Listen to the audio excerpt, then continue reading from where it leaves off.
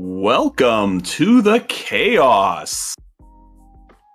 Glad to be back with all of you wonderful viewers and players on this lovely Saturday morning. I'm Kuma, and joining me in the booth today is Neko as we begin Ka0s Tournament. What are we up to, 16? 17, I think 17. This one is. Yeah. Sorry, I need my numbers to be numbers, not letters. And it's not just Ka0s Tournament 17, it is also the first tournament we're having post-ban. Yes, it'll be very interesting to see how the decks shake out and what people will bring. We have a little bit of data on this. There have been events post-ban, but the meta is largely an open question mark. I think most of the old decks still exist in some form. Some have gotten better, some of them have gotten worse. But it should be very interesting to see how all that plays out. For sure. One thing I was really dominated by Rogsai. Yeah, I completely agree with that. I do not think that Jeweled Lotus was a good ban for CEDH. I think the format already heavily pushed us into partners and many colored decks, and I think Jeweled Lotus was a nice sort of counterbalance against that. But apparently it had to go for other reasons, and more's the less for us, I guess. Well, with that said, these decks are actually still showing up. I still see Atali, I still see Tivit, I still see these high CMC commanders, and they're actually able to keep up. Yes, they've taken a hit, most decks have, but they're still coming out. There's still this diversity in the format that I love to see. Yeah, sure. I mean, they're not dead by any stretch of the imagination, but, there's just a little less reason to play them than there was before, and I don't think that's exactly great for the format. But yeah, I have not seen very many decks just up and die. Like, everybody took a hit. There's no deck that didn't take some kind of hit. Well, except for maybe Kinnan, but we'll see how much Kinnan we get today, because I think that one probably lost the least of any major deck from these bans.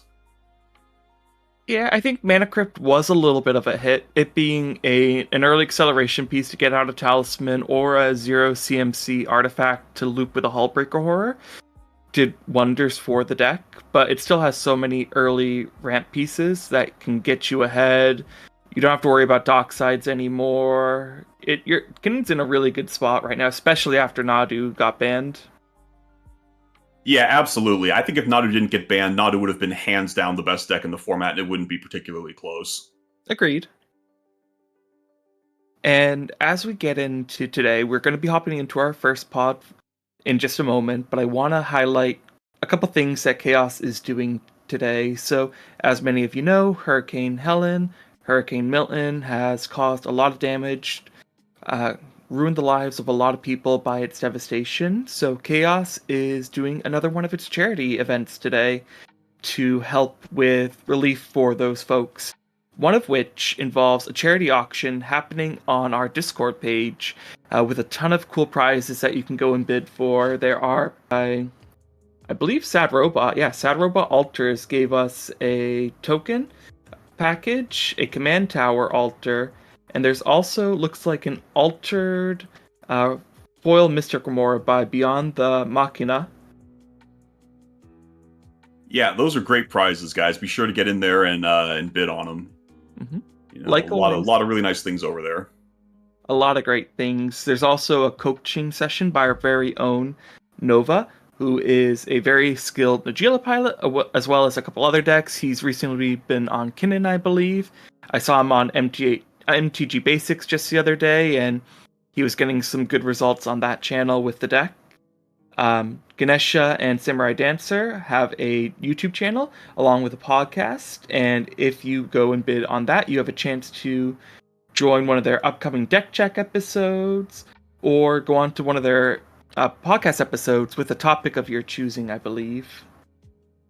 Wow, that is a very generous reward, and it's for a good cause, guys. So be sure to check all that out. A lot of stuff over there for you. And then there's also a foil Ragavan, which is going currently for 35, provided by our own TCM Biscuit. Great price for a Ragavan. Ragavan's such a good card right now for early acceleration. Definitely worth going to check out. Yeah, absolutely, absolutely. Bid on that Ragavan. Don't let them get it. Whoever's got it for 35, don't let them have it for 35. Mm-hmm. So we are going to be hopping into our first pod in just a moment, and to give you a little preview of the decks we are going to be seeing. On the play, we have Updog on Krark Sakashima, followed by Gnome Bandit on Magda, then Choirboy 2020 on Captain Sisse, rounding out with Pizzaface 714 on Rakdos the Muscle. Yeah, Rakdos the Muscle's an interesting one. That's kind of the newcomer to the metagame, but it can do some pretty powerful stuff. For sure. That's a deck I was thinking about building for the longest time. I thought that deck especially was going to be pretty non-viable after the bans. You lose Dockside, which just is a great loop piece with Chthonian Nightmare. You lose Mana Crypt and Jeweled Lotus to get your commander out early. And this is a very commander combo-centric deck that we're working with here. That's 5 CMC. Yeah, I mean, Rakdos decks just kind of took a bath generally. They really needed Crypt and Jeweled Lotus for acceleration, and Dockside was also acceleration, of course, but also very often a win condition with something like Chthonian Nightmare. So it's good to see they haven't completely fallen off of the map. Yeah, I'm interested to see what this Rakdos deck can still do, and I think all these decks, besides Rakdos, are sitting pretty okay after the meta. Magda and Krark Sakashima especially. Um, One thing I noticed right away, a lack of blue at this table. The only blue player is the Krark Sakashima player, and they can do some really nasty things with abusing Fierce Guardianship, but these are all combo-heavy decks, and not a lot of interaction we would see outside maybe some stacks pieces from the Captain Sisse or the Magda player. Yeah, absolutely. The other three decks in this pod are going to want to go as fast as possible before Krark can set up either its own pretty fast combo win or, like you said, something along the lines of Fierce Guardianship abuse that'll make it impossible for them to ever do anything. Those who know me know who I'm rooting for in this pod. I am a big fan of Captain Sisse and all her lovely forms, and Choir Boy is the hands-down best OG invasion block Sisse pilot. So it'll be interesting to see how that list has evolved post-bans. Obviously, Crypt and Lotus hurt there, but you are in green, so you still have many viable options for acceleration, unlike something like Rakdos, which more or less needed artifacts to achieve that level of speed. Mm-hmm. I think the benefit of Captain Sisse here is overall your combos weren't affected. All those pieces are still the same. Really haven't lost anything. You know, your Gaia's Cradle, Derevi combo with Captain Sisse still going to go strong. I think we'll see that kind of... Or Emil, excuse me, not Derevi. Emil. Yeah, I was going to say, I think you've crossed the streams a bit there, Neko. I'm going to the other Sisse, but yeah, the combo's there with Emil, Gaia's Cradle, still really strong. One Ring, a great piece still for Captain Sisse. Yeah, I mean, Sisse got a little bit slower, but so did everybody else, and Green has way more options to pick up the slack than other colors, so I think Captain Sisse could be a winner from these changes. I agree. Big Psych saying Red needs some love. I mean, Red did take a hit, but they still have some really cool pieces. I think they have some really good rituals, especially. And I don't know if Rogside needs new toys right away.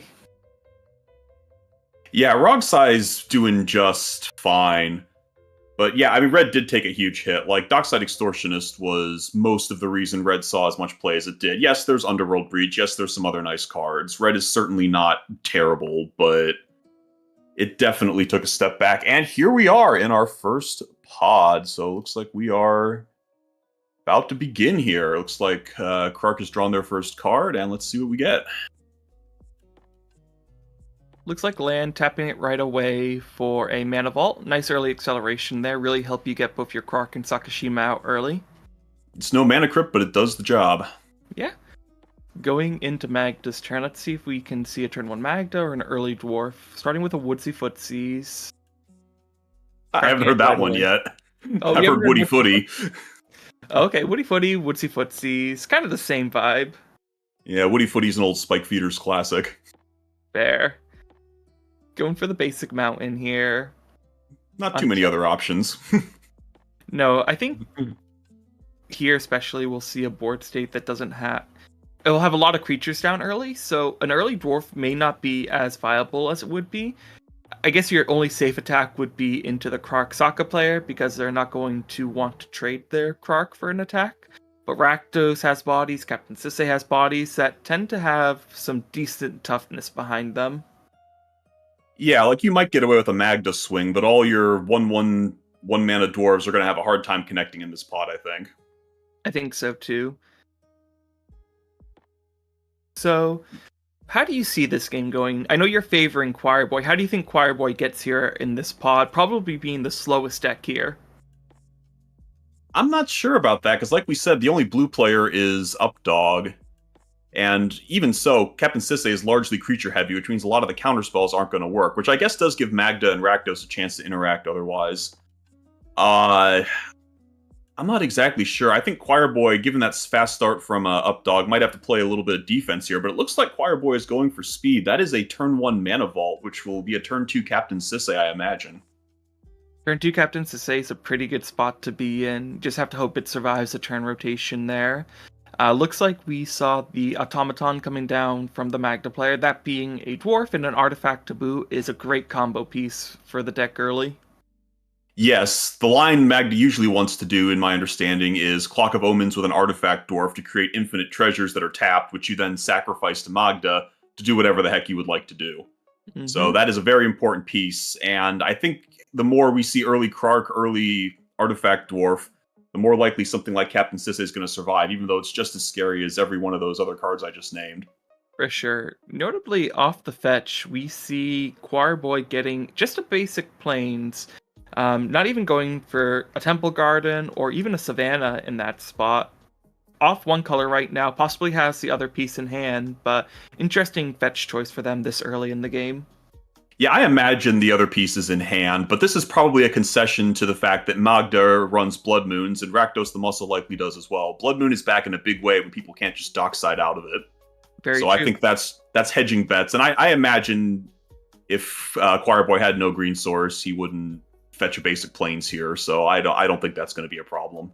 Yeah, the early Blood Moon can do a lot of work here. I think that also helps Croc a lot too. A lot of their rituals like Strike It Rich, Desperate Ritual, use red. It does turn off some of their things like Preordain though. Looks like we see a gemstone, a right on time gemstone cavern for the Croc Sokka player into a Lotus Petal. Rakdos was just a City of Brass in the pass. Not a great start being in fourth. We'll see if they have anything to do, maybe going in their turn with a top deck tutor like a Vampiric. Yeah, this is about as good as you can have a start from Krark Sakashima. That Lotus Petal will allow the casting of both commanders, if so we choose. And given that two of your opponents are tapped out, you don't have to worry about the remove Krark in response to the Sakashima line that just absolutely wrecks your day. So Krark Looks has been cast. We will, I suppose, see if Sakashima is to follow. They have the mana for, and that would leave them with one colorless in addition, I believe, which would give them a window that if they get good flips, have the right hand, they could try to go for it right here and now and have no interaction to stop them. Yeah, like this seems like an incredibly good place to be in, provided the cards in hand actually do something with double Krark board state, and it doesn't look like there's a interaction for the Krark in response to the Sakashima. We have an Overmaster coming down, which will allow them to draw a card. It does use up their mana, so the doesn't seem like they'll be able to continue on this turn, but they will potentially draw 3 cards in this rotation. I was wondering if Rakdos would have something like a Lightning Bolt on their turn to kill the Krark with Sakashima on the stack, kind of get that piece out early, make Sakashima enter as itself, and just turn off that piece for them early. Yeah, that would have been ideal for sure, but it doesn't seem like that's going to be the case. And it's only going to get worse from here if one of these Krarks or Krark copy doesn't get removed. But again, removal is going to be very taxed at this table. We've probably got to turn to Captain Sisse coming down. We've probably got to turn to Magda coming down. Although I think at this point you have to deal with at least one of the Krarks, or you're going to be going nowhere fast. Exactly. And it looks like the Overmaster does return to hand. Looks like there might be a copy as well. But like you said, if they don't find a way in this rotation to deal with Krark Sakashima's board, some sort of relevant stacks piece or removal, it could be possible that Krark just untaps and is able to go with it with no worries about a counterspell coming down. Yeah, I mean, Krark does not have to worry about any counterspells other than maybe a Red Blast whatsoever. So the instants and sorceries are pretty much free here in Yeah. terms of resolving them. And we've already drawn 2 cards, plus had both commanders on turn 2. Like this is going to be very difficult. This might need to turn into a 3v1 for a minute. I think so too, and you kind of have to respect Krark like that. The deck, if it sets up like it is right now, can go off so early. We do see Krark switching to a bigger die, make it more easily readable by the other players. I know there seemed to be a bit of a thing where the other die was a bit small, couldn't tell with the lighting what the die was saying. Yeah, and we appreciate that both as casters and as Magic players. When you're playing on webcam with tiny screens and often questionable pixel quality, it's very important that people can see what you're doing. So having that big die shows a lot of respect for both the viewers and your opponents. So going into Magda's turn here, what would be the ideal play you would expect out of them on their turn 2? Other than like a pyroclasm to clean this mess up, I think it's going to be cast Magda. Looks like we are seeing that moving to combat right away, swing the automaton into the Rakdos player, I assume? Yeah, probably. They're more likely to use their life total than Sisay. Exactly. So then we get a treasure here, and maybe there's a follow-up. Could be. I don't know if they would have any stacks pieces at 1 that would be super relevant just yet. Yeah, probably not, but like you said, Lightning Bolt costs 1 red mana, and we now have that. True. Looks like we are just going to pass into the Captain Sisay turn. They are in a pretty good spot. Their opponent's mainly tapped out outside of the Rakdos player. Don't know if they'll be able to do a ton this turn, but let's see what they can put together. Yeah, unless you have some very relevant stacks piece or removal, I think you have to play Sisay and hope somebody else slows the Krark-Saka player down, because I don't think Sisay is going to race Krark-Saka in this board state. I don't think so either, but you also, in the position everyone's getting down their commanders, eventually you need to get down your commander, but that taps you out. It could be just no one kept the answer that they needed to, and everyone's just going to play their commanders and hope they untap. Yeah, you see that a lot in CDH games, and in my experience too, often tournaments, where people don't want to play table police in a tournament because they're trying to win a lot of games, which means they need to get luckier/stronger boards than a lot of people a lot of times. Mm-hmm. So oftentimes, everybody just passes on the question, and then the fastest deck gets it. Agreed. I will say, to the benefit of the table, it looks like Krark didn't have the best flips on the Overmaster. It is in hand still, but they didn't draw as many cards as they probably would have hoped. Only 3 cards in hand right now. We know about one of them. They would need still some sort of mana generation, like a treasure generator to get down, or another copy effect like a Veyran to really seal the deal. Otherwise, they are just going to outvalue the table as it stands right now. We'll see. Yeah, I don't think Krark is about to end the game, but it's about to get to a point where it's going to be very hard for everybody else to stop them. Even if they don't have the Veyran, like you said, they're going to be drawing a lot of cards. They can cast that Overmaster at least once on every turn, and it's only going to snowball from there. Mm-hmm. I think that snowball is the scary part, because it is still the potential to snowball right now. They could still untap and win, and that wouldn't surprise me. Be interesting to see. We do see, looks like... Oh, okay, so we're seeing a new card here. This is the artifact from Duskmourn. I can't remember what it's called, but it is the one Marvin. that has... Marvin. Murderous Mimic. And he's fun because he will let you copy the activate abilities of creatures on the field. So with Sisay, that's 2 Sisay activations you can get in a single turn. Yes, he's sort of a pseudo haste enabler, right? Instead of playing your commander, you cast him, then you cast your commander, then you activate Marvin. So looks like that's what we're going for here. That is a card seeing play in both versions of Sisay. Combos with Irith and a legendary creature that taps for mana to make infinite mana in the other Sisay. Here, I imagine it's probably more of a value piece. But importantly, it's not interaction for this Krark-Saka board, although that does let you do some pretty interesting things on future turns. It does. And going into Rakdos' turn, we do see the Vampiric Tutor, like we were talking about on the Captain Sisay's end step. What do you think? Pyroclasm would be something here. Pyroclasm would be something. Yeah, if Rakdos runs any kind of 2-mana board wipe, I think that's what you have to get here, because you are looking way behind everybody else, and that will put Krark-Saka back in the Stone Age if it resolves. It'll hurt Magda considerably, and Sisay won't be happy either. It'll slow them down by at least a turn. For sure. It does feel a little unfortunate to have to use your tutor like that, though, to get a board wipe when being in 4th. It doesn't really advance your board state plan. No, but it lets you catch up to the 3 players who went before you. I don't think you're going to be that far behind, if you even are behind, after a board wipe. I guess Magda's probably in a little better spot than you. Sisay can still cast actual Sisay. Mm-hmm. Which I wonder if that was something Choir Boy foresaw, was that, a board wipe might be coming here. We got 3 red decks, and maybe I play Marvin and that gets wiped instead of Captain Sisay. True. It might just be, I think, more for the haste you mentioned, but it could be the thought process going there. It seems like Choir Boy has been pretty heads up about this board state. They get the basic at first, now they opt to get the Savannah to get that green. Yeah. Looks like when you have thousands of game on a deck, you think of every little line. And it looks like Rakdos has a Soul Ring, which I'm guessing was probably the Vamp Tutor instead of a board wipe. Let's see what is cast here. Ooh, Demonic there Tutor. it Okay. is. A tutor into a tutor, floating 1. The Urza Saga the land for turn there. Great setup if it gets to that point where it can untap. Yeah, but importantly, this probably isn't doing anything to the Ka0s Sakashima player immediately. It looks like Rakdos is just trying to find all the pieces and join the race instead of taking it back to the starting line. Mm-hmm. So we just got the deck list, and I'm curious to see as Rakdos goes about this tutoring if there is any new spice.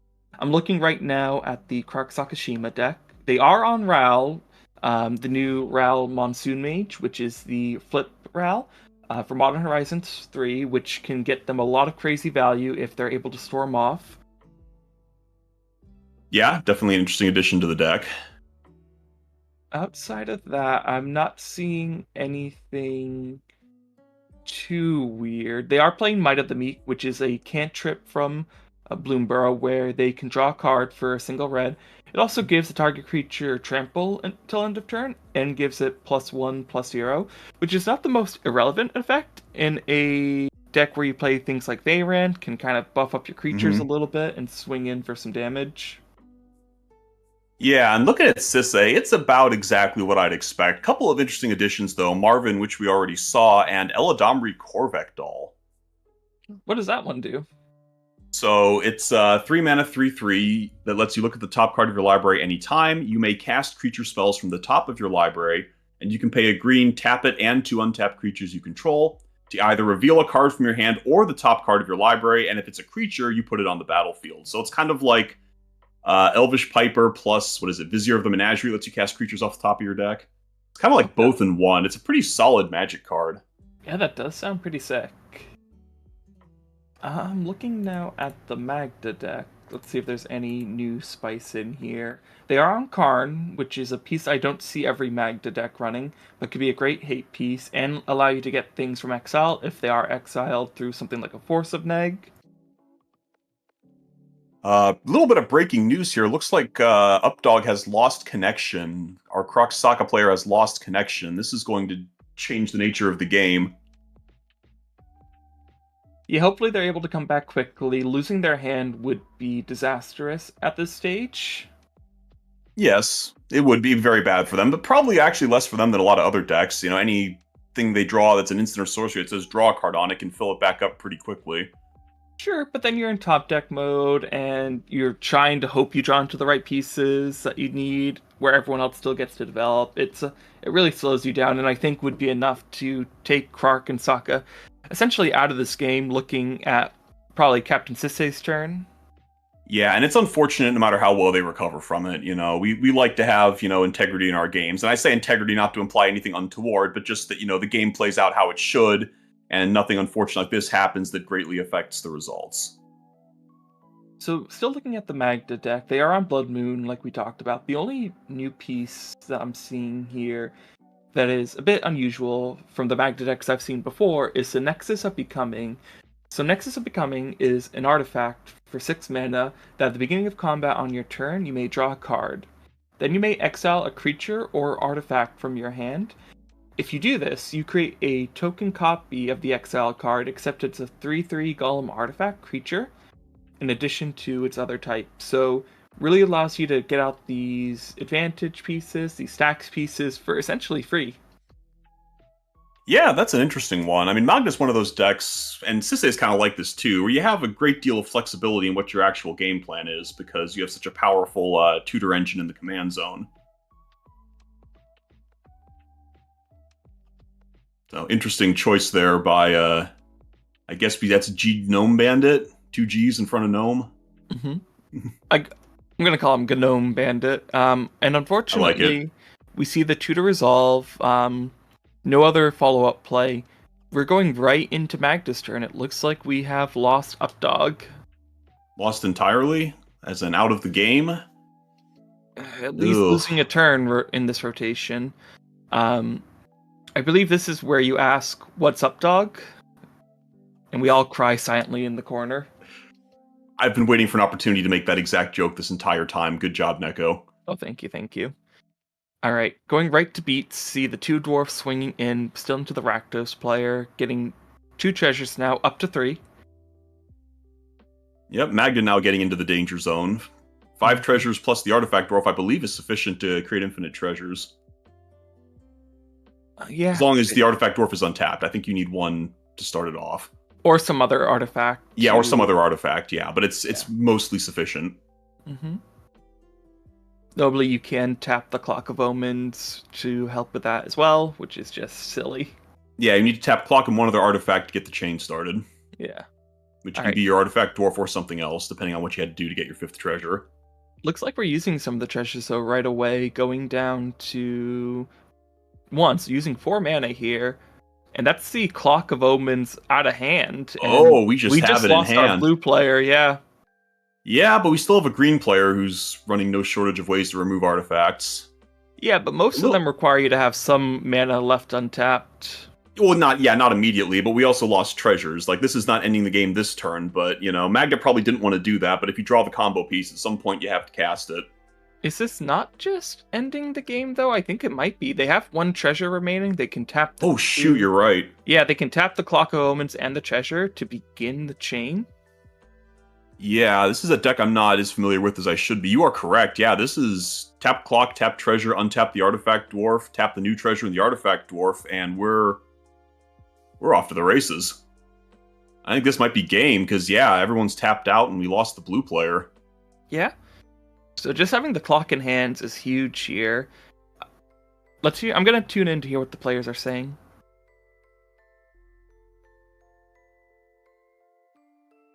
Yeah, I'm guessing there's a lot of groans and sighs at this point, because game's likely over. Alright. Oh, so no, we're just gonna pass? Alright, so I guess they do need the additional... I guess they're 1 artifact short right now. Yeah, no, they need a way to retap the or no, they have a way to retap it. Really? I'm surprised. I thought that was enough. I guess not, but we do see the Captain Sisay come down, just opting to pass, leaving a fetch open, so he'll have some sort of colored mana. Sisay's looking pretty good. Yeah, so I get instant speed when he went instant speed, but your opponents were tapped out, man. That's even better. Pretty tapped out. I imagine they just couldn't go for it there. There must be something I don't understand. Maybe another one of the pieces in the hand or something. It's to hand. So what do you think Sisay would tutor for here to get to... I imagine it's got to be something that deals with Magda board, because Repo Seiju with Sisay. Yeah. I don't know if that's going to be the actual get, but that would certainly put a wrinkle in Magda's plans. I do think, like you said, that's the only piece you can get that is legendary, and you can play at instant speed like that. Yeah, I don't think there's any other legendary options that are going to shut this off. He's on Linvala, which shuts off Magda's tutor ability, but I don't think there's enough mana to do that. All right. So I think if you're going to interact here, it pretty much has to be Boseiju. We do see a evoke creature, though, coming out of the Rakdos player here. I believe this will destroy an artifact. Yes, this is Ingot Chewer. This is a classic from another decade, and yeah, there goes the Clock of Omens. All right, able to deal with that threat pretty handedly. Magda's still a danger, but that's 1 combo stopped for the moment. Yeah, and this is one of the advantages of Captain Sisay. Like, Choirboy did not have to commit to a card on his turn. He can just sit and wait, and maybe, the Rakdos player does his job for him, like what just happened, and now he can get something he'd actually like to get. Exactly. So, we see Magda fetch here, but Captain Sisay, I think, will be in a great spot going into their turn. They have a tutor that they can go for and get. Now, looking at what they could get, it could be Linvala.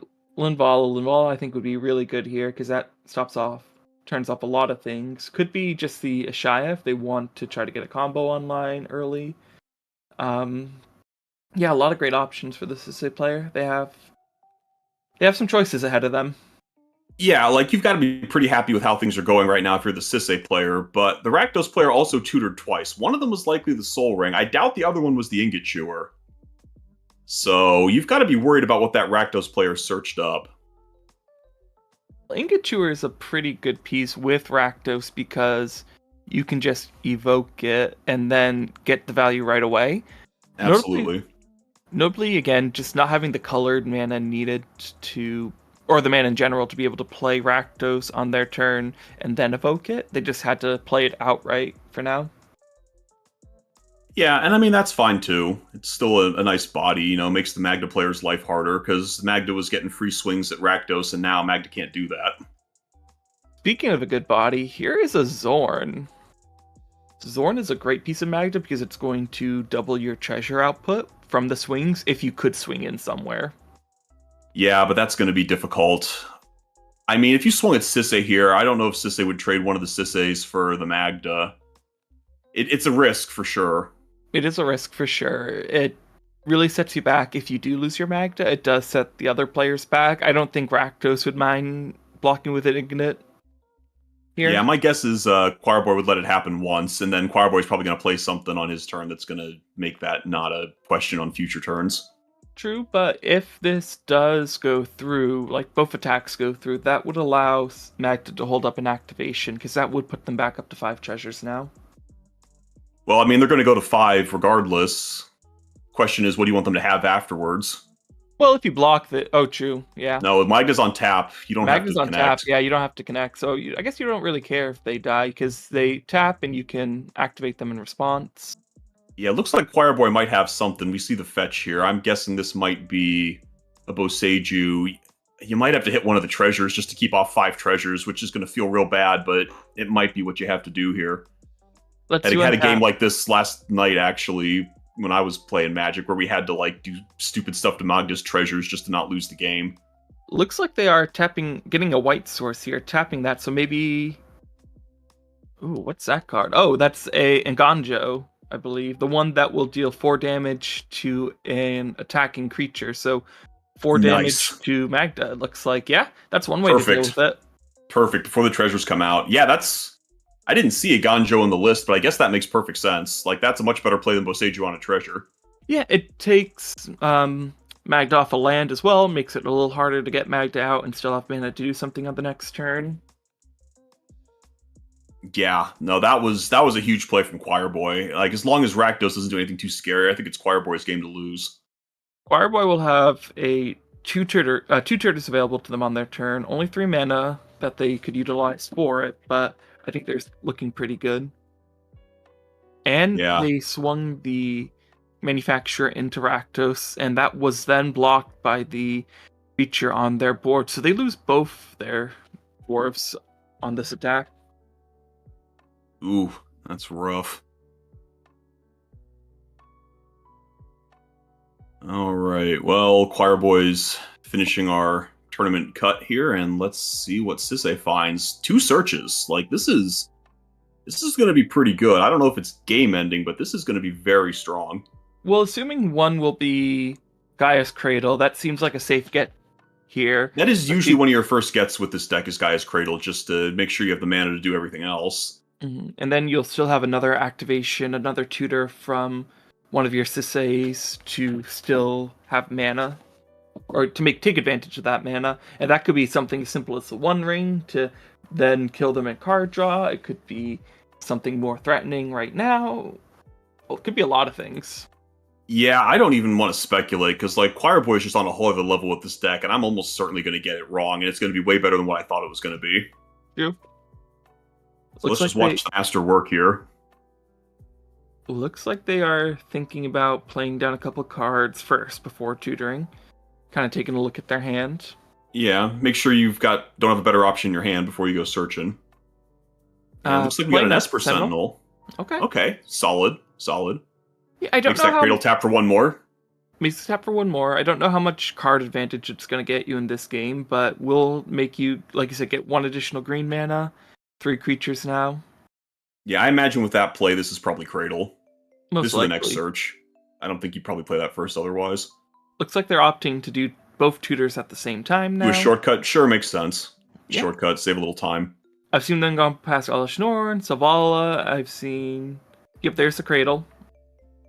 And with this other one, looks like they are getting... Yep, definitely Cradle for one of them. Yeah, just trying to see. A Yasharn for their last one. Okay. Oh, that's going to make Rakdos' life absolutely miserable, and Magda's. Magda Yeah. can't sack treasures. Rakdos can't gain value. That is the perfect piece to get here. Yeah, Cradle Yasharn. Cradle plus Yashar works out perfectly with that Esper Sentinel to boot. Perfect mana. Yeah, that's going to make this very difficult for these other players. They will have to find some way to remove the creature to hope to get any of their combo game plans online. Yeah, let's see. What is Rakdos' board wipe situation? I don't see a Toxic Deluge. They may not be on board wipes. They are running 29 creatures. That does make it rough. Yeah, I don't see board wipes in Rakdos. That was never an option, which I understand why, but that's going to be probably pretty regrettable in this game. Yeah. And so, how does Yasharn work with... I guess it's a triggered ability, not an activated ability, so you still get your Urza Saga flip. Yeah, what is Yasharn's exact wording? I think you can't do it to activate abilities, but I think like triggered abilities that require a sacrifice still work. I'm pretty confident about that. I really should just have the answer. It's not like I never play this card. Yeah, I believe that's it's correct. To activate abilities. You can't pay life or sack non-land permanents to cast spells or activate abilities. So triggers you can do it with. That still works. So you do get the Urza Saga. Okay. And luckily the City of Brass is still online because that deals a damage to you after the fact. It's not part of the mana cost at that point. Sulphur Springs, is that one that you have to pay That's the life damage. for? Yeah. Nope, Sulphur Springs works. The Horizon lands do not work. Mana Confluence does not work. Fetch lands don't work because you're paying life, not because you're sacrificing them, because Yasharn says non-land. True. It's a weird one. It's one of those ones where you play with it, you kind of got to learn exactly how it works and what it stops. So off the tutor here, we do see the Mana Vault coming down as their card of choice in this situation. Yeah, lots of mana, but I don't think there's a lot of answers to what Choir Boy's doing, at least not in one fell swoop. We'll have to see what they choose to go for here. It's also possible they just didn't have a better option, just setting up, hoping something is dealt with on Choir Boy's board. Yeah, they were probably relying on casting Rakdos, sacking that Ingot Chewer, and seeing what they could find, but losing an opponent hurts, because that's one less set of options for you, and the Yasharn just basically throws that plan underwater until a removal spell can be found. We do see them play their third color source here. Lots of mana, but do we have any relevant spells? I like the cards flicking here, all of them. The nervous flicking, yeah. I think if you're Pizza Face right now, you're probably a little agitated. I mean, what can you do about it? It's the thing that happens, but you still don't have to like it. I think Pizza Boy may have some tricks up their sleeve for us. Yeah, we got something. Looks like the Rakdos is going to come out. Yeah, that was pretty clearly the plan. So I think maybe you can cast the Rakdos here. If you figure Choir Boy's not going to put it away on his next turn, you can probably cast the Rakdos, see what else comes down. Then, if you have removal, see what goes. It's hard to imagine something's going to be worse for you than a Yasharn. True. We do see the Chromox come down. That does trigger the Esper Sentinel. Pizza Face choosing not to pay for it. I don't think paying for it was an option, yeah. We do see them pitch. Is that a Fury? Is that a gamble? I think it's a gamble. No, that's a gamble. Yeah, that is a gamble. They don't have a ton of cards in hand, though, so this is truly a gamble. But yeah. We do see... It's like a coin flip. And we don't even have Kark anymore. Still getting the coin flips. But we do see under the Chrome Mox, they opt to pitch the Twin Flame, which does mean their dual caster combo loses a piece there. I'm sure they run like Heat Shimmer or one of the other pieces, but that would have been a way they were able to win this game outside of the Yasharn effect. Yeah, not only that, it'll let you double up on the Ingot Chewer and then get a Rakdos trigger when you sacrifice the copy. Very solid piece in the deck. That does a lot of nice things for it. This is a neat little deck. You got a lot of nice synergies. Yeah, does Twin Flame... Looks like fun. I might have to look into this one a little more. Does Twin Flame sacrifice? I don't think Twin Flame... I believe you sacrifice it at end of turn, and regardless, Rakdos can sacrifice a creature to gain Indestructible, so you can sack it either way. I don't remember off the top of my head. I don't. Oh, you're right. Some of those don't work like that. Yeah. Some of them like exile it. Some of them, I believe, Twin Flame is a sacrifice. But if I remember incorrectly, I think Twin Flame is the one that exiles. No, Twin Flame is an exile. It is. Yeah, Molten Duplication, the newest one, is the one that sacrifices, which I know is big for Yeah, there's only strategies like one that this. sacrifices, right? I thought it was Twin Flame, but I guess it's Molten Duplication. Yeah. But yeah, Rakdos lets you sack it regardless, because it has an ability. True. Alright, here we go. It is literally a coin flip. We have 2 cards in hand. Alright. And they're opting to go for the dice option. Let's see. It's going to be big for them. A 5. Looks like that'll be the first Looks card. like we did odds and evens, so there's a... Priest of Urabrask. So I don't think that's the card they tutored for. It is a combo piece. But getting that in the graveyard's not the worst thing, if you can recur it somehow. Yeah, I can't imagine that was the tutor, so Pizza Face has to be pretty happy right now. Not sure what that card is, but it's clearly the one they wanted, so... We'll see what it does. Right away, we see... Oh, yeah. Magda trying to tap a treasure here, realizing that they can't do that from the Yasharn. Fireboy immediately taps the Yasharn. Yeah, that's not happening. Yep. 2 mana here right away for, I believe, just a generic dwarf. Yep. No land drop out of them just yet. They might be stuck on just 1 mana here, and looks like, yeah, we're going to untap into Choirboy's turn. Yeah, Magda costs 4 here. We're a little short. Yep. It looks like they were initially trying to recast Magda and just couldn't sack the treasures to do so. Yeah, when you play stacks pieces, you got to be on top of them, because like your opponents aren't used to it and will forget, and Choirboy immediately taps that Yasharn and says, no, can't do it. So, all right, let's... A Ka0s Cradle, 2 tutors. This is the universe that every Captain Sensei wants to live in, right? So where do they go from here? I imagine a win attempt is possible here, and I don't see a lot of reason not to do it. Rakdos is tapped out. They could have gotten a free piece of interaction, like a Deadly Rollick or something, which would kind of stink here.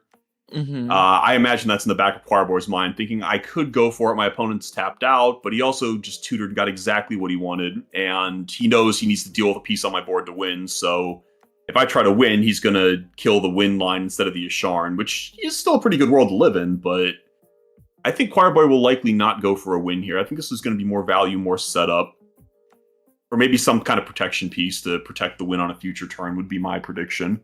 Well, you say that, but a Quirion Ranger coming down, now that's certainly a combo piece. If they're able to tutor their Ashai here, which they are tutoring right now, this could be the thing that sets them off. Yeah, that would be a win attempt for sure, but again, I think there's a decent chance Rakdos got a Deadly Rollick or something. Is that even an option though? Let's check the list. Deadly Rollick is not played.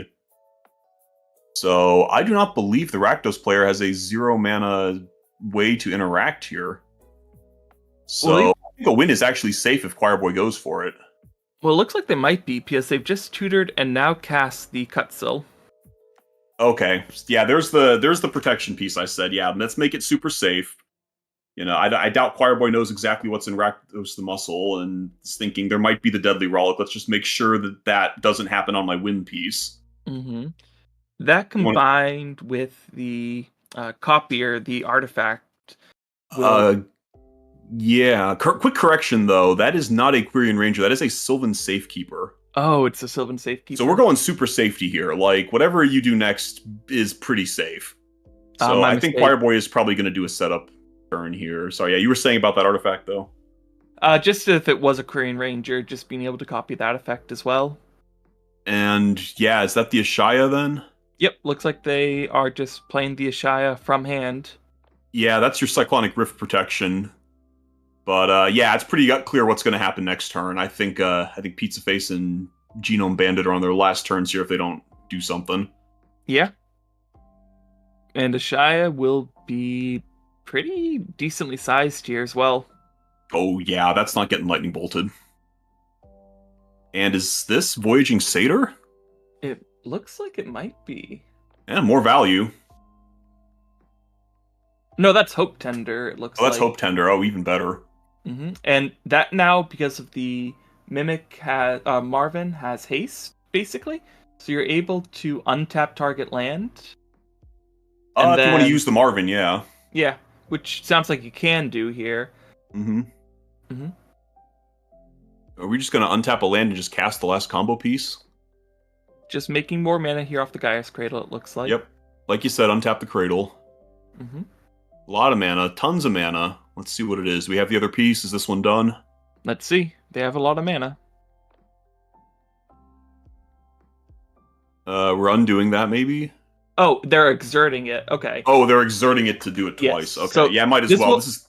Well, no, this is a combo piece because now they're going to have infinite mana because they can tap and exert the Hope Tender and the Ka0s Cradle. Because Hope Tender is a land, they'll be able to untap that through its own ability. Basically, Yes, make infinite mana, get a ton of untaps, be able to just tutor through your whole deck at this point. Yeah, they're going for it. This one's over without interaction, and even with interaction, there's a Ka0s out. Like, what are we gonna do here? There's no Odawara in the game.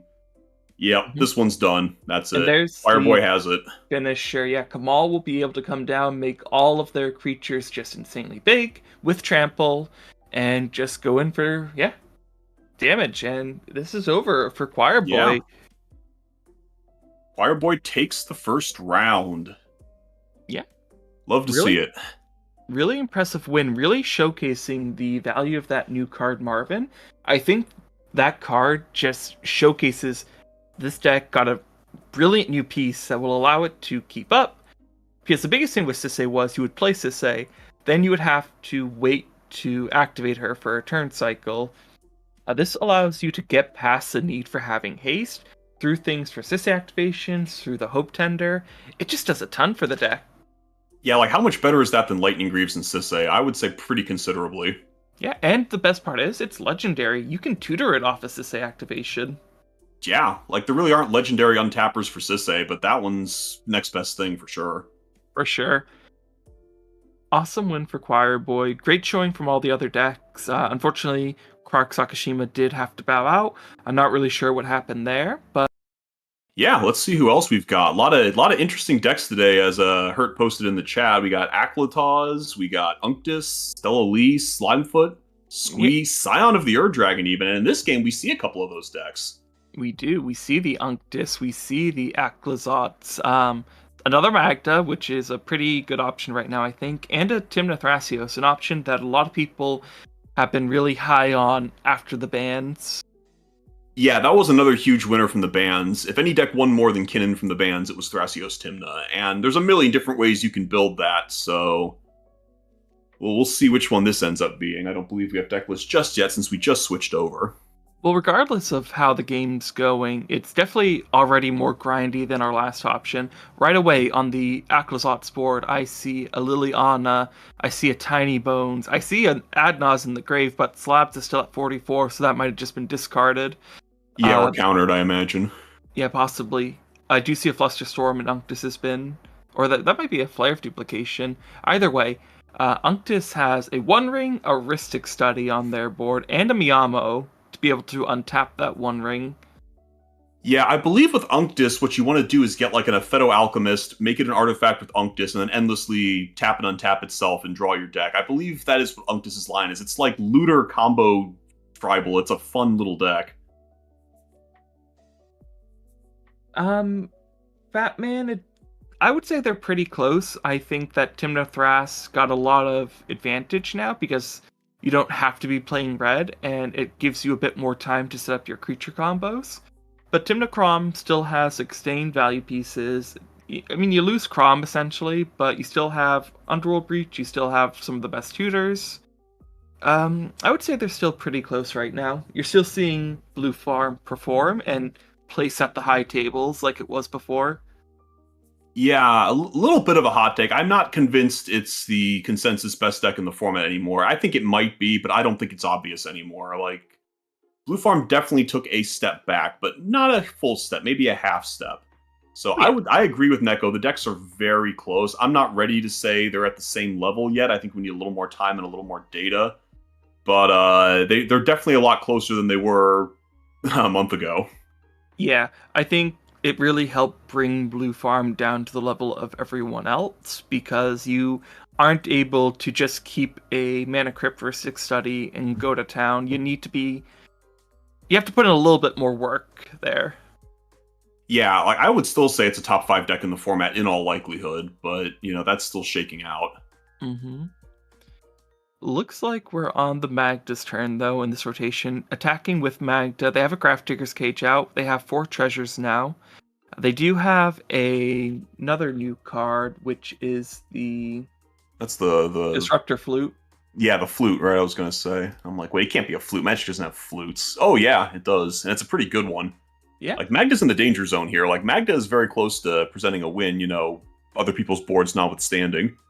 If I had to put money on it, I would say, just knowing the way players tend to do it, I would say the Disruptor Flute is naming Thrasios, but there's also a lot of other things it could name. Survival of the Fittest, it could be naming the One Ring. I don't know. There's a lot of things here that it could be wanting to lock down. Yeah, Thrasios is generally why people are starting to run that card a little bit more. That's the big one to shut off. Not only does it make the Thrasios much harder to activate, it makes it much harder to cast, which is another thing. Like, oftentimes I've been in a game, I've been looking at my opponent's Thrasios being like, well, I could kill this, but he'll just tap 4 mana, put it right back out again, and we're right back where we started. With the Flute, not so much. True, it kind of locks it down. Makes him cost 3 more to play, right? Now you can't just easily recast his Thrasios and keep going. Makes killing Thrasios a much better option for you.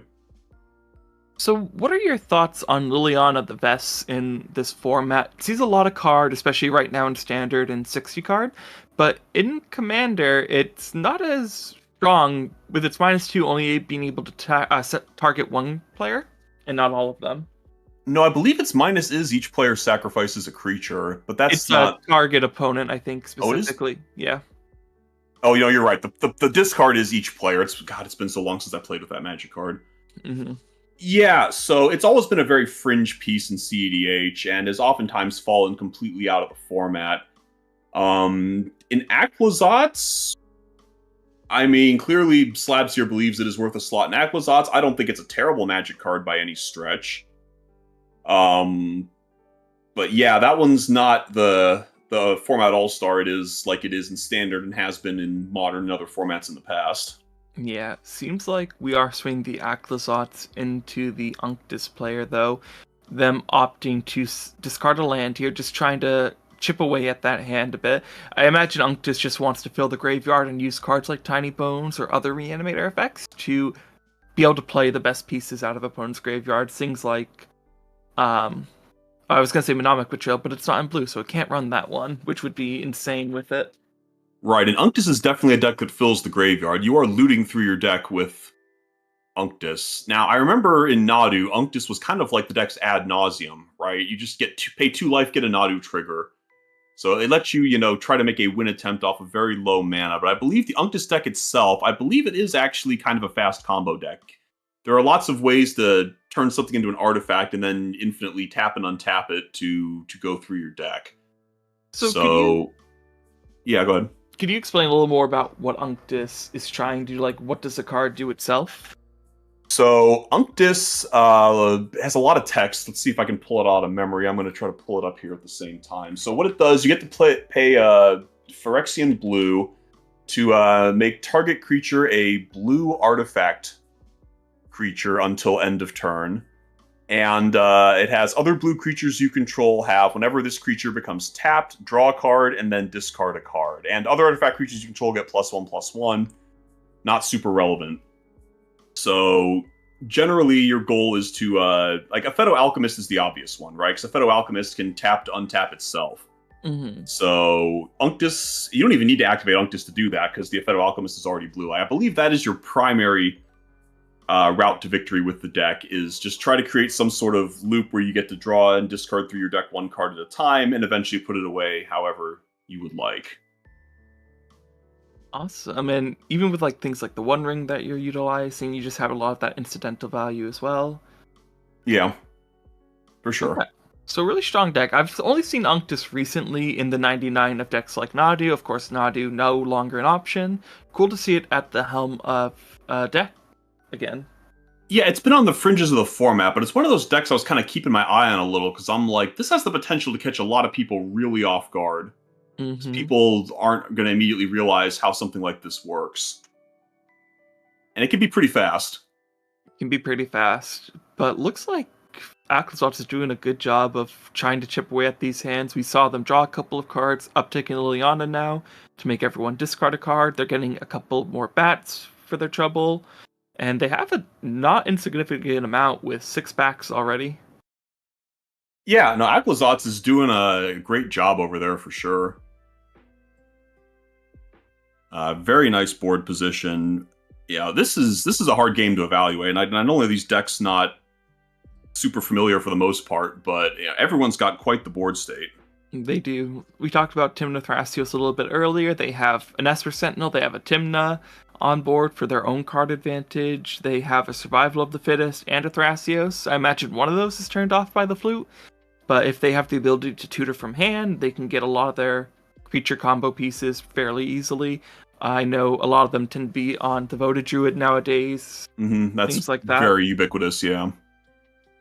I'm just happy to see the Survival of Fittest to be 100% real. That is my favorite Magic card of all time, and it's not close. And it feels like such an 101st card in CEDH a lot of the time. So even in a 4-color deck like that, I'm really glad to see it. I love that card. I agree. Magda, though, is also kind of doing its own thing. It does have the Grafdigger's Cage out, which is probably going to stop a lot of what these decks want to do tutor-wise. It has 4 treasures with Magda, just needs 1 more to be able to have an activation. It already has the treasure vault on field. Yeah, I'm not sure exactly how relevant the Grafdigger's Cage is. If Thrasios is on some of the green tutors, it's pretty relevant.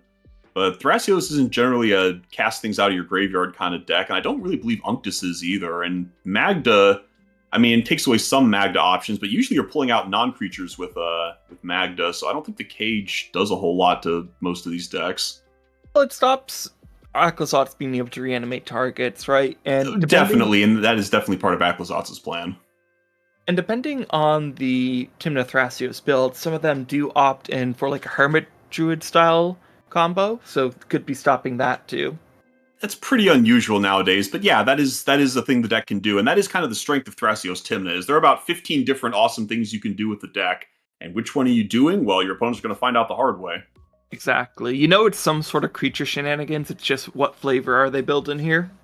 Yeah, it's getting a little more homogenized than it used to be, but there's always a question mark, If I was a dedicated Tymna Thrasios player, I'd be real tempted to like one tournament bring it one way, maybe a second tournament bring it the same way, and then just do a 180 the third tournament, and everyone thinks I'm gonna like do Hermit Druid, and then I do like something totally different.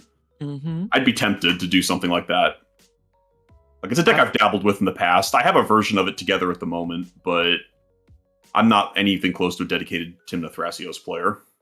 It's cool though, like it's a deck that comes and goes in the format quite a bit. It feels like sometimes it will have a really good month, sometimes it will come top a tournament, and then other times it just doesn't show up for like months at a time. Yeah, it was kind of suffering in the Dockside Extortionist world quite a bit. But I mean, it has also been the best deck in the format in the past, back in the Hulk days. Like, I think Tymna Thras was pretty indisputably the best deck in the format when Flash Hulk was legal. Alright.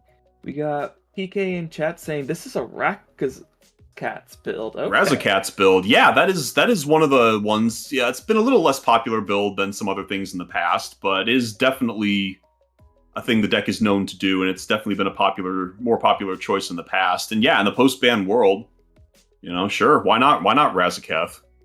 Yeah, I like tutoring. Looks like we see an artifact creature coming down on the Unctus's board. I don't recognize the art for that one. Yeah, I don't either, unfortunately. But I mean, all artifact creatures are probably pretty dangerous out of an Unctus deck. Yeah, we'll rely on our wonderful director Hurt to highlight the card for us.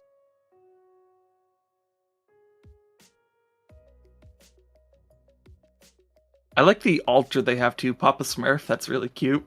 I didn't even notice. That is pretty funny.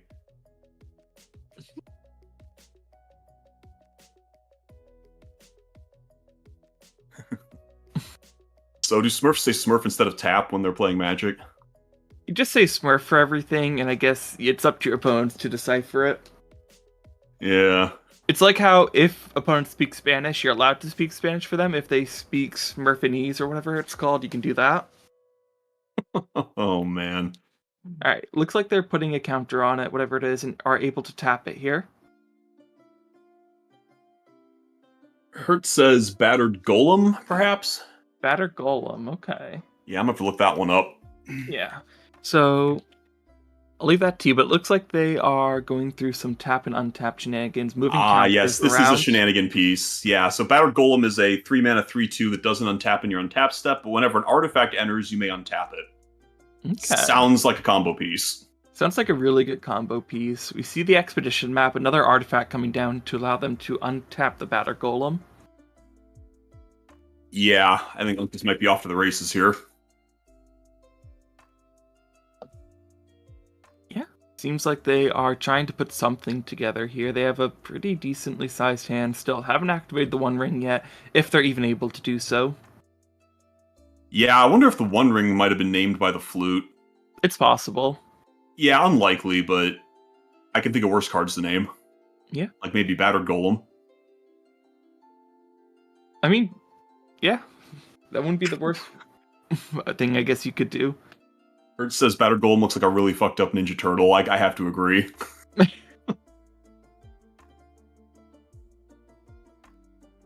Alright, so we're seeing a lot of counters be moving around. We see that they have some sort of trigger on the stack. Sounds like players are going for that. We don't have audio for this game, so we can't listen in, unfortunately. I don't know if we can get deck list. Yeah, something's going on here, for sure, though. Like, this is... Battered Golem is a shenanigans card. You don't run that for the pure, power toughness to mana value ratio. Yeah. We do see that there are not a ton of options held up. Looks like we are tutoring now through the expedition map. What do you think they get here? Oh, I see a Maze of Ith out, which does untap things, which Unctus clearly likes.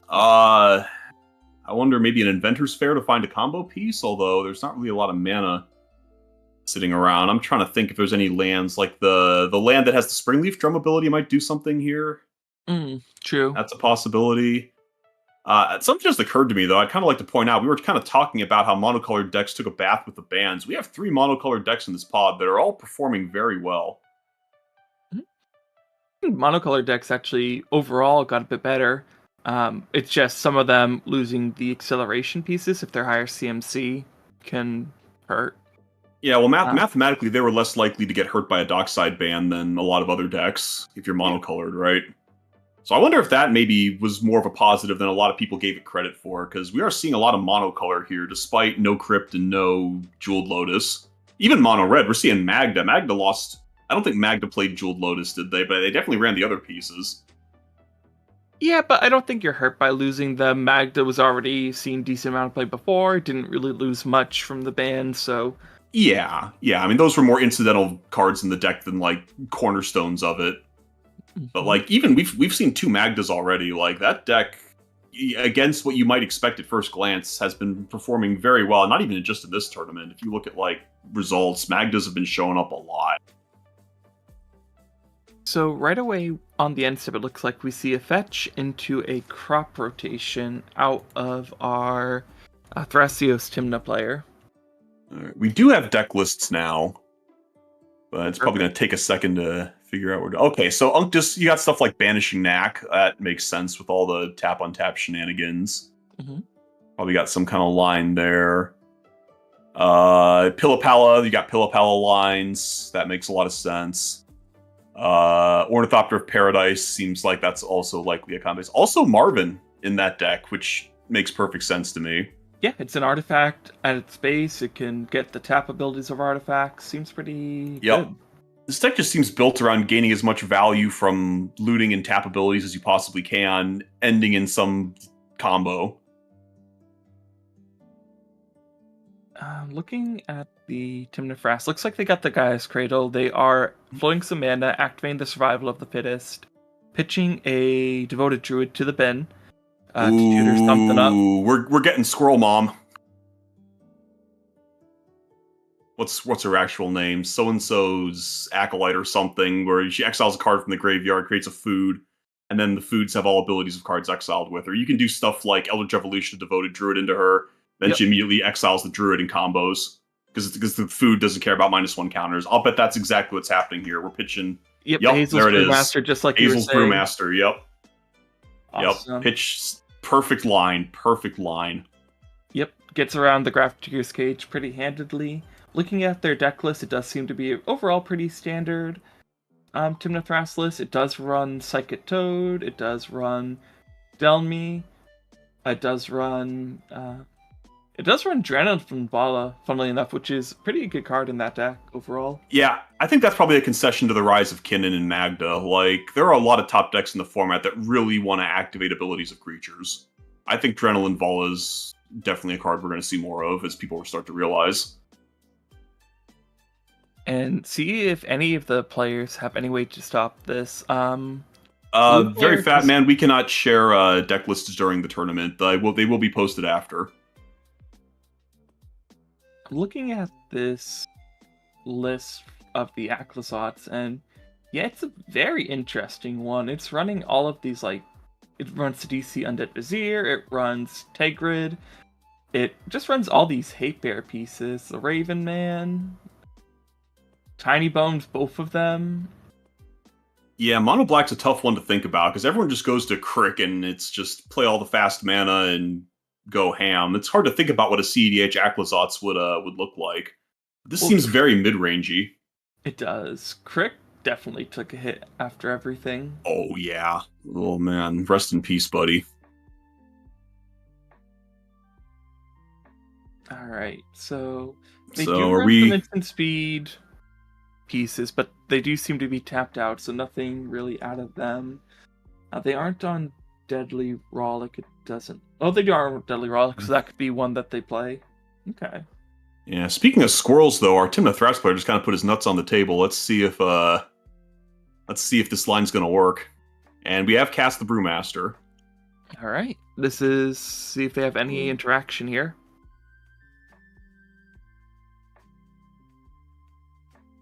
Yeah. Don't see anyone chopping at the bit to counter this, so might resolve. I suspect this is it. If it is, it's going to be very hard to interact with it after this point. Paying for the Ristic Study here, okay. Oh, here we got something out of Magda. Looks like it's we're making a treasure. Tapping a dwarf, it looks like. Yeah, this might just be because I can move. Well, they can probably get something. Oh no, we got 5 treasures. That was number 5. Yeah, we're gonna find something here. Okay, exactly. So this is probably not gonna work. No, it looks like it could be. It's gonna have to be some kind of graveyard or activated ability hate, though. Well, no, you could. Well, no, the creature's on the stack still, I imagine. So. Yeah, but if you can.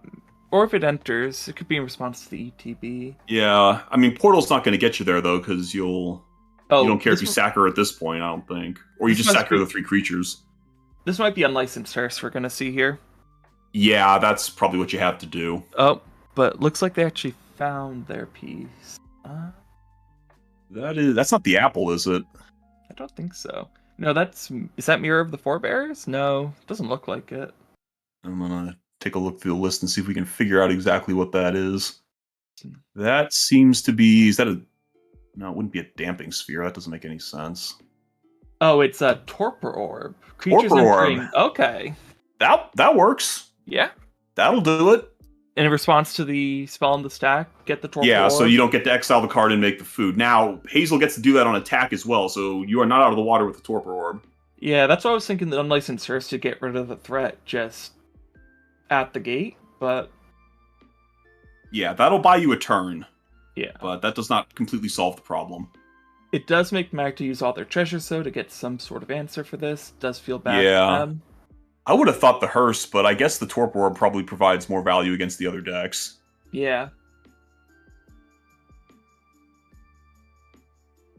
Ka0s really appreciated your comment about nuts on the table. I try sometimes. I mean, my wife's a big Squirrel Girl fan, so I'm used to making squirrel and nuts puns to, make her smile. Fair. Yeah, just Magda coming in, crashing the dreams. We do see them, looks like making their land a dwarf on the end step as they go to untap, just getting another treasure here. Yep, just Magda things. Yep, just trying to build up some sort of engine again, get some treasures going. Looks like they're ready to move to attacks, get a few more treasures. Yeah, it's the thing I like about a deck like Magda. You just have all the options always, right? Yeah, Just sit there with 5 treasures and just wait for the best moment to do something. having a toolbox like that feels pretty good. I mean, Survival is my favorite card. I do like toolboxes. Yeah. Although I am a little sad, Survival 99 times out of 100 is just assemble combo. Yeah, I mean, assembling your combo though in CDH doesn't feel like the worst thing you could be Oh doing. no, it's powerful. It's just you can't really toolbox with it when there's so many just instant wins. It's like I could, search up the perfect stacks piece, or I could end the game. Like, what are you going to choose? Yeah. Can be tricky, but things in like green, like Malcolm Tan, I really like that card in because it can have that versatility a little bit. Yeah, I mean, if you get in a bad spot too, like the card can find you an answer, which is why it's so good. Right? If you're ahead, it puts the game away. If you're behind, it finds you the pieces you need to dig your way back in. Exactly. So Magda on their turn, just taking a moment in their main phase, it looks like. Moving to combat now, looks like they will be swinging in Magda towards the Unctus player, maybe? Unctus has the golem, but that's still probably your best attack. Yeah. You ever Trigger to play a make game a of Magic where treasure. something weird happens and you're like, is this the first time anyone's ever blocked a Magda with a battered golem in the history of the game? What do you mean you don't see All-Star, CDH, Staple, Batter Golem in all your games? No, I remember one time watching a casual game of the LGS and someone put a Loxodon Warhammer on a blazing effigy from Legends, and like I thought to myself, this may be the first time in the history of Magic anybody has done that. And ever since then, when something really weird happens, I kind of remember that.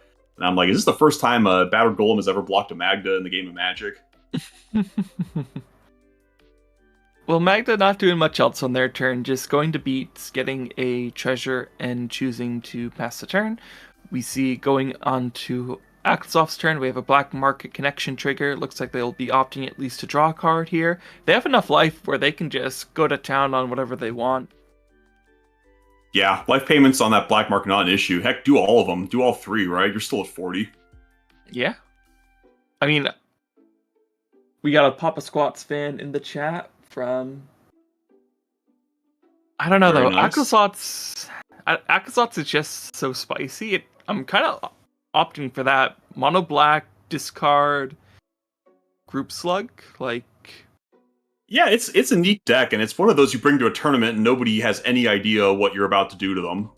Like, yeah, and you can definitely get an advantage. That's how Magda broke onto the scene, right? Nobody knew what to do with it for about 2 tournaments, and then people figured it out. It fell off the map for a while. Then some new pieces got printed, and it came back. But like, yeah, I mean, I don't think Aklazats is going to have a Magda arc, but it's definitely one you can catch people by surprise with. and after my own heart, we see them play a Waste Snot. Ooh, good one.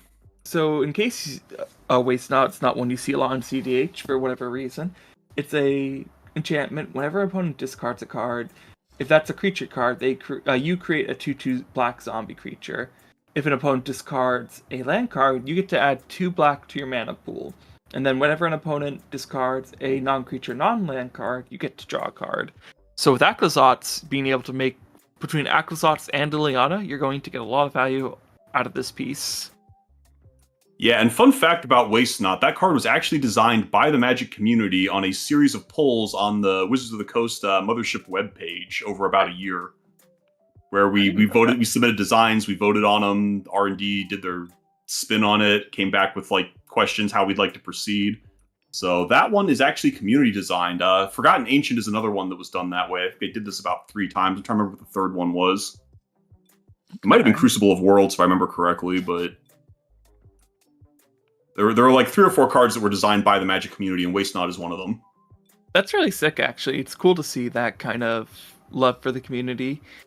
Yeah, it's something they haven't done in a while, but it was really neat back in the day when they did it. It was fun to vote in those polls. It's really cool.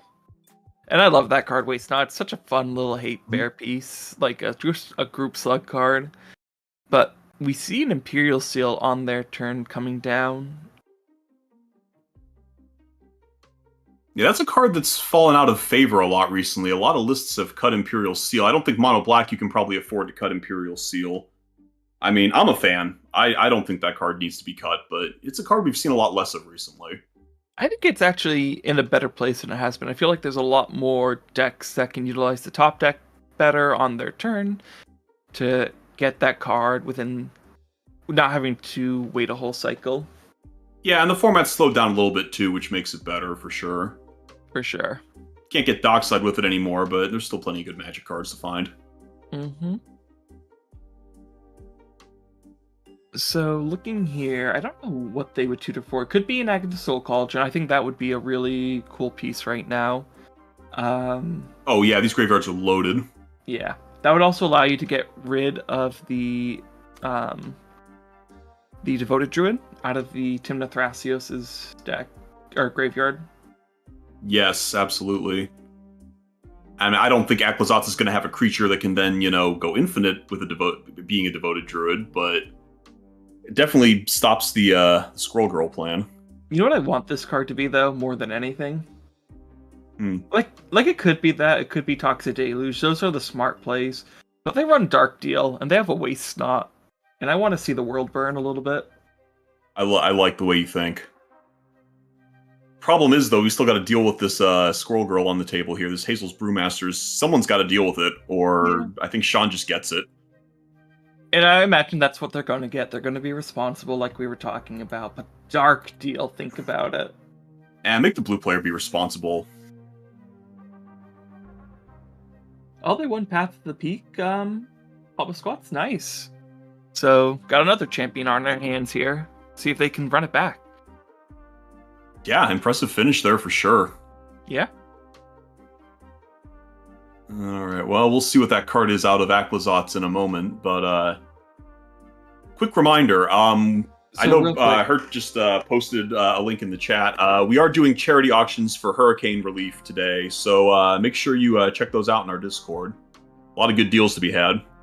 A lot of good deals. We have our auctions going over there. So we have 4 of the Play to Win playmats with their designs on auction. We have tokens made by... Oh gosh, I'm horrible with names. But they have tokens made by Sad Robot. We have an Altered Command Tower by Sad Robot. We have a foil Ragavan, which is just a foil Ragavan. No special treatment, donated by TCM Biscuit. We have a coaching session with fellow caster Nova Commander, who has had some really good success on decks like Najila, Kinnan, and the like.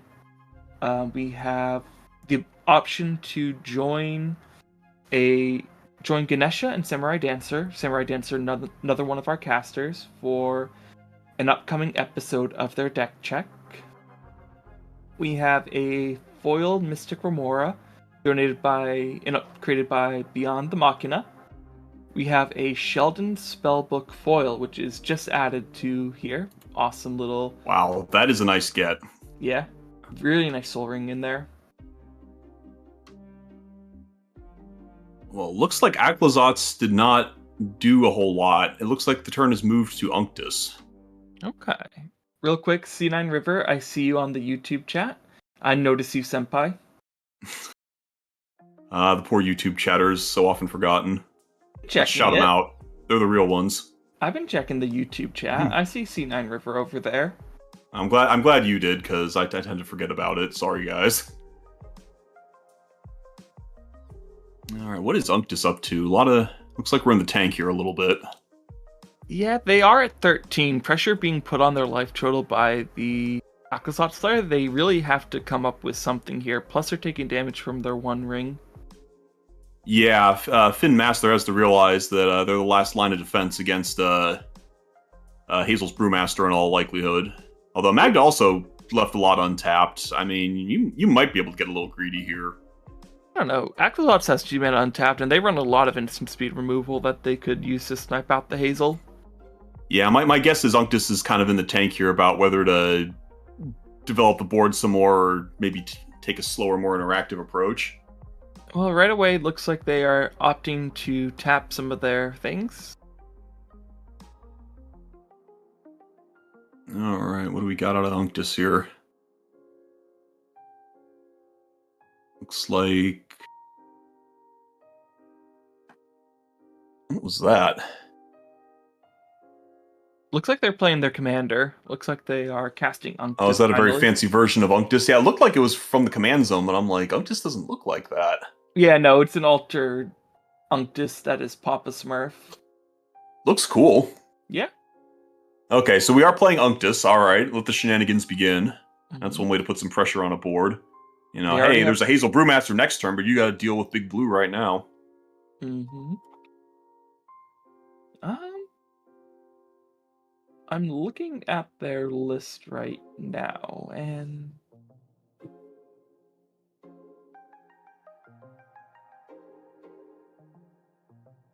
This is a tough one to cast, isn't it?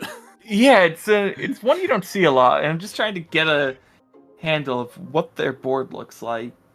Because I have that other card under the golem, which I'm trying to make out what it is. It's a blue creature. Is it? It looks like a blue artifact creature. Yeah, I'm not even going to try that one. I have half of a very small piece of artwork. Mm. I mean, props for the creativity, though. Like, I like seeing these weird decks, but man, are they hard to cast sometimes. They are. Oh, it might be a Stitcher supplier. Using that to tap the golem. Possible. Oh no, it's a Grand Art. Or not. It's Grand Architect, it looks like. Yeah, it's definitely Grand Architect now that I'm looking at Grand Architect art. Well, Stitcher Supplier is a black card anyway, isn't it? Oh no, excuse me. Fate Stitcher is one I was referring to. Yeah, that's what you meant to say, yeah. Yeah. Okay, so that is it's kind of funny because Grand Architect is kind of like it kind of feels like Unctus in a lot of ways. It gives other blue creatures +1/+1. You pay a blue to make target artifact creature become blue, which is probably the relevant text for Unctus. Mm-hmm. And you can tap an untapped blue creature you control to add 2 to your mana pool, only to cast artifact spells or activate artifact abilities. So that seems like that's going to do some pretty wicked stuff with an Unctus. Yeah, and we see the Ottawar that was tutored for last turn come out, going to get rid of the flute, which was, like we said, getting down the 1 ring so it can be activated.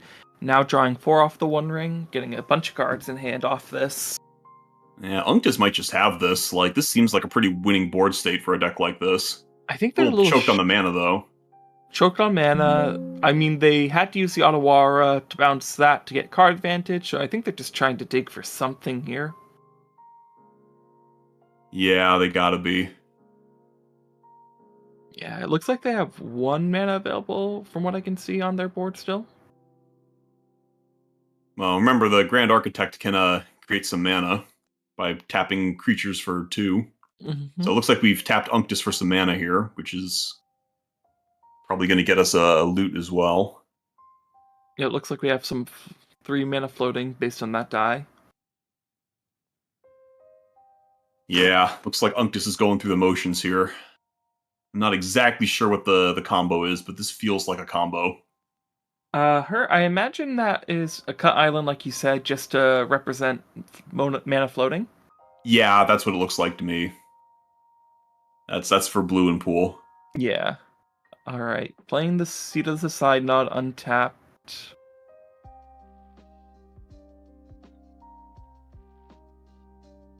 Yeah, I kind of wish we had audio on this one. I'd really like to hear what's going on right now. Yeah. What do we got? Oh, that's a Mimic. Yep, there's Marvin. Alright, so I think they're 1 piece away now. Yeah. Like, somehow this has to be a combo, right? This reminds me of that, like, 6-card line in Azusa with the one wizard that, like, untaps stuff or something. It feels like that. Or not Azusa, Azami. Mm-hmm. I remember I played Azami a long time ago, and there was a 6-card line with, like, Nykthos and that one wizard that untaps lands, and, like, it was 6 cards infinite with Azami. This feels like that. It does. Oh, that is a Seagate Restoration, not a Synod. Oh, Seagate Restoration, yes. Yeah. Yeah, taking it to 10, that's the danger zone. It's a danger zone, but it seems like this will be the turn that they're trying to go for it, one way or the Yeah, other. you probably have to go for it here as Unctus, unless you have an answer to Hazel. And even if you do, it's kind of like, are you going to get another turn? There's a lot of power on this board. There's a lot of power on this board. And since your deck incentivizes you to tap your creatures for value, you're probably not leaving up a lot of blockers, which is probably part of the reason we find ourselves at 8 life right now. Mm-hmm. Well, So so they have the Grand Architect, right? So you can now tap an untapped creature you control to add mana to the mana pool. For artifacts and artifact abilities, which Unctus makes everything an artifact. So which would then allow you to tap the Mimic. But I don't see an untapper just yet, is the thing. Cool deck, though. I'm loving this. Yeah. Notably, this loop does keep feeding the Waste Knot for the Ka0s player. Ooh, is that going to be relevant here? Waste Knot creates 2/2s, mana, and what's the other one? Draw cards? Yeah. Makes 2/2s, mana, draw a card if it's a non-land, non-creature for the draw. So, could draw something relevant if they don't have an answer. There's an Everflowing Chalice. I guess that's almost a Lotus in this situation. Yeah. For 0, does feed the Esper Sentinel a card. What a cool deck. Yeah. They're just falling short. They need that one untapper piece, it looks like, and then they're off to the races. Yeah. Notably, this does mean that if they can't get there, Sean gets to untap and also present a win, and then see if Magda can get a win and go from there. It might just be I feel like we're in the attempts. we're in the everybody presents a win phase of the game. I think this one's been going for a while. I don't know how much time we have left in the round, but it can't be much. Journey Baggins, thank you for the sub. Yes, thank you. Use your Prime subs, guys. Hook us up. Mm-hmm. All right, looks like we are seeing the Ka0s player tap here. And we have some interaction, it looks like. So 1 mana cantrip, it looks like. Some sort of kill spell. Let's see. That one looks to be a... It's not a Deadly Dispute, is it?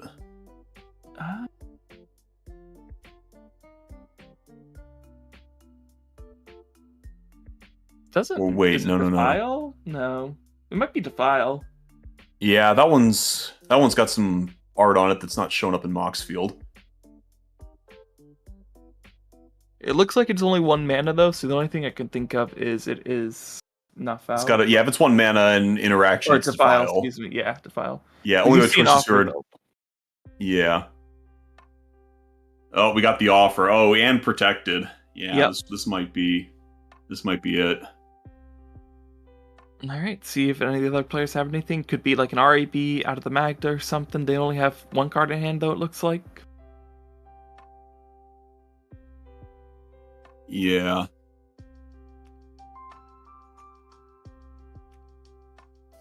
What a neat game. Yeah.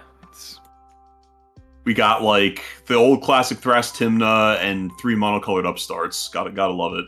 Gotta love it. So looks like this is with Chalice on the stack. We're seeing Magda make a couple more treasures here. Yep, Magda might have something, it seems. A very interactive game for a lot of monocolored decks. Sometimes the monocolored decks don't have the same interaction suite, but we're seeing a lot of instants thrown around here. Mm-hmm. I am curious though if this is the win attempt. It seems to be, because they are fighting over this. I mean, it's entirely possible the opponents don't know exactly what Unctus is up to, but that seems dangerous.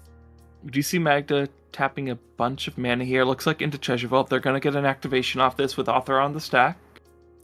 It's going to be hard to win through a Magda activation.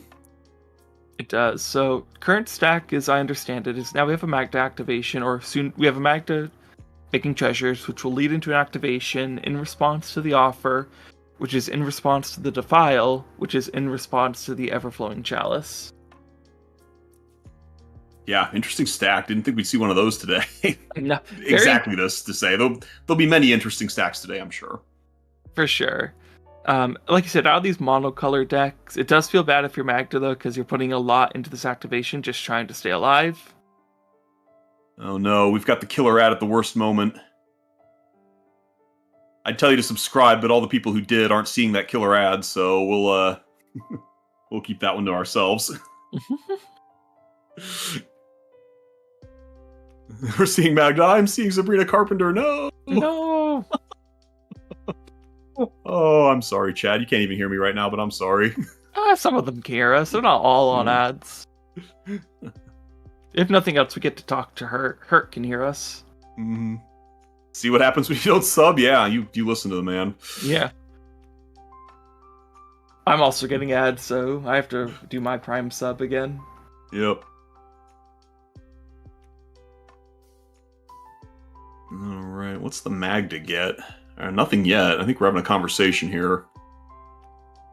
Maybe Magda's saying, I don't know what to get here, guys. Like, help me out. Or if I do that and Hazel wins, why should I bother? Exactly. I think it would be more of that scenario where they're trying to create a deal where Hazel doesn't win. Yeah, either someone else has to back me up, or like maybe we propose a draw here. Although I don't know why you'd take a draw here if you're Hazel and mostly don't. Magda has the ability to stop your opponent from winning. I guess you could say like, oh yeah, see we're showing the hand here. We got what, Veil of Summer, and is that a Mindbreak Trap? Good look at it. I was gonna say Mindbreak Trap. I didn't get a good look at it though. Yeah. I recognize some of those cards. Notably, the Mindbreak Trap is online, though, because we've had the offer. Oh, but they're making... We got a Deadly Rollick out of Ka0s. Interesting. Yeah, I'm assuming some sort of deal's being worked out here, because this board state is going to be hard to untangle from win attempts. Yeah.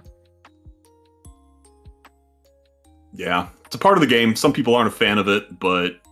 I mean, when it's in your best interest to do, you got to do it.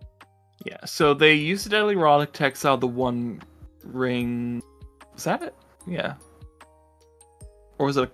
That's not the One Ring. One Ring's still got the counters on it. Mm-hmm. I looked away at the wrong second. Yeah, I looked. Okay, a Veil of Summer here. Yep. Interesting. Oh, the Battered Golem. Thank you, Hurt. Yeah, they hit the Battered Golem with the Deadly Rollick. Okay, makes sense. Make it so you can't get an untap off the Everflowing. Gets a draw off of the Rhystic Study.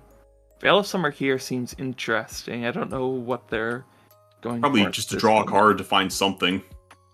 I guess, but you had the Mindbreak Trap, and that was online. Like, I get getting rid of the Batter Golem, but... I mean, is this ensuring the Mindbreak Trap resolves and you don't get into a counter war with Veil on the stack? True, that's possible. Like, sometimes that's what you want to do, is throw the Veil out first, as kind of like putting the feelers out for interaction. I'm just worried. If it resolves, you can do whatever you want. No, yeah, that I get. Like, doing that and then Mindbreak Trapping, yeah. Okay, so... It was just interesting. If they have like a second counter spell, then like, in response to your Veil, they can just hit the trap again, and then you wasted your Veil and your trap. You know, like, that part I get. It's more of like the Deadly Rollick usage there, which was interesting at that time. I mean, I wouldn't know what to target on an Unctus's board unless like the loop had just been explained to me. Like, that's a tough one to know where to put it. Mm. So it looks like, yeah, they agreed to a draw if they were able to stop Unctus. Players are scooping it up. All right. And that's probably going to bring us, if that wasn't the end of round 2, it's going to bring us to the end of round 2. Yeah, we are very close to the end of our first round here. Saw a couple of pretty interesting games. Yeah. It was Choir Boy taking one down with Sisay. Excellent Sisay pilot, or Captain Sisay, the old one from Invasion. And, we had a couple interesting decks in the second one here, Ka0s, Unctus, and Magda. Working to a draw from a complicated board state full of win attempts. Yeah, the board states in that last game were very gross. Just so many pieces, so many presented potential win lines, or just insane value pieces that you had to kind of navigate through. Yeah, two very different but great games of Magic, and we got lots more for you today. Lots more Magic for you. Mm-hmm. Yeah, today's going to be a great day. If this round 1 is any indication, the decks we're going to see going forward are going to be insane. A lot of cool interactions that you won't normally get to see. Very nice, very nice. Elielstein taking a win on Rogsai, so we've definitely got Rogsai in the tournament. Okay.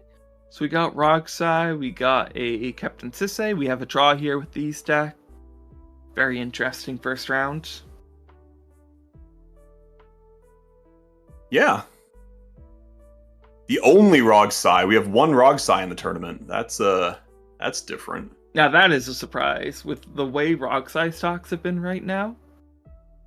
Oh yeah, the Rogsai stonks are up. I mean, the deck definitely hated to lose the Crypt and the Dockside, but it's still Rogsai.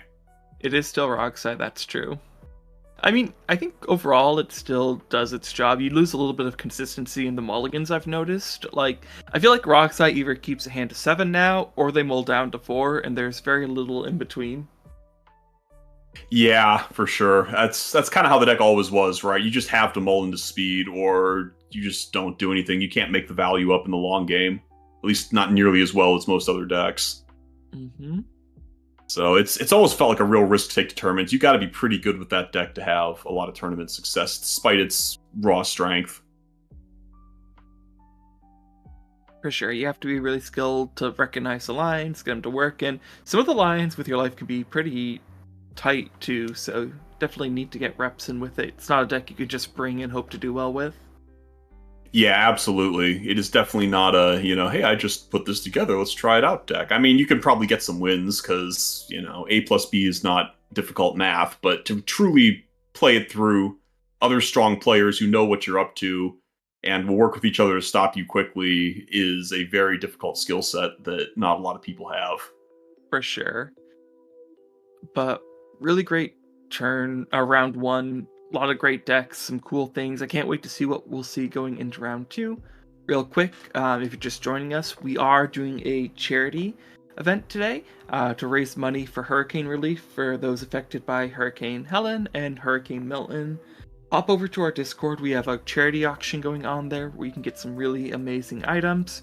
We have altered cards, altered tokens, play mats, coaching sessions, YouTube content creator spots where you can participate in videos, like some really cool things out there. Yeah, absolutely. Be sure to check us out.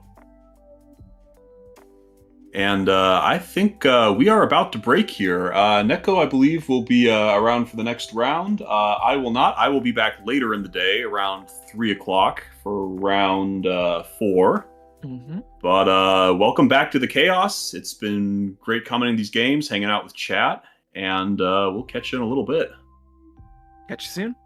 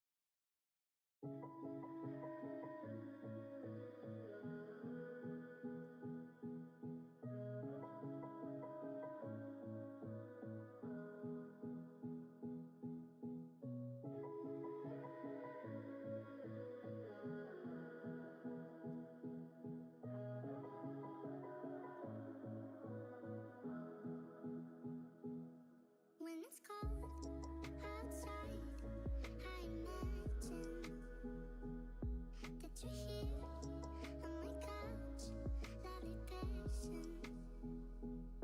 When it's rain, 10 p.m. and I miss you, I take pics while we kiss, and I'm with you. Those were carefree times for the long backyard, and we ran away like hell. Was the old tree house? I won't forget this. Oh, never stop the clock. Those were carefree times for the long backyard, and we ran away like hell. Was the old tree house? I won't forget this. Oh, never stop the clocks forever.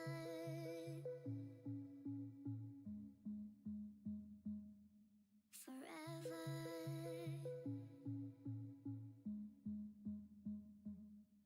forever,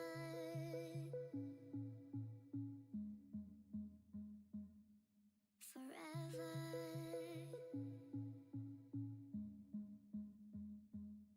When it's cold outside, I imagine that you're here on my couch, lovely patient. When it's rain, 10 p.m. and I miss you, I take pics while we kiss, and I'm with you. Those were carefree times for the long backyard, and we ran away like hell. Was the old tree house? I won't forget this. Oh, never stop the clocks. Those were carefree times for the long backyard, and we ran away like hell. Was the old tree house? I won't forget this. Oh, never stop the clocks forever. Forever.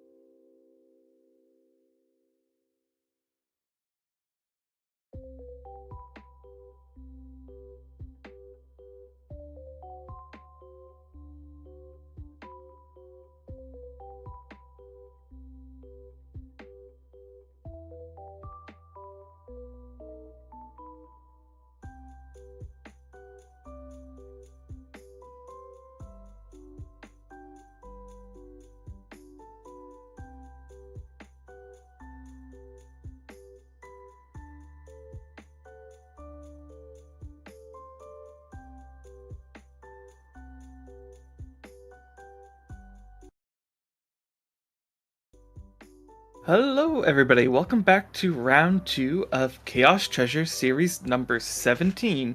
I'm Neko coming back, and with us is the god himself, Pepetis. A Greek god Pepides, that's me, yes. Thank you very much for having me. And we are gonna have the new meta CDH live on Twitch for you guys. And we got a pretty new meta pod, I think. I think that's like, if you would take a screenshot of what people think the new meta was going to be, I think our pod is pretty representative of it. It's definitely a lot of the decks people have been talking about not being overly affected by the bans, right? Yeah. On the play, And the we one, have yeah. On the play, Yuriko. we do Yeah, have Yuriko. Yes. So everyone like thought, oh, it doesn't use Crip. It's fine. It doesn't use Dockside because it can't.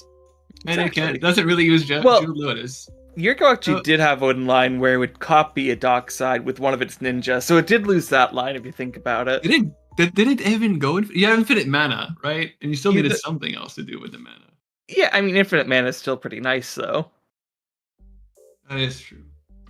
But But still, Yuriko also got Mm. some nice new tech with the new Planeswalker out of Dustmore. Kaito, Night- Bane of Nightmares. Yeah, being able to surveil or give yourself an Anthem to make your I- ninjas bigger, both awesome effects that this card can use. I feel like it's always the Serval, right? You just ninjutsu him into play with your Mem Knights or whatever. And then Yuriko triggers, damaging all of your opponents. And then, oh, what? I get Serval 2 and draw 3? And get 2 Yuriko triggers on top of that? Off of a Planeswalker? That has Hexproof, I think? On your It has turn, yeah. Hexproof. Oh, okay, good. Oh, yeah, because Once that's the creature on your turn, yeah. Ah, yes. Okay, good. That's normal and fair. That Yeah, seems I pretty mean- good. It's pretty good. Even having the Anthem effect, when you need to ensure that your ninjas can get an unblocked, if there's a bunch of creatures on the board, make them a little bit bigger, deal that extra damage. This does seem to be more of like a big flip Yuriko in some ways. Yeah, I think So- Yuriko is very well placed. My one problem with Yuriko is that because we lost all of that fast mana, people are back on creature mana. And that means that we get more blockers for Yuriko. But clearly for the round 1 Josh won his first game, so clearly not a problem. Yeah, I mean, looking to be pretty good. Interesting to see what they can put together here today. And that's just the first player. Typical Yuriko, the post-banned poster child that lost nothing, essentially, practically, almost, compared to everyone else. Compared to everyone And then we all thought the format was going to slow down. And who likes a slowed out, grindy game more than Italian? And we got Italian C2. Talion, I think, definitely took a hit because you really loved the early Talion, and you don't get that as often anymore. I mean, you still can, and you can still play some early advantage or hate pieces like a Blood Chief Ascension or a Fish or something like that. But the deck definitely took a hit to the early value you can get out of it, and when there's a lot of rock size around in the meta as a whole, it can be dangerous. Yeah, Ristic Study in the command zone is always appreciated. Right? You can't go that wrong with that. Especially in the meta. All of my games have been long, grindy games. Maybe because there's no rock side in my meta. Not too many, at least. But I always still have long some and rock grindy. side. And Italian seems like a really great choice here for those slower, one more turn games. Yeah, and I think overall this will be a slower pod, right? So you're not having the rock side explosivity, you're not going to see that turbo. The fastest deck here is probably going to be Kinnan, and that can be a deck that grinds as well.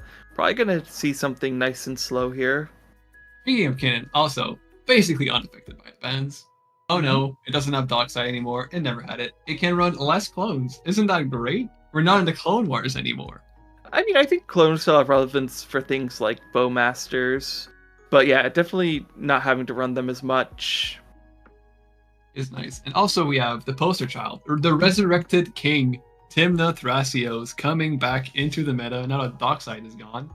Just don't play red. What do you need red for? Breach? Yeah. Gamble? The Blank Goblin? Silly cards. We play green now. We play dorks. We get good secure mana early. We get 2 commanders with card advantage in the command zones that are cheap. Well, I don't know if Dorks got necessarily better, because the problems Dorks had are still kind of there in a lot of ways, but we are hopping into it right away. We see Yuriko coming down. Looks like they exile a ninja to the Chromox to get a land. Looks like one of the tapped lands. No duel.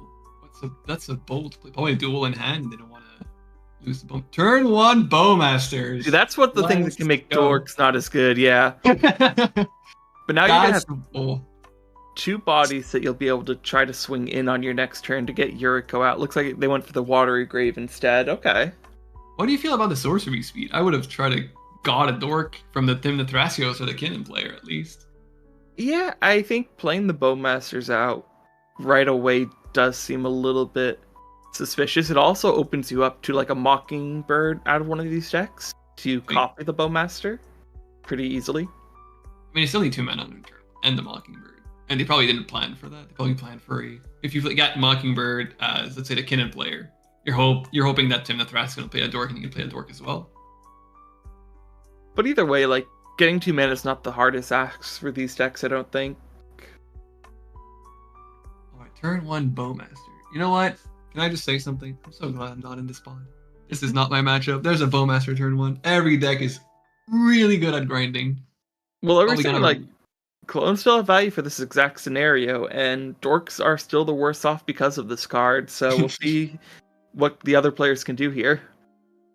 Hopefully they kept the mana rocks. Now they don't feed Dockside. They're just pure upside. No issues. No oof. Oh, is there an oof? Probably not. That would be a really bad type of oof on the Kinnan side. There's no oof in any of these pods. Alright. Yeah, makes sense. Not really oof decks here. We do just see a Polluted Delta and a pass out of the Italian player. Not really much going on for them this early. See if they have like a tutor at the end step, something like that they can take advantage of. Oh, Carpet turn. Oh. See, that's a better dork. It's a dork that doesn't die to Bowmasters. And sometimes it taps for 2. I mean, it doesn't tap, it just triggers for 2. I mean, it's pretty inconsistent is the only thing. You never know if opponent's going to have an island, and relying on that in an opening hand can feel rough. In a pot like this, where there are 3 blue players, I think you feel pretty safe with it, but it doesn't always get you there. It's 3 blue players, and not all 3 of them are 2 colors. Exactly. They're gonna have an island. In this pod, yes, yeah, for sure. But other pods, it's not as good, necessarily. And then Death Right Shaman doesn't die to Bowmasters. A good dork. See, dorks are great.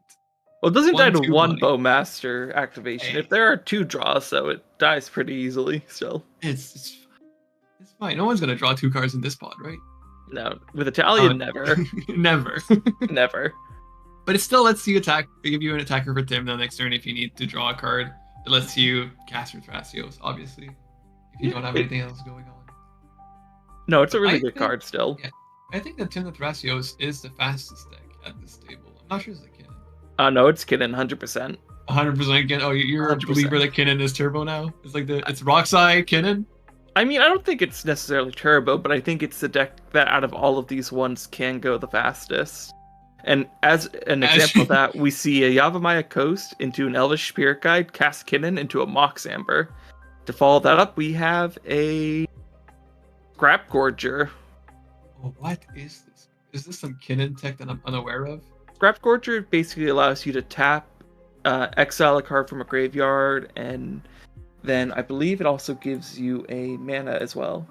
Yeah, you can tap it to add a 1 mana of any color, and you exile. Whenever you tap it, whenever it becomes tapped, exile a card from a graveyard and put an oil counter on him. And when he has oil counters, he gets bigger. Mhm. So it's a bad rock It's with a exile. pretty good rock, all things considered. I know some players aren't as sold on it, but I know other Kinnan players die by it. But Kinnan now having access to at least 5 mana on their turn, assuming that they can untap with their board intact. That should be good. Yeah. That's a little graveyard prevention, which is really, really good against the Tim the Thrasios player, who seems to be very big on reanimation effects. Yep. The Razaketh and the Squirrel being things that can abuse the graveyard in some ways. Squirrel? There's a new squirrel demand. Oh yeah, so we saw this in our last game, but there's a new squirrel here that interacts with the graveyards. It's called Hazel's Brewmaster. So when it enters, you can exile a target creature, and then you make a food token. Then foods you control have all activated abilities of creatures exiled with Hazel. So you exile Devoted Druid, and basically get infinite or you can make that tap it with Devoted Druid's ability, untap with Devoted Druid's ability. Because it's a food token, it doesn't care about the -1/-1 counters, and you just get infinite mana. All right, Yuriko triggers are happening. We're gonna see the aggro plan going. And only what, 3 or 2 maybe damage so far? 1. Looks like we are going to see 2 damage from the attacks, and then is that a ninja flipped off the top? It looks like. I think it's second main, but play and cast a ninja. Okay. Yuriko, good start. Kinnan, very good. Lots of mana early. Lots of mana. Lots of mana. Classic Kinnan. All the mana. Flips, big flips, or slow flips, or bad flips. Is it big flips? Looks like that ninja is Thousand Face Shadow. Enters battlefield. If it was attacking, create a token that's a copy of another attacking creature. That token enters the battlefield tapped and attacking. So it can be nasty with like Bowmaster combat tricks. I like the start from the Yuriko. Very big, very aggro. Also, Bowmasters, maybe the early Bowmaster was to prevent people from playing dorks. Maybe. That's why they play a turn 1. Like, hey, you know what? I'm gonna have this Bowmasters. Look at this pod. Everybody's gonna draw a lot of cards. Your dorks are just going to die. It will kind not of survive. broadcast though, right? Like what your plan is.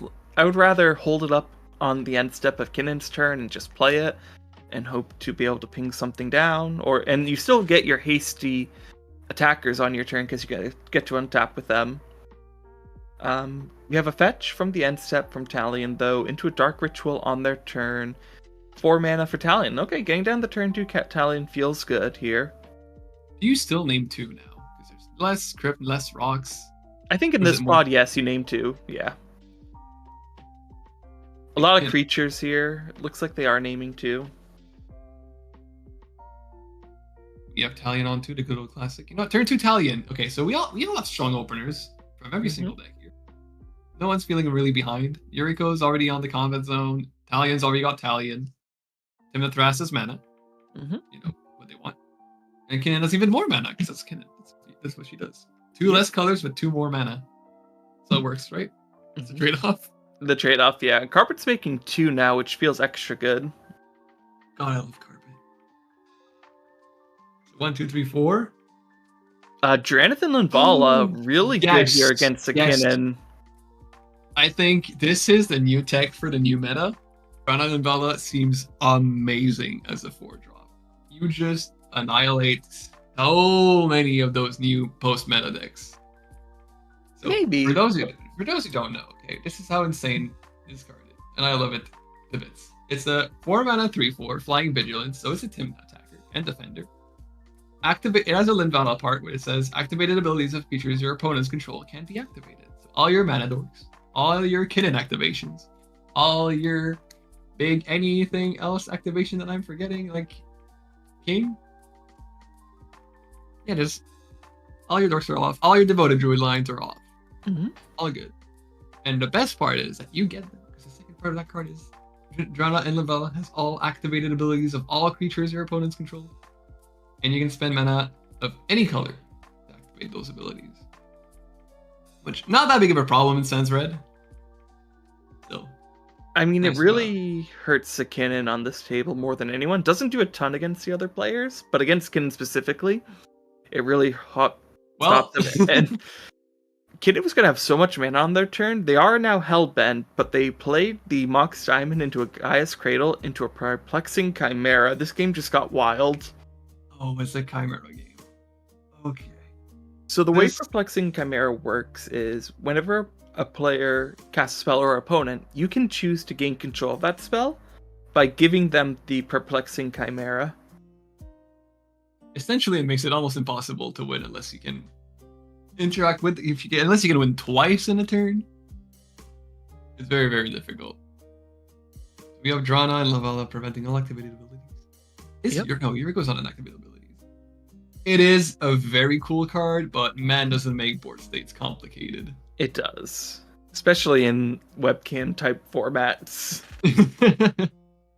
And even in person. But But for Kinnan, I think that's the perfect card to help them get back into this game because they were really all in on this hand for getting Kinnan and mana, but the Dranithan Vala kind of stops that. This allows them to at least get some sort of value. And now all they need is Homeward Path, and they have essentially control over the game. Mm-hmm. Ooh, Oh, a roaming my throne. Oh, Yuriko triggers.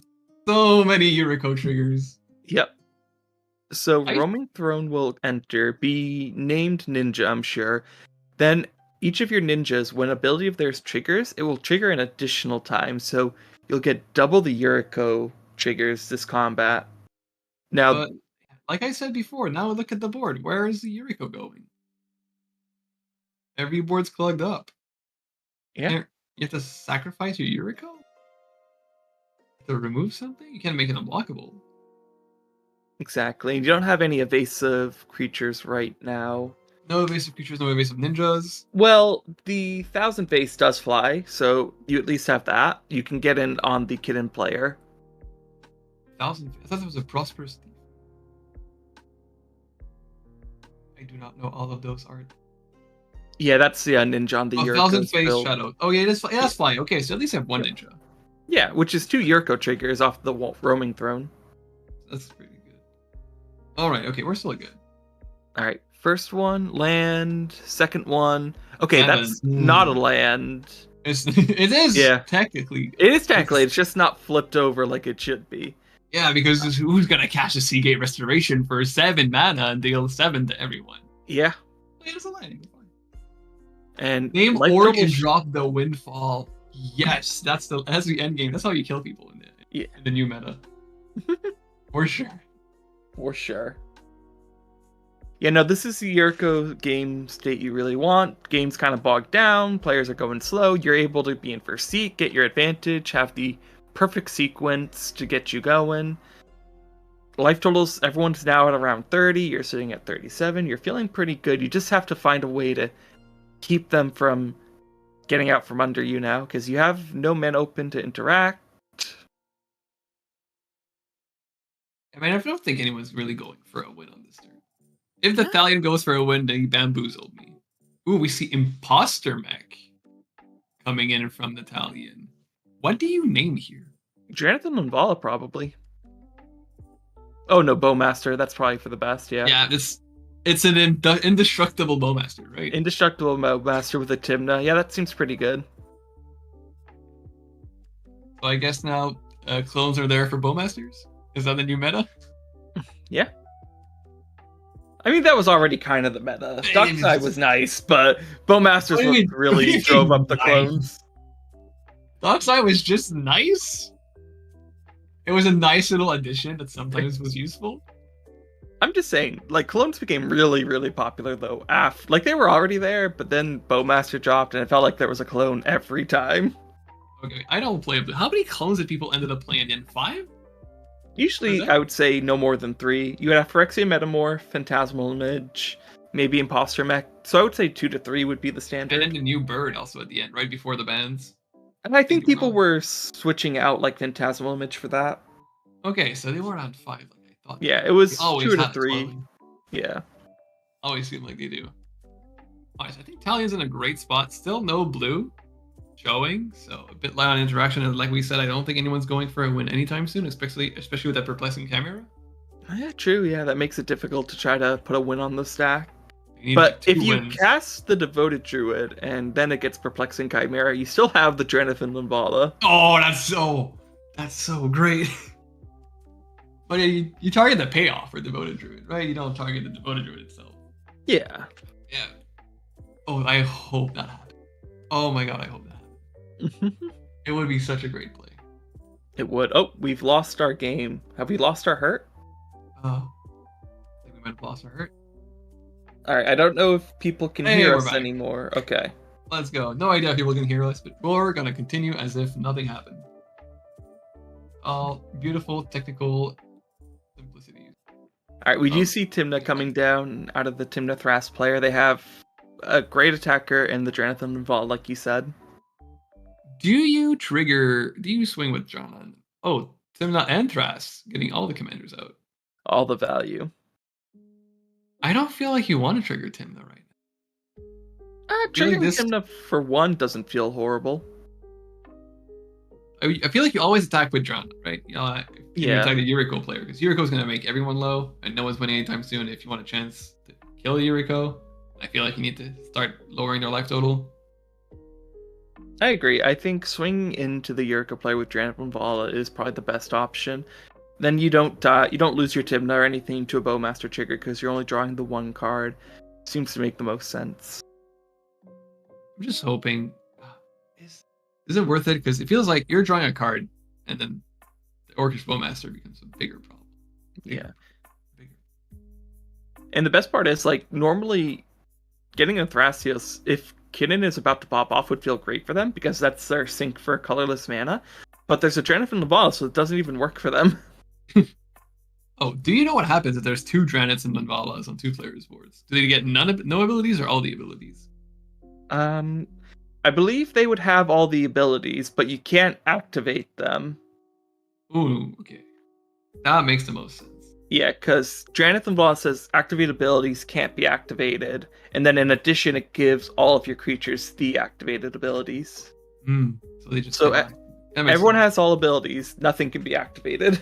So they can't clone a Draenei and Vala and be 100% go. You're gonna have Kinnan and Thrasios instantly.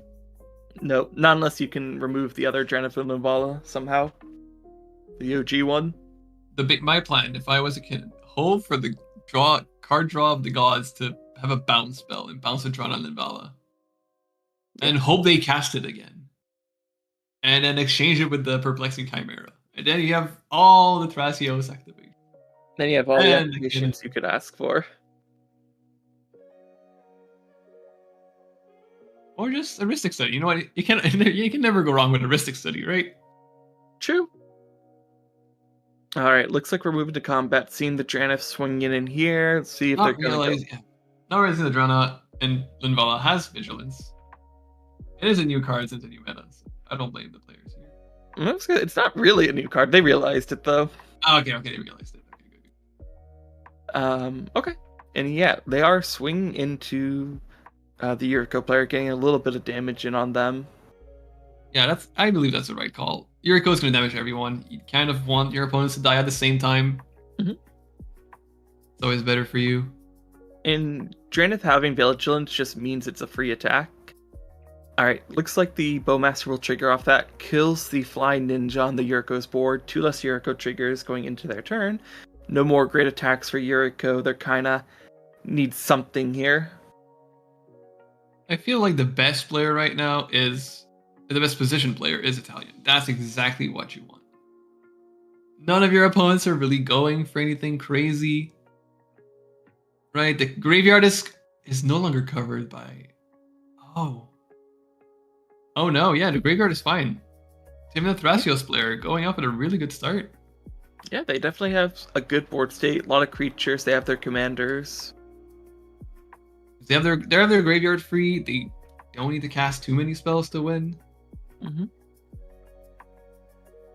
Getting the Noble Hierarch down here, plus the Death Ray, plus the Carpet means they are getting close to, or right about 1, 2, Thrasios, Pasios? 7 mana. Yeah, well, they're gonna have 7 mana, which means they could just at some point hard cast the Razaketh, and then yeah, I think they're 1 mana off it right now. They can hard cast it and then just sack their dorks to tutor. Granted, that probably eats a Perplexing Chimera, but the thought's there.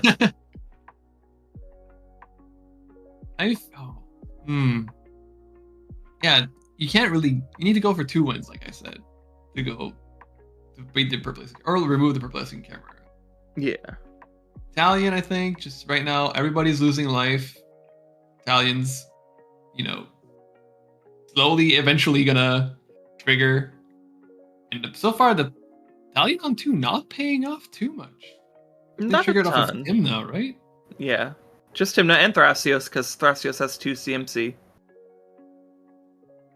Only off of Timna Thras. 4 mana, draw 2 cards. Okay, we're not there yet. Not horrible. Notably, too, I was wrong with my estimation of Timna Thrasios' mana.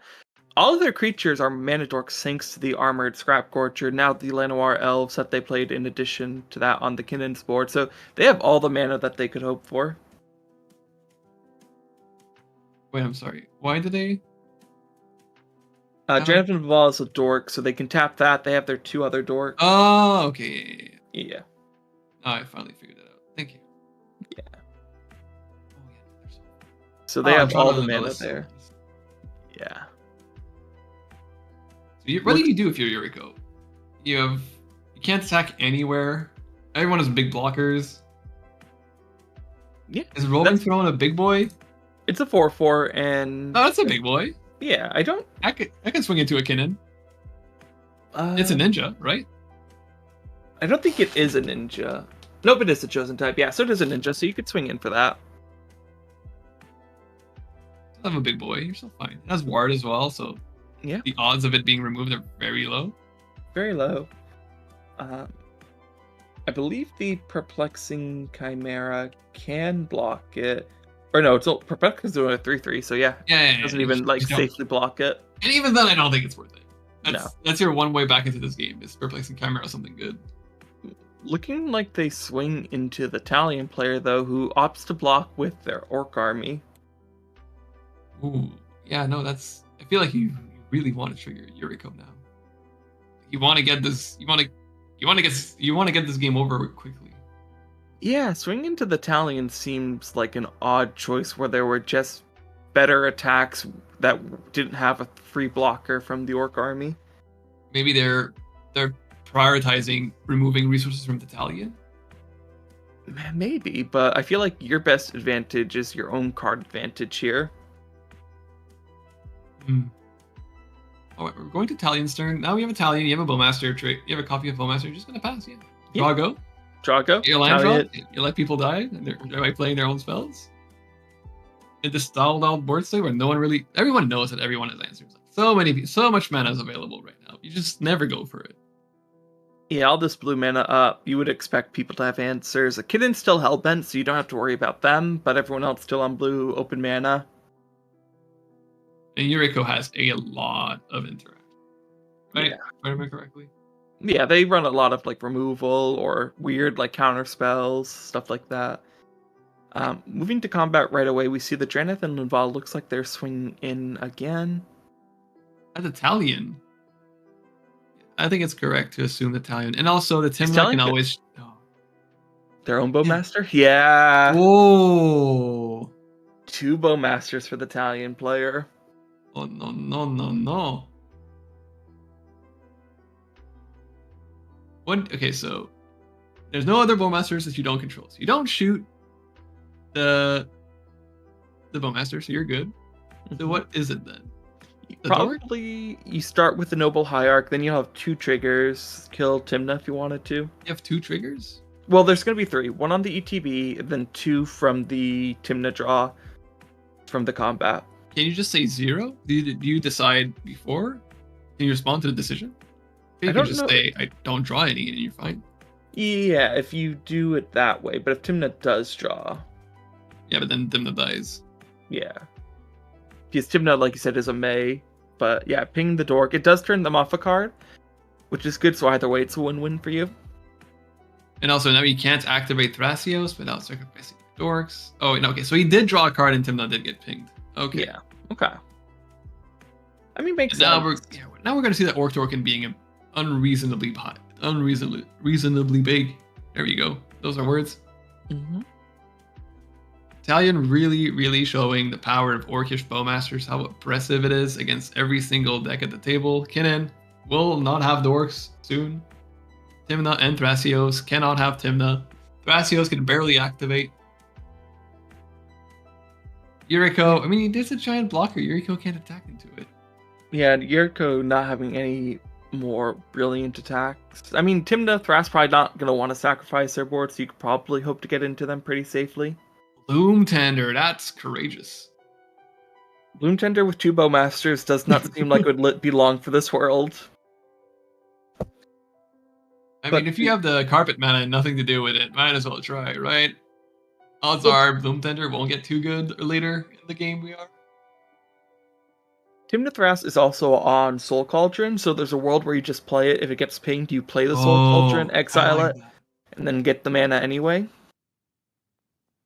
So far, only tapping for Dothy. Dothy. Well, taking 2 from the Talion. Mm-hmm. And off the Bloom Tender Tender as well. too. Talion, Talion really oppressive presence right now. Mm-hmm. You got early Talion, and now he has 2 Bowmasters, and one of them is invincible. Essentially, he's a vehicle. And we're gonna see the counter spell. Wait, what is this? Subtlety? That is, I believe, a subtlety. That is a beautiful card, but I do not recognize the art. Yeah, that's subtlety, it looks like. No, it seems like it's a 1 CMC spell. Oh, does it? Oh, it's Strict Serenade. Yeah. Ah, there we go.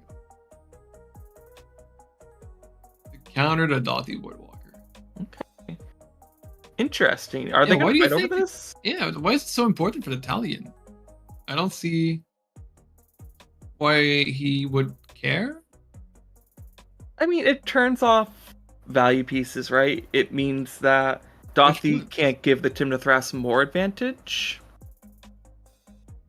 But I feel like that's not what you fight over. Well, it's a Strict Serenade, right? So it's limited in what can it interact with anyway. So hitting a Dothy off of that doesn't feel like the worst thing. Like, if it was a Force of Will, you probably don't counter that. But for a Strict Serenade, why not?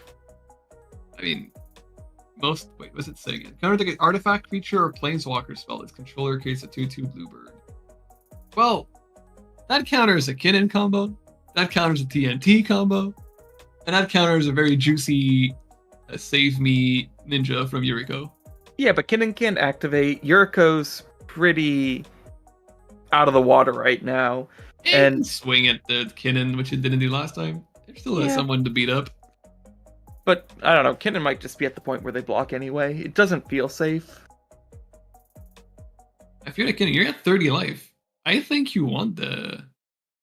I would make a deal with the Yuriko. It's swing at me, I'll only take 1. You get your 2 triggers. And then Sean and Jimes, the Talion and Timnathras players, get closer to 0. Yeah, but you also get closer to 0. But if you can get the John and the Bell off the table...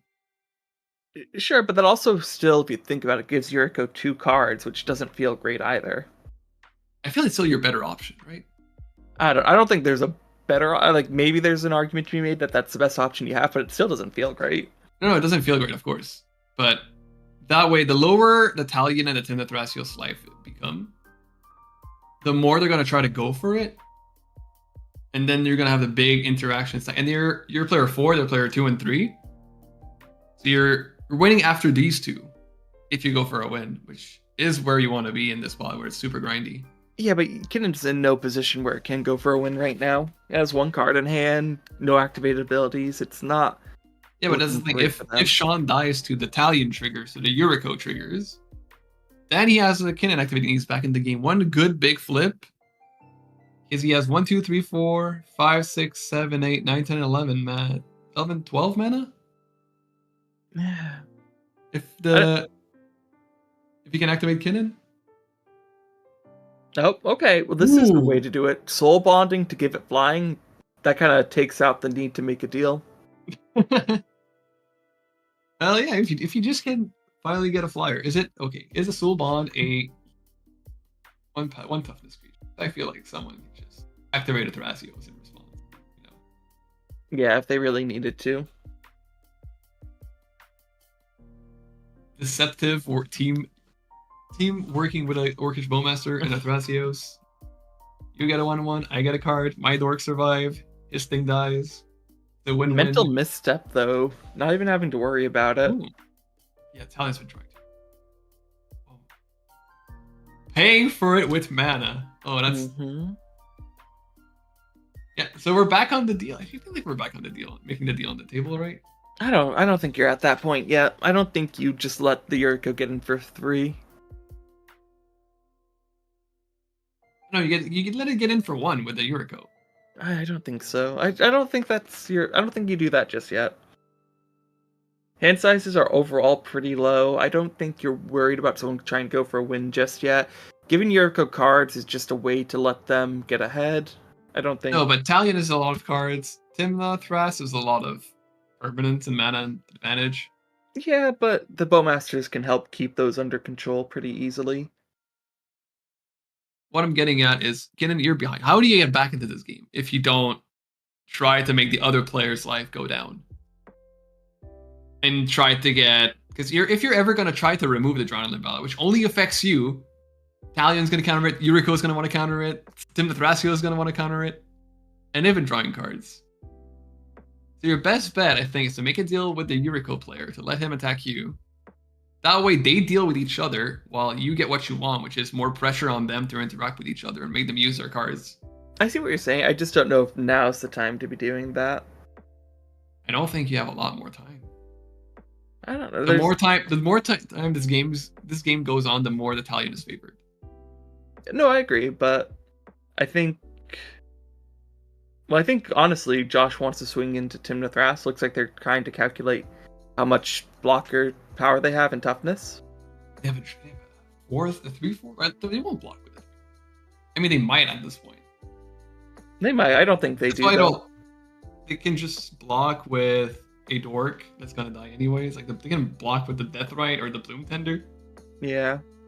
I think Deathrite is way more valuable now because it gains you life. I think you just block with a Bloom Tender. Bloom Tender's not going to be long for this world anyway. I mean, Deathrite as well. One draw and then everything goes bad. Well, yeah, but Deathrite at least requires 2 triggers. Like, you have to point 2 of them at it. There's 2 Bowmasters. There are 2 Bowmasters, yeah. Yeah, I think that's... Oh, revealing the hand. I have nothing. Look at me. Demon Consultation. I don't know if that's nothing, yeah. I just need Tasha's Oracle on that, I can go for a win. Yeah. Don't worry about me, guys. I don't know if that inspires the confidence you think it does. And one of those is still a deep sea, like, it's still the draw 7 card, right? Yeah. I mean, you're nowhere near the casting that. Yeah. It's a land. It's 3 lands in the Demonic Console. Yeah. I do think Kinnan is your safest attack, though. It makes sense to try to want to swing into them. And if I'm the Kinnan, if you're gonna swing, he's gonna swing at you with a roaming throw, make the deal to swing at least with a Yuriko, so you don't lose as much. Because you can block with your Dork. It's literally there as a chump blocker right now. Yeah. You get threatened to block with the Dork unless he swings with Yuriko. Try to politic your way so that everyone loses life at the same rate. Then the Thras is gonna keep casting spells, losing life to the Italian, and you're at the higher life total. So you might have a turn where you survive after Yuriko combat. Yeah, but if Yuriko just gets all like interaction in from all the cards it's drawn, it's still rough. But looks like perplexing character. Looks like Yuriko is blocking with possibly 3 creatures. Looks like they're thinking about it. Can't block with Dottie though. That's the safest bet. Yeah.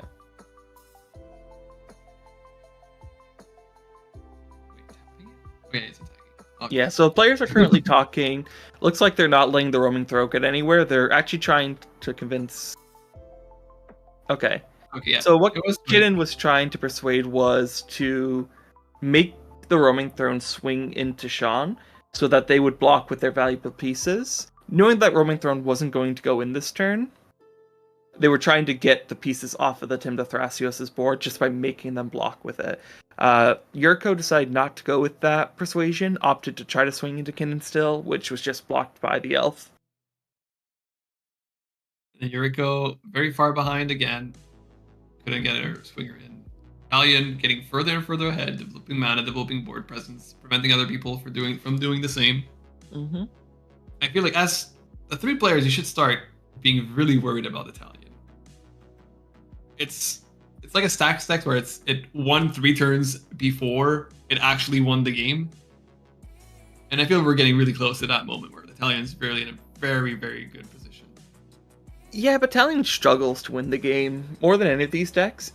Just being in the colors its win cons aren't as consistent. Yes, you have the black tutors, but it takes a lot more to try to set up a win.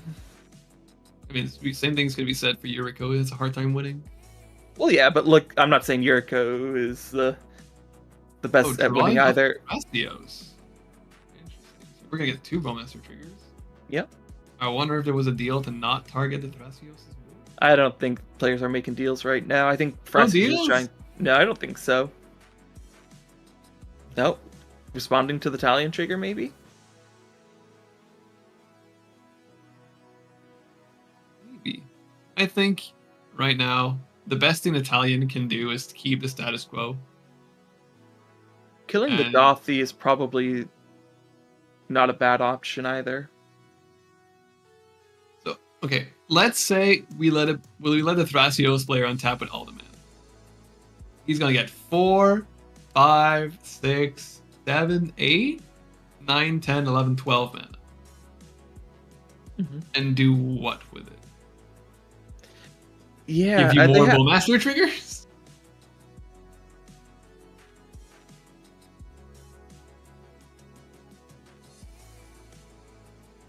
There's nothing Yeah. under the Dothy zone right now, as far as I can There's a mental misstep. Oh, yeah, or no, there's not also mental. Yeah, there's Llanowar that. Llanowar Elves. And tell. the flyer from Yuriko. Yeah. Nothing too major. I think you can almost wait on the Dothy zone. Yeah. Oh, All right. taking care of the Bloom Tender. Mm-hmm. And, I mean, makes sense. Wanting to get the man off for them. I do think there's an argument. Like, Dothy's not necessarily scary right now, but it's going to get scary. And right now we see the Vampiric Tutor still on the end step for them. what do you get in this board? Okay, Uh, let's say I am Timna Thrasios. I see whatever this is. Calling Ritual? Calling Ritual wouldn't be bad. That deals with the Bowmasters pretty well. It does. It never resolves, though. Well, There's no way. It might resolve. The Kinnan just might steal it. Like, Kinnan may... Oh, that's so true. Could just be to try to get the other piece of a Thorkel win. You don't. I'm sorry, but you don't go for it. I mean, you know Yuriko is essentially nothing. Yeah. But the Chimera still... Probably the Agatha Soul Cauldron is what you get here. I think But what do you do with the mana? That's my one issue with it. Well, You're it sets you still up. Like, screwed. you get Dothy activation, so you can activate Dothy, exile Dothy, give your creatures the activate ability of Dothy. You get Bloom Tender. Like, it's a good long-term plan for them. I'm trying to find if there's something that's innocent enough to have it resolve, but not. Hear me out. Seaborn Muse. No, Kinnan takes that all day, I feel like. Oh right, no, but like you take it and then you do nothing with it, and then you're Yeah. still sad about your situation in this game. I mean, I think Agatha Soul Cauldron fills that spot pretty well. Like, if you get it, great. If you lose it, you get a Perplexing Chimera. That doesn't feel like the worst thing in the world. Oh, I don't think that Ken ever steals it with perplexing. I feel like Well, that's what I'm Kinnan saying. is trying. If I was Kinnan, I would go for the Italian deal, for the Yuriko deal. If you're not going for that, you're going for a draw. No, it seems like Kinnan's pretty much against working with Yuriko like that, based on that last turn cycle of combat. It's too late. Your window has closed. You have one card in hand. You have and you need to deal with a Stacks piece, deal with the control player who's been drawing cards all game, deal with a 5/5, deal with the Yuriko who's going to start swinging at you, who started swinging at you. You're essentially the punching bag at the table. Yeah. If I was Kinnan, I would only interact with a win. Oh yeah, for sure. That's assuming you even have the interaction I mean, yeah, outside of the Perplexing Perplexing Chimera, yeah. But at the same time, you try to have to get something to get yourself ahead, right? Like, if there's a good value piece, there's an argument to me that you have to go for it. Well, this Ristic Study to me is the win column. It can be, yeah. It draws as much as Annos in the game, especially this kind of game. Mhm. All right. All right, looks like they've gotten their card. Their life is going down pretty low from all of this, so that's something to keep in mind. They're just on 20, I think, after the Vampiric Tutor, maybe 22 if they've already just... Yeah, 20. I mean, they still have half their life total. It's not too bad, but it's starting to pile up. With Italian Yuriko and a Bowmaster, like, that does make for a dangerous combination, though, when you have the lowest life total. It also paints a giant target on your back. Kinnan also probably trying to politic his opponent to attack the Timothy Brass player. Well, that's what we were trying to do last turn, right? Like, trying to get them to have the Wandering Block get rid of the Thrasios Tymna board a little bit. Do you think they went for the land? What's that? That is also a very spicy play. They went for the shifting woodlands. It's not a bad play. It does help them get a win attempt if they can get something into the graveyard. Oh, I'm pretty sure it's really, really good. Good in the mid range. You can just get your whatever creature in the graveyard. Oh no, I have 8 cards in hand. Oopsie me, I'm gonna discard this Razaketh. Oopsie me, my land is now as Razaketh. Yeah. Or just the devoted druid outright, yeah. Yeah. I mean, does it win with devoted druid? Yeah. Or I guess it has the power and toughness, right? So it's still a creature, so maybe not. Mm-hmm. It's not like Machine God's effigy, it's still a creature, it's just a copy of it. It's a creature. Because a copy is like a permanent card in your graveyard.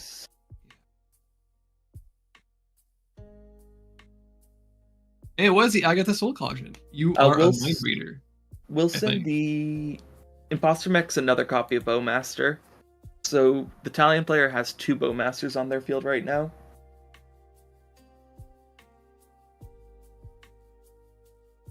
That's why somehow Dorks are still alive. No one's been really drawing cards. Yuriko isn't trying to get an advantage, but it's blocked by Dorks. They're going to die anyways to Bowmasters, so might as well. I think the Soul Cauldron's a smart get here. It doesn't look like the Perplexing Chimera it's going to be any interest to Kinnan. Not that it does them much good right now. Gets through that. Italian could try to interact here, see if they're going to try to counter this. I feel like... I think Taz, as Italian player, you start. But even now, because of the Shifting Woodlands, the Shifting Woodlands can just become the Agatha Soul Cauldron. Yeah, but that's a lot more of an investment, right? And okay, so you have Bloom Tender in the graveyard, which is the juiciest target. Plus, keep in mind there is the Scrap Gorger that can exile things from the Tymna Thrasios' graveyard without it having to worry about Shifting Woodland become a copy of it. Yeah, but it needs to attack first to do that. Well, that's become tap, which is usually attacking, but if they can do it ahead of time, like Tymna Thras probably not going to win with Agatha Soul Cauldron this turn. If it's countered, you can deal with it on your attack, get that out of the graveyard, one less threat from Shifting Woodland. I really like the Shifting disposition. Yeah. Is it online, though, is the question. They have a creature, they have an instant. Doesn't look like they have a land or anything else. And it's creature instant. Okay, it's not even online. It doesn't have yeah. Okay, so we don't have to worry about that just yet. And it looks like it resolved. Ooh. Okay. Oh, that is scary. Yeah. So right now, I believe the Tymna Thrasios' graveyard is Noble Hierarch, Fierce Guardianship, Bloom Tender, Vampiric Tutor. Yeah, so we Bloom Tender, obvious target. And now we put that on Thrasios? Gets them further away from the Bowmasters? Maybe the Dothy if you want to try to protect that so it can't just be pinged down. Yeah, but you can't activate Dothy and activate Bloom Tender. That's why... I think the activation, during the first activation, is important. I think so, but I also think just keeping your Dothy around long term is better. Like, we just saw their hand, it's a land. They don't need the extra mana right now. I think Dothy's going to help them a lot more long term. And trying to keep that alive by making it so it has 3 toughness and can't just be killed by the 2 Bowmasters off a single card draw seems like the safer option for them. Right. Very grindy, very slow. So right now, do you think it's a problem for an Italian player that no one is really casting any spells? No, because it just lets you draw, right? Lets you develop. If the game's slowing down, you're still getting advantage through your normal means, so don't think it's the worst thing. And again, it takes time to try to assemble a win in Italian, just because the commander offers no intrinsic like win line potential. You're really just hoping to draw into the pieces you need. Let's go look at the Italians' win con. Familiar with how they have Shieldred. They have Hullbreaker Horror, which is what I knew they could win. That's a Zoracle. Zoracles are main one. And Hullbreaker Loops. They have Bowmasters with this. If they can get mana positive with Rock somehow. Yeah. They can also cast Nuclear Fallout. Each creature gets twice -6/-6 until the end of turn, and each player gets X rad counters. Excuse me? That's another way to use that infinite mana, yeah. Oh my god. So yeah, adding a lot of ways to get, and also with an infinite mana, you can always flicker your imposter mech to get a Thrasios and draw your whole deck in this spot. Yep. So they have options there if they can get the Hullbreaker Horror. They don't have mana positive rocks just yet. And they are a little bit away from being able to even cast a Hullbreaker Horror if they did. And even if you do cast a Hullbreaker Horror, well, you just gave a Kinnan and a Hullbreaker Horror. That's Exactly. about all that you did. Yeah. The Perplexing Chimera putting in work just by being on the board for all these hypothetical wins that we're saying. All right. If you're in this spot, let's say you're the Kinnan player, right? Because that's my boy. He's just been there. He's been screwed since the beginning of the game. Do you aim for the draw in this board state? I mean, if you can get a draw, you 100% try to go for the draw, but I think they're just hoping that something opens up and they can try to put something, like even just a Kinnan activation on the stack and try to get back into this. I don't think they're... Okay, if you're an Italian player, next follow the push. And you see the Kinnan trying to remove the John on Nibala. Do you protect it? Yeah, probably. Right. That's what I thought too. But everyone's so low on cards because no one can draw cards because no one's casting spells because they don't have spells to cast. Mm-hmm. Looks like the Armored Scrap Gorger's going into work now, going to exile anything, make them use the Aggravated Assault if they want to, but instead just exiling the Vampiric Tutor. And really preventing Delirium from that. Oh, maybe not. Maybe thinking better of it. I feel like that's still the right target. I don't know. There's not really known for using the graveyard. Yuriko does not have a graveyard. And we see the land in these card types in the graveyard. So I think that was a great call. I would have gone for the creature personally, so turn down 2 types because you're assuming that I get the Soul Cauldron is going to hit a creature. Yeah. What looks like what happened instead was Timna activated the Deathrite to exile the Vampiric Tutor in response. Oh. Right. That also worked. Now, Deathrite installed board states, the best mana to work, right? It's interaction, it's a win con, technically. It is a win con. And yeah, slowly but surely, now that Gorger is a 3/3, so his attack are going to be much, much more threatening, at least. I do think there's a world where you can get into Kinnan now, though, if you're the Yuriko player. Oh, yeah, you were supposed to go into Kinnan forever. I mean, you did an E-block with a dork, but now you definitely do when it's free. Yeah, it's pretty free, especially knowing that Timna Thras only has a land in hand. Yeah, looks like they're taking it. Is that a land? No, that's not a land, is it? It's a vehicle. It looks like, or a creature. No, it's a covert technician, I believe. It's a 3-mana 2/4 with ninjutsu. It's a human ninja. Okay. And whenever covert technician deals combat damage to a player, you may put an artifact card with mana value less than or equal to that damage from your hand onto the battlefield. Put the cheat stuff in. Looks like they might be ninjutsuing it in or casting it here. Maybe doing something else. I don't think in ninjutsu, your only attacker is a Roaring Throne. And you keep that bad boy in play. He's a great guy. It, in theory.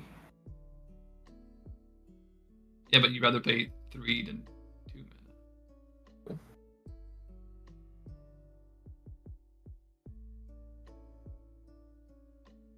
Not quite sure.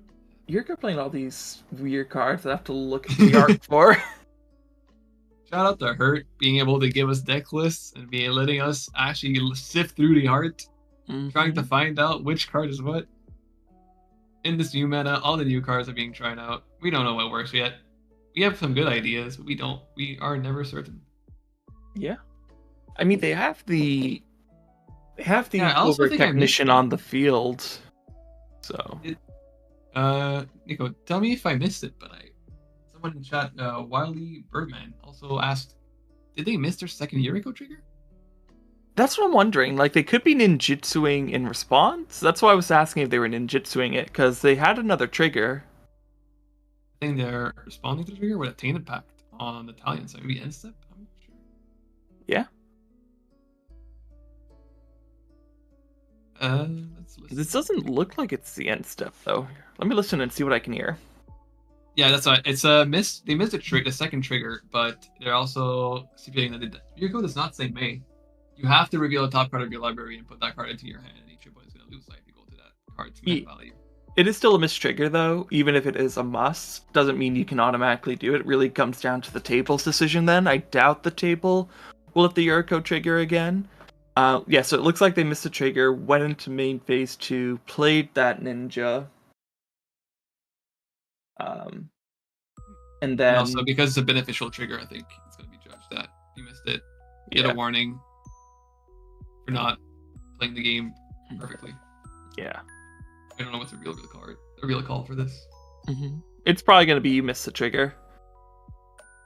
And nothing can come of that. So that's why I was thinking they just were ninjutsuing in the ninja in response to the second trigger from Yuriko. Just to get it onto the field. It seemed weird, but that's what made sense based on the board state, assuming they had it miss a trigger, which they did. Italian casting Tainted Pack as well. What are you looking for if you're Italian? Oh, One Ring? No, could be one the reverse Thorical. I doubt that, though. Perplexing Chimera makes it weird. Oh. Yeah, no, you don't. You lose your Chimera. Mm-hmm. You 100% don't do that.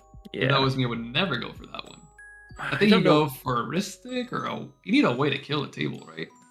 Again, it's Italian. They're not great ways to do that, especially with a Perplexing Chimera. Maybe Shield Dread wouldn't be the worst. Yeah, that's yet. what I was going to say. Maybe Shield Dread, maybe a Storm Drake to Time steal Twister. the Chimera? You get Time Twister. Yeah, but 100% you get Time Twister on this. Time Twister. Every day of the week you get Time Twister. Oh, that's beautiful. And you hope it's not in the bottom 7. Yeah, exactly. And then even if the Perplexing Chimera takes it, a wheel still resolves. So it still happens. Yeah. You know, do you want to control the wheel? Okay, do you kill the... Okay, I feel like you kill Sean. You kill the Chimera on Kinnan. And you kill Yuriko and its little companion, right? That's enough damage. I didn't do the math right. I think you kill Sean outright. I think you kill all of the creatures and then deal the rest to the board. Yeah. So it's 40. It's what? 20, 42? No. Yeah, 42. It's 21 times 2. So you kill Sean. You can kill Kinnan. The only thing and you kill Yuriko? You can kill Yuriko. Yeah, because it's 21 times 2, so it's 42 damage in total. Is Sean the cool name here? Yuriko and the little flyer thing. I forgot the name. No, it's a 2/4. No, wait, you don't kill that. Yeah. I think, like I said, you kill Yuriko, you kill Kinnan, Perplexing. And then you have a giant Bowmaster that you swing at Yuriko unless no one stepped out. Yeah. Then you can swing out. The only thing is Wandering Archaic has Ward, but Yuriko's taps, so you just have to kill the 2 creatures that can block. And then you send Kinnan back to the Stone Age. They only have 2 cards in hand. Some of their mana is a Mox Emir and a Gaia's Cradle, which is turned off if all their creatures are gone. I think you, kill Sean with damage, clear the board, kill Yuriko with combat damage, and just try to 1v1 Kinnan, and you win that in this board state. Yes, Wiley Birdman, it is correct. The Imposter mech is the Bowmaster from Yuriko, which played a turn 1. And I think there's not much interaction from the Thrasios play. I mean, you get to have 2 activations and a Tainted Pact because you have a Dotty Boardwalker. Exactly. Alright, looks like there's just a quick pause while Talion fixes something on their phone. There's a judge call from the Yuriko trigger. Judge call sounded like it was that Yuriko does not get the trigger. So yeah. Tainted Pack is the last thing to resolve here. And with the Tainted Pack, presumably getting the wheel. Presumably wiping the board. Presumably winning the game. Yeah, the wheel is the only thing in this board state that wins you the game, that can get through Perplexing Chimera. Like, yes, it still leaves you open to a counter spell, but that's going to happen anyway. wheel makes the most sense. I don't think even you can't win still, I believe. You need so much interaction. Yeah. Because the perplexity might not be able to get the wheel, but it can get your counterspell to counter the counterspell. Yeah, but I think it's your best shot to try to get through something and get a win, right? Like, Yeah. it's not foolproof. Like, you're going to put yourself at the risk of a counterspell. At least it helps with the perplexing. You cannot get a removal spell for the character because then it gives it to the Dothy. Oh, it's so... Yeah. I feel like early in the tournament, you just say, you know what, guys, this is a draw, right?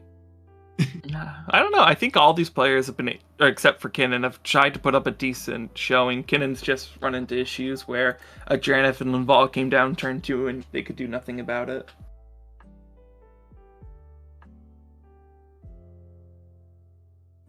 I think early in the tournament, this game is going to get way too complicated. Most likely going to go to time. Feel like you take the mental fatigue break. So you know what? None of these players draw is still good. I don't think any of them have a win yet, so getting the win is important. I get the wrong bracket. I think that if I'm looking at the bracket correctly, it looks like the winners are pretty spread out, so possibly only one person. Well, in that case, yeah. Oh, yeah. Yeah, this is pod 2. Only one person, Joseph, on Talion, I believe, has a win. Oh, yeah, Talion. I just want to go for it. So you take the pack. The best option is wheel, from our opinion. But we're not an Italian player. We are not the one with the win right now. We'll see what they flip and how far they have to invest into this. Ooh, okay. Other proposition. Mm-hmm. Never mind, because I can't remember. Blood Chief Ascension. Too slow. You don't think there's enough time. How much time is there in the round? Well, even just too slow is like a win con. That's not going to win you the game in a timely fashion. So it is only the wheel here, and you hope to God that you have 5 different counter spells for it. Well, you have your graveyard too, so depending, don't have to. You can go down at least a decent amount if you hope that your graveyard stays mostly intact. Though there is an Agatha's and an Agatha's that can exile 1 card. Oh, this is so dead. It is. It feels like we're one turn away, 1 15-minute turn away from having every single card in hand being played. Mm-hmm. There's still a Tainted Pack from Yuriko that could also Hail Mary try to interact. Oh, the Divine Consultation, yeah. Divine Consult, yes. And we're gonna start seeing the flips. Flusterstorm, not you keep. Misty, Thassa's Oracle. Thassa's Oracle. Ooh. Okay, so Phyrexian Metamorph. It's not in the cards anymore. Pognify. No removal for the Perplexing Chimera. Subtlety. Mox Opal, Ancient Tomb, Mindbreak Trap, Grafdigger's Cage, Lotus Petal, One Ring. One Ring. I don't think you stop at the One Ring. No, you're at 20 lives. It's too late. Fierce Guardianship, Dress Down, not a bad option. Oh, Dress Down would have been. Spell Snare, Force. Great. Wait, I love Dress Down. I guess he's already decided what he was gonna get. Blood Chief Ascension. Yeah, he's looking for a win. Yeah. Weathered Runestone, Spellskite, Rhystic Study, Gilded Drake, Spell Pierce, Marsh Flats, Mystic Remora, Island, Urza Saga, Soul Ring, Polywog, Force of Neg. We've seen a lot of interaction not in the hand here, by the way. Yeah, but the whole deck is full of interaction in the hand and in the deck. So well, we've seen a lot in deck, like a Hullbreaker Horror. Yeah, you can't get that one, you just give the Kinnan. Oh, there's a wheel. The Cypher wheel, even. That's a good option. No, it's not a Cypher wheel. It's the tutor. You pay a life for the 5 cards. Oh, yes. You know what I mean, but I cannot realize our instance. Yeah. I mean, that's Limduel's Vault. Limduel's Vault, yeah. I haven't seen that one in a minute. Okay. Why Limduel's Vault? I mean, it's safer, right? You get to go through most of your deck. You don't have to worry about exiling more if, say, for example, it's on the bottom. See, okay. But it does leave you open to the Perplexing Chimera. I think, look, if I'm honest, I'm the Cannon player. I am interacting at the last possible moment. Well, this might be and the last possible moment. It's not when the will is on the stack. It's when the Tainted Pact from the Dothy has been resolved. Tim the Thras player found a spell, casted the spell. It's getting countered. Then you can see. I would start considering stealing a counter spell or stealing. I don't think something. You get to that point. I don't know. They're thinking on it.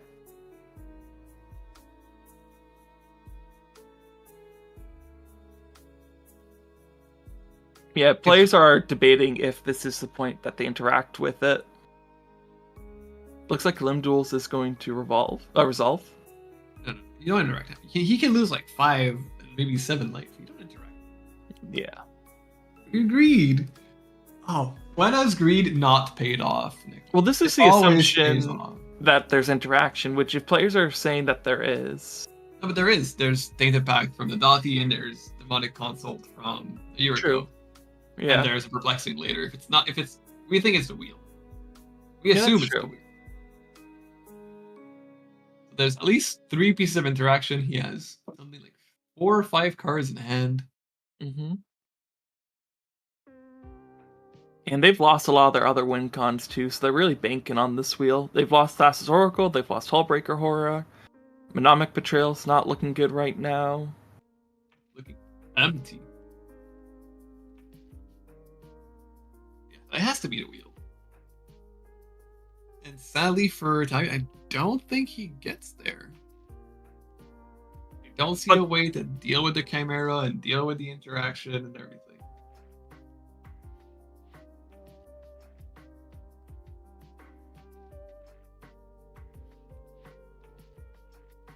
Put it on top. Yeah, thank you. Just figuring out how to resolve Limb Duel's well. Wait, you just shuffled it back in? Well, you shuffle your deck and then put the 5 cards on top. Oh, okay. Based on what they're saying. But yeah, even if you make them use a Tainted Pact here, at this point, making them use their resources like that, it's like your only real out. I mean, you don't have an out. We didn't see a Children being exiled, so you still damage potential. Yeah. It's looking pretty hard to win in this pot. And then if you go for a win, then the Tim the Thras player can go for a win afterward. Yeah, they have the access to the Tainted Pact to try to go for something. If somehow they don't need to interact with a Tainted Pact, then they can just... Yeah. But then silly Perplexing Chimera gets in the way again. Mm-hmm.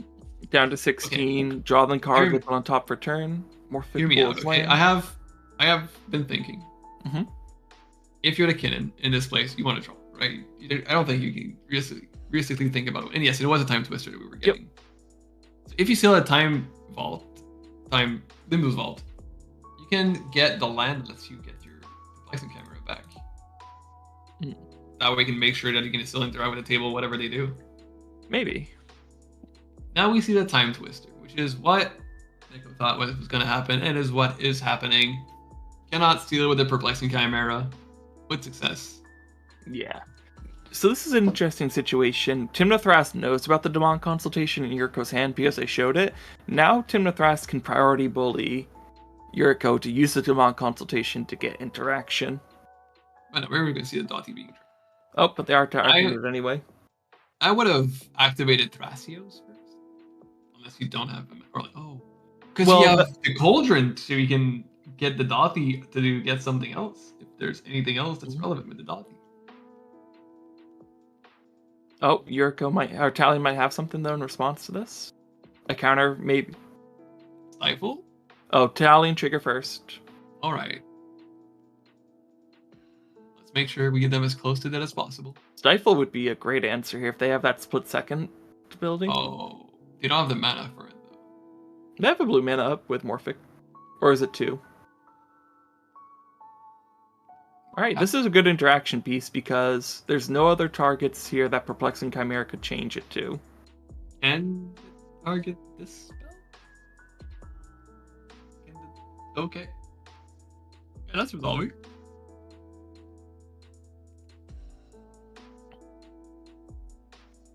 Oh, what? There's creature instant.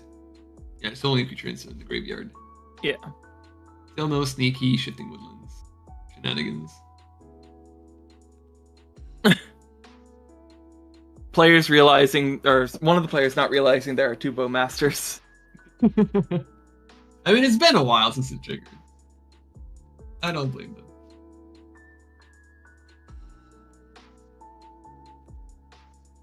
That's enough. We've calculated it's enough to win the game on the spot. Well, no, it leaves Kinnan alive, but you can kill Or Kinnan. be a killer board. Yeah. And it's essentially the same thing. Yeah. So now we have to see Yuriko. It's either No. Thrasios activation. No, Wiley. Dispel only targets instants. Time Twister is a sorcery.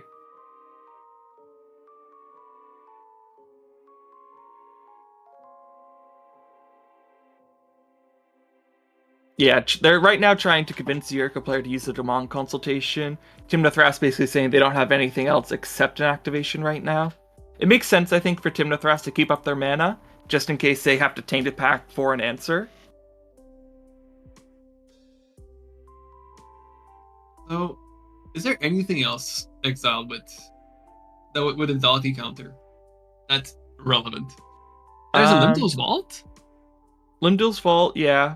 So you could tap the brew, the Soul Cauldron, put a counter on your Dork, sacrifice. Oh no, it's tap. Put a counter on your Thrust. No, it has to be drawn on Limbala.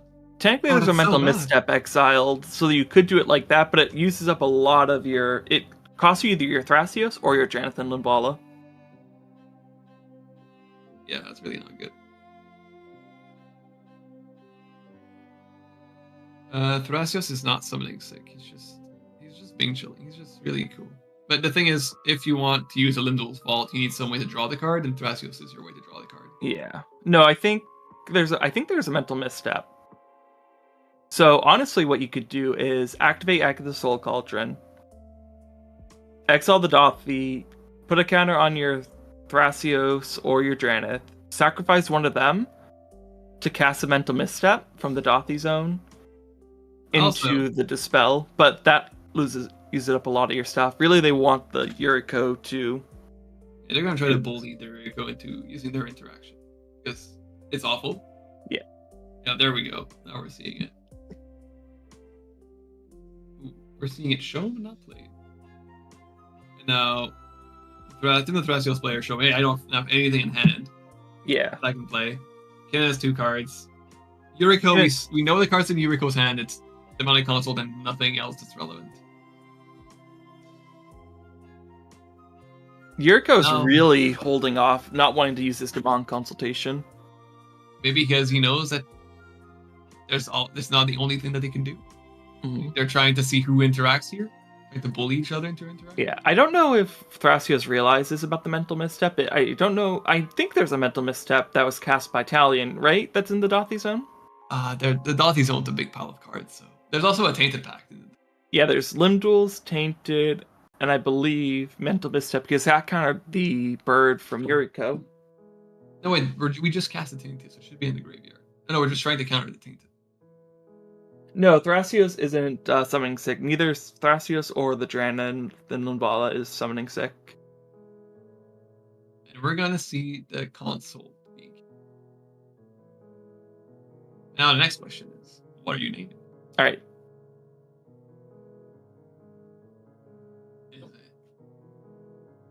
Mind Big Trap isn't... Oh, yeah, Mind Big Trap is online. They are thinking about naming that. Dark Ritual, Land, Imperial Seal, Otawara, another thing, Ninja. Land. All right, so we've not the top 6. We should be good. Now we exile the rest of our library. Yeah. Tainted Pact, Mystical Tutor.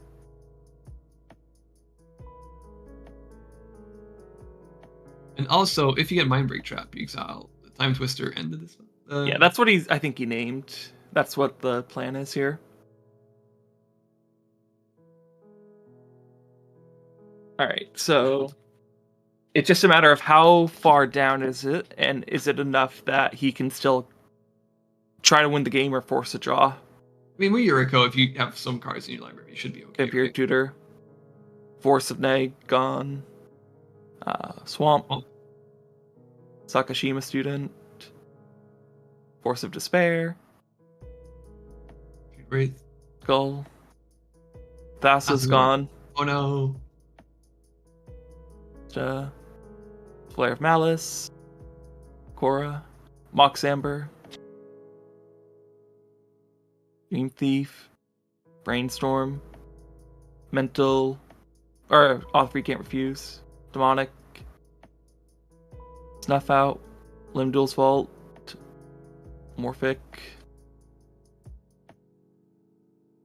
Land, Soul Ring. They're really going down deep for this one. I mean, you can't know. Deadly Sometimes Rollick. like half of their library. Oh, Hey, there Mind it is. Break. Yeah, it's Okay. fine. Not You're horrible. You lose Yeah. Slorgle, which doesn't feel great. I mean, you still got a Yuriko combat damage.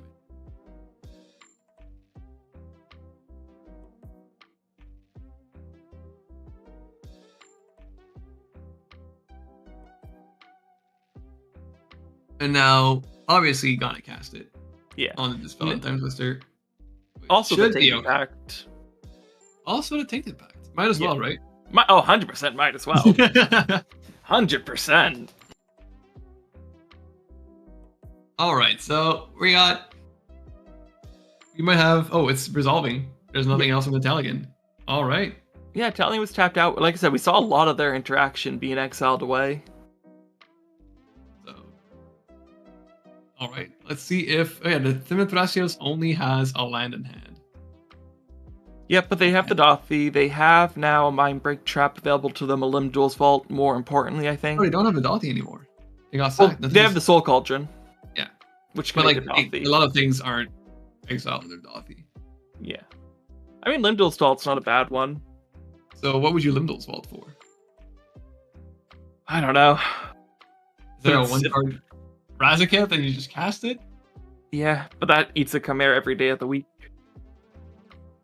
Oh yeah, everything eats a Chimera every day of the week. Oh, it's so annoying. Just So maybe- the threat. Just try to get some value. Like, set up your next 5 draws so you So they got a are... blue tender. And now Yeah. they're gonna activate Thrasios, I believe. Yeah.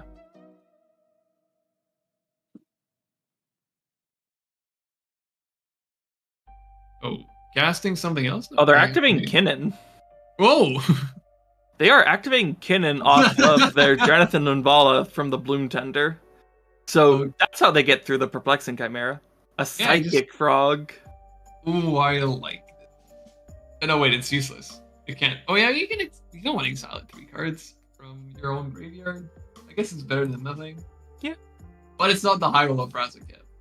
No, but this is in the end step. They're going to untap and have all that mana again. They could do it again. Plus, they can give themselves 2 Bloom Tenders now with the Soul Oh. Cauldron. And you can discard your land to Frog, so it has a counter, Mm-hmm. and it came in. Oh, and it has haste. It has Ace. Or, well, Oh. it doesn't have Summoning Sickness. It doesn't have summoning. Sorry. Yeah. Equivalent but different. It can tap on this turn. That's the big takeaway here. Camera is not an activation. It's a triggered ability. Though it can go through. What was that? The Papa Squad 69 asked if you can activate a camera with Linvala. Yeah, it is a trigger, yeah. Now Frog can have Frog is such a menace of a card. Frog is. It is. Looks like playing the land from hand, though. Tapping. They're casting Imperial Seal. Guaranteeing something on top. Could be anything. Could be a Razaketh. I don't could- know. Could be Razaketh. Could be anything. What else could Yeah. it be? It could be Seedborn Muse. Seaborn Muse would be It's a spirit. It's disgusting. not a human. Yeah. I am very sad he played the land. I think discarding it to get a +1/+1 encounter on the Frog would have been great. Yeah. Canid should be in exile. They put it in the graveyard. I don't think it's going to matter a ton, but it's not in the Dothy zone, which is the big takeaway here. Yeah, so they can Imperial Seal, activate Kitten, get the Seaborn used to field. I feel like you get Seedborn, and then eventually you're going to get Resi. All the mana you can get with all the counters. Because you can untap your Soul Caution as well and give all of your creatures. Yeah, no, that's disgusting. Doomtender. Yeah, they are. Yeah, they're just... They are taking the Chimera. That makes sense.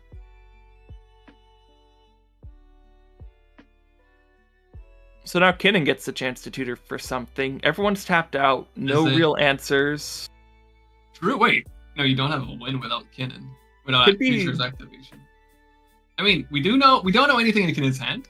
No. It could be a removal piece, but then there's the Chimera who takes it. It could be, yeah. So it's just really more than anything to take this away from the Timnifras, so they can't just get a Seedborn off their activation. I think you go get the land. That brings your character back to you. That way you have 2 triggers that are uncounterable. Yeah. Unless there's a way that I don't see that you get a win here.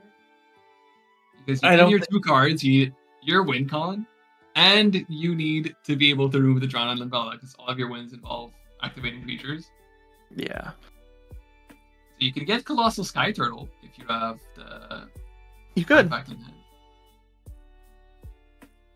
That's something that could work. The issue is, like, not only do you need the removal and the win con, you need an outlet for the win con. Like, if you can make... You need so many things. Yeah, you need, like, 3 pieces here. You need a win. I mean, he has 3 cards in hand. Yeah. And I think we are pretty sure there's no interaction left. Like, he needs a removal piece. He needs Hullbreaker. He needs 1 or 2 removal pieces and, like, a Hullbreaker Horror. No, you need 1. You Sky Turtle. You have Sky Turtle. Because you're Sky Turtle, but then you still have to deal with the Dranith and Linvala. I guess you can bounce. No, you Sky Turtle the Dranith and Linvala. No, you have to Sky Turtle the the Chimera, I think, if you have like a card to cast. You need 2 removal. Oh, so. Or you have Hullbreaker and another spell to cast that you can then do the Infinite Flicker, and then on the last flicker bounce the Dranith and Linvala, and then use your infinite mana to activate Kinnan.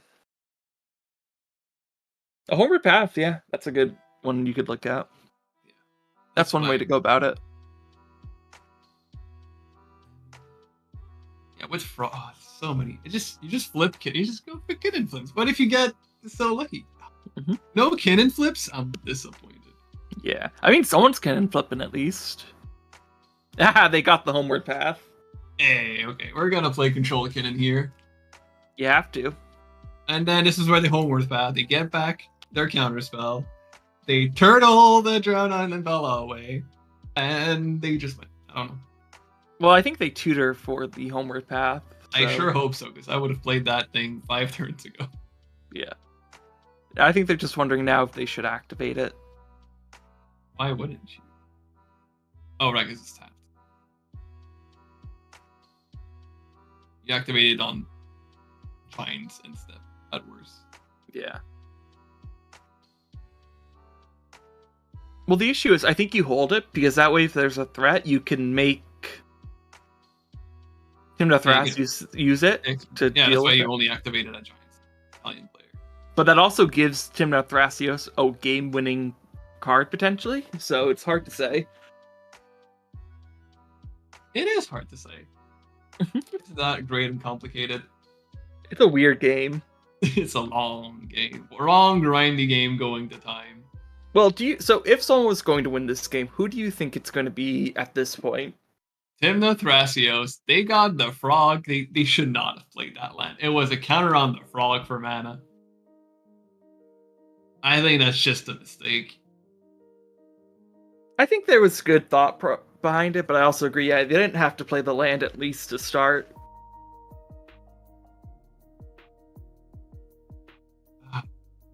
Alright. I feel like there's... Yuriko won't go... Yuriko cannot go for a win. Unlike everyone's especially with Oracle gone. Yeah, and if they're on time, we might have an extension. Yeah, there was a judge call. And now, yeah, so I don't think Yuriko wins. No way. I don't think Yeah. Talion can win anymore. Thanks to all of their win cons. And there's a that can go around Perplexing Chimera. I mean, Talion could win with like is Talion on Praetor's Grasp? Why do you just get the Praetor's Grasp stolen if you cast it? You can't cast anything. You need to have 2 win cons at the same time.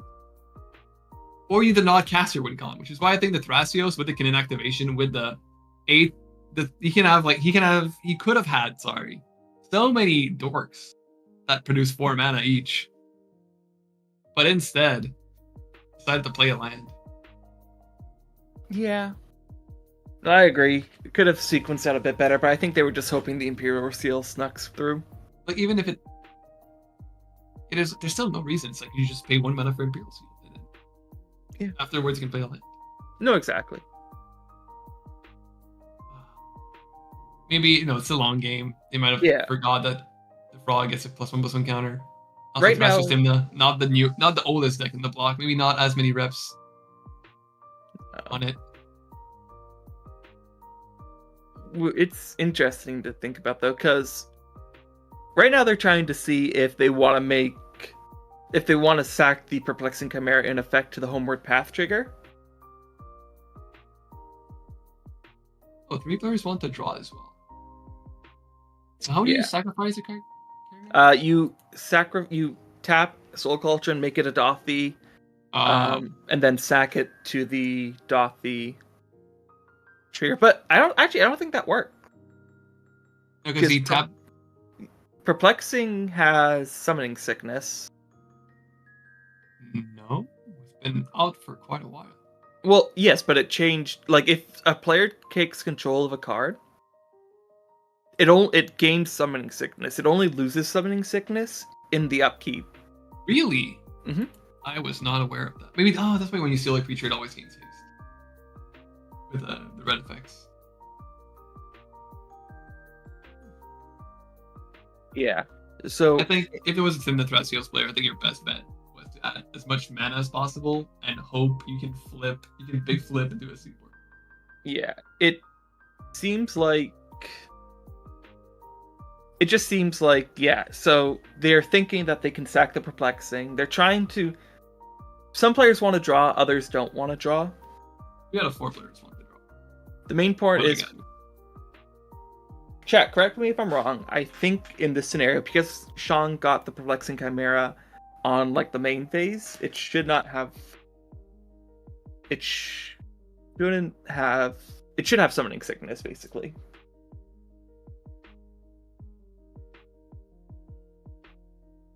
I mean, the only one that reasonably has a chance to win here is Timna Thras. If they're going for a line where they're going to sacrifice, that's what they're going for. Yeah.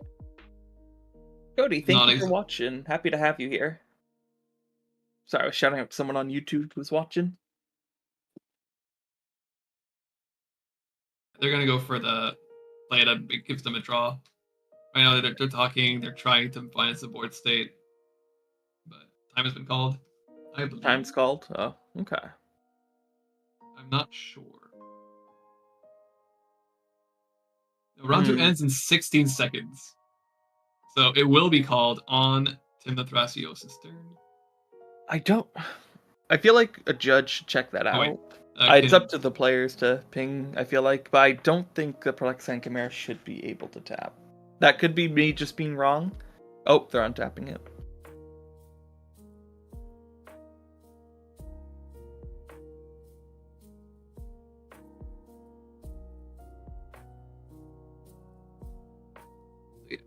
Now it is officially time. Mm-hmm. So we're gonna end Cool Names Here's turn unless there was any time. Yeah.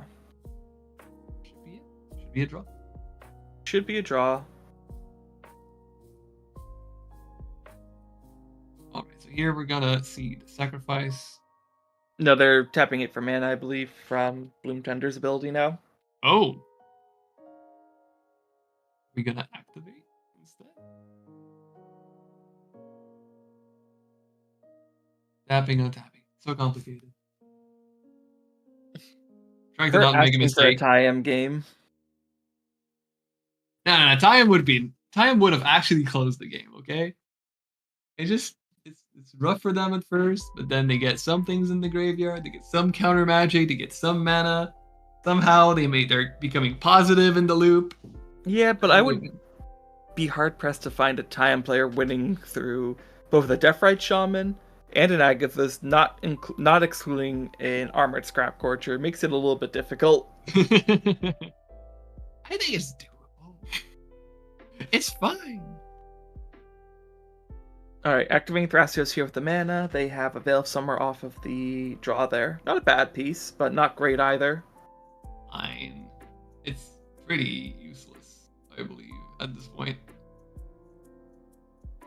Yeah, I've never heard of Lurker too. It's not like Lurker is also in Massachusetts or some New England place with us. At this point, we might as well move the head of Ka0s to Massachusetts or New England. There's so many of us up here. No. You move it to Canada. I feel like it's a wonderful planet. Ka0s would love. And yeah, Ka0s would love that. Move to Canada. Move up there. Everyone else also moves up here. Yeah. You're all gonna learn French. I think that's the best option for. Is that the best option? It's the best option for sure. Hurt to answer your question, that's the Dothi pile for the Yurko player. That's the 1 mana Soul Bond bird. There was a Dothi, and now there's a Dothi exiled under Soul Cauldron. So there's the Dothi back. Never left. All the little Dothi piles are still useful. Always omnipresent. Exactly. I think Slightly this is less still Imposter mech or Italian? Top What's left. Wait, hold on. of the Yurko's board. It's the Drake thing. Oh, right. Okay, slightly less top left. That's the ninja that enters or like does things. It's It makes a copy.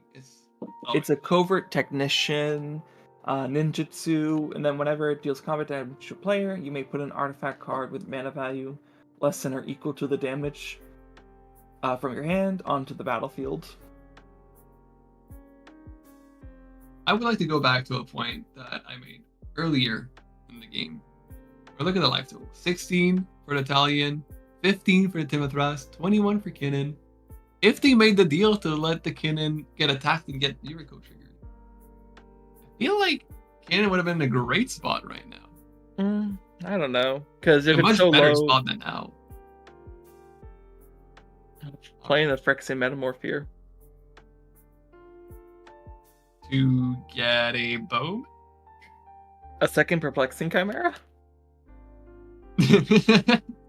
So make sure it's a draw. You cast a spell, I get it back. You cast another spell, it's still mine.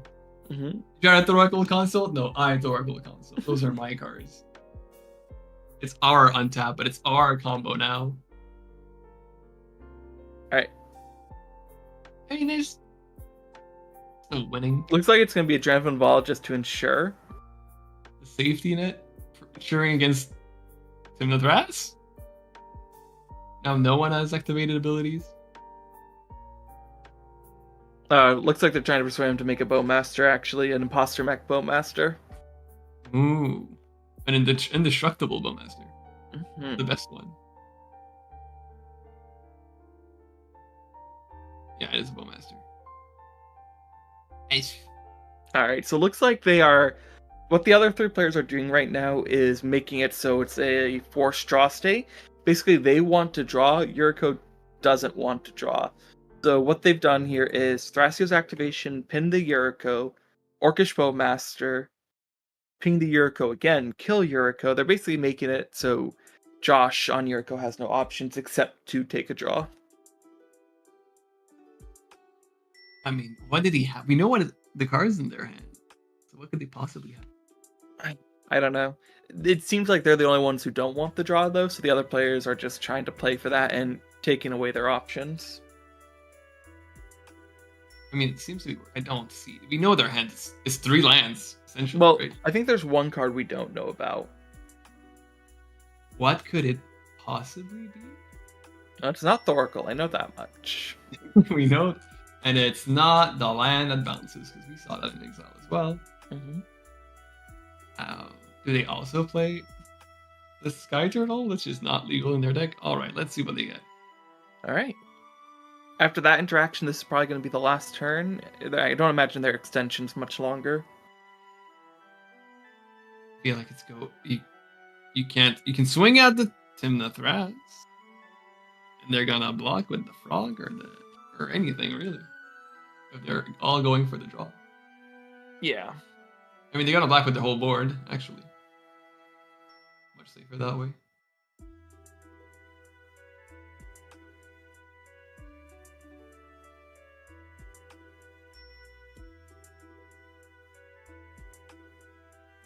Unless that card is removed, but even then you don't want to. Even removal doesn't help them win the game here. Storm Drake does not do what it wanted to do. If the Perplexing Camera gets control of it, then you just think Yuriko.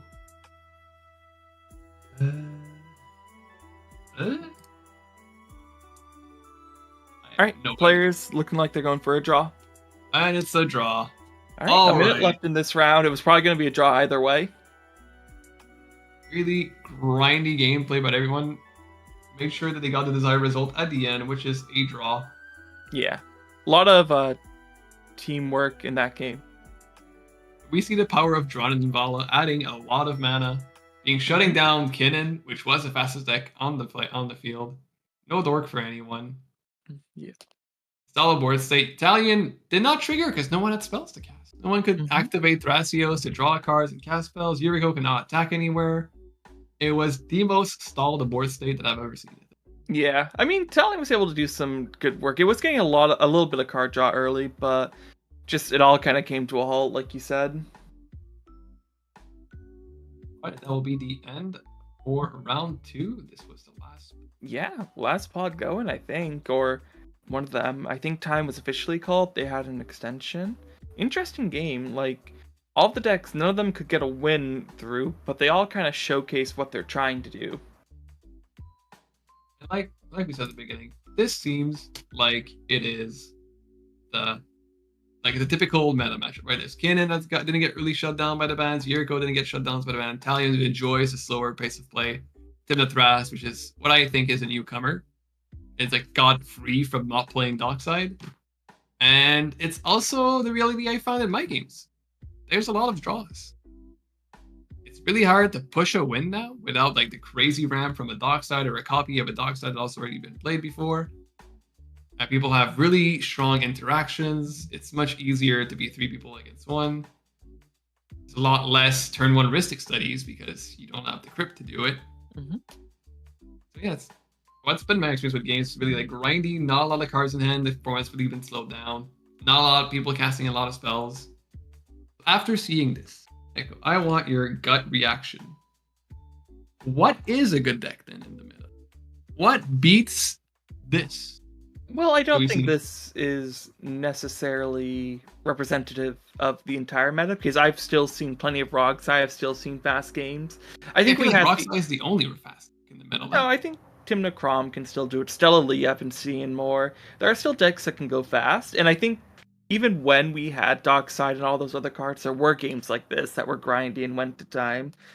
So I think the meta's overall, like, people are trying out new things, but as a whole, it's a little bit slower, maybe a turn slower, but games can still end quickly. I don't notice a huge change in how they are ending.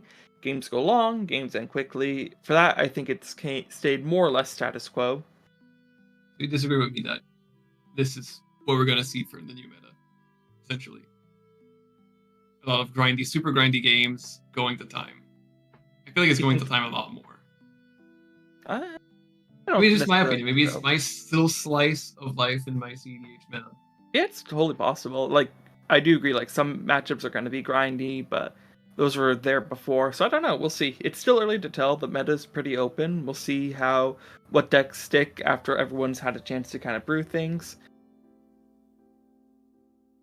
We are in the best moment in CDH in a while if you're a brewer. Because all the fast meta is gone. All the Dockside's gone. If you wanted your weird artifact enchantment deck, it is the time to play it. It is the time to bring it out and see if it had what it had. If it has what it got, now the Dockside is not a threat. Now that whenever you play 3 rocks in the turn, you say, well, I got 3 mana, but a Dockside for 1 card is going to get 5 mana. and now I just screwed the game. It is nice to play like a rock down turn 1, like an LED, and not have to worry about it feeding a dockside count anymore. We're not holding a Lotus Petal in case it feeds dockside, but not playing it too early. So you can always play too early now and not feed the fish or not feed the Rhystic in the next player's turn. Mm-hmm. Always nice. Also, personal favorite part of all the ban for me, there is no crypt flips anymore. Yeah. Which saves sometimes for actual gameplay. It does. I don't mind Crypt being gone. Dockside, it's sad, but I don't mind. Like I said, JLo's the only one that I really like. Does that one really have to go? But overall, I mean, it's Jewel Lotus. It feels a bit too strong, right? I don't think so. I think it helped like the higher CMC decks can be, at least in this format. It's good to see decks like Talion. We saw Rakdos Hard Muscle. Those decks are still around, and it's great to see that they're still putting up results. So maybe it's not as big of an effect as I thought it would be. I just hope we still see those decks moving forward. All right, and we're going to see a lot of different decks in the next round. So here, I guess we're going to take a short break, and afterwards we're going to be back with you with round 3. Keep you posted. Have a good rest of the day. Have a good one. Bye.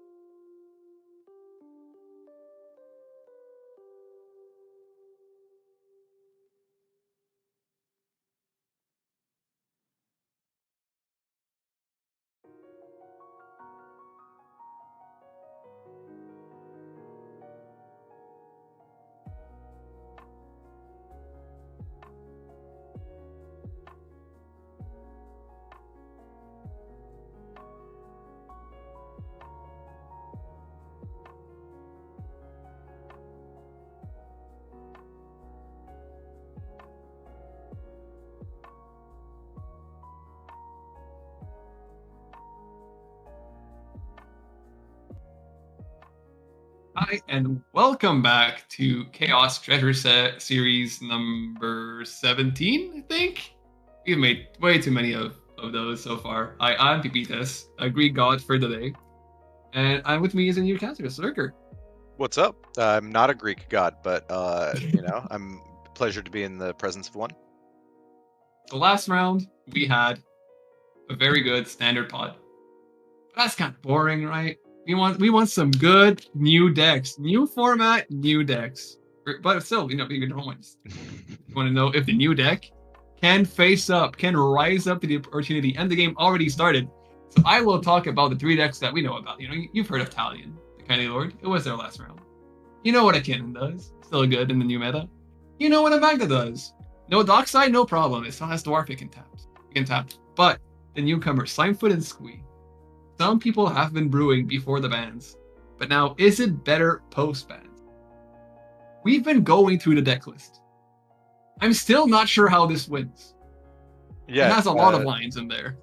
Yeah, there's altars in here. There's Hulk in here, but there's no clear how they get there. There's, I think, Broodlord lines, and that's kind of the one that we think is the most straightforward. I think that There's a Mayhem Hulk. Devil is probably one of the outlets here. It also is just there's Viscera Seers, so for the Hulk, I think that's probably one of the main ones. But this one has some spice. So what we know so far, there's a pod, there are some reanimation lines, and that's it. We don't know the rest. There's some food synergy in there too for some reason. Still don't understand why. Probably from the Hulk pile. But right now we're in a game. We got a turn 1 counterbalance from the Talion. Oh my god. Turn 1, play 1, counterbalance. That's so Already terrifying to me. All right, so what do we got on top? Is that a 1? It's a 1, so turn 1 counterbalance. Oh my Already countering God. your Mana Vault. Already Wow. being a menace. And now Magda, all of your dwarf. That counts 1 mana. I Can't play any of mean, them. look, I'd rather be the Magda here than the Slimefoot and Squee, who just actually yeah. lost my Mana Vault. That's brutal. Because you have to play into it. There's no alt route there. You kind of have to. You need to find out what the first one is. What if it's a 2? What if it's a 3? You might be fine. But you don't know. Yeah, And then you just guess wrong. Bad that's RNG. brutal. You know what? Sometimes don't gamble, kids. Unless you're mono red, then you have to. I mean, I feel like Magda and I feel like everybody's got to know that 1 is the most common and 1 is the most likely, but it's still just you gotta 0, 1, 2. And now we see a card that is beautiful in Magda. That's never got clowned down for it. It is the Clown card, a 0 CMC vehicle that lets you tap your dwarves whenever you want, essentially. And with a turn 1 Magda, so playing a 0, playing a 2. Thanks to Slimefoot and Squee, it knows what to avoid for the counterbalance. Yeah, going. And we're gonna have a turn 1 on Magda, which is a great start.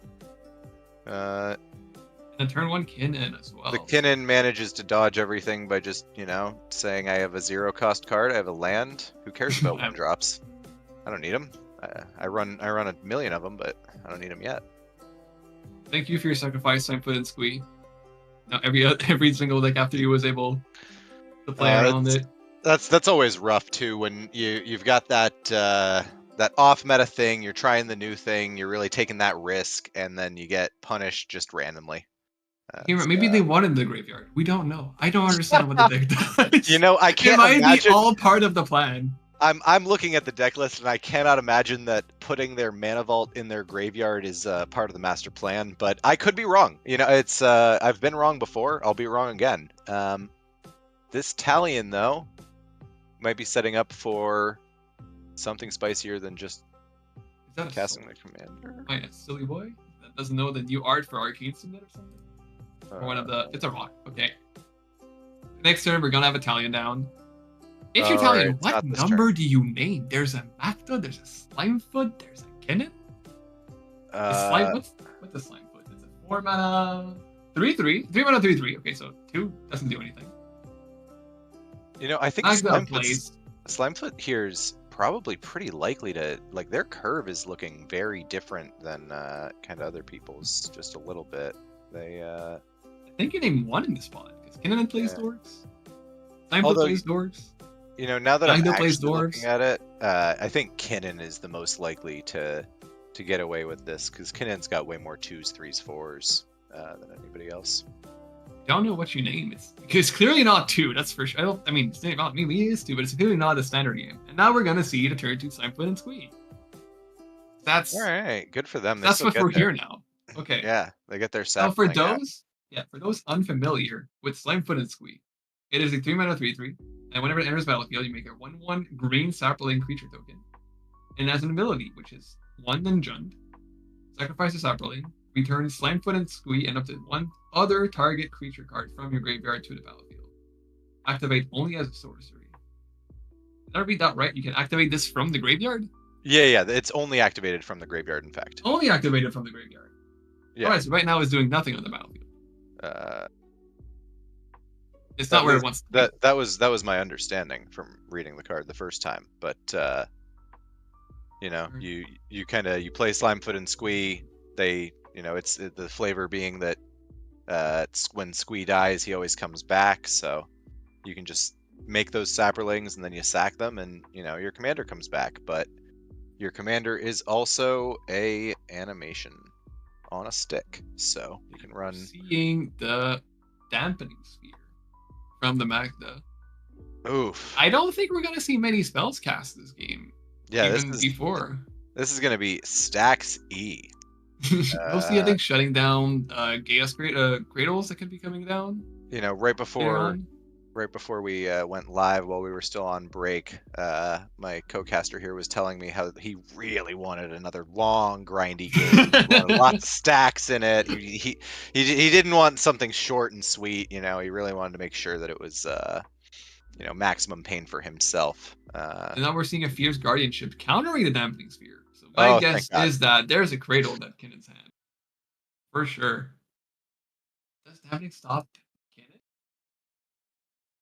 I mean, it's What do you either think? that or the Kinnan is thinking that they're gonna have a really stormy next couple of turns, but Maybe the counterbalance on 1. Oh, counterbalance on 5 right now.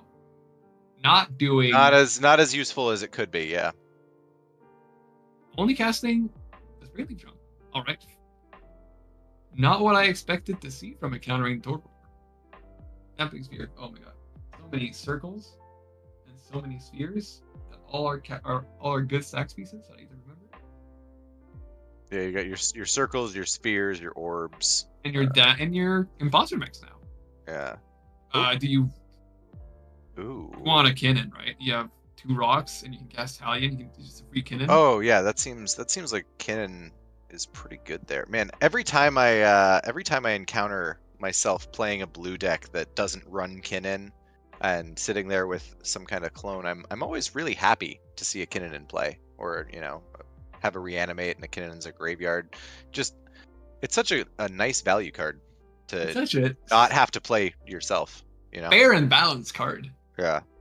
2 mana, double all your mana rocks. Get an activated ability that's really good right now. Is that on 2? Did he Talion on 2? Italian on 2. Sometimes you just gotta go. Alright. If it's the typical answer, right? Yeah. Well, I You don't know what. suppose Okay. If the you're nice Italian, thing about it, right? There are so many 1-cost cards that also happen to have 2 power or 2 toughness in our format that just like a bunch of the dorks do. I feel like it ends up hitting quite a lot. one problem with it too is that think who's casting spells? Like the Slimefoot and Squee? I think cast Magda ideally just attacks, gets treasures, and cheats stuff into play. Kinnan ideally combos off or activates Kinnan, not really casting spells. Slimefoot and Squee does something. We don't know yet. I don't know yet. I mean, as somebody who plays similar kind of colors as this and strategies as this, it's kind of a mismatch or a mishmash of a bunch of different things. I think that Hulk is probably the plan A here, though. The more I look at this. Don't recognize. Do you? What card? The Slimefoot and Squee played an artifact, I believe. Right of their commander. Left of their commander. To the left of their commander. That looks like So it could be a. The options here are, if it's an artifact for sure, Bolas's Citadel, a Pod, an Altar, or a Death Mantle. If you're really, I can't. It's Phyrexian Altar. Oh, it's Phi Altar. All right. Ooh, that's one of the Yeah. Color mana. So- Okay, yeah. Yeah, it's a. You were Couple asking piece, me right? what you were asking me what my what my commander that is bad was before we started, and yeah, it's a combo piece for that one too. All right, please enlighten me then. Why? So you sacrifice your saplings, but you need them for Oh. the animation. So it lets you sacrifice Slimefoot and Squee as well as the Saproling, right? So that's 2 of the mana you need. Then you activate Slimefoot and Squee, and you sack a Saproling and bring him back. And if the creature that you bring in makes mana or does something, you can get a loop going there. Let me see what he has that might do something like that. So it's a combo piece. I think it flew under the radar for everyone. It is a combo piece, but it's a slow combo piece. The thing about Phi Altar is that it's part of 3 and 4 card combos. It's not part of 2 card combos usually. It's going to be a combo piece with a Nim Death Mantle, perhaps. My one worry is that the Phyrexian Altar was the one part they could interact with, but the rest, if they interact with it, goes to the graveyard.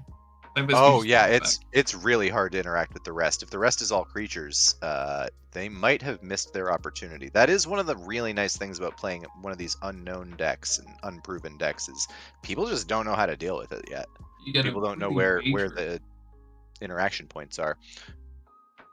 And we've seen from the Magda just untapping and passing, from the Kinnan playing a fancy shiny card. So many altars right now that I cannot know them all. Yeah, it's always hard. Seems like a 2-mana spell? 3-mana spell? Where is it right now? I see. It's Enduring Vitality, a new card from Duskmourn. So it's a Vigilance enchantment creature, Elk Glimmer. Choose control have tap and 1 mana of any color. So it's gonna Yeah, no, Enduring Vitality is a really cool card. I'm very. Also, if someone tries to remove it by killing it, it comes back as a regular only enchantment. And our Dark Side is gone. It's not as big of a deal. And now we're from the Talion. We see a Moxhammer being played, so having a ton of mana as a Kinnan.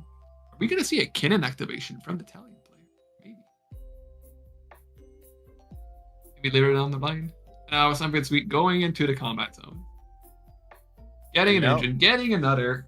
They just need to do it for the tokens, you know. That's what a good politician here would be telling everybody else. Just for the tokens, guys. I look. It's only making 1 mana. What is 1 more mana, guys? It's fine. It's fine. It's totally not a problem. So they do in fact. Yeah, they do in fact have enough mana right now that if they are able to entomb a creature, they can immediately reanimate it. So they can only do it at sorcery speed. Yeah, for sure. It's just as long as they pass the turn, they're safe. So they need to find a big creature. Their payoff needs to go in the graveyard. Yeah, if they can get their payoff in the graveyard right now, they're feeling pretty good. It is just a question of can they find one of those pieces.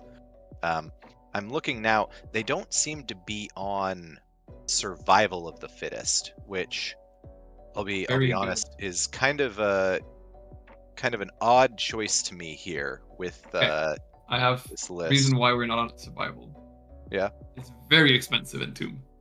It is. No, I agree. As someone who I am not actually very high on Survival, it's not a card I'm a big fan of because it has a big. Its lines are very expensive, and it's got this factor to it that certain cards have, where people are more scared of it than they actually need to be. They need to be scared of it for sure. It is this inevitability kind of thing that you're putting on the field, but it's also it costs a lot of mana to actually work. Green mana too. Yeah, a lot of. Well, I mean that's not so much of an issue when you have a Phi Altar and 3 creatures to sack, but or something like a Cradle. But yeah, I feel like if he just had something like that right now, that's bing bang boom. very hard to interact with win. Now we're seeing an Eldritch Evolution coming from the Kinna. Okay. Ooh, sacrificing. Okay, Oh, I'm sure sacrificing that 3-drop that comes back. it's a finale of Devastation. Sorry, wrong art. There's so many arts. Ah, You're good. You're good. finale for what seems to be 1, 2, 3, 4, 3. Well, so each of the creatures taps for 2. Yes, 5 total So, CMC. Yes, so 3 or probably less. at 3 or less. What do you think you're getting here for 3? As a Kinnan, yeah. I mean, there's either copying something or I mean there are a couple other. Let me just double check. Gilded Drake? Yeah, it could be a Gilded Drake or a Manglehorn. It could also be a Trophy Mage if he thinks that he has a line to just win right now. Yeah, because you can tap it for 2. So but it's only it doesn't have one. haste Yeah, but you can tap the Spinning Drum. Can't you tap something that's a creature? with what? Yeah, with Where- the Spinning where's Drum, you how- can tap it. Oh, with the Springleaf, sure. So that's 2. It's not enough. It's only a land. And some way to. Oh, Mangle. Alright, destroying probably the Fire Altar. Yeah, yeah, it is a Manglehorn. All right, it's I assume it's a clown card because we see the Magda activation in response to the ETB trigger. Yeah, it is the clown. Yeah, it's the See, this is the thing, right? If you're not aware of the other deck, why would you ever interact with it? If you know how Magda works and you know how close Magda is, yeah, why? Of course you're going to interact with it. Magda's right there. Also, Manglehorn, I feel like already having the Treasure Center tapped is screwing her a little bit out of her combo. Right, that's So you could have kind of what I'm attacked 2 thinking. players or even the Italian with the Imposter mech. Yeah, I That think seems that like a way better problem. I think that sometimes people forget about that extra part of Manglehorn. Really, like, I've been playing in the Dockside meta right before this. I was playing Selfless Spirit. I was playing Blind Obedience. I was playing I was playing anything to get my opponent's Docksides to be less valuable while mine is still valuable. But We're not in the Dockside world anymore. we're not in that world anymore. So I think that people are starting to just already forget that there are still some treasure decks out there that these cards will just work against. You don't have to kick them while they're down. Although I think that they're probably just afraid of the Magda. They probably have some experience with it. They know about the Kinnan v Magda matchup a little bit better than they do with this Squee deck. It is also hard to know. The thing about running a bunch of different A+Bs like this Slimefoot and Squee deck is sometimes you just get some of the least synergistic parts all in your hand You together. only get A's. And you don't You're like, wow, look at all these. I have Reanimate and I have 3 sack outlets. How cool is that? Awesome. no payoff. Nothing to do with it. Let's keep drawing these. Oh God, what's the least useful card I can see? Let's draw a Carrion Feeder right now. That seems awesome. Yeah, this is the right moment to play. Yeah, good I moment feel to draw Italian- that Carrion Feeder. Like I thought it would be. Not drawing too many cards on it too, but to be fair, not many cards have been played. I think that the slowness of this game is just really not working for them. Thana Pact. Well, Okay. that's gonna make things go faster. Do you think it's the dreaded reverse Toracle? Oh. Ah, he didn't just pick up his deck. Ah. It looks like there's a pass from everyone. All right. Oh, we're seeing picking up the deck. It looks like it. So who has possible interaction against the cannon? Maybe. Because Well, that's just what it's just Toracle concept, right? He just I took his think deck a that- few times. That's I scary. think that the Slimefoot and Squee I saw immediately do a pass priority kind of hand motion. So I think but they probably don't have the priority. And usually when I'm playing Jund or Sans Blue, that's kind of the advantage of playing Sans Blue is you get to say to everybody else, "Hey guys, I can't help. Do it yourself." And sometimes you can help, right? Obviously you're lying sometimes. No. Like, You you always always say say you you cannot. can't, right? Like, and they should expect that you're telling the truth because you're playing Sans Blue. Like, I'm not on Blue, guys. What? You want me to Veil of Summer? Yeah, that's gonna help. You only interact once every counterspell has been possibly been Oh, we're seeing her sacrificing it separately in response. Maybe no. Don't interact now. It's not your time. Beautiful Jund player. Please.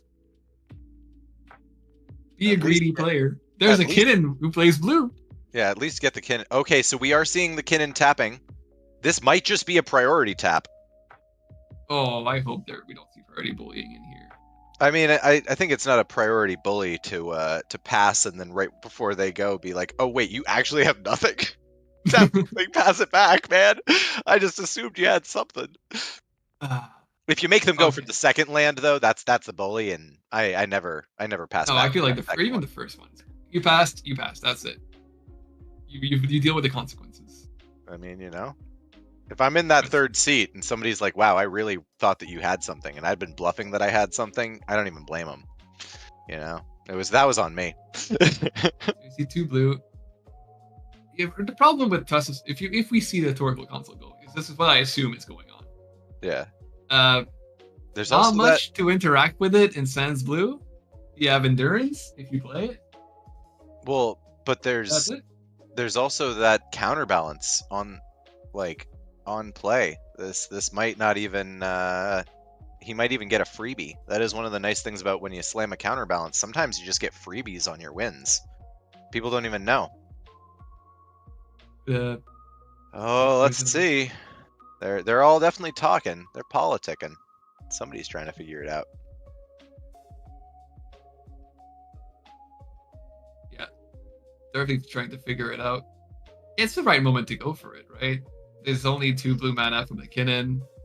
There's a slime-footed Squee. Okay, the Magda's doing something. What was Disruptor that? Flute from the Magda. Disruptor Flute. All right. Are you also looking up what does Disruptor Flute do? It's a flash it artifact enters for 2 mana. As it enters And the when it battlefield, choose an. Oh, it's it's a Pithing Needle with Flash. That's a good card. I've always thought Pithing Needle is not a card I like, but this is a card I like.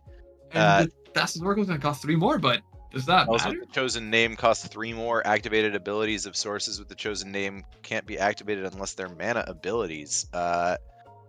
Is that gonna matter? He doesn't. He might not have enough. He might be like one. He or has two one. off. Yes. No. Oh, He but has. the top card. Oh well. Never mind. He gets them all. Oh no, it's a draw and a trigger. Wait.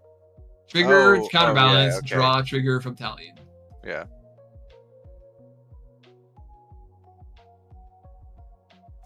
Now, Disruptor Flute, would it have stopped? Because he has a Kinnan as an imposter mech. Remember that part. There's the Mox Diamond. That's 2. There's a land, and there's another rock. That should have been plenty fine, right? To go for it? 1, 2, 3, 4, 5. Yeah, 5 mana to go for it. It's probably. I think he's probably there. I think that there's a really good chance that it's just 3 people trying real hard to play some arch enemy right now, and I'm not sure if they're gonna get there. And we see a Flusterstorm from the Kinnan player. Ooh, that might eat up some of. Between the 2 of these, this might eat enough of the mana. All right. So storm count currently But is. the flute has been countered, so there's no flute anymore. So we're gonna see 2 blue from the Mox Diamond. What is that and- top card of Talions? Italian on top left. Yeah. What's the top? What's the card on the top of his deck? Good question. I just don't recognize that art. Welcome to my world. I think it might be a counter spell of some sort. Oh wait, it's Italian deck. I'll just assume it's a counter spell. Let's chat. It's a mana drain. Thank you. Wow. Alright, it's a mana drain on top. Probably won't be able to cast it. Paying for the Flusterstorms. Having 1 blue left. And we're seeing the Tainted Pact resolve. Okie doke. Now, he's having a bunch and then going towards the end. Oh! It's the last card! Oh my god, wait, I don't know how low he mulled. Did he mull Classes Oracle to the bottom? Yeah, he must have. That's Oh my god, the dream! the only way. So the only time I've ever had this, I didn't go for it, and Why? I've kicked It's myself so every day. cool. It would have been a turn 2 win, and I realized Exactly. after the game nobody had interaction for it, Of and course I like not. asked everybody, and they're like, no, I didn't have an interaction for turn 2, and I'm like, no. All right, Tassa's Oracle on the stack. Only 2 Finally gone cards for in it. graveyard, so removing the Oracle and casting Endurance is not enough here. Yeah, that he actually with that counterbalance has Devotion 4 either way. Yes. And So GG. That's the that game. looks like it. Yeah. Yeah, Well, when in doubt, you got your we got my your fast quick win. you got your quick and Let's dirty go, one sis. like you wanted. Ah, the simple game. Straight to the point. Oracle Yeah, console. The combo of the format. I mean, not as much anymore, but it's Oh, I'm Thank you. the thing about that combo has always been that nothing quite removes your entire deck like Consult or Tainted Pact. And it is 2 of them. they're never going to print another card that does it either. So Well, there's a few cards that come close. There's a way to do it in mono blue where you exile your library and you shuffle your graveyard into your library. but that requires you There's- to have no graveyard, which is Almost no. pretty Sure. easy to kind of interact with in most colors. And then Okay. there's Leveler, which is terrible, but they're gonna keep printing. They're gonna keep printing cards that essentially say you win the game for having an empty deck. They just printed a new one, although luckily it does not interact with EDH because it's like a creature that's like a 10/10 or something. But All right. So we're gonna jump we got a into new one. a new game. We have Alright. Scion the Ur-Dragon. Entomb Oh. in the command zone. yeah, no. We have- So speaking of Entomb in the command zone, like we had that Slimefoot and Squeeze, Scion of the Ur-Dragon, I have seen quite a lot of. Ooh, and- a lot of. Please enlighten me.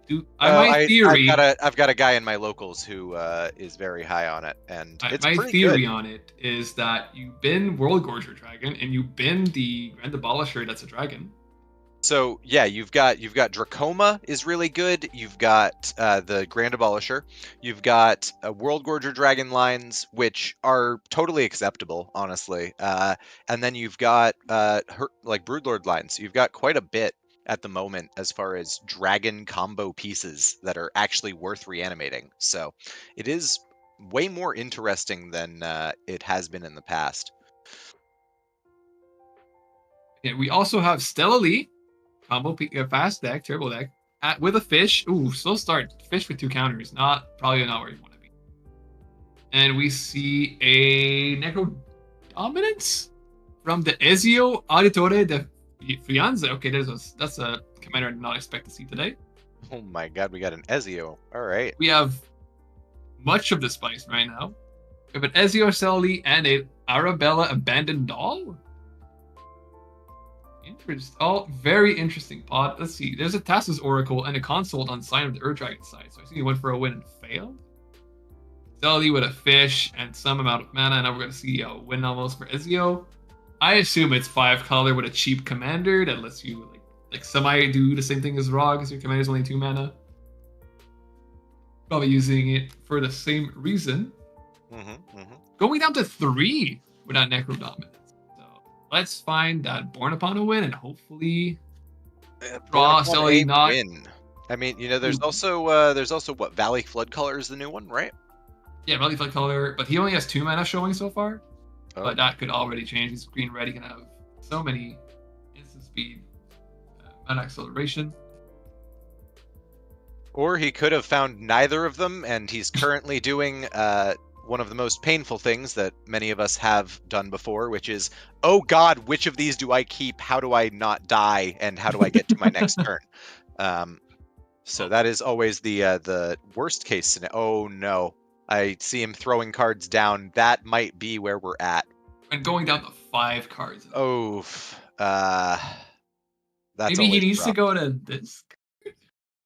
That's always rough. All right. Well, we're seeing a failed Oracle Console on the side. We're seeing a Steli not really doing much. We're seeing a failed Necro Dominance going on right.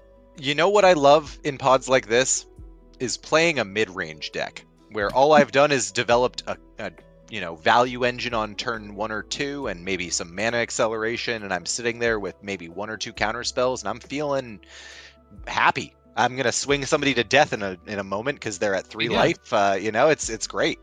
Especially with Arabella, because this is a creature that deals X Direct damage from damage. each opponent, and you gain X no. life for X is the number of creatures you control with power 2 or less. Oh, this Arabella is about to get a free kill. A free kill? But will they get a free win? That's really the question. Oh, I mean, a lot of people tried this game, and no one seems to have succeeded.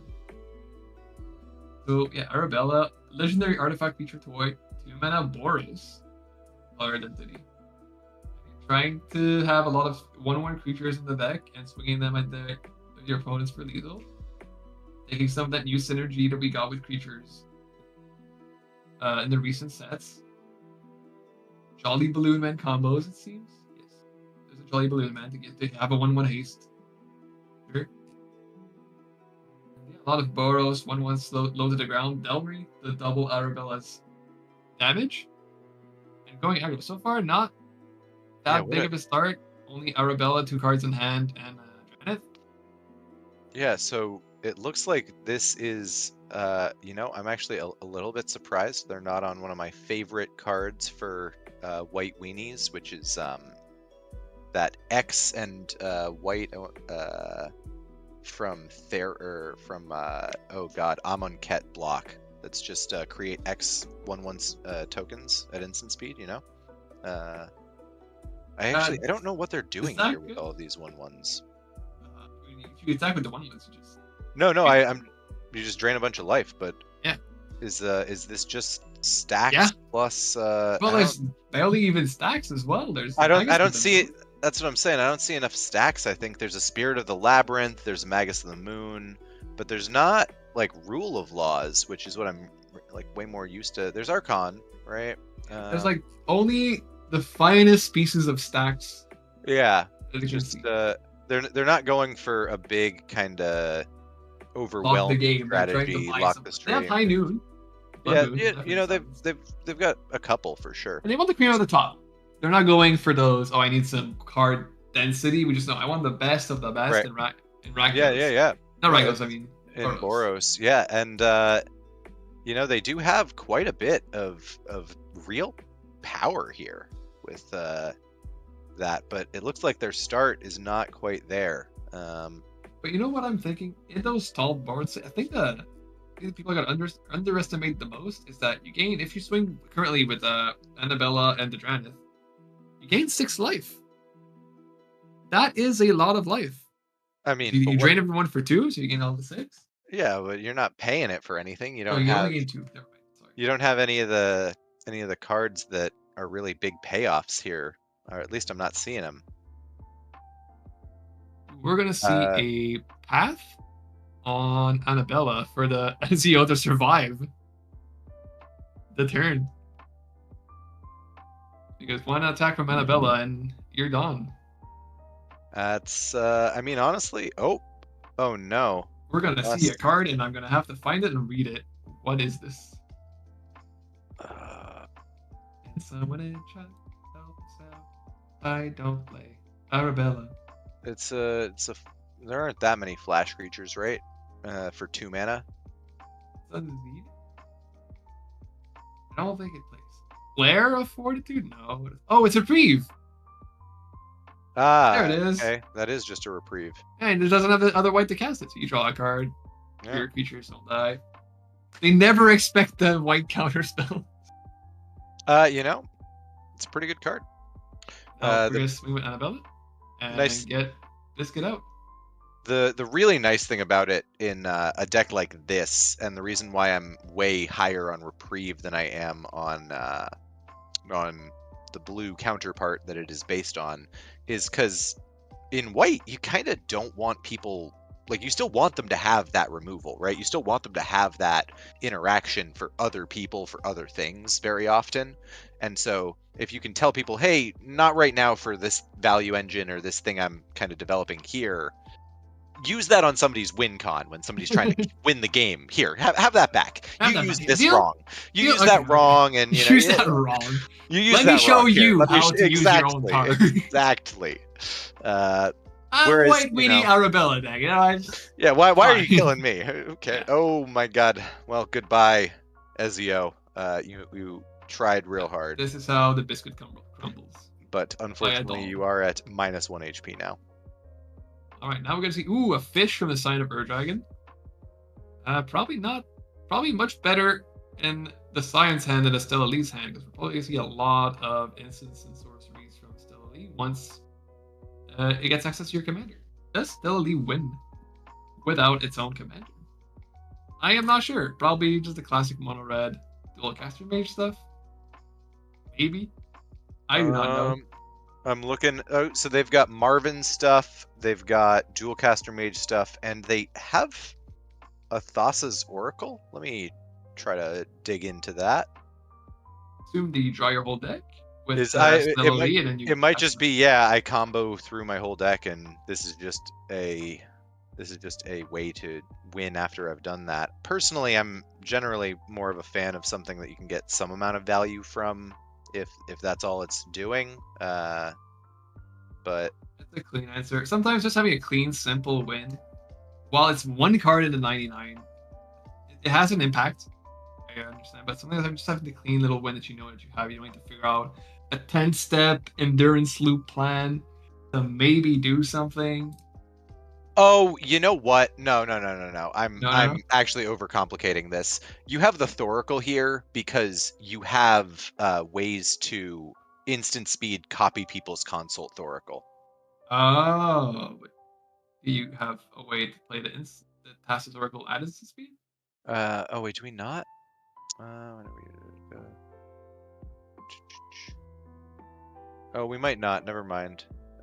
Anyways, I thought we did. To Arabella's board. Let's try to figure out which card it is next.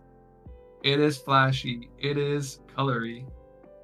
Is it an Eidolon on Great Rebels? I'm not sure. What, the red card that was just played? Correct. That looks like for 1 mana, or is that 2? I wish I could see the lands right now. Do we know if they repeat for 2? So probably 1 mana. Could be a Ragavan. Is Maybe. there a print of Ragavan that looks like that?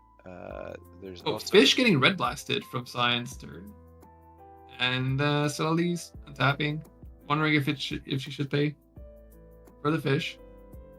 I assume you do, unless you have something better to do. You finally found the answer for the Dranith that you were looking for. Play your commander.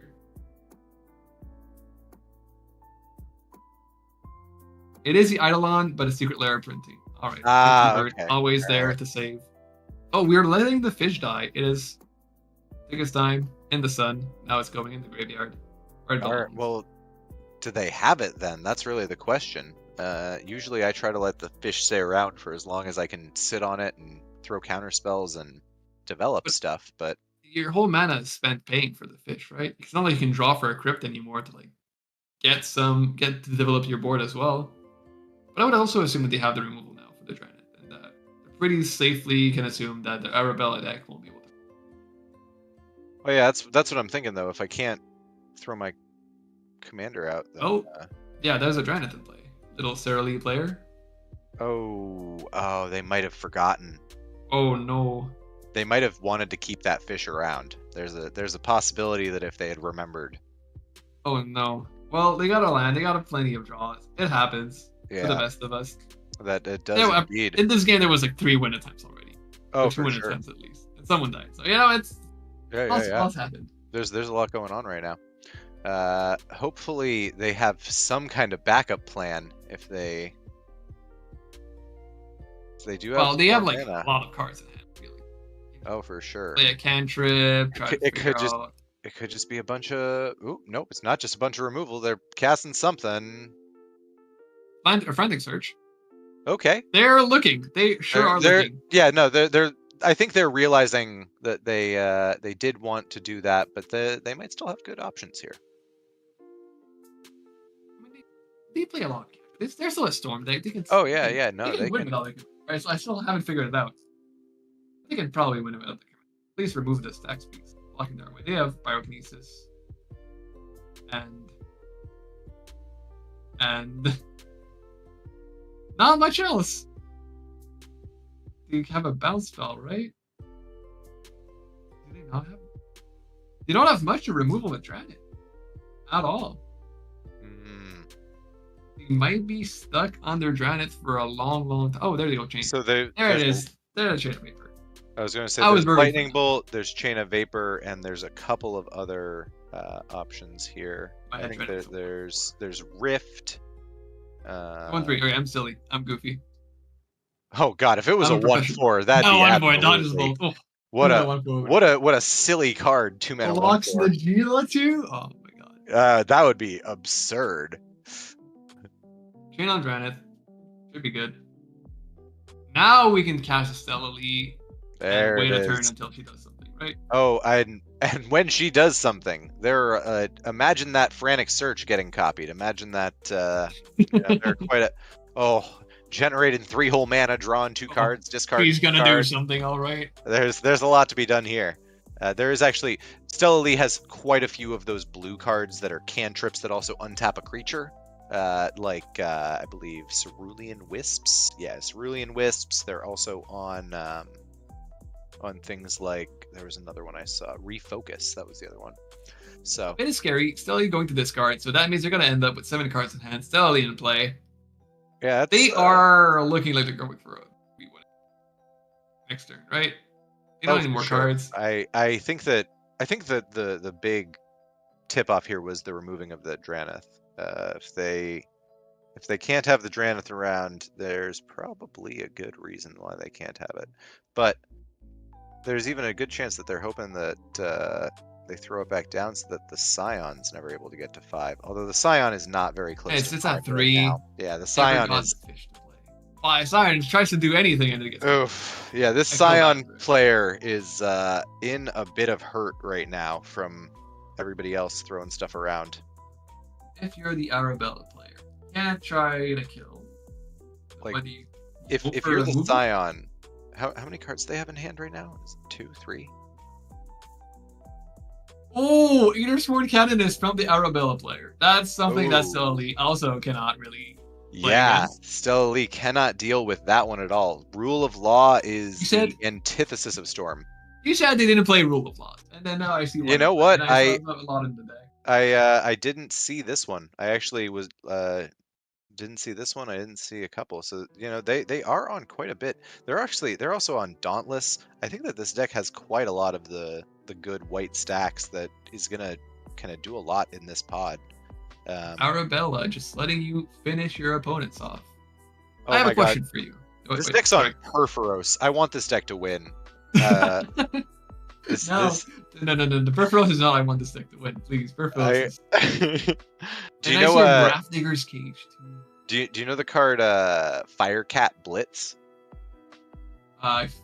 No. It's like X red, create X 3/1 hasty cat tokens, and then it also has flashback, sacrifice X mountains. Ooh, that's a lot of. Is it in the deck? No. Oh, okay. It's the 2010 win con or the 2012 win con for Perforos. Like the commander. We're seeing Arabella put down the stacks, not letting that Stella Lee just go to untap and be a menace like it is right now. We're seeing untap Ur Dragon. This Punisher style is honestly looking really good against Stella Lee, especially. I think that this Arabella deck kind of has a lot to play with. Like, if they had gotten that Eidolon of the Great Revel down, that hurts a lot. That puts quite a clock on the Stella Lee, who's trying to cast like 10 instants and sorceries on their win turn. Or like at least 99 if you want to get the Thoracle, or at least 60, 70, a big number. Like quite a lot, right? They have to play a lot of them. So, although actually Stella Lee copies.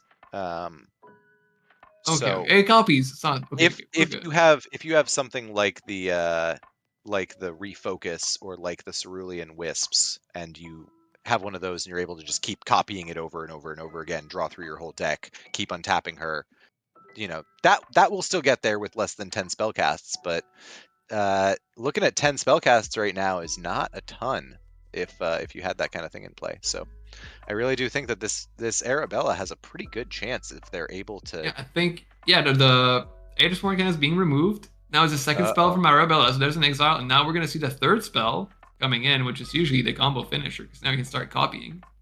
Oh, is it the Wisps? What's that It card? is alright. It looks like Oh my god. Is so many that? new cards. It looks like a. Oh, it's a ciphered Oh. one. It's untap 2 things. Hidden Strings. Yes. It looks like it to me. They're not on that card. Well, it's probably not it then. Is that It looks Thought like Scour? Is that a Thought Scour? No. No, it is an entrance. It's a sorcery. You may tap or untap target permanent, then you may tap or untap another target permanent. So if you untap and tap Stealthily, you just copy it. Oh, it is. It infinite is a times. Hidden Strings. Okay. Then you can do what? Here I was No, just because looking you at. can copy it. So You get infinite mana. if you have a mana dork, right? Oh no, target No, you get permanent. another Yeah. Land. Yeah. Okay, that's just infinite mana.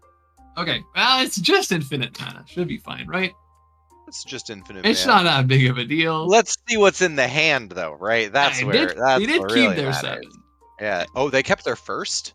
No, I mean they kept 7 from the fish afterwards. But it's Oh, yeah. No, they yeah, did they have have 7 plenty cards. of things. Yeah, They have everything on tap. They have infinite mana. Yep. They're gonna crack a land to draw a card. that might be So, one of those. see? Yep.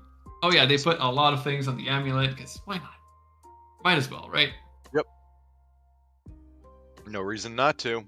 So it's not an obvious win, apparently. Or they're thinking about it. Well, the floor is theirs. We might not see infinite mana is not always good enough. I've had infinite mana more than once with no way to actually do anything. It's not the best feeling. It's like having a long weekend as a child but nowhere to go. All this free time. I think the best feeling is when you have like infinite mana and you're sitting there for a while and you finally do find the line. Like I one time figured out a line of tutor for a kill spell a Thrasios, reanimate the Thrasios from somebody else as a way to actually use my infinite mana. That's pretty cool. Alright, but now we're gonna see Stealily. Oh. So interesting about Hidden Strings is that it's tap or untap target permanent. Yeah. Then you may tap or untap another target permanent. So I assume you can respond in between the untaps. So I think. no, it's during the resolution of the spell. One thing that does tell me though is that I think that this person could have tapped down all of everybody else's stuff. Is that correct? Ooh. That is correct, but I don't think anyone has anything anyway. Oh, I'm just saying if you had mana, that's a pretty cool combo. And we see Stealily passing the turn. Oh no. Unable I was to worried use about infinite... that. They've got infinite hidden strings, but actually that petal, or not petal, that amulet, jeweled amulet. Does jeweled amulet make that much mana? Well, I'm about to read jeweled amulet. No, 1 mana. It only makes 1 mana when you tap it. Yeah, 1 per turn. Oh. So it's not like they can pull all 99 off at once. It's not a prism array or whatever. Right, so we see Andranid's coming back. So if Stealily is going for something in the graveyard, that's turned off. Yep. And if somebody else can find a kill Maybe spell not. for Stealily, Your Stealily response? says no. We say no. No. I need my graveyard. I need to. Maybe need in my 3 commander. turns. Yeah. You'll be able to do it. Try it again. But yeah, Stealily really seems like it has it's not winning, but it is really I mean, having a I'd game. much rather be the Stealily right here than the Scion of the Ur Dragon, if that's your question. Also the island coming back from the Arabella. So Life Tool is going to start to matter. Does the little doll need to connect? No, it just only needs to attack. So we can see some just draining. attack. Yeah, we can see some draining. Slowly getting Stealily to 0. They always need to cast 3 spells. Get started. So it's always at least 6 damage. Minimum. Here we see the doll attacking. Probably Sign of the Ur Dragon, I would think. Just bouncing off with the Oracle. And here we see a Esper Sentinel from the Sign of the Earth. Ooh, Trying to good get back. top Okay. deck. Yeah, the very Scion, good top deck. Scion seems to be at 1 card in hand. I thought that they were at 2 or 3. No, yeah, they're top deck. that's rough. But they And- do find something that might claw them back as these other 2 battle it out.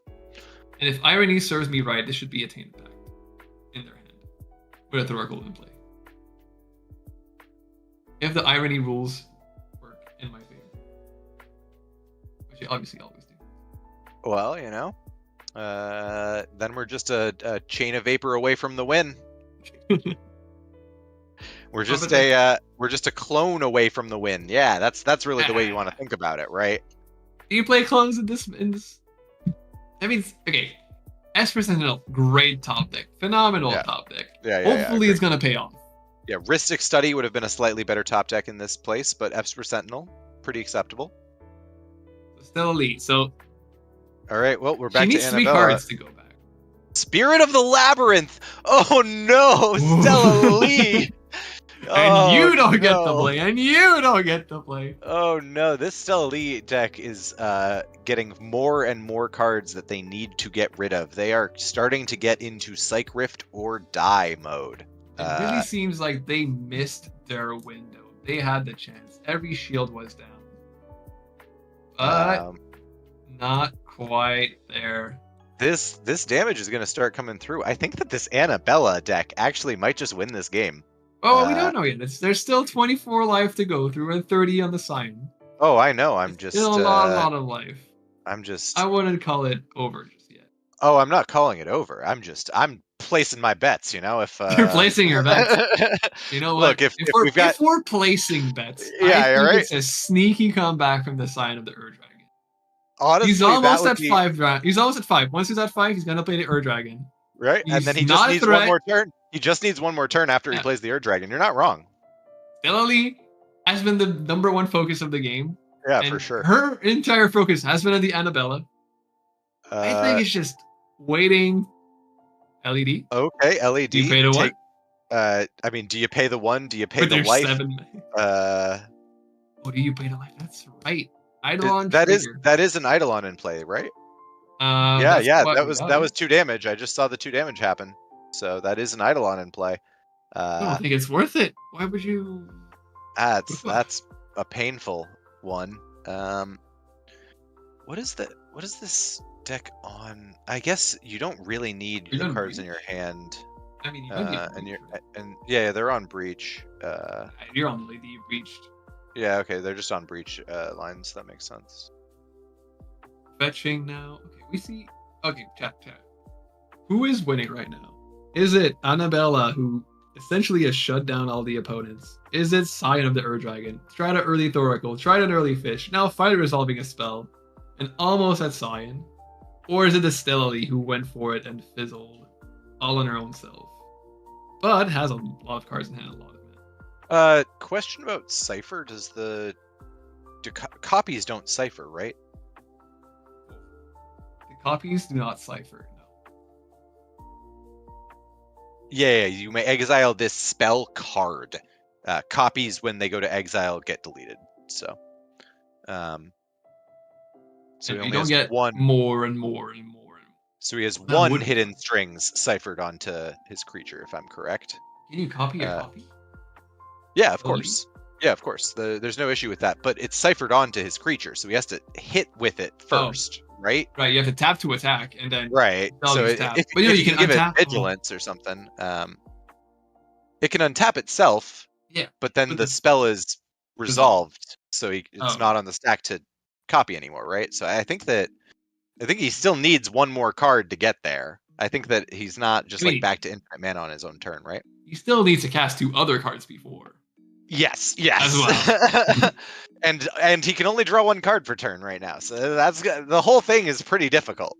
Yeah, I feel like you want to wheel right now. I think it's the perfect position. What was that? With the... Okay. Oh, yeah, cards has been unlocked. He says, I'm not even going to let you try. I'm going to block with my 3/1 and just not give a crap. Although, at that point... Molten Duplication. That's... That's unfortunate. The Annabella is tapped. If he could double block, he could force it to only kill one. But I feel you want to keep the idol on.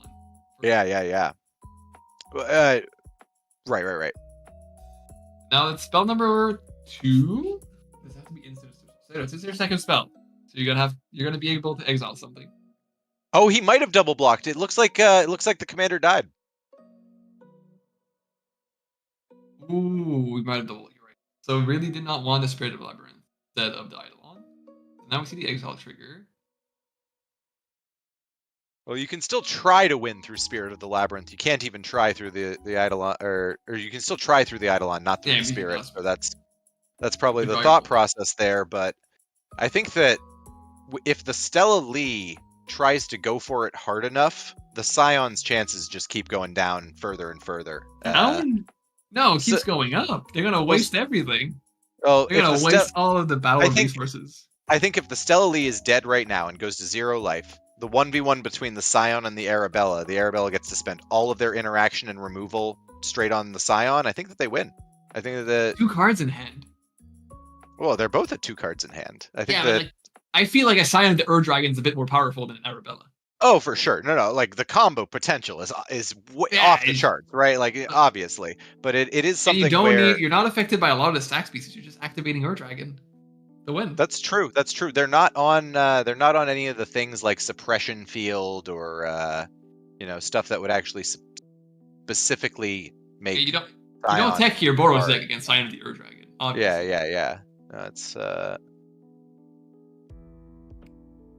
if Stella Lee can cast one more spell and there's no more Stella Lee in place, so I said nothing. So it has to recast Stella Lee and then wait another turn to give it haste. Yeah, this is looking rough and rougher as the Boros deck burns down the competition slowly but surely. I'm actually if we have a new I'm happy when Noda decks and stuff like that is at least playable. I think that having stuff that really punishes when people go like, oh, I'm just going to run all of the cards that make me pay life. Yeah, I'm just going to, every single one. It's fine. I'm going to go to 20 life consistently. I think that if there are decks that can deal 15, wait, 20 damage, hold on. Breaking news. The white dab down card is a copy of Stella Lee. This is now the 3rd spell being cast. And it looks like it's a Cerulean Wisp, which is target creature becomes blue until the end of turn. Untap that creature, draw a card. Yeah. It's a Cerulean Wisps, which is another hidden strings. It's another one of the combo pieces. That's why. Right? If they can interact with it. It depends on how many spells he has to cast to actually win the game. No, because he cracks LED, right? Oh, he cracks LED. Yeah, he wins. He has enough mana. I wasn't seeing the LED. Yeah, that's infinite mana as well. LED, and then draw your whole deck, Torkoal, cast it with 2 blue. Infinite mana with the. Or just you don't even need to crack the LED. Just get your. Oh no, you don't have infinite mana yet until you find. You don't have infinite mana. But you're just gonna kill. Yeah, you're just gonna kill the Eidolon and then cast all your fast mana. Yep. Get the 2 blue. Cast Acid Oracle. Oh, does... No, he does not have anything. That looks like they're getting ready to scoop up. We saw Scion of the Dragon sign as a tutor. And about 2 cards in hand, probably not something that can stop it. Would have stopped already. Probably not. If they had a silence, now is not the time to play it. 2 spells. It's a bit too late. Go is the time to play it. So, yeah, that looks like the game. Might as well be safe. You have infinite mana. Oh yeah, no, too hasty. That is, I think that I've never sat longer on a series of decisions than the last tournament I was in. There was a Rhystic study in play. I had the win. Everyone knows I have the win. And it's just, can I do it in as few spells as possible to give this Rhystic study player as few draws as possible to find a free counter spell? And I don't think I've ever sweated harder on like 5 spells cast. You know, I've never taken 18 minutes to cast 5 spells except for that one moment. GG, Stella Lee wins. All right. Arabella Stella Lee, not enough burn to finish her off before she was able to combo off. That Arabella deck though, it was really trying. Oh my god, yes. It played like 4 or 5 things that each had to be interacted with. It was pretty crazy. Don't worry, people. We still have games going on. We have now a Malcolm Timna, Magda, Yuriko, and Rakdos the Muscle. Let's try to figure out what's going on right now. Oh god, that's a lot of cards in play. All right, It's well, the Magda and the first late thing, game, I'm scared. first thing I'm going to notice is there are 2 people at less than 10 HP. That's very interesting. Specifically, the Rakdos the Muscle must have been doing a lot of those little pings, but I'm not sure how they got so low. They probably paid life to something. I mean, Timna, Malcolm probably attacked a lot. And they have a Delny in play, so they probably paid a lot of Timna life. They seem to have a great board too. Oh, then Magda, they have the Grafdigger's Cage. Copter doesn't seem to. They have 4 treasures. Almost there. And we have a Yuriko with 1 ninja. Oh, that's looking good for Yuriko. I think, whose turn do you think it is? Still can't figure it out. I think it's Magda's turn. So 1 treasure remaining. No Magda in play. Unless I'm...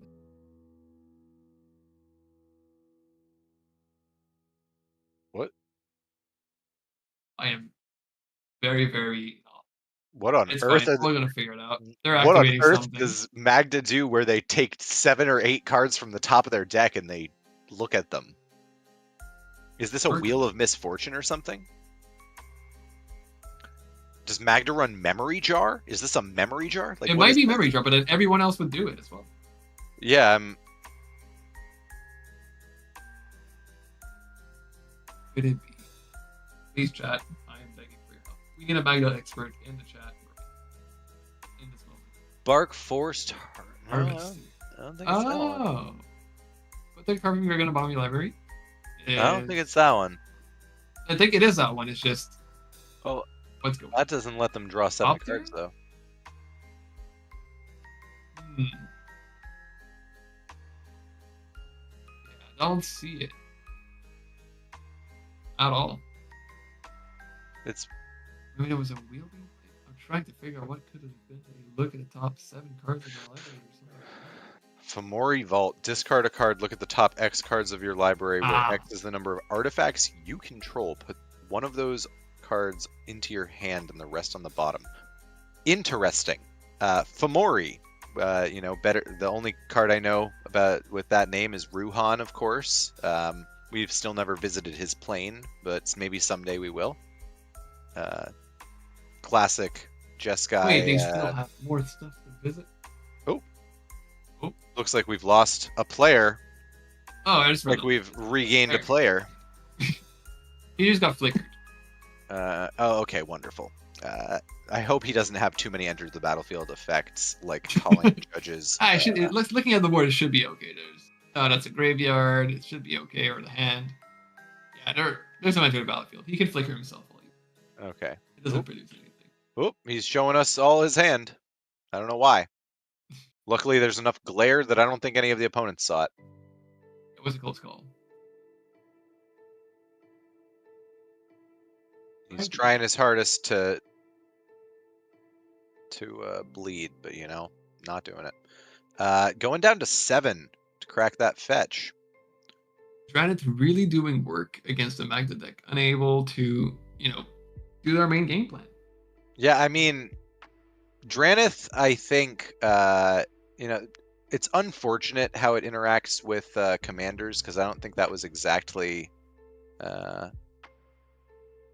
the real good stuff there for casual, but I do love how it interacts with cards cast from graveyards and exile, personally. Big fan of that. I wish we had more hate for that kind of stuff. Well, we got Dranith, and it's doing a mighty job right now. Being a Timna attacker, being a Delny. No, it would be triggered by Delny, but it doesn't matter. It doesn't trigger anything. Yeah. Timna Malcolm just has to be careful about not dying. 7 life is very, very low. But other than that, should be fine. Yeah, it's pretty easy here to just kind of oops die to something when you're this low. Going down to 6 against decks that do run Lightning Bolt, in fact. Well, Rakdos the Muscle. has a Throwing few down cards an in there. Ancient Tomb. Okay, I think a lot of that life has probably been spent to that one. No, we're good. We're Happy fine, I right? We're didn't at get it. 6. Then Yeah, Malcolm, a deck famously known for winning games in a timely manner. well, we're mystical tutoring for something here. And then I assume since we're mystical tutoring for something, we're gonna go to combat and use it. And that seems like a very pretty card. Ooh, I actually don't know that one from the site. Let's try to find out what it is. Ooh, and I don't have that deck open yet because we just swapped. It might be Demonic Consult, but I'm not sure. Oh, it is. I recognize art. I see the old Japanese man now. Well, okay, yeah, that is a consult. All right, well, Oh, I mean, if there's a console being if tutored, yeah, know I what mean, that means. I think I know what's about to happen here. I've I don't seen see the this two one blue. Oh yeah, there's a once bunch of or treasures. There's twice. also a wish claw. Hmm. Feel like we're gonna This go to is combat. this is the end step. No, this is they're about to start their turn. This was on Magda's end step. Oh, they're so screwed. Yeah, that was the fetch. The land fetch was Magda's end step, Okay. as well as the mystical. So it looks like this might be. But we're seeing a response from Rakdos. Oh, Hold on, it's not over till it's over. Rakdos might have something. And what is that one? They're gonna saw in half something. Saw in half. Oh, don't show the hand. Don't show the hand, Just Dice. Don't show them the hand. It's fine. Be Coggy, show them the hand. You don't have anything to stop me. You cannot do anything about this. There is something really satisfying when you like have 3 counter spells that are castable and you just kind of show the That's a table. Ranger Captain. Oh, it feels good. You can just Ranger Captain, activate Wishclaw for Thoracle, bing bang boom, go for the win, with sound effects and everything. Yeah, especially the bang. Solitude? Ooh, Solitude response, exiling whatever was the target of the Saw in half. I assume a grief from the looks of things?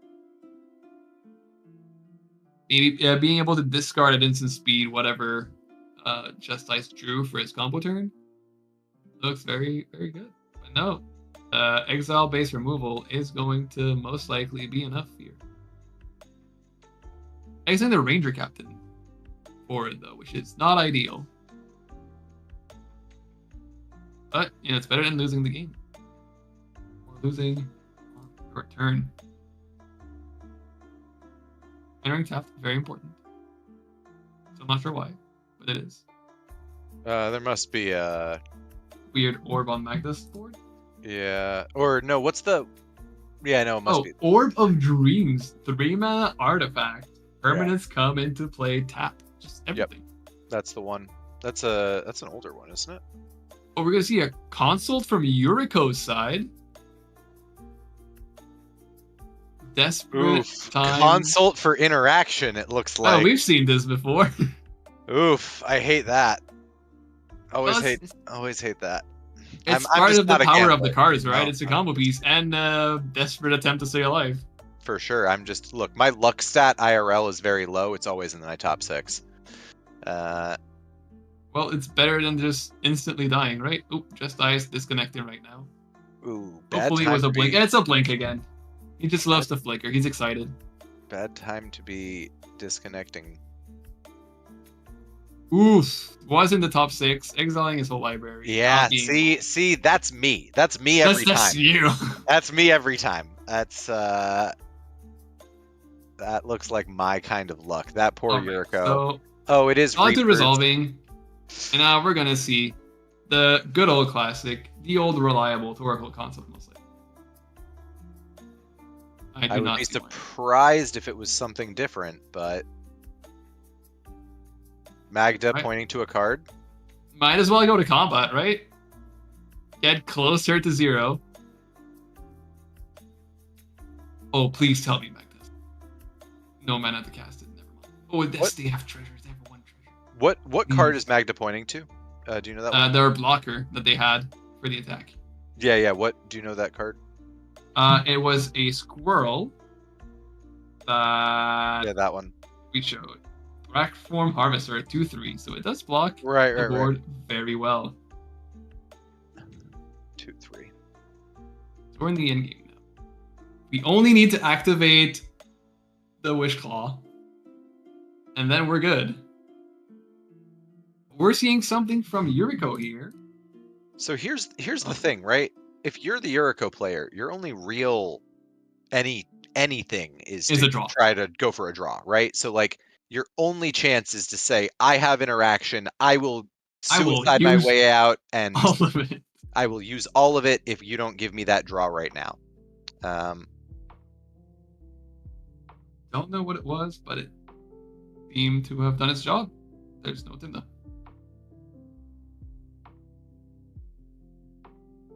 Okay.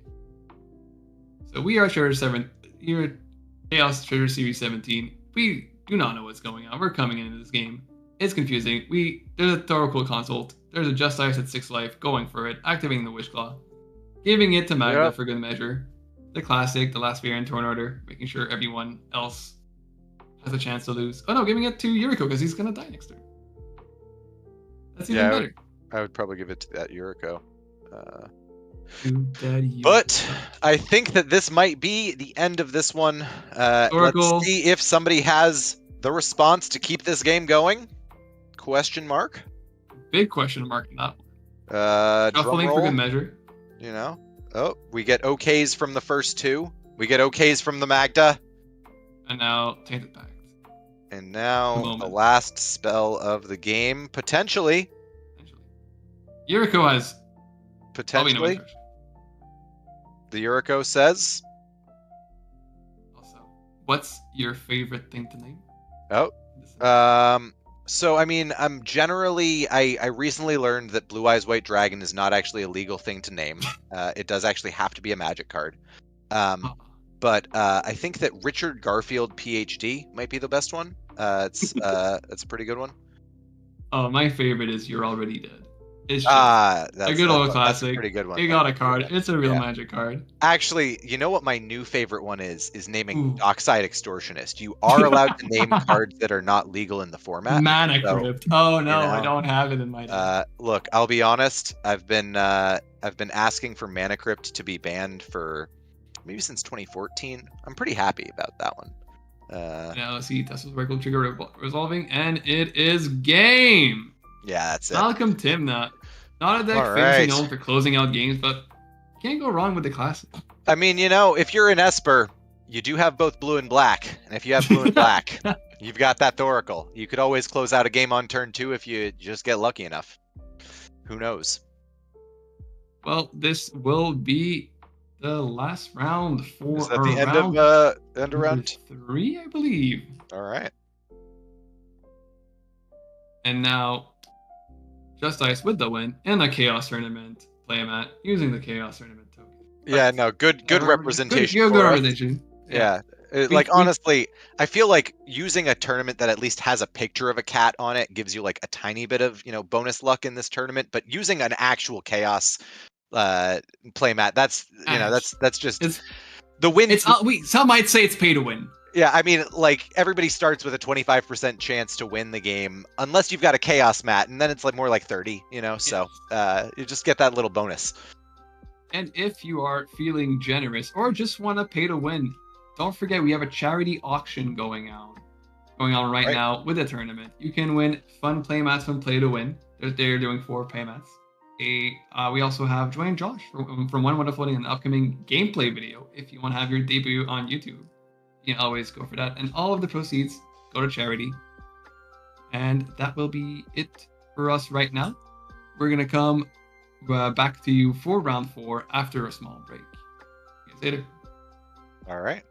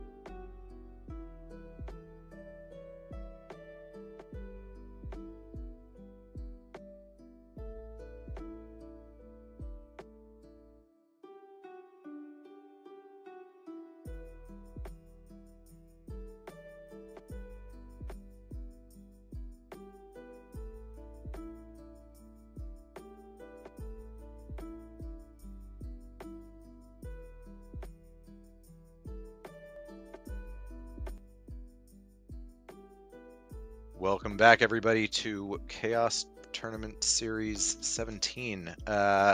We have a pretty interesting one for this round, looking at it. We've got the return of that Slimefoot and Squee, and we've also got the return of that Arabella. That Slimefoot and Squee from a couple of rounds ago going for that some kind of reanimation strategy, value engine in Jund, a bunch of altars to sack the tokens, and then Arabella going for that red-white Staxy burn almost, really trying to punish decks that really need that total life total, but looking at this pod, I'm not sure how much traction that's really going to get. There really don't seem to be any of those Grixis super stormy things that it might really be trying to punish, and the rest of the decks, I mean, use their life, but I don't think enough to really get as much value as it's trying to. Yeah, I think so. Kenrith can be built a lot of ways, but I do not believe this one is exactly ad nauseum or anything. So, yeah, the life total pressure might be a little iffy, but stacks is stacks. These decks can all be locked out of the game by the right stacks piece. For sure. No, it's always got a chance. It's just, I feel like this isn't the pod that you build that Arabella deck really, praying to run into. I think you're trying to really punish those Rog Size, those Timnachroms more so than these kinds of things. Yeah, likely not what you were hoping to run into when you built Arabella. I would have to agree. Interesting to see how that one plays out, though. I think that's a pretty cool looking deck. Oh, it's very interesting. In the last game, it just kind of kept slamming stacks pieces, and people had to interact with every single one of them because otherwise, the life total pressure just kind of gets too much. The person who won ended up winning with only 11 life left. So, 5 more spells, 6 more spells, would have died to that Eidolon of the Great Revel. But yeah, we managed to get there. I mean, that's basically how stacks works, right? I can play more cards that say you can't win than you play answers to them. And so the game often turns into a 3v1 as everyone tries to remove enough stacks pieces so one of them can win. Yep. Looking like in this game, that Kenrith is the only one we're waiting on. And, I feel like Kenrith is one of those decks where you really do get this tiny invisible advantage just from not having your game plan spelled out for everybody. I think that Slimefoot and Squee, you see that text, you're like, all right, they're going to reanimate something, right? Okay, so graveyard something. I know that if I have a card that interacts with the graveyard, that's probably useful here, even if you don't know what the deck does. But Kenrith, you never know. They could just be going for infinite mana. They could be going for reanimation. They could be going for ad nauseum. Yeah, and even more so now that they don't have Dockside anymore. Pretty much every Kenrith deck was a Dockside deck, and now that's not a thing. But yeah, like you said, they definitely get that advantage from people not knowing exactly what they're up to. Thrasios and Tymna is another big one like that. Which sure. Thrasios and Tymna is this? Hermit Druid, just ad nauseum, Razaketh? Manual. Could be any of them. Manual A+B, infinite mana. Sure. There's so many different little things that you can just do with those. This one, however, looks like we're getting off to a kind of slow start for the Slimefoot and Squee. But there is a fish from the Unctus. Unctus, a deck I really haven't seen much of. I've really only seen Unctus in relation to its use with Nadu. Yeah. But Unctus itself, other blue creatures you control have, whenever this creature becomes tapped, draw a card, discard, and other artifacts you control get +1/+1, and you can pay 2 life to, or I guess a blue mana if you want, but until end of turn, target creature you control becomes a blue artifact. So, the idea, of course, is you have some creatures that tap that, are going to get some value, and then you have a Feto Alchemist, which just untaps itself forever and gets you have there. Nadu at home. Yeah, it's what if we took the cards from Nadu that people were like, wow, these are sleeper cool, and we just played it as its own deck. I don't hate the idea. I think it's kind of interesting. No, I don't either. I've been keeping a little bit of an eye on this one because you have a lot of ways to win. You have a lot of things like a Pheto Alchemist that, with maybe one other piece can draw you your entire deck. You're almost like Looter Tribal. It's kind of a very bizarre, very weird angle to attack the format with kind of deck.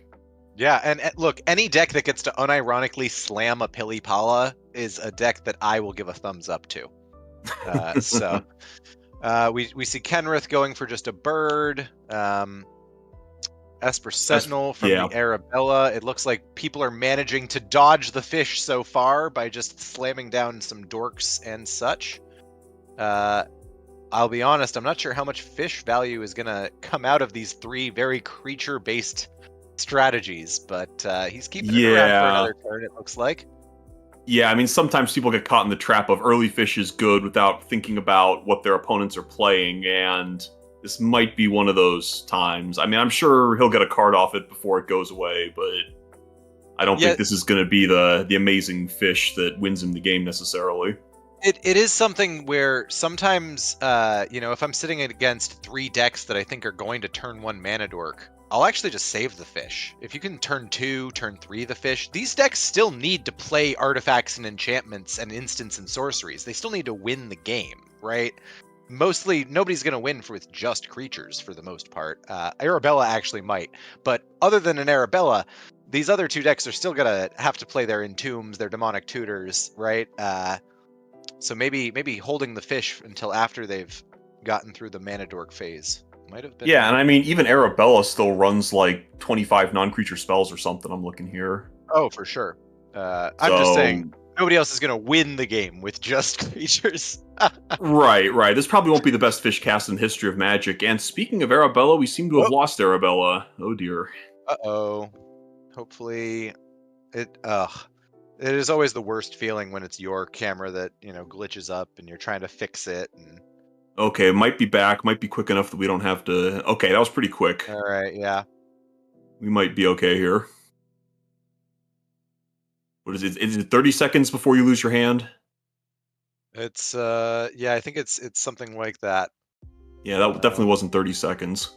I don't think that it was enough, but, I mean, that is the thing about...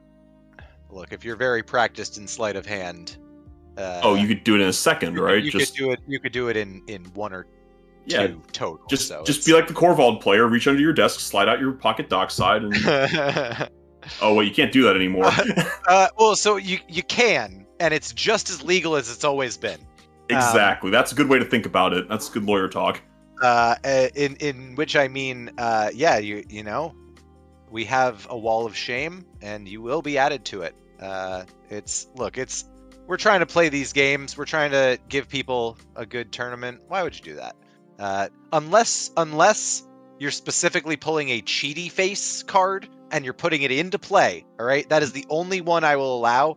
And as long as you don't actually, once it tries to get interacted with, you acknowledge that it is a cheaty face and you remove it. I'll allow that one, but just that one, you only get the one, all right, and only one time against me. If I see you do it the second time, that cheaty face is getting ripped in half. It's it's becoming a proxy for chaos confetti. I don't know if there's ever been such a weak, bizarre, obscure card that's been discussed so much as cheaty face. It is. I own a playset of them. A friend of mine, if it wasn't so expensive, was considering buying 100 of them to back sleeve a deck with. Yeah. But it's probably not worth it. No. Just slide one of your back sleeves out and look what I did. There's a... Speaking of, though, it looks like, is that a Selfless, or is that, no, it's a Dauntless. I think that's Dauntless Dismantler. Yeah, Dauntless Dismantler. All artifacts coming in tapped. I still kind of like that card. I still kind of like Blind Obedience, not as much. I still kind of like Dauntless in a post-Dockside world, It's not as good as it was, but I think it still has some niche, and especially in a white weenies deck like this, it's probably above average for card quality. You know? Yeah, if you're in red-white stacks, red gives you basically 0 stacks pieces, so you're probably going to have to run everything you can in white. I think it's one that's fallen off a lot. I know I've cut it from a few decks in the post-Dockside world, because that ability to pop all the treasures just isn't what it used to be. But the card still does work. It's still very hard for an ad nauseum deck to win through that card without floating a lot of extra mana. So definitely still solid, but it'll never be what it was until we get Dockside Part 2 Electric Boogaloo. Yeah, no, it's definitely something where I don't think that it is quite as broken as it used to be, but still making it so that when people, having it be more obvious how many lands people actually have, how much mana people can actually produce on their turn, making it so they can't just go, oh, I actually have Mox Diamond and a Chrome Mox in my hand, and I actually have 2 more mana than you thought I did. Is that an Eternal Witness out of Slimefoot and Squee there? I would not be too surprised. Let me check that art. Yeah, that's what I did. I think it's... If it's not an Eternal Witness, then it might be. Oh, it's Llanowar? Might be a okay. Yeah, I it's was gonna say it Llanowar. might be a Okay. Mana dork, because I was trying to see how much mana he tapped. He only tapped 1 mana for it, so. All right, it's just a mana dork. But we do have a Bowman and a mana dork. Looking over at Unctus, we've got. Is that a Sapphire Medallion? Blue It spells is. cost 1 less. All right, so blue Mhm. spells cost 1 less, and an Unctus in play. Is that correct? No, Unctus is not in play. It looks like that Bowmaster picked off the Esper Sentinel. Ah, that makes sense. Okay, I was trying to figure out who it had targeted. So Birds gets a reprieve for now. The bird says, "Please, no one draw any cards." Is that out of Arabella? Is that a Phyrexian Censor? Ooh, I actually have No, it is not. Is that no? Must be Soulless Jailer. Which one? The one on the On the or right. left? Yeah, Soulless Jailer. That is a Soulless Jailer. Okay. So That is a it is a Grafdigger's Cage on a stick. Its permanent cards in graveyards can't enter the battlefield, and players can't cast non-creature spells from graveyards or exile. Wait, Hurt's pulling it up. I think it's Welcoming Vampire. Ah, okay. Dang, those are tiny. Yeah. Okay, so Welcoming Vampire's a little bit. Yeah, whenever little bit one different. or more other creatures with power 2 or less enters the battlefield under your control, draw a card. Triggers once, only once each turn. So this is a little bit of a value engine. This white-red deck honestly does not seem to have too many value engines, so it is really powerful to get one of them out early. Yeah, your options are kind of limited. So that's actually, honestly, that might be one of the scariest cards for this deck to play early. Ooh, speaking of good stacks pieces to get out, there's an opposition agent out of Kenrith. Yeah. Interesting. Looks like that was sorcery speed. Was that sorcery speed? Was that not just an end step cast? Oh no. Or an end step cast, maybe. I think that was an end step cast. Yeah, I was gonna say sorcery oppo is a flex move right there. Yeah. Although I do also, I hate it when I hold up the oppo for a turn 1 or a turn 2, and that's like my whole game plan is I got a turn 1 oppo or something, and then nobody and then they plays don't anything, search. and you're sitting there like, I guess I throw it out. And Yeah, it's like, what everyone do I does do? Do I time walk myself to maybe get a tutor on a future turn? No, you got to throw it out and move on. Right. Yeah, I agree. It is just one of those feel bad moments where you feel like you could have had something cool. It is not quite Notion Thief though. You don't just save it for the wheel and pray. That's usually Oh.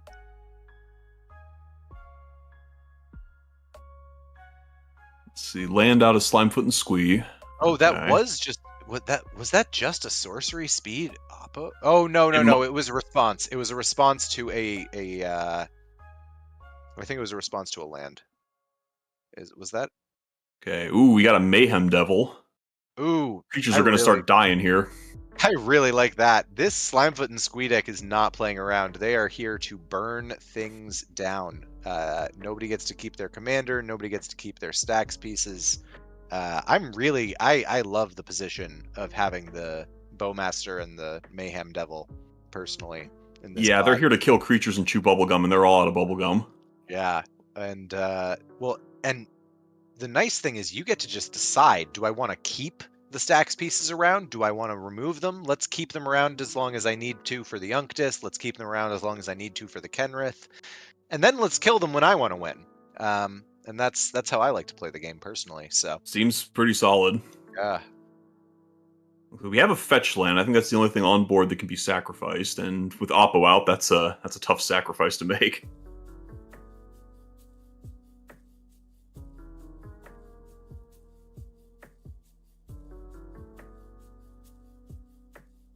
There. Seems to be some amount of. So they did just Oh, sacrifice something, I think. Did they not? I think we're discussing cracking the land with an opposition agent out. That's a call. Yeah. Oh no, we're killing the Oh no, we're killing the Oppo. Oh. Put 1 damage on it, then sack the fetch land, and before you get to search, the Oppo's dead, and you get to do your Yep. search. Yep. That makes sense. That's They're that's a good call. responding to their own triggers. Yep. You know, it was too big brain for us to figure out right away. We had to kind of sit there and stare. Mm-hmm. Yeah, I mean, does and Unctus the- still just win through this? Is there anything actually stopping an Unctus right now? I don't think anything's actually stopping an Unctus right now. The artifacts entering tapped is probably a minor annoyance. I don't think it Yeah. actually prevents the win. I think you're mostly untapping stuff a billion times instead of having it enter the battlefield. Yeah, no, I think that you know, as long as nobody has any good interaction for the Unctus, this might be a brief moment of shields down for them. If they have the win, if they have the win in hand, this could get scary. Yeah, an Unctus has 4 in the butt. That's not dying to incidental triggers. No, you have to carefully plan out. Oh, but is that a birthing pod? That is a birthing pod. Uh-oh. Well, that one usually ends the game pretty fast. Well, that's entering tapped here, so he can't use it right away. But the Unctus, everybody's tapped out. The only thing in play is a Dauntless with no mana to activate it. There's a Mayhem Devil and a Bowman. So Bowman is going to be really annoying for Unctus. It occurs to me. Yeah, sacking stuff or drawing cards. Yeah, your will have Unctus to be. is Well, so it'll have to be limited to 3 of those before the win attempt. So. Yeah, I think Unctus wins by looting the whole deck, so I don't think he can move the Bowmasters out, at least not easily. But we are casting Unctus here. Yeah, there are some ways to do it, mostly responding to triggers to find the thing, because he can only point so many at Unctus before he has to start pointing them at your face, right? If you're responding to the triggers. Well, you can target Unctus as much as you want, you know, and if it dies before all the triggers resolve, the rest are just countered by the game. Right. So, it is. Yeah, looks like we have Unctus, and I think we're checking priority on that. It is an artifact creature. It should enter tapped. Yep. For all the relevant that'll be. It very well might be. All right. Yep, it is Looks like tapped. All right, we they did see it. That's cover. good. Yep. Okay, and it's just Unctus pass. So I mean, their shields down moment isn't quite as shields down as we thought because of the Bowmaster, but they just go for the commander. They say that's fine. Yep. We'll see what other board gumming stack speeds Arabella can come up with here. Yeah, let's Arabella. Every turn, I'm always clenching my teeth. All right. seeing- I guess we're just casting Arabella. It's just the commander for now, and actually, neither of these creatures has power 1. Is that correct? Or both No, these- the Dispantler does. Oh, you're right. Dauntless is one of the power 1 guys. So Power 2. Oh, it's 2 or less. I thought it was less than 2 for some reason. All right, well, never mind. These both just get to swing in for Arabella. If they would Yep. like to. Do some damage, get some life. Yeah. They also they drew a card, so that bird just died via Nice. the Mayhem Devil. Yeah, so that's interesting for Arabella because most of Arabella's creatures seem to have pretty good toughness. Kind of use your opponent's bowmasters to pick off your opponent's cards. Yeah, that's a couple of them are 1/1s obviously, but a lot of them have pretty decent butts. Yeah, and the vampire only triggers once a turn, so you don't have to worry about like accidentally getting to the point where your own stuff can die. Yeah. It's what's the cheapest card that's whenever a creature comes into play, draw a card? Mana wise, Yeah. probably that or like Mentor of the Meek or something, maybe at 3 mana. Yeah, well, so Mentor of the Meek, you have to then pay 1 every time, right? Yeah, like just So- get it unlimited amount of times. I think you're looking at 6 mana. Yeah, Get it once a turn. It's probably that vampire for what is it, 2, 3. 3? Yeah, it's Yeah. not bad. I'm trying to think about how how good that even is, right? Because something like Secure the Wastes at X and a white to make X 1/1s is X white, draw X cards, make X 1/1s really that good if you're paying double X? And like Mentor of the Meek, like probably not. No. But is paying 1 mana every time, at that point, this vampire is just better. So yeah, actually, honestly, I'm pretty sold on this vampire. I kind of like it. Ooh, the pod player untaps with a pod in play. Yeah, but I think Kenrith is ready to pounce here. Yeah, the Kenrith saying draw go is a little bit unsettling. But I mean, you've got 4 mana, you've got a 1-drop, a 2-drop, and a 3-drop in play. I'm gonna look at this list. What do I pod for? I mean, I'd be afraid of the Kenrith player. I might just try to go for value here. Don't put something out there that they're going to have to interact with. Just, offer them the ever-escalating series of, is this okay? Is this okay? Don't try to win the game. Just make them sit there, hold their removal, thinking, you're going to end it at any time. Yeah, I really like that as well. Like, you're not in any rush here. Nobody's about to put this game away.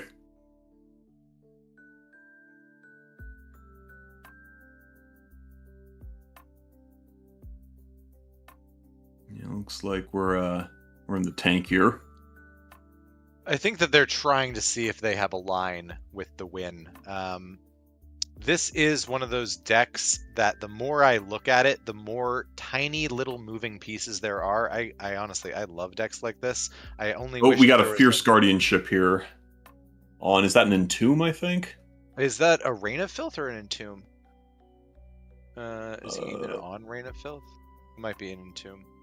Yeah, there's no Rain of Filth. Then yeah, that's probably the Entomb art. Yeah, fair enough. You probably can't let that resolve from this deck. It's just too easy to reanimate stuff. Yeah, I mean, I think that the commander itself is just such a efficient way to do it as well. Yeah, So I mean, your here's commander the is birthing- reanimation. Here's the birthing pod. Oh, what is this? Looks like that's the commander. Oh, never mind. That's just the commander being cast. Yep. And a Sunfoot Saproling and coming out. Squee. Yep, Saproling coming out. And the commander is, of course, a 3-drop. It can pod into Pitiless. Whenever another creature you control dies, create a treasure token. Pitiless Plunderer. That's the only 4-drop in the deck that he can pod into, I believe. You could always turn the Sapling into a 1-drop or something. Yeah. Turn the Orc Army into a 1-drop. Ooh. Yeah, I mean, How turning the many- Orc Army or the Saproling into a 1-drop does seem pretty nice. Does he think to swing first before sacking, though? If it's the Saproling... Oh, it is just the Saproling, yeah. Go. I mean, probably- swinging here is almost helping Arabella do her own job. Like, I don't think Slimefoot and Squee is winning with combat damage, so you probably don't want to help Arabella win with combat damage. No one here is like ad nause or anything. You don't have to worry about life totals. I mean, Are deck lists fully public? Because you never know if the Kenrith is or not, right? Yeah, they're not fully public, so I guess you could assume Kenrith's on ad Nas. I wouldn't make that assumption personally, but and it turns out this one is not. Yeah, this one isn't at all. I feel like most Kenrith decks are not on ad nauseum. It's a pretty small minority. Or even just something to that effect. Yeah, I mean everyone's playing the One Ring, so there's always that. But Sure. I wouldn't. It probably doesn't matter enough either way. We probably said way more about it than anyone ever needed to think about whether to attack or not in this board position. Yeah. None of these are Necro decks. None of these are Nas decks. Like 100% Yeah. all the time. None There's of these something are to be said- Rog thighs or Crom. Sure, yeah. There's something to be said for just not burning your brain out on decisions that don't matter. Like who do I hit for one on turn 4 of this game where nobody's dying from combat damage. Until they do. I've played in some games where I've thought back and been like, wow, if I had just swung with like all of my creatures twice, that guy dies. Yeah, but you got to weigh that against all the wheels spinning in your brain, trying to think really hard about decisions that likely aren't going to matter. I guess I never thought about it that way. I mean, I think that's the older you get, the harder it is to run your brain at that level for an entire tournament, and so you try to kind of autopilot a few. I know Patrick Chapin very famously said his goal was to get the game of Magic down to one decision and just be able to autopilot the rest of it, because as he started getting older, he realized he was having trouble thinking all the way through every last decision he made. And he's like, I just need to rely on my experience and try not to make too many decisions so that I don't wear my brain out before the end of the tournament. Yeah, ain't that the truth? I've had enough manual storm turns that had 500 different actions that I know I can't quite perform as many of those as I used to be able to. Yeah, and I mean you can probably do it once or twice, but the third or fourth round you have to do that in, it's probably going to start getting harder, especially if you haven't eaten your meal at the regular time or something because you're at a tournament. I mean, home tournaments are a little different, but I mean, it's a little different, but you still only have so much time in between those rounds, Right. At least you're not eating $7 a slice convention center pizza. The good old days. It could always be worse. Looks like, is that a goblin welder out of Yes, that does look Squeak? like a goblin welder that got potted for the Sapperling. Interesting. What do they do with welder? Bolas' So- Citadel's what they do with welder. Yeah, Okay. Yeah. They've got a Bolas' Citadel. is the- In the deck. I don't think it's currently in Yard. That was probably what the Entomb was for. Or might have been. Well, they are also on Goblin Engineer. They could always grab it next turn. Pod Engineer does has to be 3 or less, right? You can't just grab a Citadel. Or no, it's return 3 or less. You can grab anything, right? I never remember that Yes, one. it's Entomb anything. It can only Yeah. help grab the 3-drops, but it entombs anything. So Okay, you can yeah. pod into it. Yeah, just grab pot into that. Okay, sure. Counter my Entomb, I'll just go up the chain. Looks like we got some combat here from Arabella.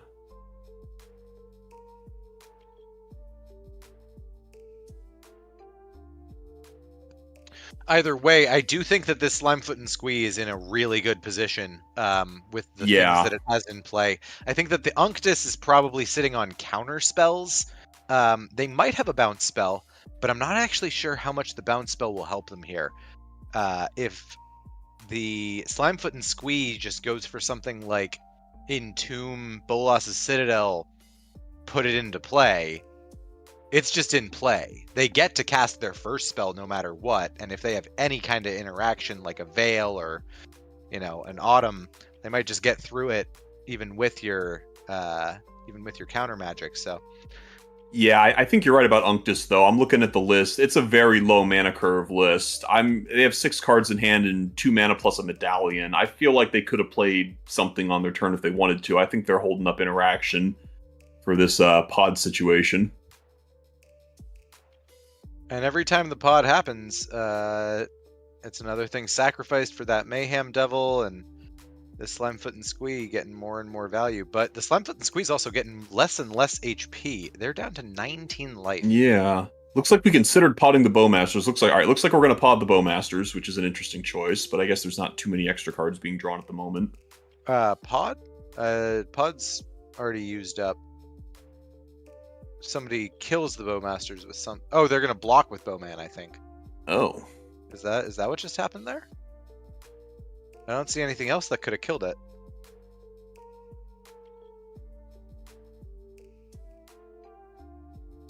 Really? Is that really what just happened there?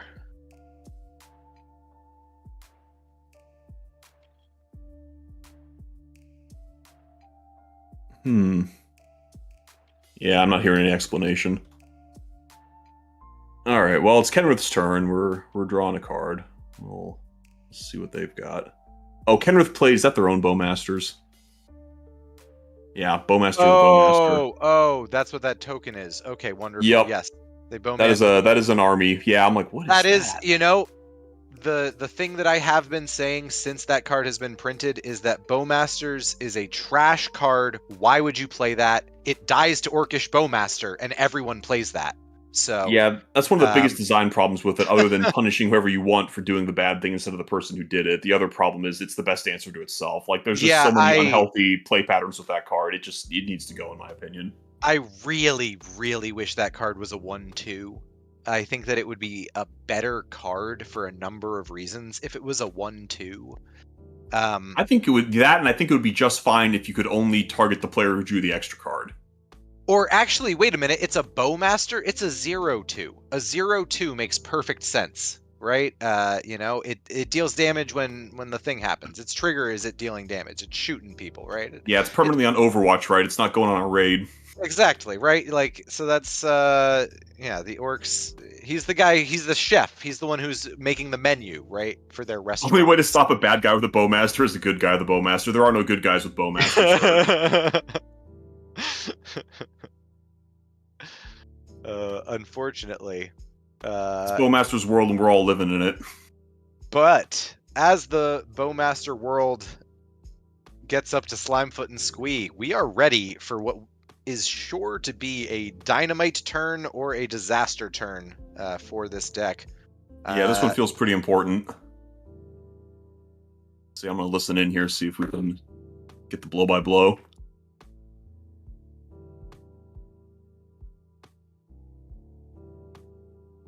Looks like we're in the tank here.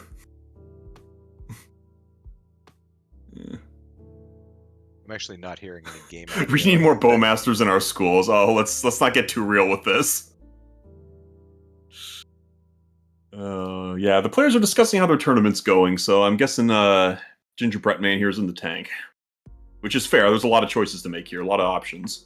Yeah, I mean, I don't know what's in the hand, right? Without any knowledge of what's in the hand, I feel like the kind of scariest play is the Bolas Citadel in play. It doesn't require any spell casts, it just kind of happens. So that seems very strong. However, there are a lot of other things that could be happening here. There's combos that could be gotten off of things like the Warren Soul Trader. There are things like Pitiless Plunderer that can kind of generate a lot of mana very quickly.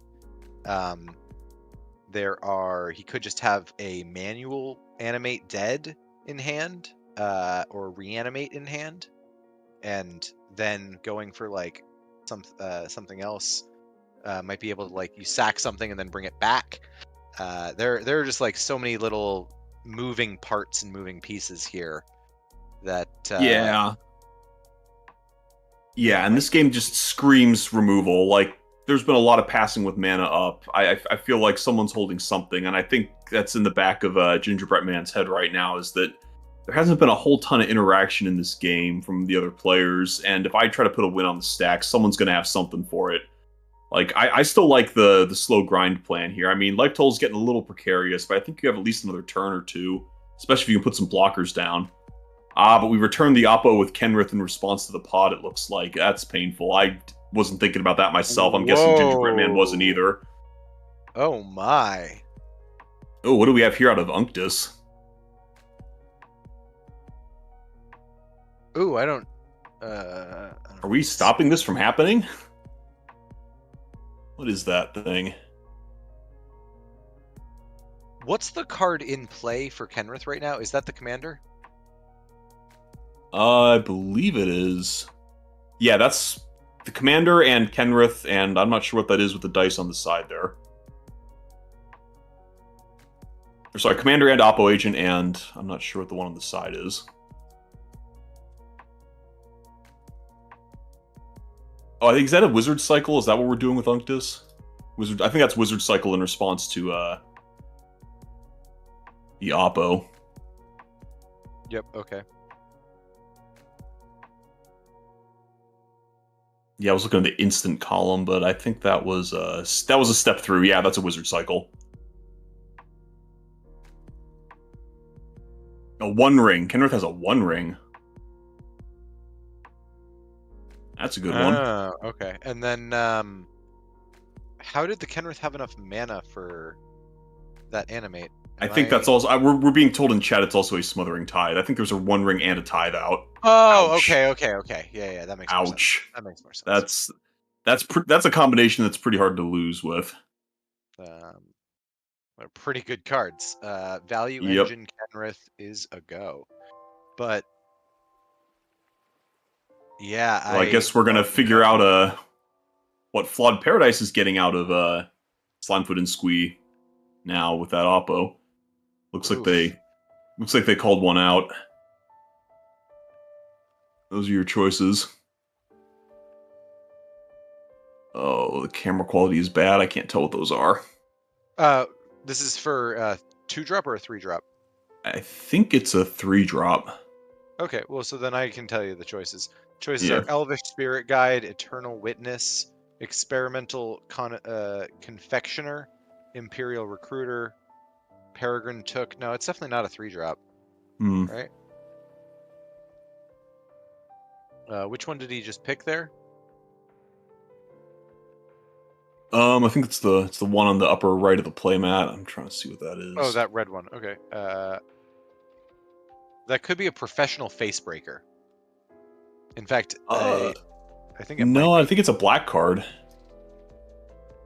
The one underneath the Bowmaster? No, in the upper right of the playmat. Oh, that is a Bowmaster. Sorry. Oh, that's okay. But I thought that their Bowmaster was dead? My goodness, I kind of wish these people would zoom all the way in on their playmats when they're on camera. Like, it is really hard to tell what these cards are. No, but we need to see their their keyboards. It's really important. Yeah, so there are some pretty nice keyboards there. But, right, yeah, that is a bowman in the exile there. Looks like. I don't know what that one is on Arabella's side, but like I think that's like a pretty high-end gaming keyboard. Like, I've seen stuff like that before. Oh my god.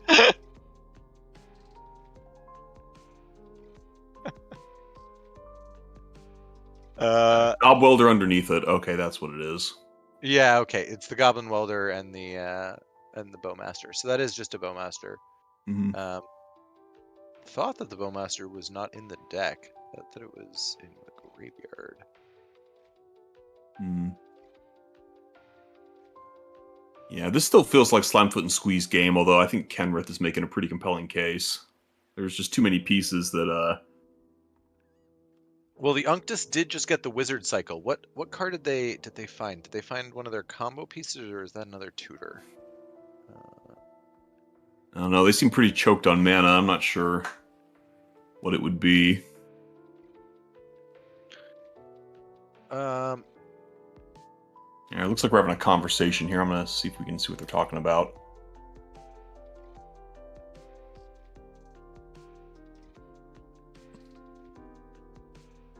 Oh, they got Flood Caller with the Wizard Cycle. Valley Flood Caller. Mhm. Very nice. So they're discussing welding out Arabella right now, which is an interesting play. She is an artifact.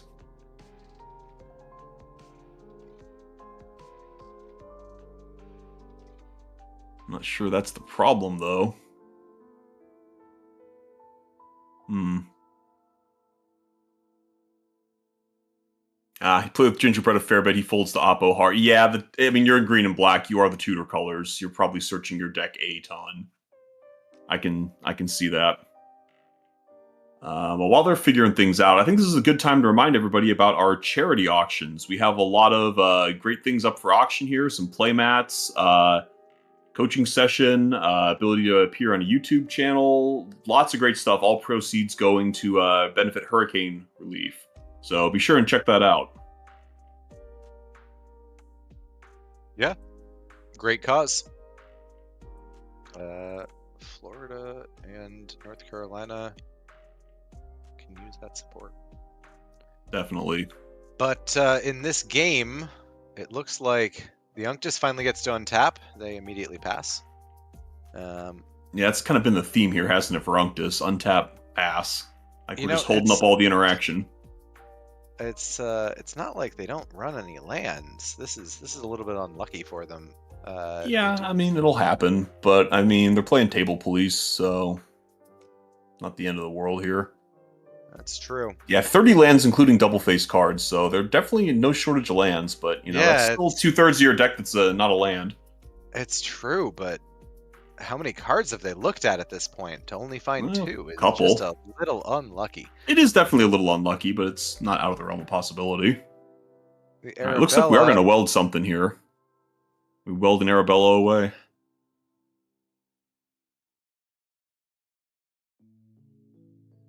See if they've announced it.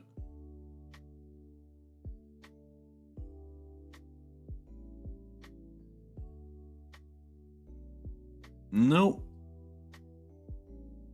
Alright, Arabella is getting welded. And we're bringing out a Lotus Petal. Okay, I mean, that's a lot less lethal. Yeah, it's a pretty good trade if you're the Slimefoot and Squee player. Lotus Petal deals you much less damage. In fact, Lotus Petal lets you deal damage, because when it is sacrificed, your Mayhem Devil gets a trigger. So that's pretty nice. Sure.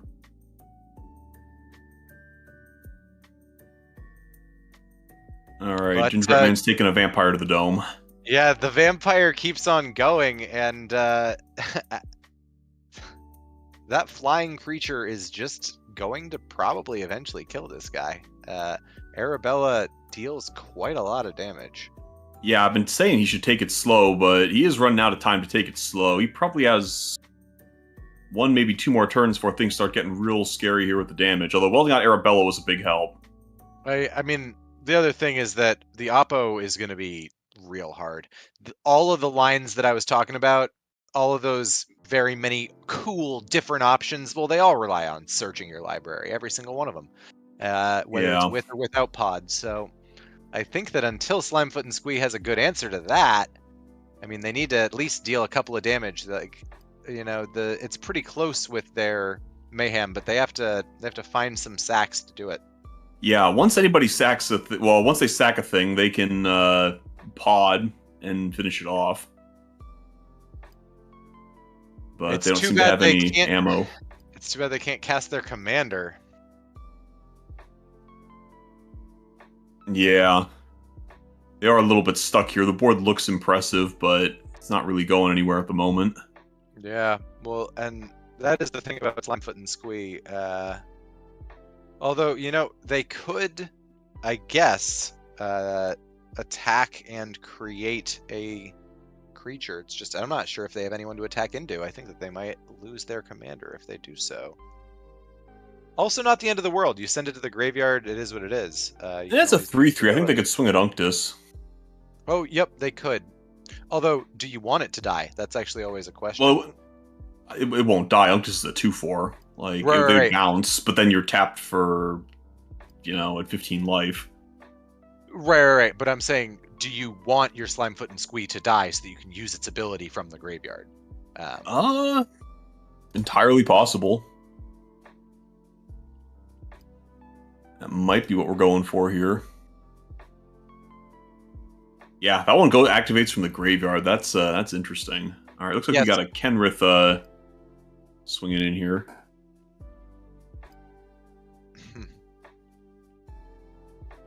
Oh, right at Slimefoot and Squee. Genrith Beats with a lot of mana up is a scary place to be on the backside of. And we're in the tank here figuring out whether we're gonna... Ooh, triple block on the Kenrith. Ooh. This is gonna be interesting. Probably gonna see some pumps here or something.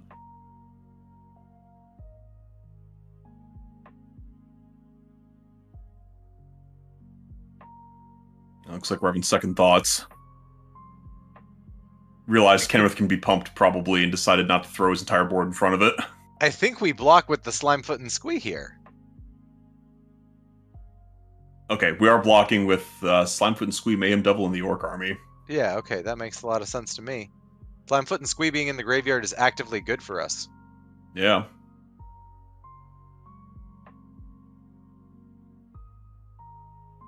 So Mayhem Devil's going down. And the Orc Army. And All not right. Slimefoot and Not Squee. Slimefoot, not Interesting. Squee. Keeping Slimefoot All right. out of the graveyard so we can't do shenanigans. That's pretty fair. Yeah, not the most intuitive thing to do initially, but I think that might end up being a pretty good call. Yeah. I mean, I think that there's a chance where just blocking with just Slimefoot and Squee is correct there. Just to really try to To force it, yeah. force it. But I think you wanted the Kenrith dead too. Yeah, the Kenrith Which- dying is pretty important. Maybe Slimefoot and Squee and the Mayhem Devil, but then he can double activate. Now I understand why he did all three. He was forced. That was the only option. Yeah, I mean, there's a lot of mana up to pump a Kenrith too, and Right. make a Kenrith trample. Like, it's just a really Right. scary position to be in. It's a hard one to get yourself out of. Yeah.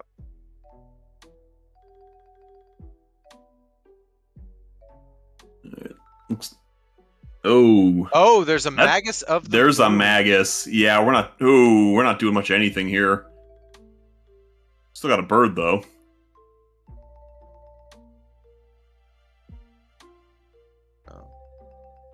Yep. Yeah, moons are another card that have really seen a comeback without Dockside to bail people out of it. When everyone was running Dockside, Blood Moon was not the greatest card. Now that that's gone, I think we're going to see more of it.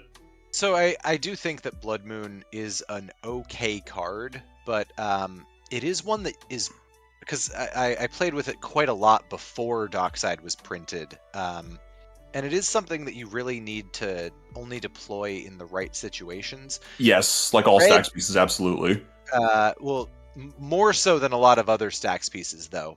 Sometimes if you accidentally lock two players out of the game and not the third, it's just more likely to do that than a lot of other stacks pieces. Yeah, I've had that'll happen a lot with my own Blood Moons too. It's like, this is going to ruin two players' day, and the third guy doesn't even care, and it's like, I don't know if I can handle that on my own. Right. So it does, because it does really make it hard for other people to bail you out. As a stacks player, you're very Yeah. often relying on the blue players getting their counter spells off so that the game continues. So, I think that running a one of Moon is something that's very powerful in these low color red decks.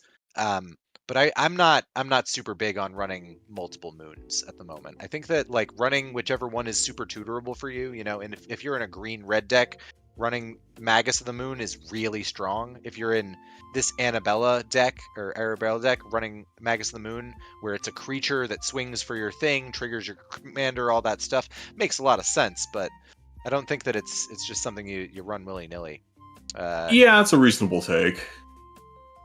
I don't think you just jam both of them into every red deck or anything. Like, no, I think it's pretty reasonable.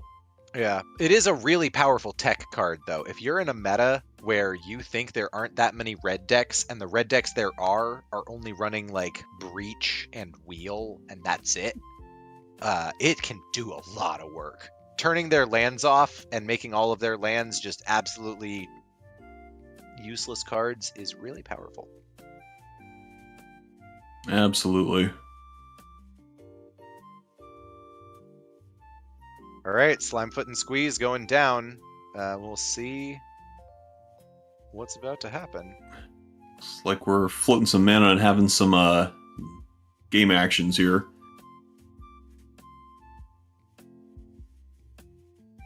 Let's see, listen in here. Sacking Slimefoot and Squee. activating Slimefoot and Squee from the graveyard. Looks like Activating we're it getting to get Mayhem the Devil. back. Yeah. I like it. I thought it was a mistake to let the Mayhem Devil die in the first place, although it wasn't like actually a mistake. I just thought that because I was, not looking at the situation correctly. But definitely not a mistake to bring it back. That's feeling good. All right, we got a trigger now. What is that? Is that a Phyrexian altar? Or is that a? Yeah, it's a Phyrexian altar. It looks like in play once again. Yeah, we're targeting the Oppo, not the Magus, which is a little bit interesting. But I guess if we have an altar, we have our colors. We don't care about the Magus too much. Yep. So Oppo down. We can do some pod stuff now.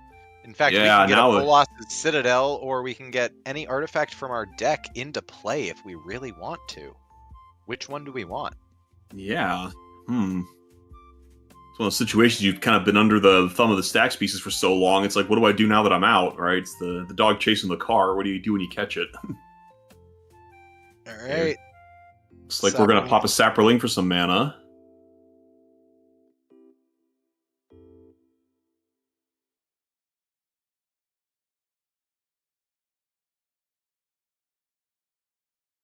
Shooting the Dauntless.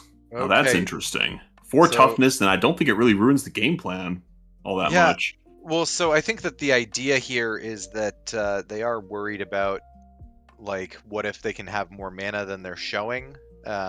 Maybe something like that. But, yeah, I don't think that the Dauntless is really actually doing too much to stop you. Yeah, you have to pay like 7 mana to blow up the altar and like 9 mana to blow up the pod, right? That's not... Ooh, alright, so the Welder is going to the graveyard here. Interesting. See, okay, so we are potting the Welder.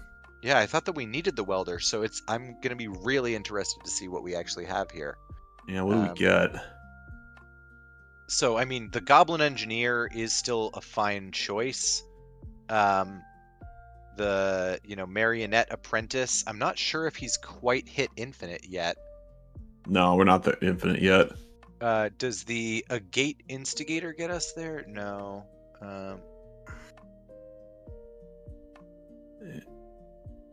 Unctus is just kind of letting this all happen. Maybe Unctus really is just stuck on mana. And they finally hit a land. It's Misty Rainforest with the Oppo out, which is only now just left. To be fair, there haven't been any spells cast. This is all activated abilities. If they have a counter spell, there's nothing they could do yet. So that is true.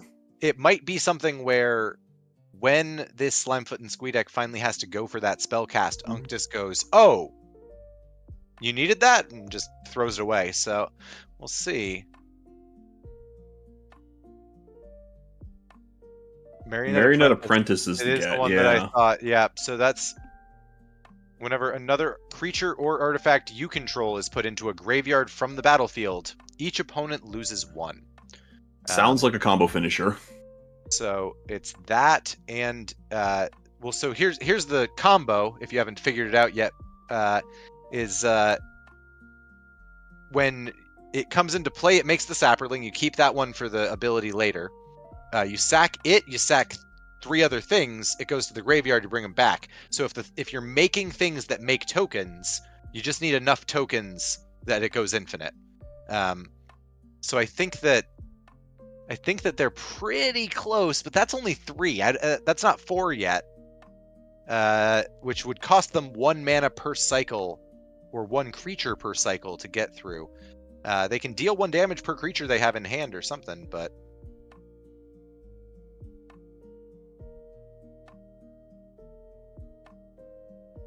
Alright, we're still pinging the Dauntless.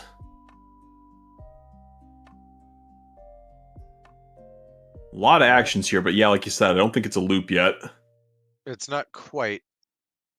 Yep, he's gonna sack that and then activate the Slimefoot and Squee, bring back both, have 4 creatures, but they will need a Saproling to continue this loop. Yeah, looks like Dauntless is going down though. Ooh, sack the Dauntless for Flare of... Flare of Fortitude. Their life total can't change this turn. That is the most important part of that. Yeah, looks like Slimefoot's not winning this turn. At least not killing Arabella. Yeah, your life total can't change. Permanents you control gain hexproof and indestructible. Wonder if we can create a board state, though, where maybe I can't kill you this turn, but you're definitely going to lose the game. I think that they're going to get pretty close.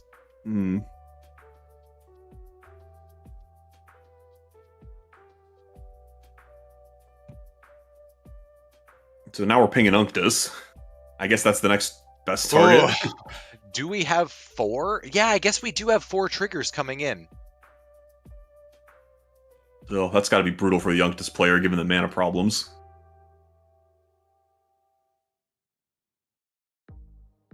Yep, so Slimefoot and Squee plus Orcish Bowman. We have all of these creatures that create creatures when they come into play. Which is kind of the whole combo here. But it's not infinite. You're still one No, not short. yet. This is quite the little engine, though. It's doing some work. Oh, this is the coolest shit I've seen in a long time. So do you want to know what does make it infinite? Is a very silly 3-drop called Sprouting Thrinax. Thrinax. Yeah. Ooh, I know that one. Whenever it's put into a graveyard from play, put 3 1/1 Sapperlings into play. That just goes infinite if he can find it. That's some OG Alara Block Jund stuff right there. Yes, it is. Oh, Okay, now we're reanimating. Marionette Apprentice coming back in. This is going to be a lot of damage. Oh, See, yeah. When I said they should have swung earlier, maybe I wasn't crazy. But it does look like it does look like this is going to be a lot of damage this turn. Yeah. For sure, they've really cleaned up the board. Pact of Negation on the Reanimate that we can't even pay for. Yeah, we'll let that resolve. Ouch! Was that a desperate bid to, like, draw some interaction out? But it's a Slimefoot and Squeep player. Like, they can't, they can't fight you over that. I mean, but you think they're going to veil that? They don't have mana for it. Even if they veil it, you're still paying 5 on your upkeep. They'd have to red blast it. Oh, we got a Flood Caller. We can maybe flash some rocks in and live.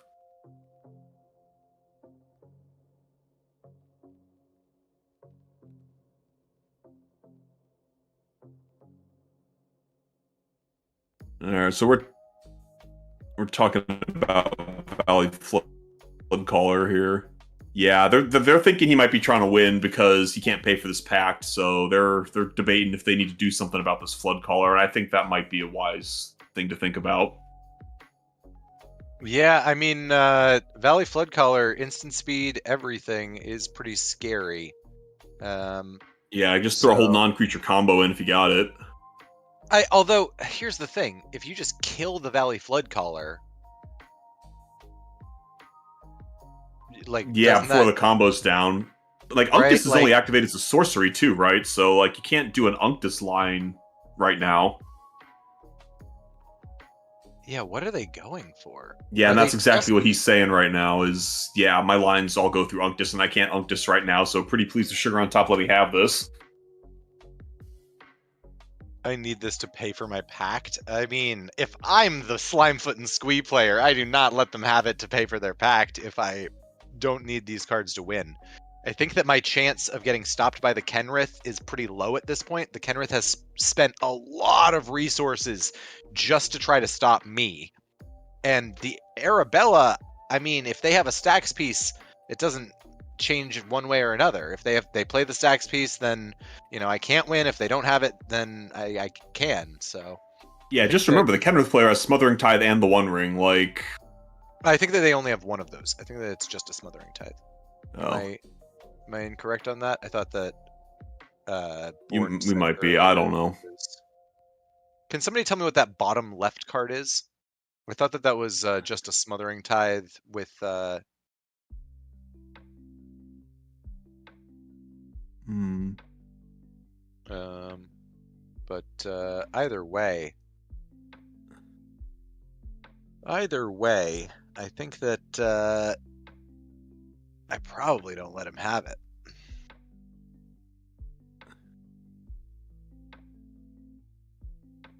Yeah, this card has inspired quite a bit of conversation from the table. Yeah. So what's the other? If that's a Smothering Tithe Nova, what's the other card on Kenrith's mat with dice on it?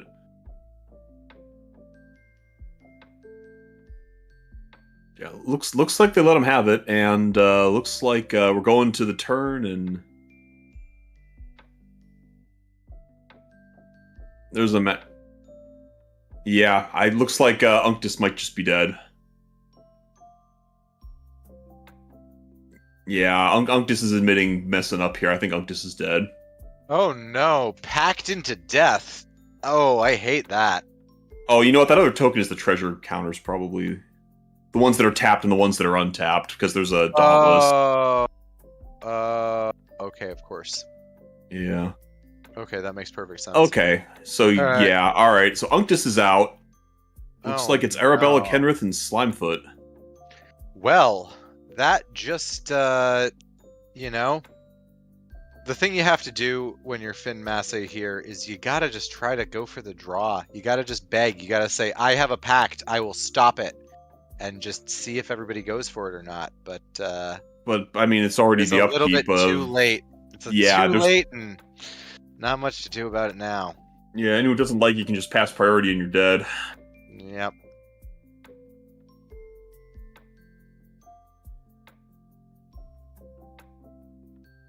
No, yeah, he's trying to be like, maybe I got a counterspell, and maybe you should let me live.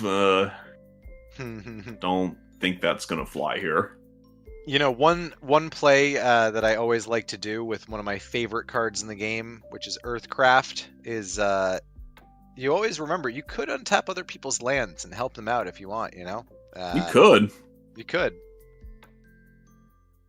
I love Earthcraft too. That's such a good card. I think we're gonna see more of it now. There's no Dockside because with moons, people will be on more basics, which makes Earthcraft better again.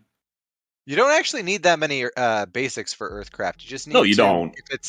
If it's going to be part of your game plan that game, you need to fetch for a basic, and you need to run like 2 basics to fetch for. It's really Yeah, I was on 2 basics with Earthcraft decks at the it's end. not there, that yeah. bad. Yeah, it's you know, I made a meme version recently just to like play a couple of games, and it's it's not that hard if you fetch for it, but it is something where if you just slam it, sometimes people get scared. But honestly, you can just bait out a counterspell when you don't have anything for it. You can just be like, "Hey, I'm playing this scary combo piece," and they go, "Oh!" And you're like, "Actually, that was useless. I don't have a basic. But what are you doing?" Redress is best duress. Yeah, well, we're still resolving a Merchant Scroll, even though we're very likely dead here. I don't know. I don't think this is a Stifle or anything to save life on the pack trigger. Nope, no Stifle, no Trick Bind.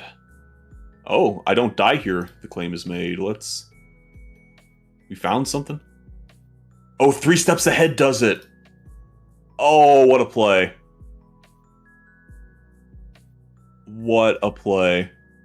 I forgot that one has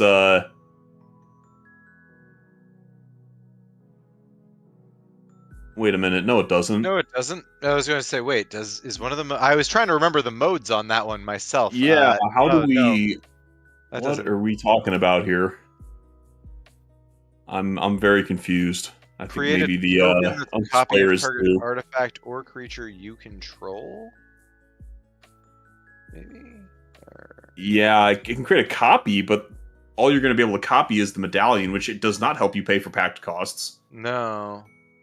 It would cost more mana than you'd get anyway. Like, that's just not... That can't be it. Nope, I think Finn might have forgot what the modes are.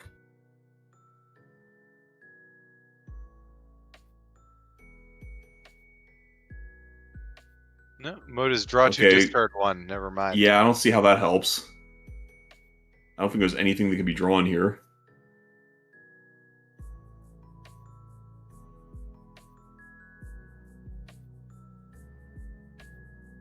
Yeah. Okay, so he's dead. He's announced it. He's got nothing. That is a little bit.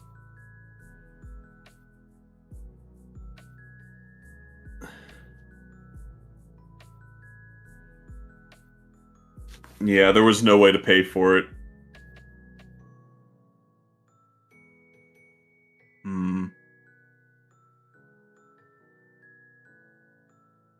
Oh, they were thinking of doing a Banishing Knack line, but they didn't have the rock. They had Medallion.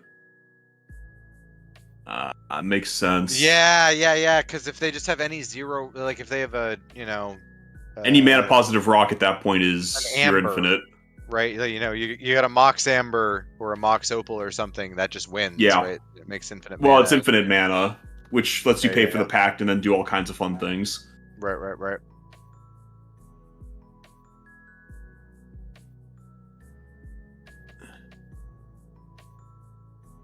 Ooh, we're doing the fun shenanigans here.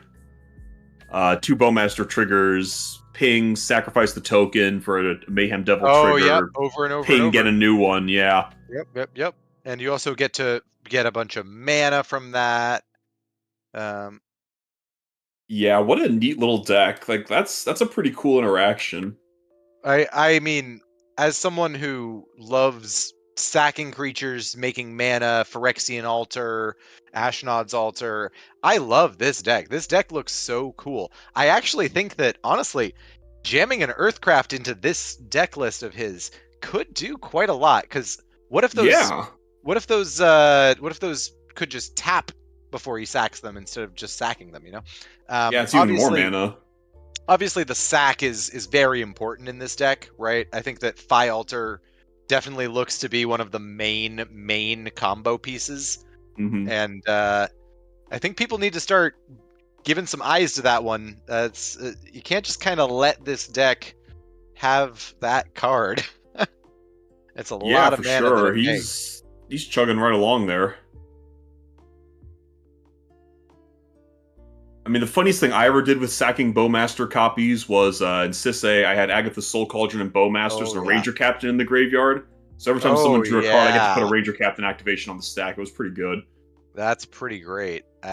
Soul Cauldron is one of those cards that reanimate players love it, reanimate players hate it. They can't live with it, can't live without it.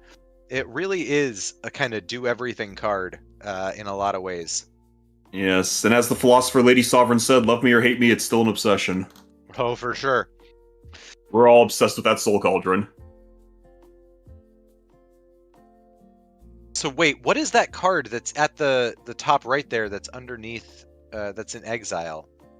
Because it's not a Bowmaster. Because Bowmaster's in play? Is that correct? That's what I was wondering about earlier. Let's see if we can find that artwork. That looks to be... I'm not sure. Oh, it's a Plunderer. Yeah, he took the Plunderer. With the Oppo agent, that's why it's there. Yeah. That's no, right. that Plunderer, like I said, is the only 4-drop in the deck, I believe. Let me double check. It was one of the only ones. It is... Pitiless Plunderer is the only 4-drop in the deck. So when you go for pod on 3, Pitiless Plunder... Oh, yeah, because look at that. Pitiless Plunderer does exactly what we were just talking about. You know how Earthcraft would give him 1 more mana? Yep. Pitiless Plunderer gives him way more than just 1 more mana. There we go. That would make that a full infinite combo with just sack Slimefoot and Squee, sack 3 creatures, or sack 2 creatures, reanimate Slimefoot and Squee, and those 2 creatures over and over again. Sorry, not 2 creatures, but any of the creatures that makes another creature, like the Marionette or the. Ooh, we got a Thoracle here from Kenrith. Oh, he's going for the win. The only blue player died, like. and we have a Thoracle. I think this might be it. Oh no, Unctus. Mellow Insight, thank you for the Prime sub. We appreciate that. Unctus going down with the ship, and Kenrith stealing the victory from this Slimefoot Squee combo. Will it happen, is the question. Or will Slimefoot and Squee? I'm not sure what they can do about it. There's a Tainted Pact. Yeah, I'm not sure what they can do about this. Kenrith's got like 3 cards in hand. One of them's probably a counter spell. What's Slimefoot and Squee even have for an already resolved Oracle with the trigger on the stack? Like, would you get Tybalt's Trickery? I sort of doubt it. Oh. I think this one... God. Yeah, this one might be over. Needs Slimefoot's list. Lists will be posted after the tournament Mellow Insight. Yeah, So check our Mox field.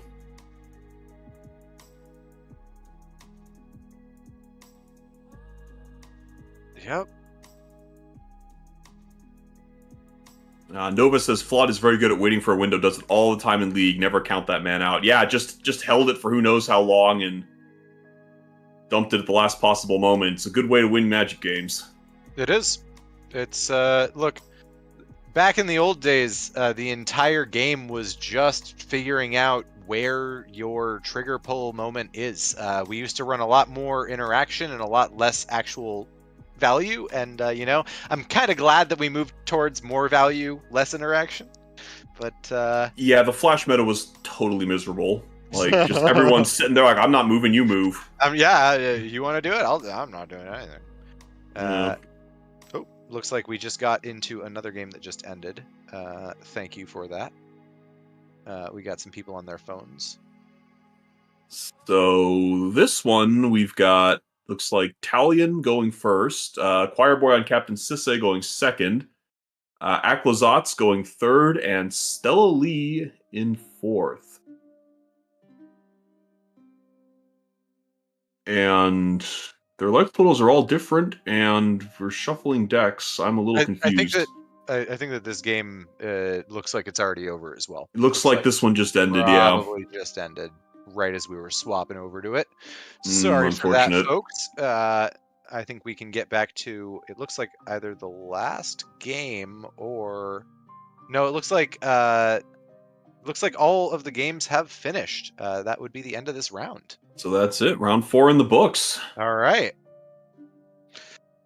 Cool. I only got to watch one, but there was some neat stuff going on in it. That was a really intense game. I'm really liking some of these decks that we are seeing. The Stella Lee deck that we almost got to see the end of that round there. The Slimefoot and Squee deck really is cool. Honestly, the Arabella deck is really, I want that to be good enough. I want that to be enough damage. I think that if there is a deck that exists that can put that much life total pressure on the format, that's good for the format overall. Yeah, that is sort of lacking in the format for sure. Like, you've got some Staxy decks that do a lot of combat damage. You got your Elevirs, your Arabellas, your Winotas, but they're just not quite at that high level of they're success so in the close. format. Yeah, no, they're so close, and they've always been so close because, like, the fastest combo decks don't need all 40 of the life, right? I can add Naws from 20 life in a lot of decks and be fine. But or just before the damage even happens, pull the Adnaz out. Like, the best way to beat stacks Right. is just before they play a stacks piece, kill them. Right, of course. It's just, Adnazing from less than that isn't really doable. So if you can deal 15, 20 damage really fast, you do get to kind of turn off a couple of the avenues to win the game. The issue is that you then have this person who can't win with their Nas sitting around at 15 life with like 2 counter spells and a card that doesn't win, and what are they going to do? Manually assemble Thoracle, pretty much, or maybe Breach. But, hopefully they're there to stop the people who you didn't really affect. That's always the real gamble with that kind of deck, is that there are some decks that don't really utilize the life pool as much. Yeah, definitely. But yeah, that was, it looks like we'll be getting into round 4 momentarily. I think we're on 5 now. I think that was 4. Oh my god, time flies. Time does fly, right?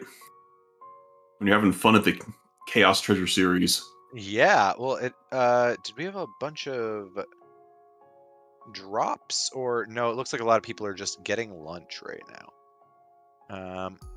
Yeah, been a long day. Probably a good thing to eat it right about now if you haven't yet. Yeah. Do we have one more round before cut to top 10, or is it the cut to top 10 coming out next?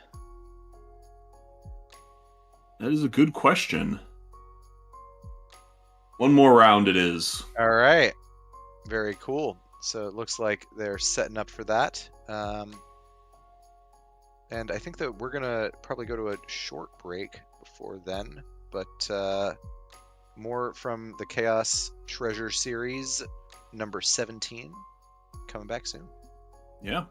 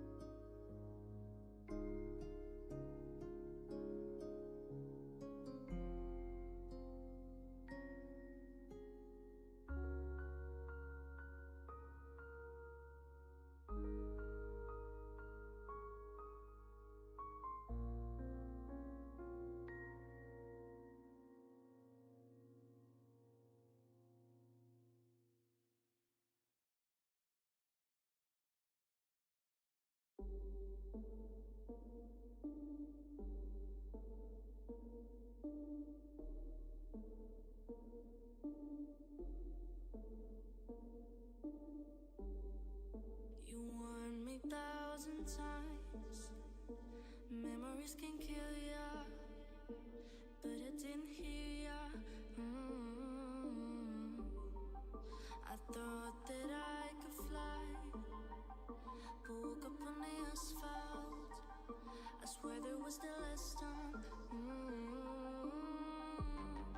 I've always been naive, gullible in our face, and you used all of me, inside and on the surface. I've always been naive, gullible in our face, and you used all of me, like demons in the dark.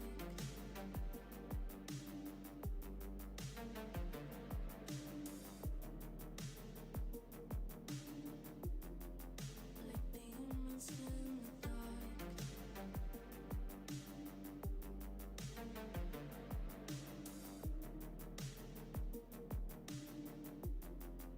Like demons in the dark.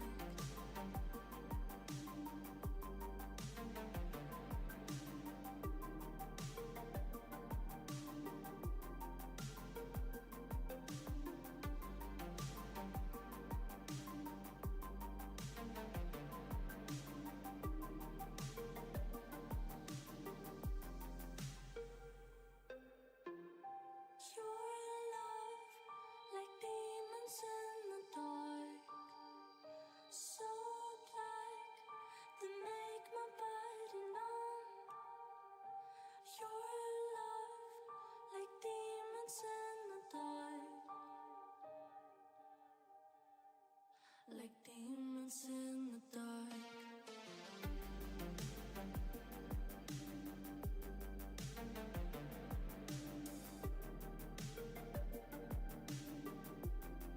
Like demons in the dark.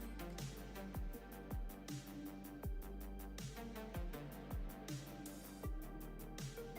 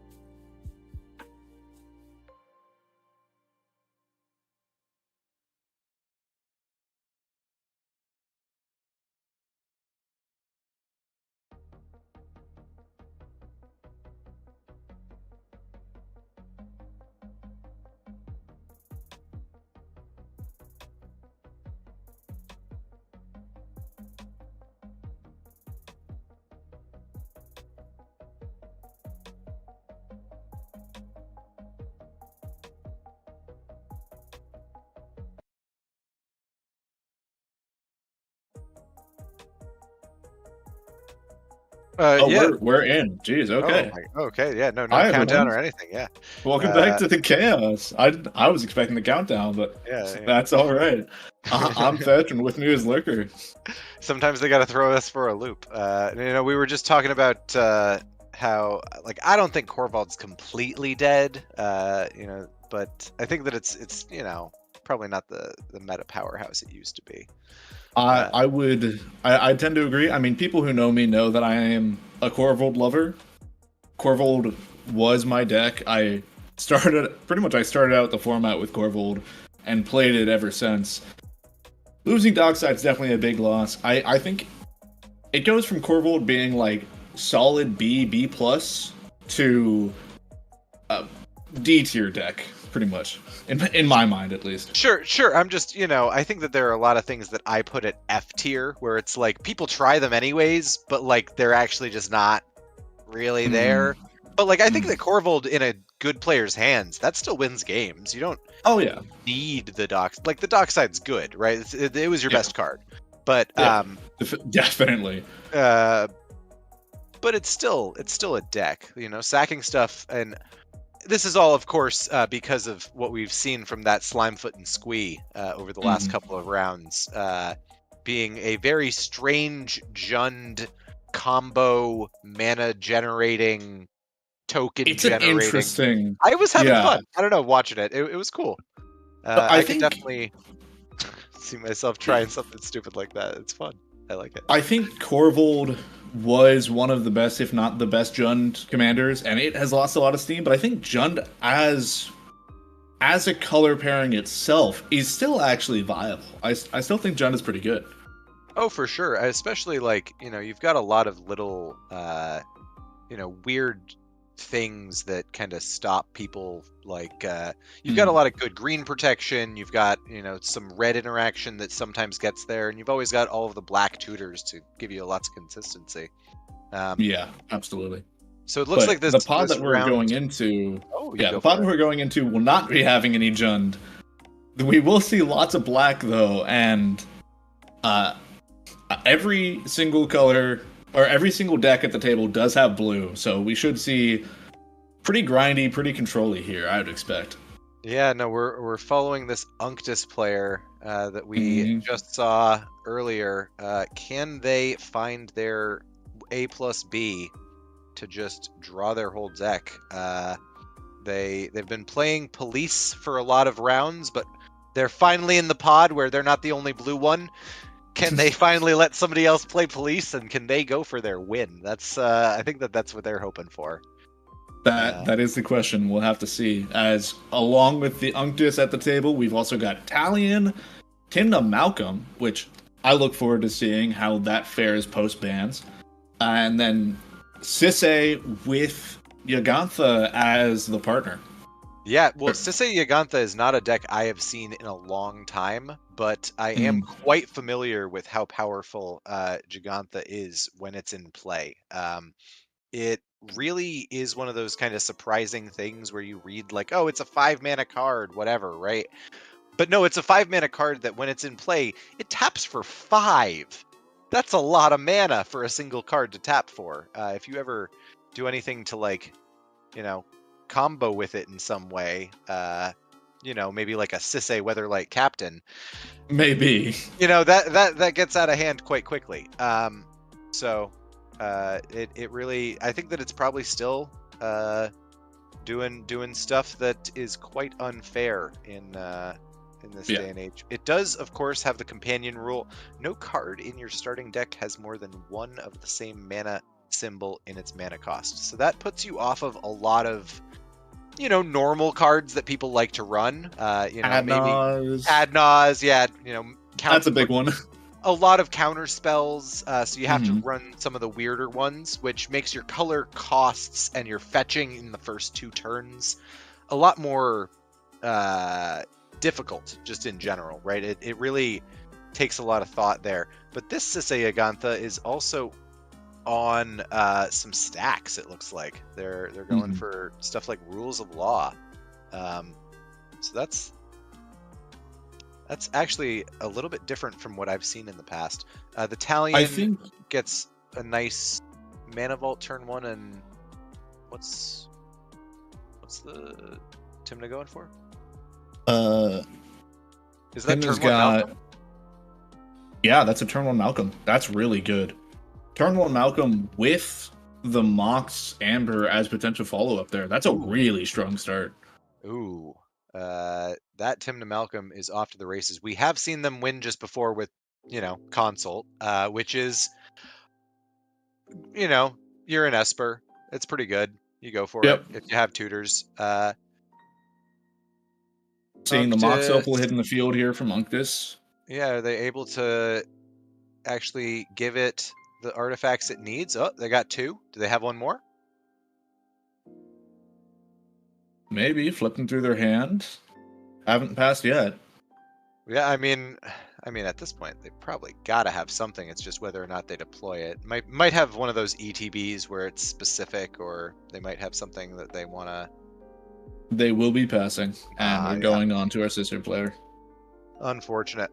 But yeah, I mean, I think in this post-Dockside world, there are definitely a couple of things that have changed, but I feel like for the most part, it's just a little bit slower.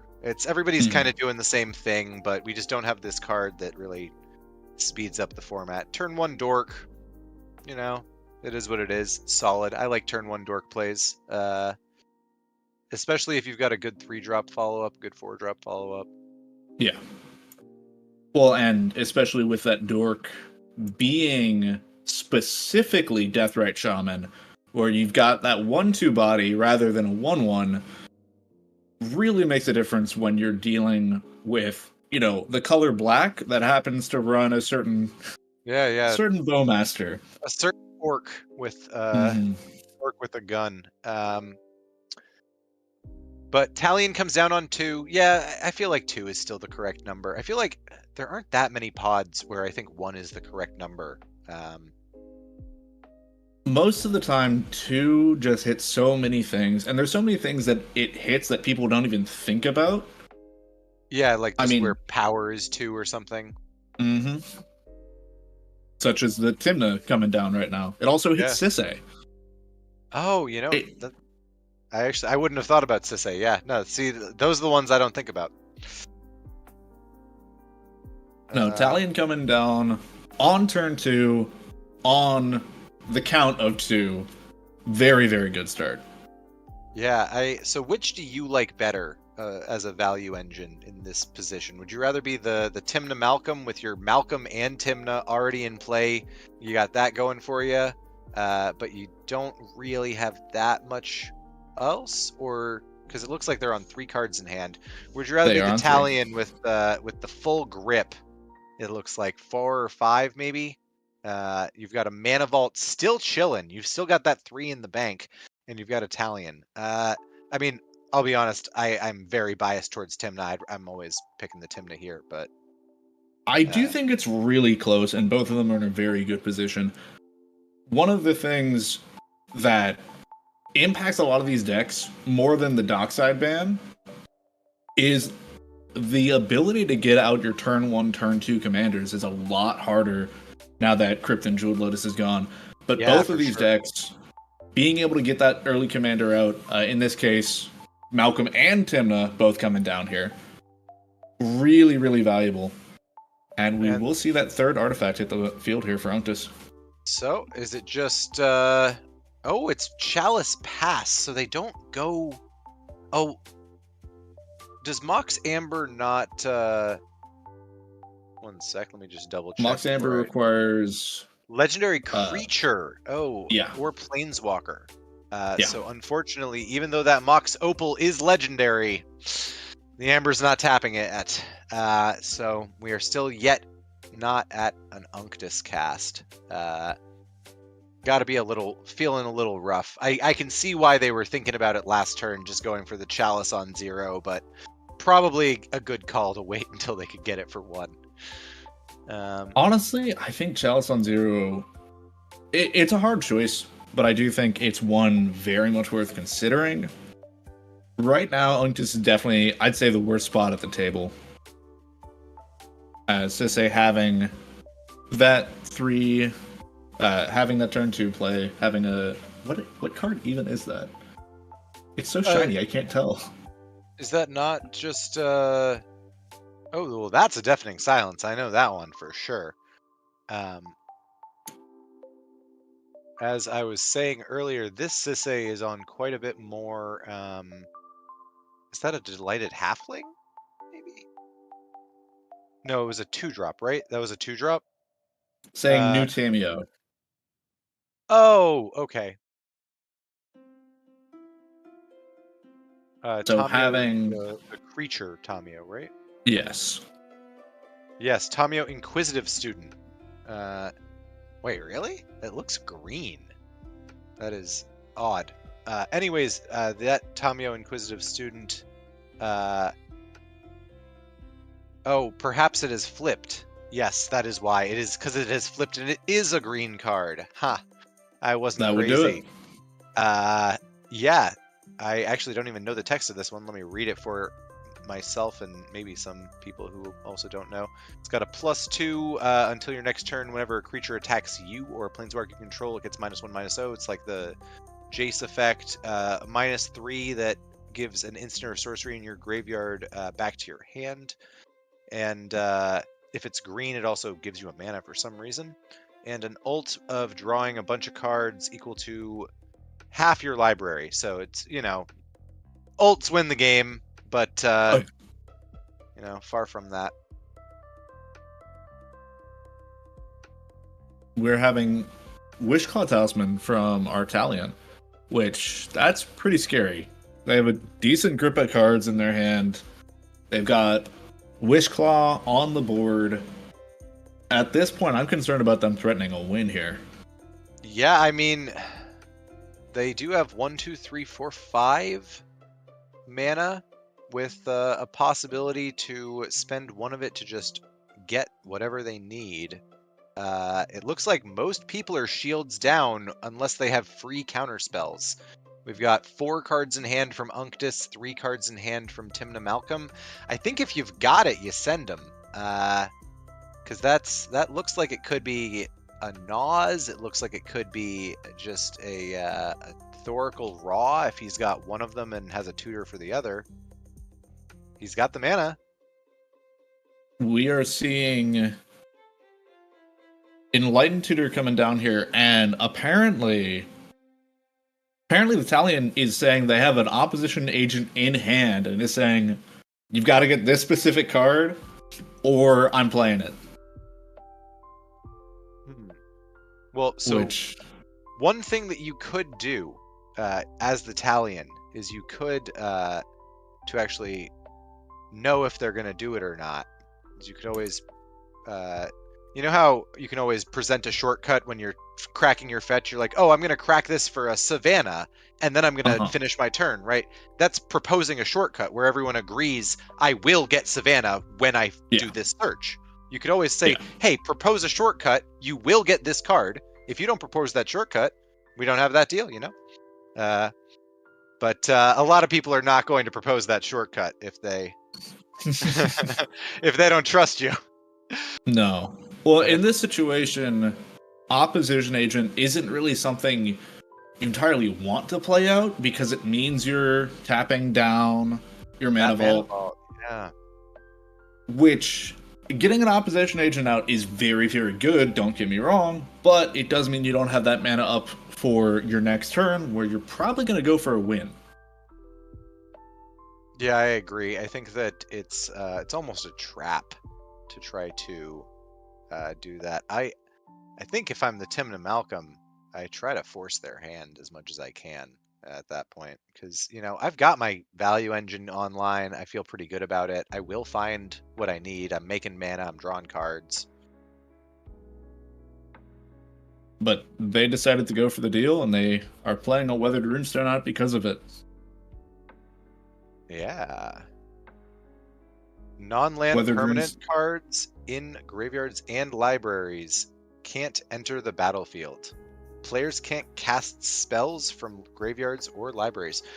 So, I mean, I guess that's mostly going to be impacting what, Sisei? I would assume so. I don't know all of the Unctus lines. It's not exactly a deck I'm super familiar with. Yeah, But I yeah, don't think it affects Unctus really at all. yeah. Unctus is mostly about trying to copy spells that untap and draw things and loot. You know, Yeah. those are kind of the points of interaction, things that, you know, spirit of the labyrinths and whatnot. But it does impact the Sisei at least a bit. Yeah, I think so. I think that that Sisei deck. Let me double check. I think that it had some graveyard-oriented lines though, and it definitely has, you know, putting cards from library straight into play, which non-land permanent cards in graveyards and libraries can't enter the battlefield is a pretty strong little sentence against that. That is a pretty interesting piece of tech for this this deck. They're also, you know, they're really, I think, trying to capitalize here on what they're hoping to be is a green meta. They've got a cursed totem, they've got a damping sphere, and they've got this weathered runestone. They're really, I think, trying to tech out for reanimation, green decks, that kind of thing. They're ready for this Sisei deck. Well, and Weathered Runestone, not only is it very good against Sisei, good against Reanimation, it's also very good against Breach. Which Breach at this point, even though Red has lost a lot losing that dog side, Breach is still a very powerful win condition. And if you're going into this tournament expecting to see a decent bit of Rogsai, which I think most people probably were, Weathered Runestone not a bad option for that. Yeah, no, it's Breach kind of being the premier red card now that Dockside is banned. It is the one that you're playing red for very often in some of these now. So, you know, it is. I am kind of glad that we still have some reason to play red in these stormy decks, and it's not just you know, Esper or Bug central, but I do think that it's still something worth teching against. Which we are seeing a tutor here from the Talion. The Vampiric tutor. A Vamp tutor with the Wishclaw in play. Guys, Yep. do we have an early win? Oh, the Unctus still has mana to burn. It might be interaction coming out from them. Deafening Silence being in play, though, kinda limits. It does make it where it's a lot harder for the Talion to protect their win. However, it doesn't stop the win.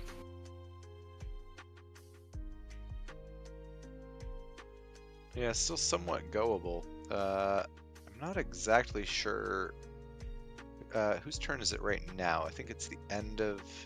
I believe it's the end of the Unctus turn. I think they did it after Unctus cast a spell because they figured they were the most likely to have a counter. Gotcha. Well, the Sisei untaps with 3 mana and a dream. Are there many lands left for them to get mana off of, or are they up to... Yep, there's still at least one. And what? I'm trying to tell what card that is. Is that a Fey that's Burrow? That's a Fey Burrow. Yeah, Fey Elder. That's the mana dork. And Doesn't you know, do much here, well, but it does set up for future turns. yeah, I think that Sisei is definitely one of those critical mass kind of decks where once they get this engine in, like, you know, online, of these cards like Gigantha or like Fey Burrow, which have this ability to tap for 5 colors all at once, that's really where they kind of combo off and get scary. So I think Emery's might be just trying to play the long game, trying to cross their fingers and play some greed as they hope nobody wins or that somebody can stop whatever win is about to come out. Talion, though, Vamp Tutor resolving. a Wish Claw in play. The only one who could reasonably interact with them is Unctus. There is a deafening silence, but We're seeing a shield drift. They're not going for the win this. Well, okay, they technically still could, but mana is very, very tight if they do. no, I think that this is more of a, I know I can't win. I know that you guys have to save stuff for real interaction. What if I just play another value engine? What if I play a card that just kind of slowly but surely says, none of you get to quite do your thing, especially against an Unctus. Whenever an opponent draws a card, they lose 2 life, you know, I think that works pretty well against a Timna Malcolm. Similarly, it does stop some of their combos, right? So I guess if you're confident that the table has interaction, then just playing that slow play. I don't buy it though. I don't know. I don't know if I agree with that idea. I think that I'm might be what they vamped for, right? There's a good chance of that, right? Maybe? I don't know. I'm someone where it's like, if you have the opportunity to win, then try to go for it. But I guess when you are playing Talion, you do have the advantage in a long game, at least at most tables. I'm not as confident with the Sisay. The Sisay has had a slow start, but it looks like they're setting up to be pretty powerful in the late game. Yeah, for sure. Sounds like they're still politicking about whether or not this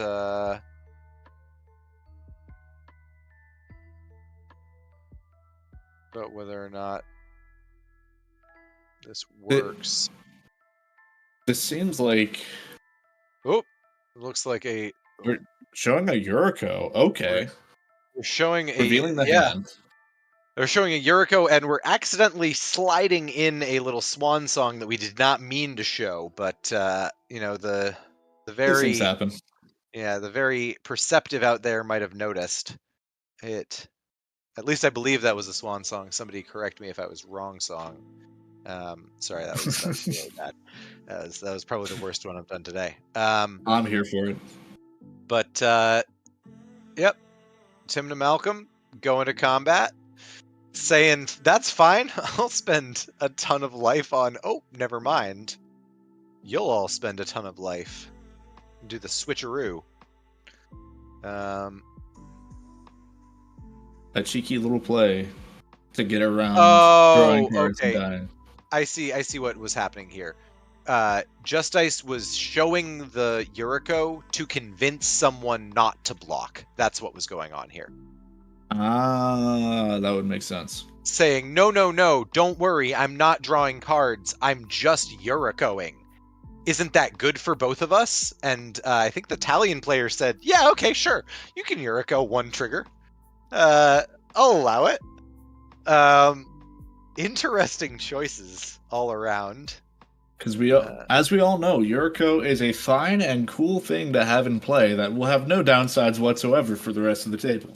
Yeah, I mean, not for the moment. It wasn't such a big hit off the top, but just you wait. Who knows? I will say it is next. It is really interesting having kind of that secret commander Yuriko with the amount of shapeshifters they have in play or in the deck, because of Malcolm getting the benefit from the shapeshifter, getting to double up on that with the Yuriko as well. Yeah, for sure. I very much like that. They actually, funny enough, have a Talion in the deck as well.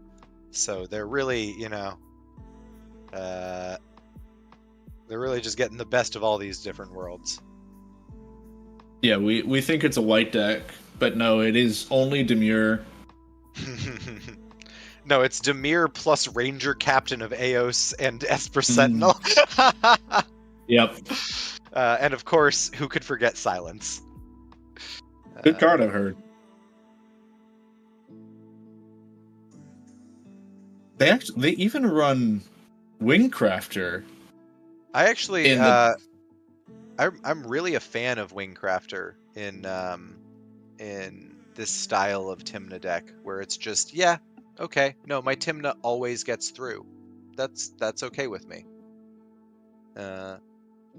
It's This is,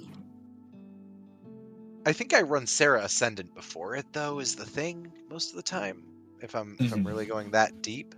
But with running Yuriko as one of your main backup plans, yeah, you know what? as a Okay, secondary yeah, thing, it has that yeah. synergy there. I like that. I like this kind of look. Turning creatures sideways is my favorite thing in Magic. That's really why Earthcraft is my favorite card, and why Manual Storm, Earthcraft, Intruder Alarm is the best combo. It's the most amount of creatures turned sideways at a time. So, but yeah, I really do like this kind of let's enable my Tymna to swings. It reminds me of running Loyal Apprentice in a red Tymna deck, where it's like, I know that this will get me some just straight value with Tymna very quickly and really capitalize on that combat. But while we've been distracted with Tymna beats, Unctus has been playing some interesting things, including a metal mixture. I'm assuming for the tutor effect.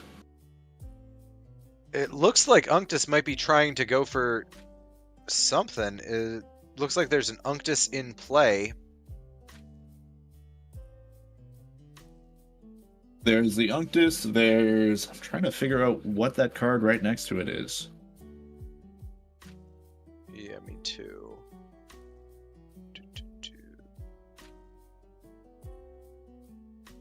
Looks like some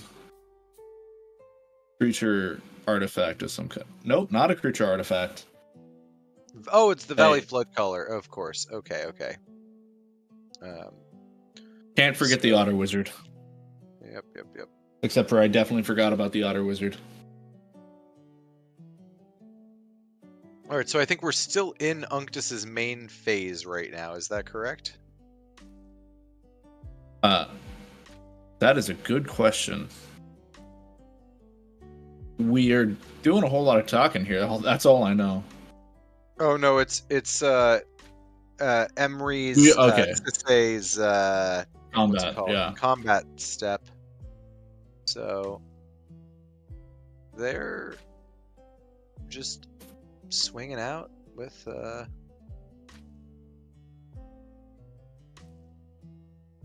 making clues. Sure. Yeah, getting some value under clues this. Are cards that do exist. Getting some value under this deafening silence. Yeah. Slow play, dragging it out. Actually, what card is making those clues? Let me double Tapping the check. Faber Outer and playing out. Is that a?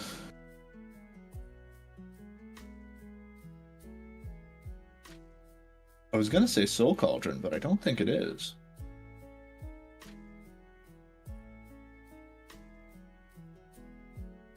Oh, it's a equipment. It's the Lightning Greaves. Oh, okay. Oh, Get some yeah. protection. Well, so it's protection, but it also makes all of your, mana dorks and your Gigantha in the future kind of immediately activate. And I believe that this deck's on like Duravi. Yeah, it's on like Duravi and Nagila and all of that jazz. So it's also actually on Samut as well, which is quite an interesting card for that kind of deck. I really like, that kind of untap effects. Well, I will say, this is not the Samut that is the absolute powerhouse in Nagila. This is the old one. Yeah. Back from the Amonkhet days, Samut Voice of Dissent, where it gives your other creatures haste. Yeah, and it can untap another creature for a white. Other creatures have haste, and it has haste, and it untaps another target creature. So you activate Gigantha, you get this, you activate you untap Gigantha, you activate Gigantha, you get something else, keep the train rolling. Are they on? I actually wonder. What's their chain line? Italian continuing to go for that slow play as they have a Blood Chief Ascension that they're hitting the field with.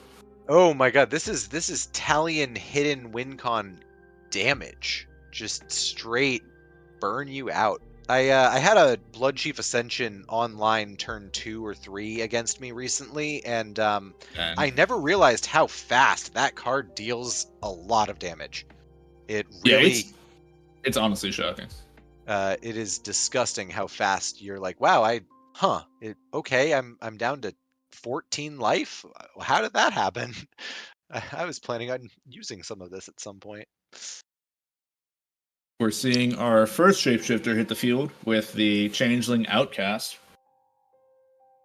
What's your favorite of the 1 and 2 mana shapeshifters right now? What do you think? I think Outcast is the most reliable. The decks that you're playing shapeshifters in, you want to be connecting with them. And Changeling Outcast consistently does that. But I think it's probably the top of my list.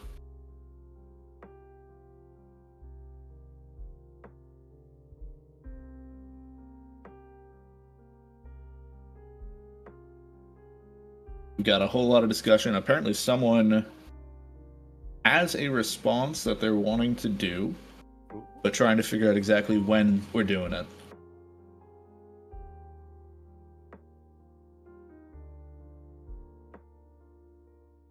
Combat is going at Sisse.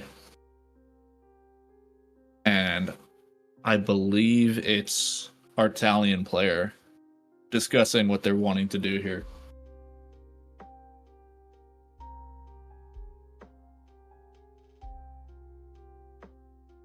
Oh. Reveal the Wish Claw off the Yuriko trigger. Very nice. I'm really still liking the position of these two blue-black decks at the top of our screen here. I really think that. Oh my God! What? Oh. Okay, so we're having some issues with. Oh no! Issues with spell table here. I said the top of our screen, and immediately both of the people at the top of our screen. Okay, no, they're all back. That's fine. It's fine. Seems to be that we had a spell table malfunction. All players seem to be fine with it. Nobody is. Everybody rejoined really quickly. Looks like everybody's good. All right, cool.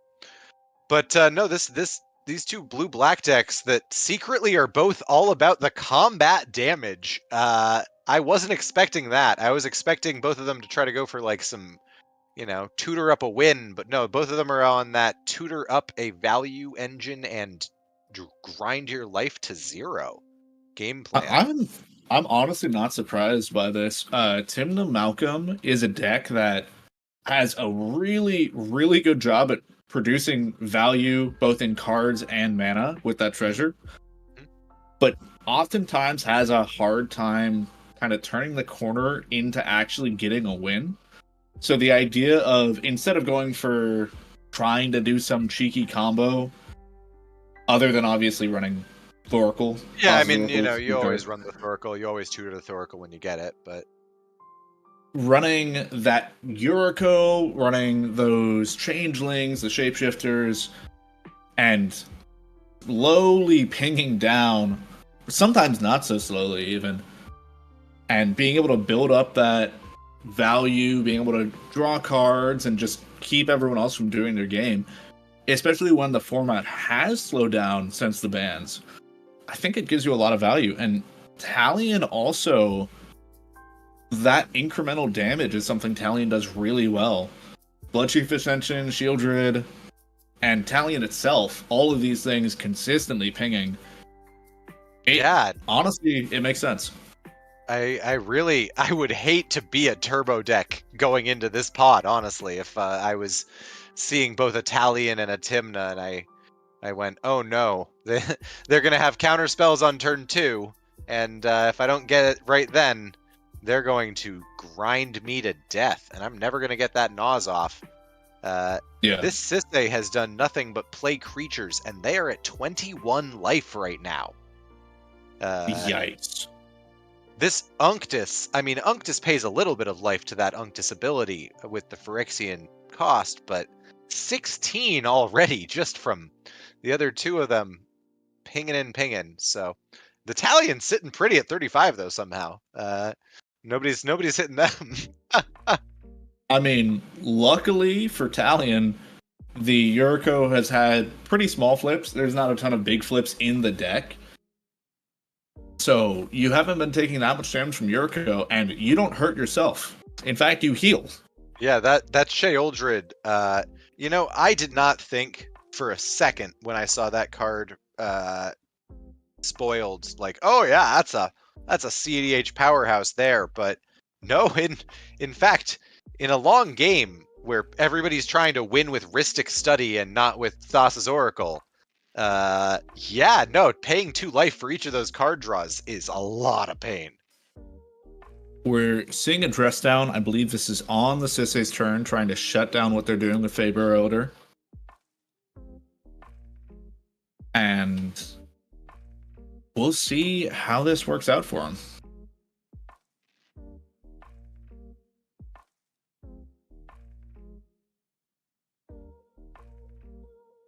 Looks like that dress down is good. Yeah, well, so Faber Elder actually, I didn't realize this. Because it's a 0/0 that only gains +1/+1 from its ability, it actually just dies to the dress down immediately. Wow. That is rough. So it looks like this Sisay deck just got set back a whole another turn cycle. They don't have any creatures, but they do have those Lightning Greaves still. So if they do get up to Gigantha, they could give it haste. They still have a chance, but not this turn. Not with the dress down. Yeah, not only shutting off your mana abilities of that Deathrite Shaman, but also just getting rid of the Faber Elder entirely, which is normally such a consistent piece for giving you a ton of mana in Sisay. Just completely shut down there. Yeah. That's pain. This is... They're going to still try to set up for next turn, try again. That is one of the nice things about Sisay as a commander, is that kind of once you get to 5 lands in play or 5 generic sources that all make colored mana, 3 lands and 2 dorks or whatever, you kind of just get to start going for stuff every turn. And even if it's not the win, it starts getting scary once you got 2 or 3 turns of that. It's true, it does. But I think at this point, Sisay slightly more desperate than they want to be. Playing that Demonic Tutor, being able to get something to set up for next turn, whether that be to interact or try to go for a win, I think it's a great idea. But it's still... You're in a questionable spot. I mean, they've just been kind of doing this all game, right? Playing the greed, trying to, all right, I'm just going to develop a Fabero. All right, I'm just going to develop myself more. I'm going to just kind of keep trying to just develop myself, and I'm not holding up the mana for everybody else. They're playing a Cradle now. I believe that's what they tutored for. That would make a lot of sense. Well, so I think that that's probably it for them. This Talion, though, do they have the win yet? I was questioning earlier the decision to play it slow when you have that setup for a win. Apparently I was wrong, because this Talion is thriving right now. Yep. And they've got this Wishclaw in play still. They're still just sitting there, ready to at any moment go, oh yeah, I guess I tutor Ka0s, or I guess I tutor... Actually, they might not be on Ka0s. I shouldn't assume that. What are they on? They're not on Ka0s. They're on... No. Talion they're on typically Hullbreaker. doesn't- Yeah, they're on Yeah. Hullbreaker. Right. They could just tutor Hullbreaker. They could just, tutor one half of the consult combo if they've drawn into the other half. They've got a lot of options. I mean, they could just keep trying to play it slow and holding up counter magic. If they have enough, I don't think anybody else can do anything. They will eventually just win.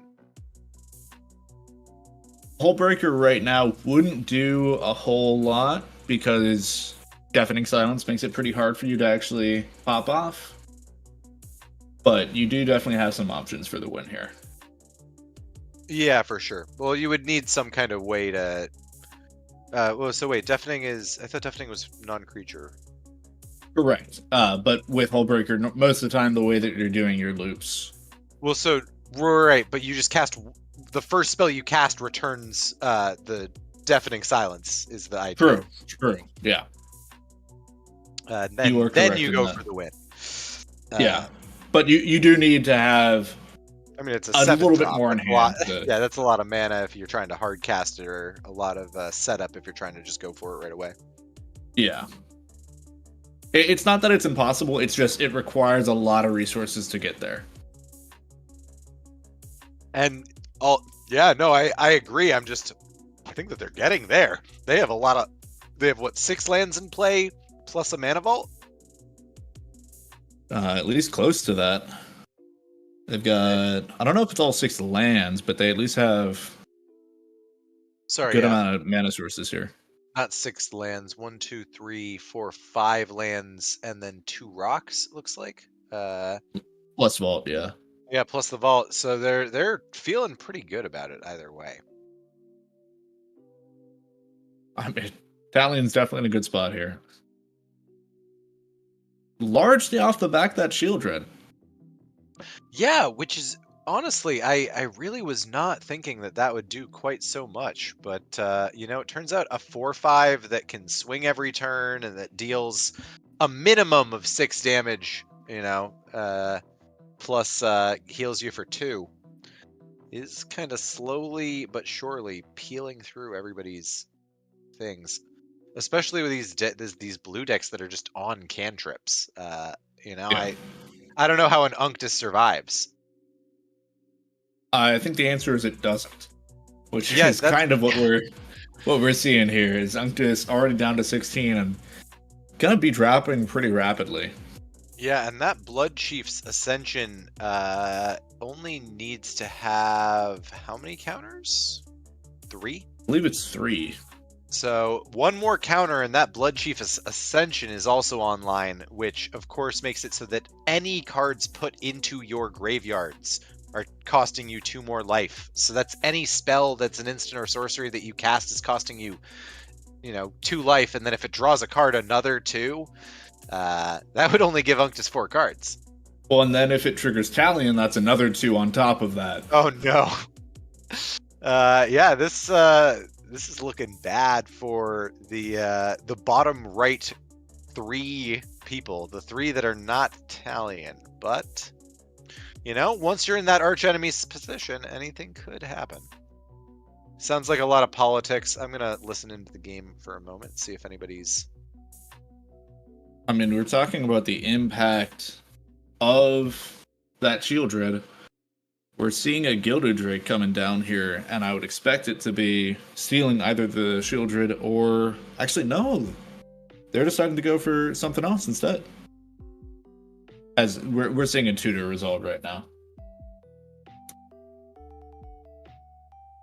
I kind of like the idea of going for that steal.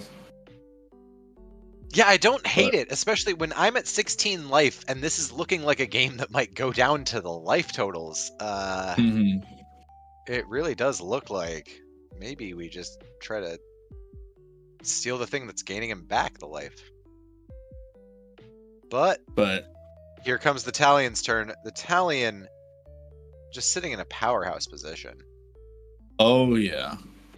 I don't think they are by far ahead of the rest of the table.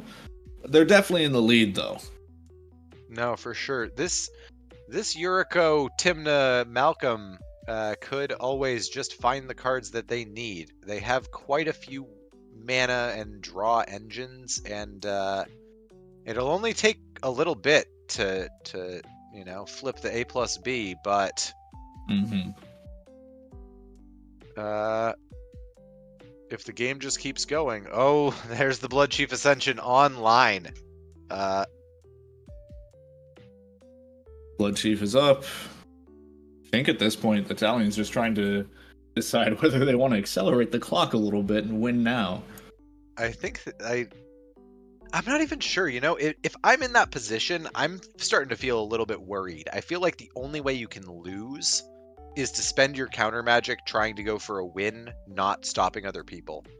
Because I think that if the game just continues on at this current pace, you do win. It's just you have to keep it at the current pace. You can't let anybody step on the gas. Well, but if anyone does try to step on the gas, then they're likely feeding you and killing themselves at the same time. So, right. I think that honestly, at this point, maybe I just keep draw going and swinging with a Shea Eldred and. Ooh, all right.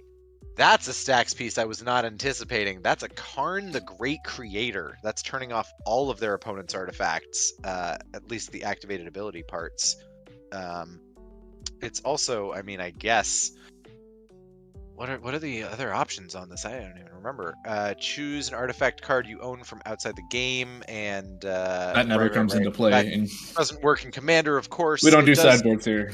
It does grab cards that are exiled as well, but that's the main thing that it's used for in other formats, is that it can grab Mycosynth Lattice. The +1, of course, is until your next turn, up to one target non-creature artifact becomes an artifact creature with power and toughness equal to its cost.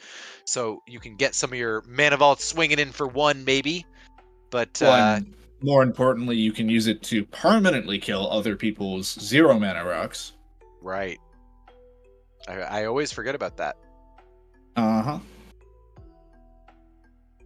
But ooh, a Pemimzora coming into play, which is a very, very fancy Freed from the Real that also has a couple of other weird abilities like +1, -1, -1, +1, and flying, I want to say. Yeah, it gets flying. Yeah, that's the other one. It is a funky little card. Yeah, I mostly know it from old Freed from the Real plus Bloom Tender or Faburo Elder combos, but which is pretty much the role it's filling here, just with a different combo piece that it's going along with.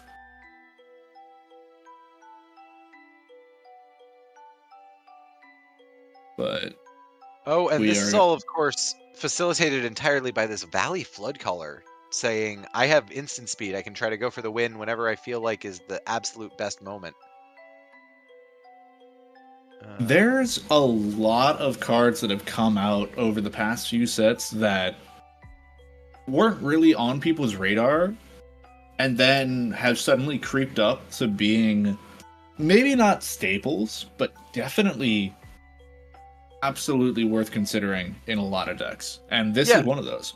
I really think that it's actually funny how it's come back. I'm sure a lot of people remember the old Shimmer Mirror Zur list where you would try to, Necropotence as much as you can and then find a Shimmer Mirror and flash in all of your artifacts for artifact mana and go for a win with that kind of thing. And it's really interesting that the whole Necropotence into instant speed thing has really, now that we have 2 Necropotences and 2 instant speed things with Valley Flood Caller and with Born Upon a Win, it really, the consistency of that Hail Mary play has really climbed quite a bit, and a lot of people, it's very popular right now. Working out to give this Unctus a chance, honestly, at this point. Being able to, with that Deafening Silence out, still be able to continually develop throughout the rest of the turns.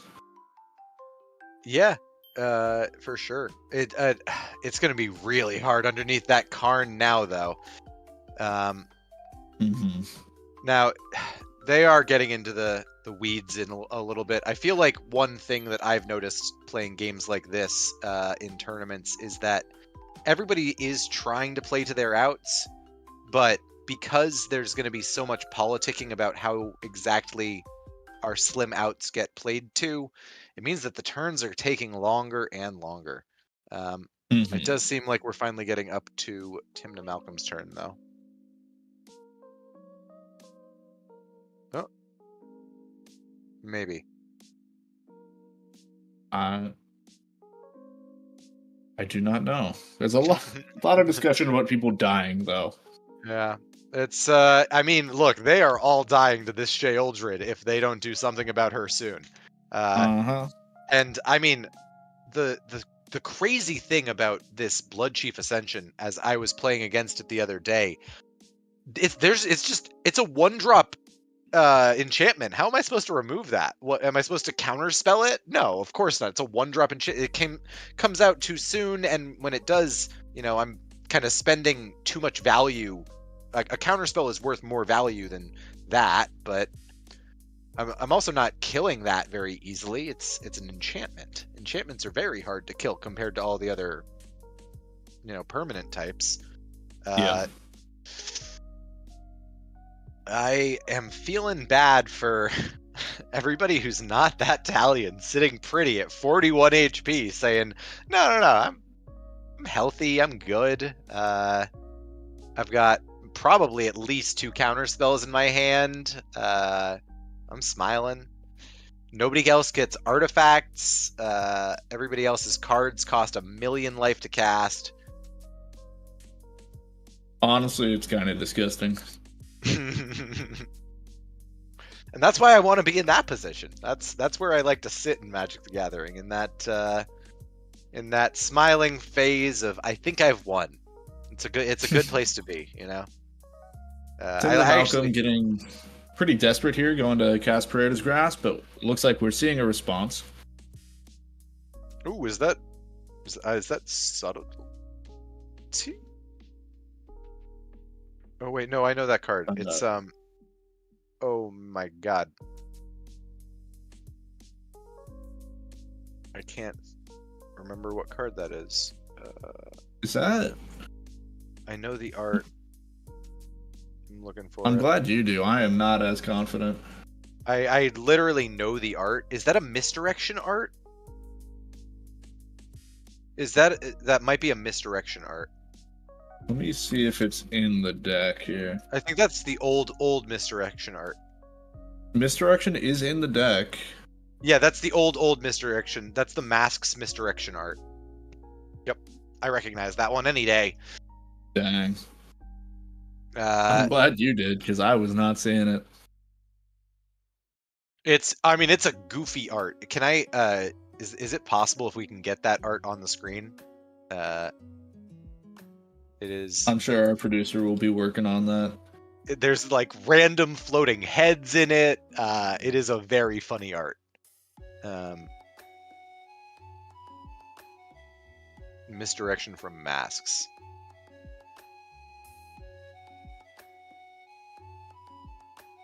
I'm looking at it now, and that is an interesting looking art. Anybody in chat who can tell me what exactly is going on in that art gets a like from me. I'm not sure what exactly I can give out. Can I give out a VIP? Am I allowed to do that? I have no idea if that's within your capabilities or not. I can tell you what it's trying to do, though. Misdirect you, and it's being successful. It certainly is. Back to this game, as I've been misdirected quite a bit. It sounds like this Tim to Malcolm is really hoping that... Oh, so they are still getting... Is that true? They are still getting their Praetor's Grasp. It's just targeting somebody else. And apparently they just flipped through either another one of the decks or a list of proxies that they had. I think in order to get... He must own... He's like, oh, I have that card in some other deck. He just pulled it out. All right. Hey, that works. That's there's a guy I know in my locals who has a bunch of like cards that you can write on with Sharpie, or not Sharpie, like dry erase marker cards for tokens, and so he kind of hands those. He'll write it out and draw it out for you and hand that to you mid game while he's like waiting for somebody to do something on their turn. Those are always fun. Whenever people do actually draw it out, I always love to see the little art they do. I think the best one I've ever done is in a very, very old Deravy list. I put a retraction helix in there. I don't even know what that card is. Oh, it's Banishing Knack. Literally the exact same card as Banishing Knack. It was just printed in Amonkhet, Theros, One of those, something like that. It's Born of the Gods, so Theros block. But I remember I really like that art. I remember drawing that one out very specifically, and it's a pretty good one. We are waiting on the Unctus to try to see if they can pull some magic out their deck. All of their artifacts, of course, being useless is pretty hard for Unctus, I would imagine. I would imagine so, yeah. Mono blue in general pretty much tends to rely on artifacts, and Unctus is Unctus not is different. in fact himself an artifact. You can't use Unctus's ability at all. You can still use his passive, which is quite nice. Whenever a blue creature is tapped, you get to do your looting, but the rest is not quite as good. Pemimzora, I'm gonna check something about that. Okay, luckily Pemimzora is the enchantment itself has the ability, not Yes. It doesn't not give it. the creature, so Mhm. you can still use that. And it looks like this might be what he's going for. He's gonna just start tapping, just do some looting. Which, looting at this point, very scary because of how much damage you're taking from it. Oh god, yeah. Unctus Looks down like to we're seeing 10 after that loot. Yeah.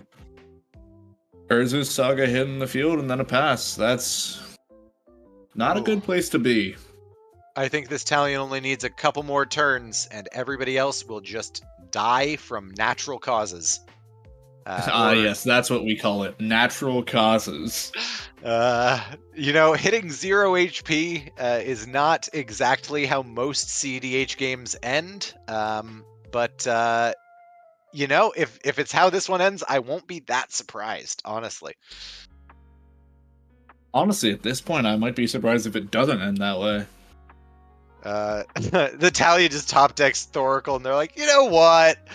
I'm gonna crack this Wish Claw. Let's try to win.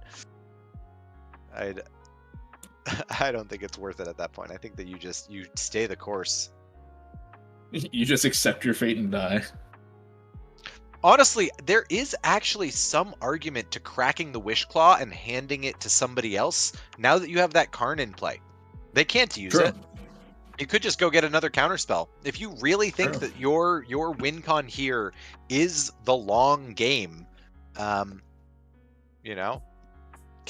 is not so bad. Just going for another card that drains people in some way. If you have one more that's like that, or even something like an imposter or a Sakashima the imposter on Sheoldred, just to really speed your clock up. I think that there are quite a few ways to just kind of. Oh, he's cracking it. He's cracking the Wish Claw. Let's see what he's getting.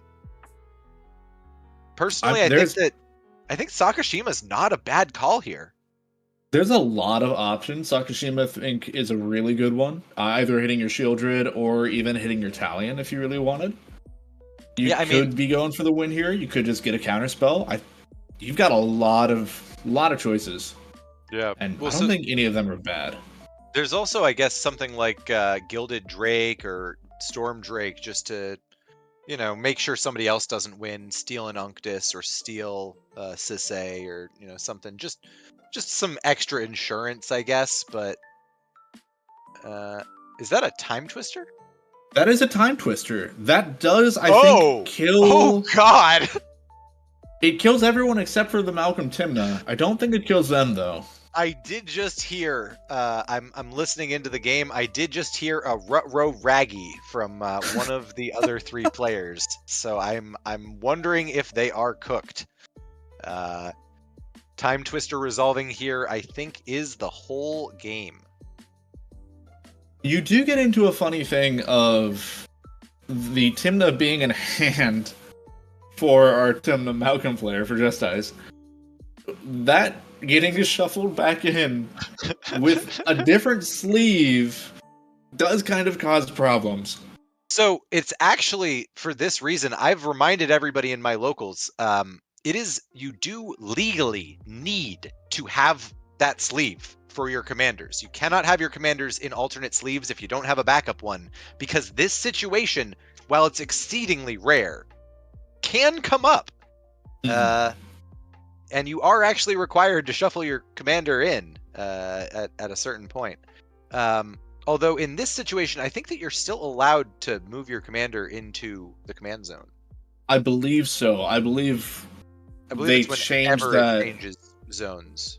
Yeah, I think that didn't used to be the case, but they changed that a few years back. Correct. I believe that is now the case, where you could put it back into your command zone. Right. So the one weird one is if it goes from like library to face down exile, you can't stop because it's going from a hidden zone to a hidden zone. So Yeah, how do you know how do you know it's a commander if it's hidden the whole time? But everything else, you're pretty much always allowed to just throw it back. Oh, there is a Cyclonic Rift. Is that overloaded? I don't think it is, but it will be enough to bounce the Shieldred, which means the game is not over.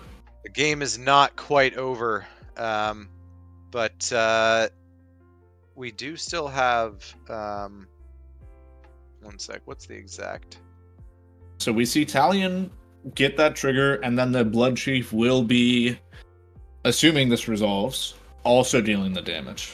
I mean, technically it deals the damage either way. Luckily for all of these players, this is Twister, not Windfall, but and that just shuffles your hand straight in.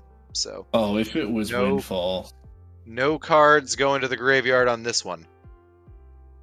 They do not run Windfall in the deck, because if this was Windfall, that would be that would still be essentially the game.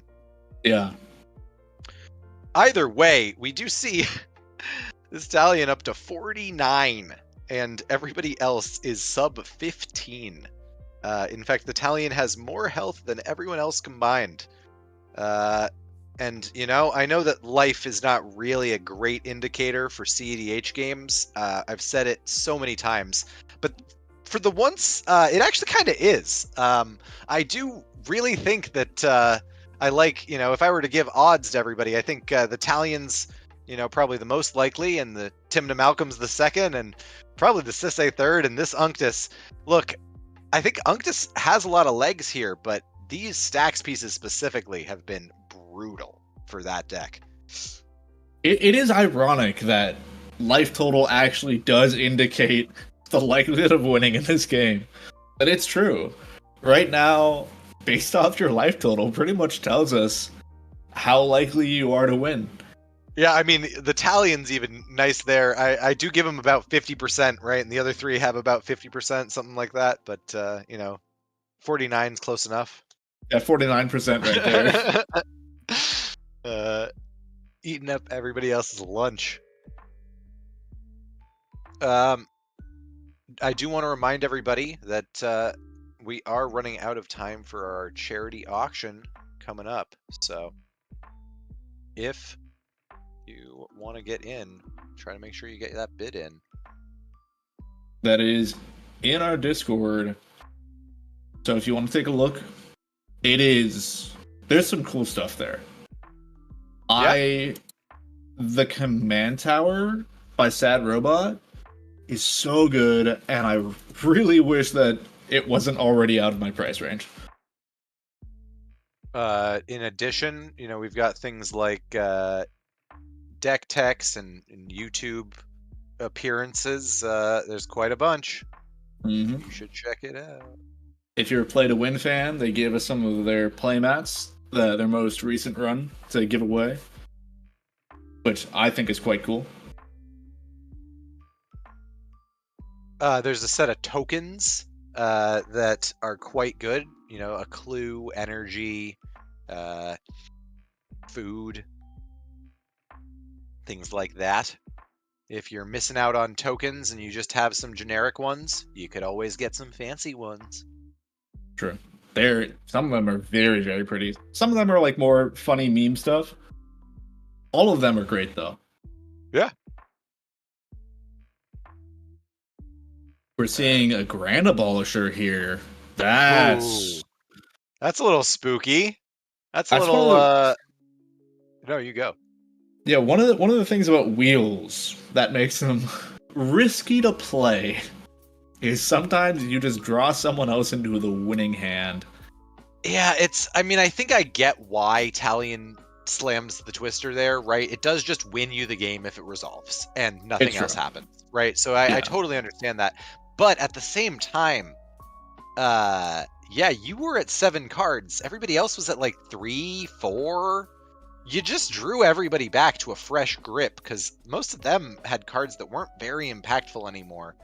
I think that this Bloodchief Ascension, though, looking around, they are only allowed to cast between 5 and 6 spells each, as far as instants and sorceries go. Well, if they're trying to play, if Talion's triggered, right, and if they're trying to play any kind of interaction, they're about to die. So I think that while the Sheoldred might be gone for the moment, that Bloodchief is not. And until it goes away, I'm still thinking Talion's just kind of got this one in the bag. Well, in the bag if we don't see a win coming down this turn from Just Ice. It's which, true. That's... we'll see, but slamming a Grand Abolisher... Very good way. Yeah. Well, and if you're sitting there as Talion, you know that you had either you did or didn't have interaction, right? You know what you could have done with that hand. So throwing the Time Twister is always this gamble of, oh no, what if I draw somebody else into that win and they just have more interaction in their brand new hand than I do in my brand new hand? If I draw 7 lands, that might have been a throw. Sometimes you get unlucky. Oh, but not this time. They do still have some interaction. Pact of Negation here. Very, very good. Actually, is that Pact of Negation or is that one of the other packs? There's too many cards named Pact. No, it's Pact of Negation. Yeah. I was just psyching myself out. Absolutely, it's Pact of Negation. It's just with a different art than is the usual. I think Force of Negation is the most guilty of that, where they literally were like, oh, Force of Will plus Pact of Negation. Let's just jam them together. Let's just make it confusing for people. It is nice how many different arts we've seen for cards and people being able to customize their deck to look the way they want it. I do love that. But it does make it kind of inconvenient when it comes to looking at something and trying to tell what it is right off the top. Yeah, I do think that there is something to be said about, when I was getting into Magic and there was much less of that, it was easier for me to keep a board state mentally in my head because I could look around and visually know what every art is immediately. And it's definitely been a lot of kind of relearning for me as I learn new arts and new things where it takes me 2 or 3 more seconds. It takes me, per card or whatever, just to really recognize where everything's at. Oh. Is this the scoop? I think this is turning sideways for combat. Oh, this is the swing. This is the desperation. Final countdown. I would like to point out something very significant here. There is a Hullbreak Horror There's a Hullbreaker Horror on the Italian board. Oh my! Oh, that resolved. Yeah, that came down there. Well, that is in fact quite terrifying. Just a little bit. And at this point, the rest of the board begging for their lives, being like, please, the Yuriko's gonna kill us. It's pretty accurate, honestly.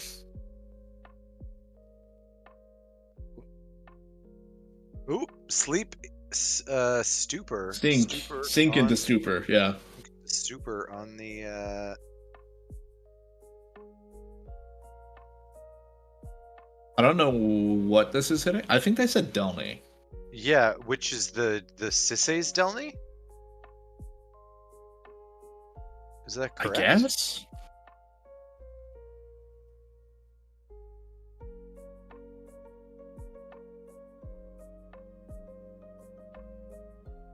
Unctus trying to swear they're still in the game right now. What if he's still in the game? Oh, we're seeing a swan song. Oh. Oh no, and somebody asked for storm count. I think that there's also a flusterstorm. This twister has gone haywire. Talion, will Talion still be able to manage to get there? I don't know, but it's gone from pretty locked. Oh, okay. Okay, Unctus down to 4 life. Only 2 instants or sorceries allowed.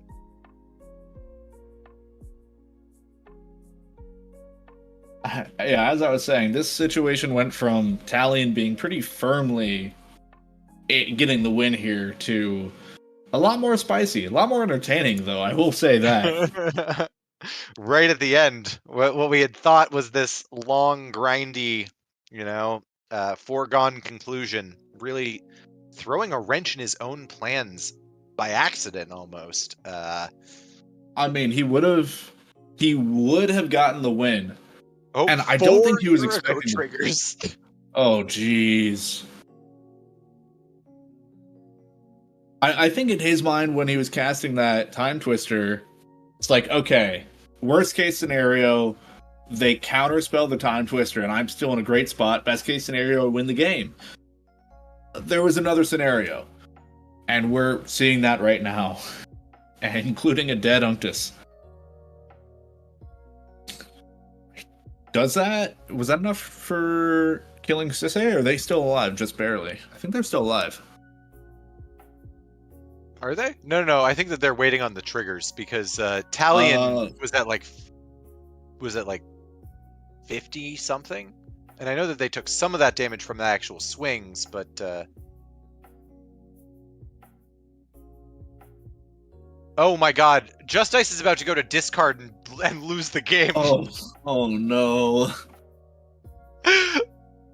I think at this point, even with the Time Twister making things a little bit more spicy, it's game over. Talion just grinding people's life out, and it looks like they're talking about potentially going to scoop here.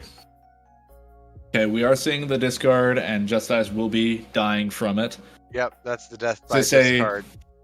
Sisei getting a chance here to do something. I don't know what, though. What a unique way to die in a CEDH game. I discarded cards and then died because I discarded too many with the Blood Chief Ascension in play. Doesn't happen all that often, but I guess it does happen sometimes. I've never seen that one. I'll add that to the bingo card or something. Does the Sisei have any plays before the end of this round? They are doing math, which means there's some chance. So you're not a high chance, but there is some chance. And I would like to point out, there's just over 10 minutes left in the round. So if the Sisei is able to somehow stall this out, I don't see a way that it could be done, but There's a chance? Are there any cards with let's check. Are there any cards with lifelink in this Sisei's deck? At all? Lifelink or something that gains life other than death rate's not good enough there at gaining life. I'm not seeing anything. I'm not either. I worry that this is just it, folks. And that will be all she wrote. I don't think that they've got anything that is going to gain them that much health. If only Samut had lifelink in that keyword soup of Flash, Double Strike, Vigilance, Haste. If only. But no. But it doesn't, yeah, unfortunately. So, oh no, they weren't talking about a Flusterstorm earlier. I'm sorry, they were talking about an Amphibian Downpour. Not a card you see very often in CEDH. Which, for those who don't know it, like I would have never known it, is 2 and a blue for a Flash Storm aura with enchant creature, loses all abilities, and is a blue frog that is a 1/1.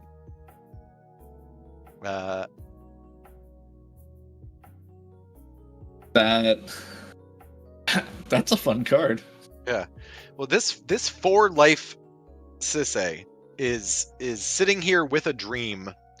None of their cards are allowed to go to the graveyard, or else they are at 2 life, meaning they die to any card that triggers Talion. They're counting They're- up. they're trying counting to their figure mana. things out. Yeah, they're seeing if there's some miracle that they can pull out of their deck. And they really are just looking for a miracle here. There is not a whole lot of options. But, you're not dead until that life is below 0. Or I guess at 0. Except for in weird situations.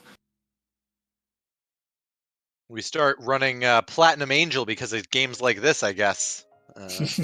That's the next meta turn. It's either that or do you know Silent Arbiter? I'm not very familiar with that one, no. It's a 4-mana artifact creature 1/4 that says only 1 creature may attack per combat, only 1 creature may block per combat. I do know that card. Turn off the Timnas, you turn off the Urikos, I do know that card. I don't remember why I know it. It might have been in a bulk bin or something, but I do know that card. It's really, really old Teferi tech from right before Flash was unbanned. But that's how I know that card. We do, in fact, see the Timna Malcolm player getting up, stretching their legs, thinking about their choices that brought them to 0 life here. Mostly playing a game with Talion.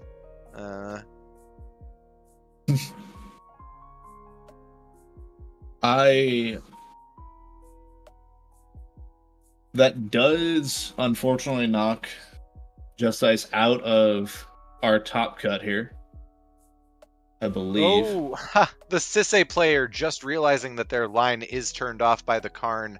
They can't swap that haste over to their new creature that would be tapping for lots of mana, and they're just now realizing that I think that they might be dead.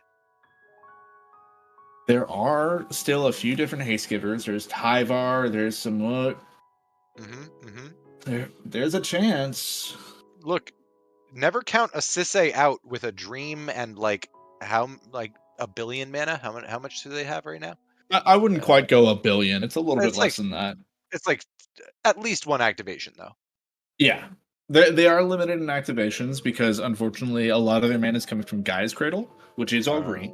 It's true. But they get at least 1 activation here.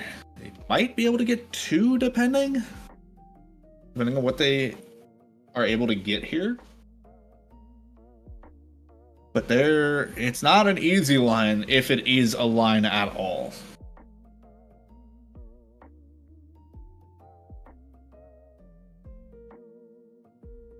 They're mentally mapping through, talking out, trying to figure out if they have enough mana to do anything. It sounds like the Talion player is actually out of interaction because they have not even said a word. Yeah, it looks like Sisse just barely not able to get there. Yeah, And that's that it. That goes is to it. Italian. It looks like we still have one game going in this round.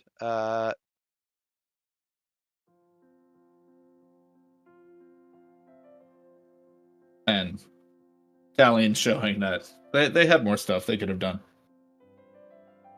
But we will be moving on here. Yeah. Which I know we've been talking about the charity auction for most of the day, but we are a community that are doing what we can for people who are in need. And I don't know how much you guys have seen about how the hurricanes have impacted things, but it's pretty heartbreaking, and trying to help as well as we can for that. And, have a little fun while we're at it. Yeah. I think great thing to be a part of. So if you haven't, go ahead and check out the charity auction. There's some great stuff. But we are hopping into our next game here as we see Kinnan, Stella Lee, Yuriko, and Slimefoot and Squee. And while we don't have quite the health gap that we did in the previous game, no one here is very healthy. Yeah. It looks like it's probably more likely this game that it's just been Yuriko dishing out these beats. But we do once again have this Slimefoot and Squee deck. We have seen them deal quite a lot of damage with things like Mayhem Devil and Bowmaster getting a lot of triggers. In this game right now, though, looks like we have a Stella Lee in play over there with a lot of mana. We've got a Kinnan with only a couple of rocks, and the Kinnan has been removed. And we've got a Yuriko. This one might be going to time. The round does end pretty soon. There is still a chance that one of these players has something in hand that allows them to do something big. All of these commanders have the possibility to just pop off and win out of nowhere, with maybe the least, and that's saying something, being Kinnan. But yeah, for sure. I think that this Stella Lee deck has really proven to me over the course of this tournament kind of its resilience in a way that I hadn't seen it before. I really like the way that its combos are just kind of coming out of nowhere with these one-drop cards. Yeah. All you need to do is get that commander in play and make sure it's not summoning sick. Stella Lee, very flexible, very powerful, and a lot of people don't know how to play around it. When you combine those things, it's very easy to win. If you know what you're doing. But you have to know your deck inside and out. Yeah, for sure. Similarly, this Slimefoot and Squee deck, not quite, most people don't really know how to deal with that one either. It's, it kind of a little bit more telegraphed as far as like, okay, he's going for something in the graveyard, but you don't really know what he's going for in the graveyard there. Mm-hmm. For people who don't know the card, when it enters or attacks, you get a 1/1 Sapperling, which not a big deal except for the fact that when you spend 4 mana and sacrifice a sapling, which 4 mana across Jund plus a colorless, you return Slimefoot and Squee and up to one other target creature card from your graveyard to the battlefield. Right. So the combo is you have like Phyrexian Altar, or you have the 4-drop creature that whenever a creature dies, you make a treasure, and you have these things that kind of make it so that you can go, I sack 4 things, I bring 4 things back, I sack 4 things, I bring 4 things back, over and over again, and a Mayhem Devil's sitting there watching them all die and killing everybody with them. Yep. It's kind of It's a lot of moving almost parts. Corvold But style, but going in a different direction with it. yeah, for sure. And not being a deck that was as reliant on that dock side, not really caring about being able to cheat out your Slimefoot and Squee using a Jeweled Lotus because it's one black, one red, one green. Doesn't really help you. So you don't really lose a lot from the bans here. And Yeah, definitely lose a lot less than a Corvold. yeah. So when people aren't expecting and don't know how to deal with it, and you've got some really interesting tools here, it opens up some very cool lines.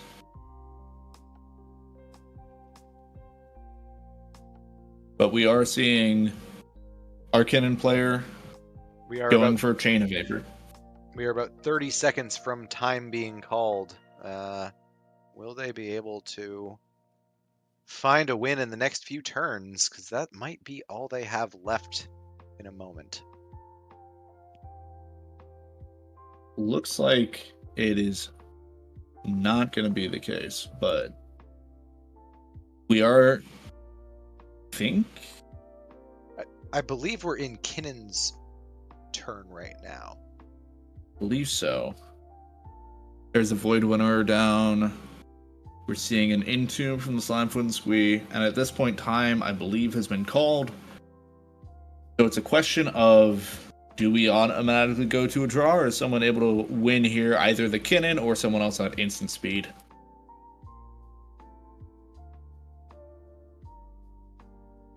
Which,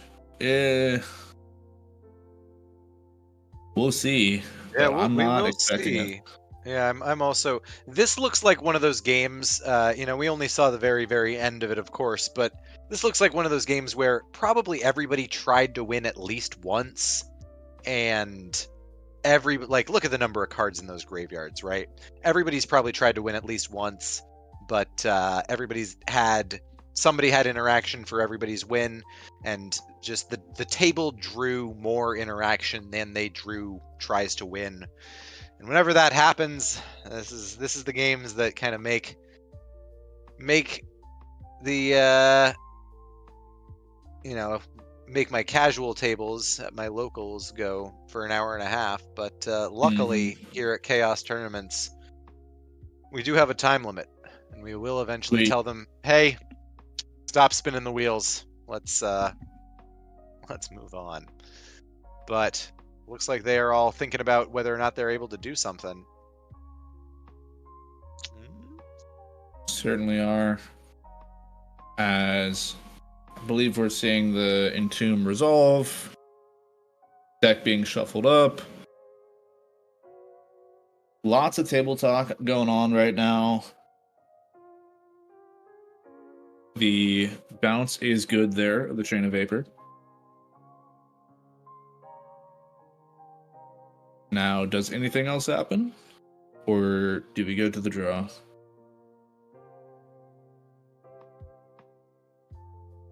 Because at this point, I'm not seeing a way that anyone can actually close out this game. Not this turn. Yeah, unlikely. I mean, the Slimefoot and Squee did just entomb something. They've got a pretty good graveyard going. They've got a couple of Saprolings in play, but I don't see a Phyrexian Altar. I don't see one of those big win cons that they kind of need. Those mana generation engines. Mm-hmm. I think at this point we're playing out to see if anyone has a way to do anything, but I don't know. While we are waiting for the table to figure out if there's anything they could do, I have an idea a thing that I've been thinking about that I want to hear your opinion on. What are your thoughts on the shift away from clones towards drakes in the format? Talking about Gilded Drake and Storm. Oh yeah, Volatile Storm Drake. Well, so Volatile Storm Drake, yeah. Yeah, I've always liked Gilded Drake. I've actually kind of always been a fan of running in a deck that's got creature tutors. I think a 1 of Clone and a 1 of Drake are both just these really good tools to Mhm. have that deal with. They specifically deal with a lot of weird situations, right? They deal with a Yeah. lot of opponents' commanders that are very commander-centric decks in a way Mhm. that entirely invalidates them, right? If you look at a Stella Lee deck and you say, "Here's a Gilded Drake, Stella Lee. Thanks for your commander." What are they going to do? How are they going to Right. stop that? They're gonna either have a counter spell that hits creatures, which isn't the most common thing, or they're going to try to bounce their commander eventually, and like, Yep. yeah, so they have to replay it, and then they have to wait another turn, and it's just so devastating for that kind of deck. Similarly, Slimefoot and Squee, if you can take that away from them before they can get their sack engine online, they got nothing. So, I really like Drakes in. So right now we're in this place where the meta is. I think it's actually not as different as people think it might be, but because people think it's different, everyone's trying new stuff. And when everybody's trying new stuff all at the same time, what's good in standard for the first week? Red deck wins, aggro, right? Fast, just do the thing, right? And I think the turbo is probably still that kind of thing for us. It's probably still looking to try to just win before these different decks really get to do their thing. But Drake is just kind of one of those cards that just says, yeah, I'm going to stop all of these different things. I'm going to stop all of these unique things pretty efficiently or okay. I'm More a or less, fan of yeah. it. Yeah. I think definitely works pretty well. We're seeing a I don't know what the counter is actually hitting. But we're seeing a Flusterstorm coming down, hitting which card is that? That's one of the. That's a Chain of Vapor that they're trying to get in play, right? Yeah. I believe it's I believe the counter spell is hitting Fel the Profane. I think, which I don't know how that could even be cast, because I believe there's a Void Winner around. Unless there's something I'm missing. Maybe the Void Winner is on the stack or something. I don't know. Is Void Winnower a trigger like Counterbalance, where the opponent, the owner of the Void Winnower, has to remember that it's there? It's not a trigger. It is just a can't cast spells. Oh, okay. So it's just a game rules violation to try to cast a 1-drop into it. Yeah.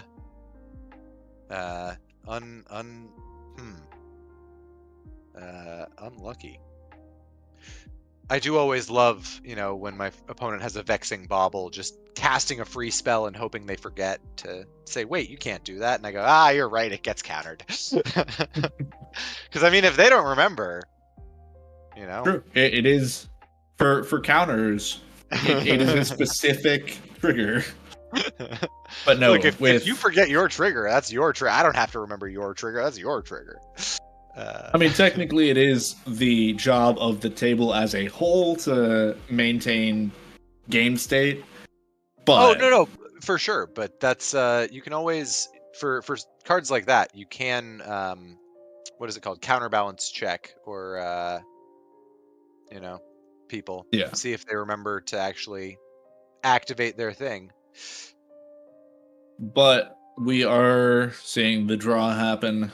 All right. Which I don't know if that lets any of them get into top cut. There's a few that it might get close, but I think there needed to be a win there for any of that table to get to top cut, which is unfortunate. Yeah, that is always feeling bad.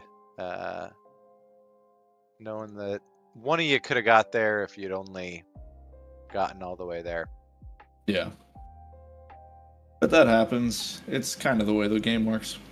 Of course. And when you're doing a top cut to top 10 instead of top 16, that comes up a lot more often.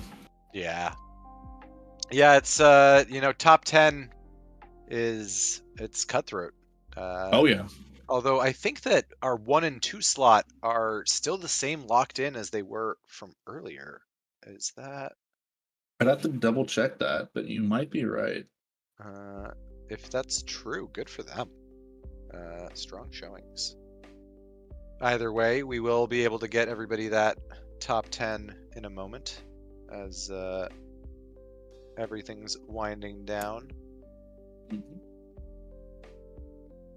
Games are all wrapped up, and at this point, we pretty much are just waiting for Top Cut to get fully worked out, Yeah. and for basically players to be ready. So yeah, it looks like we have Talion and Timna Thras on the bye. Good for them. Well, everybody else battles it out for those last 2 spots at the final table. Great job, everybody who is on, bidding on these auctions. We do still have a little bit of time left. If you still want to come bid, we have passed $600 so far, but which that's insane. We would love to make it like 1,000 if we could. That'd be pretty cool if we could hit that benchmark. Yeah. So yeah, come on Raising over. There's still a lot of cool stuff. Raising 1,000 for Hurricane Relief would be very cool. Yeah, there's a lot of cool items there to go check out. It's in our Discord. I think it's at the very top. So, should be able to go see that. And, I mean, if you're not already in the Discord, come in, say hi. There's a lot of cool people. You can play some games. It's a good time. I enjoy it. Yeah. There's also leagues you can check out. Yep. That seems pretty cool. If you want to get into a more kind of organized play system and you want to, find games more reliably and have people that, you get to know a little bit better, come check out the leagues. Well, and if you do well enough, you also get a reward for it, so that doesn't hurt. There are cash prizes at the end of each season, end of each month. All right. So it's a good time, but I believe we'll be going to a break here. Yeah. Short break. I'm going to be signing off and swapping over, but stick around for those final rounds. See you all at Top Cut.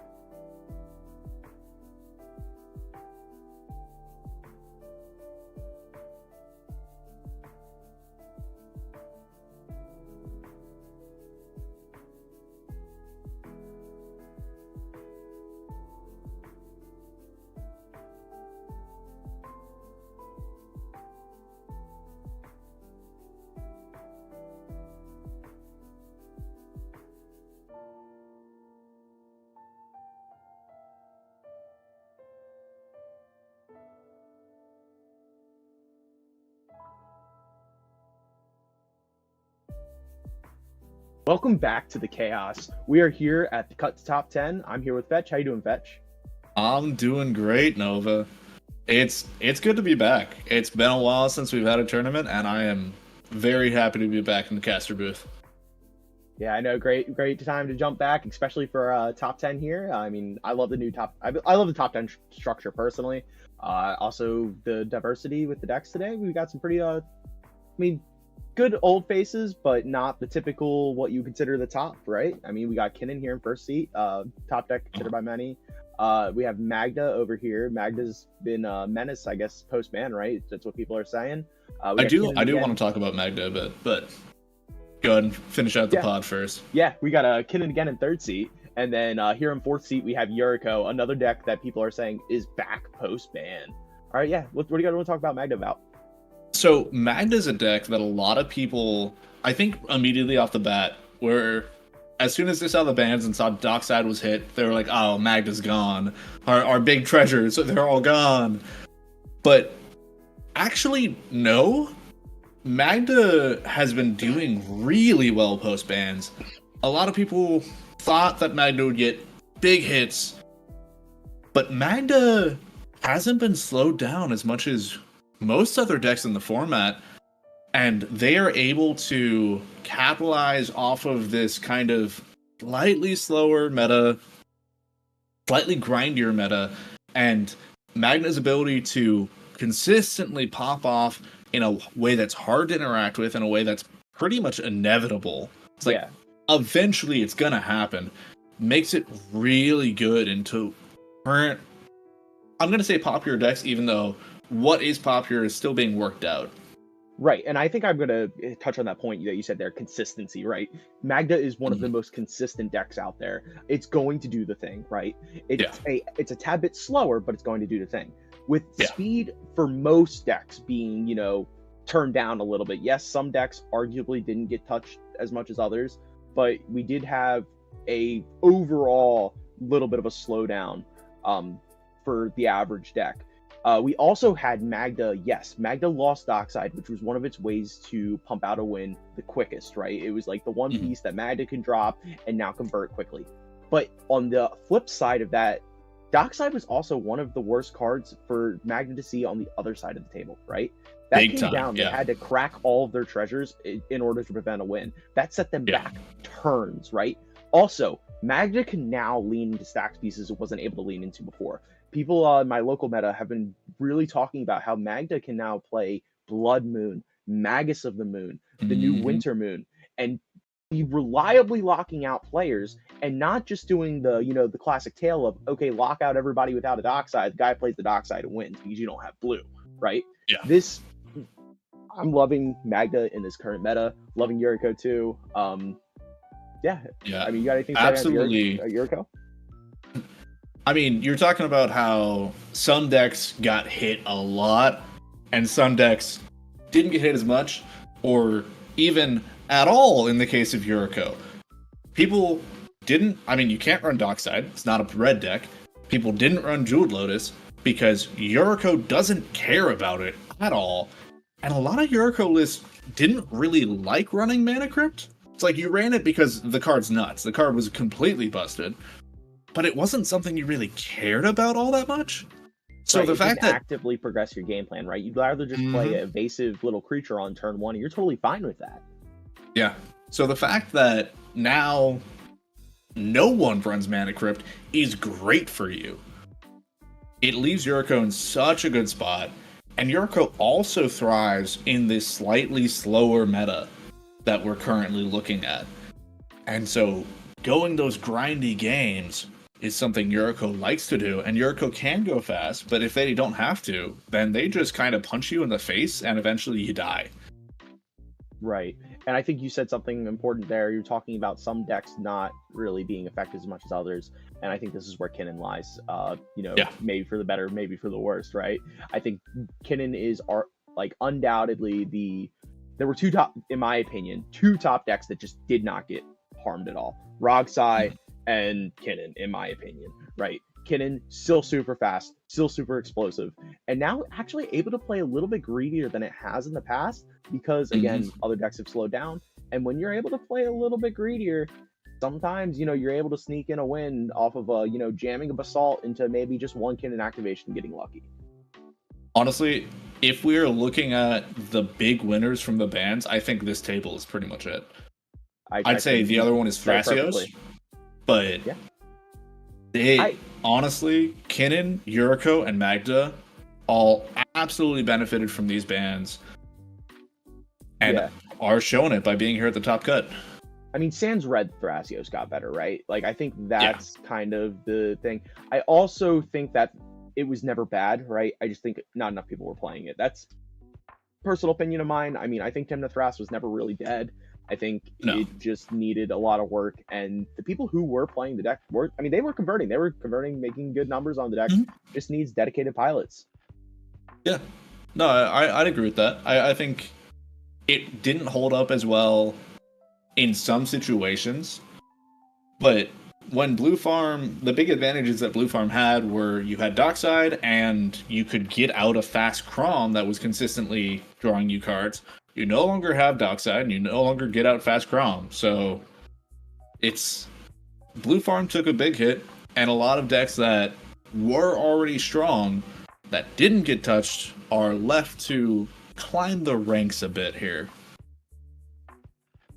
And it looks like it looks like hands are good. We're past pre-games. We're at first draw and seeing a tropical island coming down here. Into a Birds of Paradise. That's what that card is. Good card.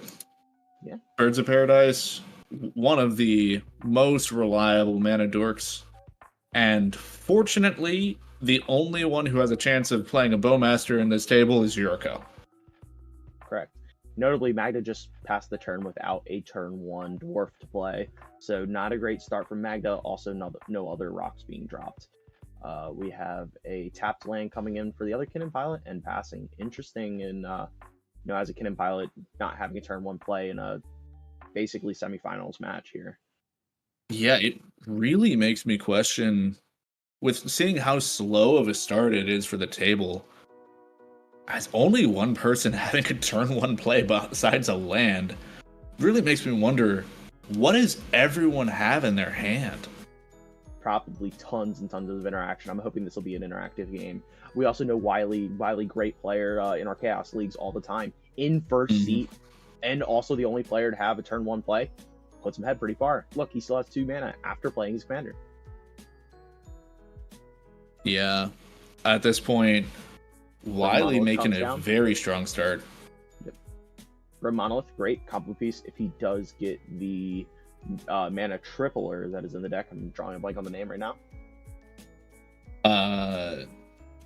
Nyxbloom Ancient. That's it, yeah. I just remembered Big Tree Man. Oh, Magda, draw pass, not even hitting a land drop there. I mean, not a great when you mulligan low, when you mulligan low like that, sometimes you just don't draw into what you need. And I wouldn't be surprised if it was a hand where it's like, okay, all I have to do is draw another mana source, and then I'm gonna be in a good spot. And then you don't draw another mana source. Cool name, just bringing out Kinnan. I mean, doesn't hurt. Yeah. Not having a mana dork down is a little bit rough here. We see the second come down from Strix here into a... I cannot see what that card is, but I'm assuming it's a evasive something another. I think that's one of the Rat Ninjas. Trying to figure out which one, though. Well, it's definitely not a Delver's Torch.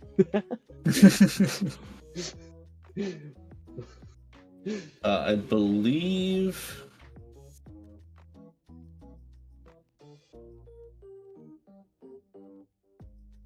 I'm actually not sure. It might be Nachi.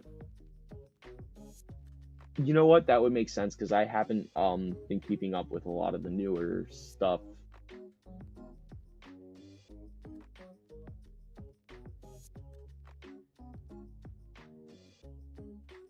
Yeah, it's Nashi. It's the new Nashi. Nashi Searcher in the Dark. So, Sweet. Rat Ninja Wizard. And then, whenever it deals combat damage to a player, you mill that many cards. You may put any number of legendary and or enchantment cards from among them into your hand. Put no cards this way, Nashi gets bigger. It also has Menace, which is very relevant in Yuriko. I believe that's the breeding pool being shocked in for Wily too. Well, we were talking about that. Jeez. Wily's got a really solid start here.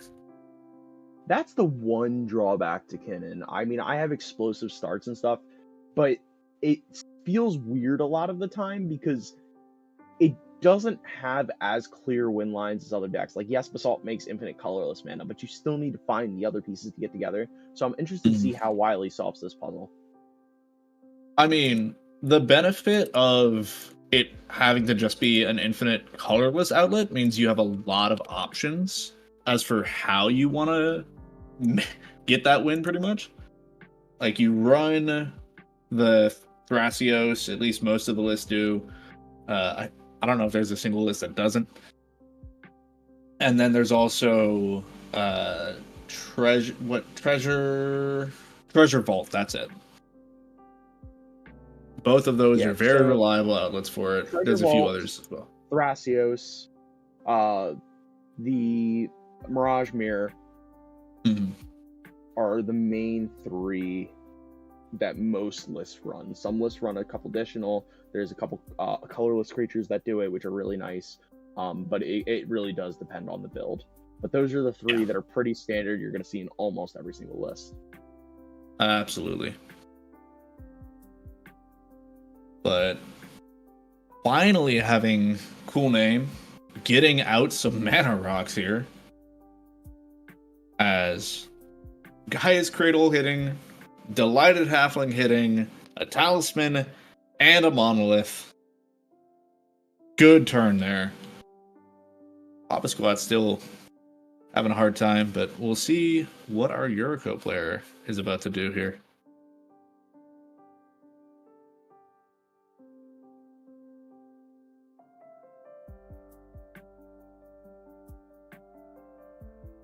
In my mind right now, Wily has the advantage by a good margin.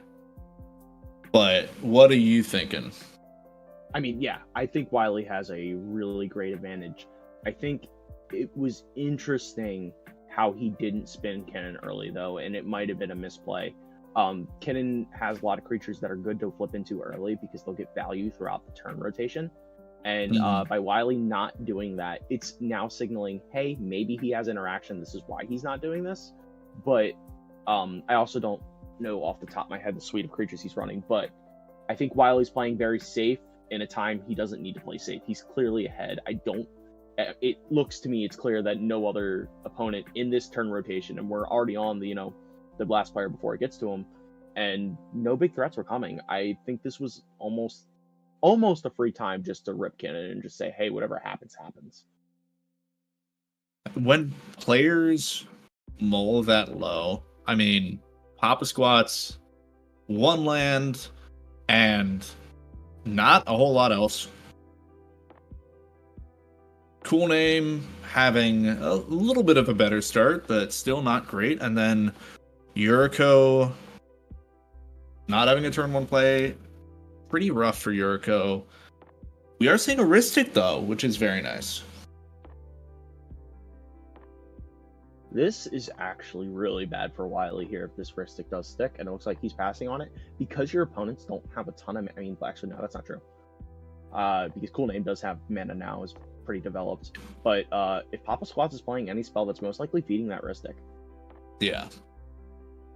The Ristic coming down here does give our Yuriko player a chance to actually draw back in. And it looks like Spell Table is having a little bit of a problem. That happens.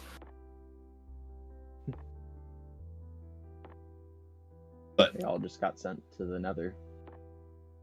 To the Shadow Zone with them. Vanish to the Shadow Realm.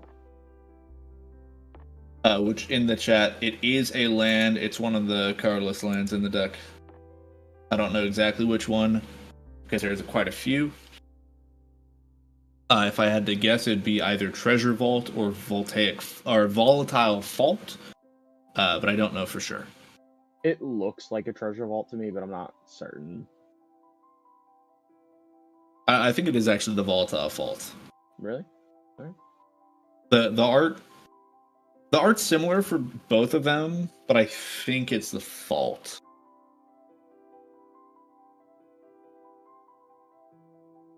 That'd be my guess, at least.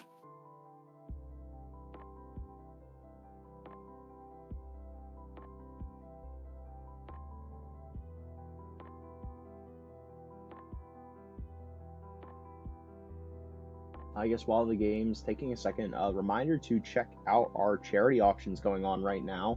We're raising money for the hurricane victims, and it would be great if you can support in any way possible. We have some great things ranging from playmats to altars to foil ragavans to coaching sessions with me. So go check it out. Yeah. Yeah, we're nearing the end of that, so I'd recommend if you haven't taken a look at it, do that now. You've got like 20 less minutes. than half an hour. Yeah. Yeah, you have just 20 minutes. Just over 20 Go minutes. Yeah. Make your bids. Let's try to get. We were at, I guess it was 660 about an hour ago. Let's try to break 800. I think that's a really good goal if we can, hit that before 8 o'clock. That'd be sick. Plus, I mean, if you're gonna go and try to get the win, those last minute sneak in there, outbid. That's the way to do it. Yeah. I mean, also, if you're gonna buy those products anyway, because there's some products that I know, like myself, I was thinking of picking up myself. So like, if you're gonna go get the product anyway, you might as well just support a good cause in the process. Legitimately, yeah. You can get it for. I think the Ragavan is still pretty cheap. The Ragavan's pretty cheap for a foil Ragavan. I mean, if you're thinking about picking up a Ragavan at all, do it and support a charity at the same time. Like. Oh, we're finally seeing that Grim Monolith being tapped. Okay. So, Grim Monolith. What is he going to use it for is the question.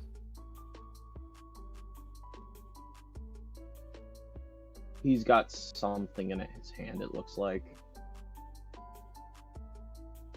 Just from the way he's doing it. I would assume. Oh, seeing a mana rocket here, I believe. Whatever the mana rock was, it costs 3 mana, I believe.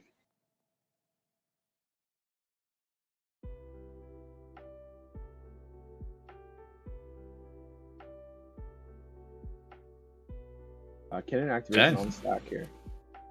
Okay. We'll see how the cannon flip goes, but honestly, if I'm the rest of the table, I'm pretty happy with how the turn has gone so far. Nothing too crazy.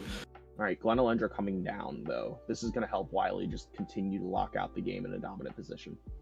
But, again, probably would have been better if he found a way to spin earlier, would have had the Glenelendra, and maybe could have countered that Rustic Study. Yeah, I think that Wily's still very much in a good spot. Definitely not out of the game by any means, and not even close to the worst one at the table, as we have another draw pass from Papa Squats on the Magda. But Wily went from firmly in the lead to now not quite as much.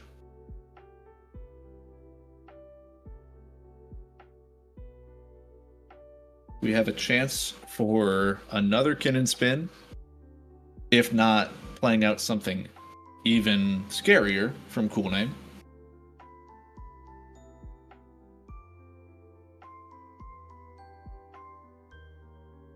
We'll have to see what happens here.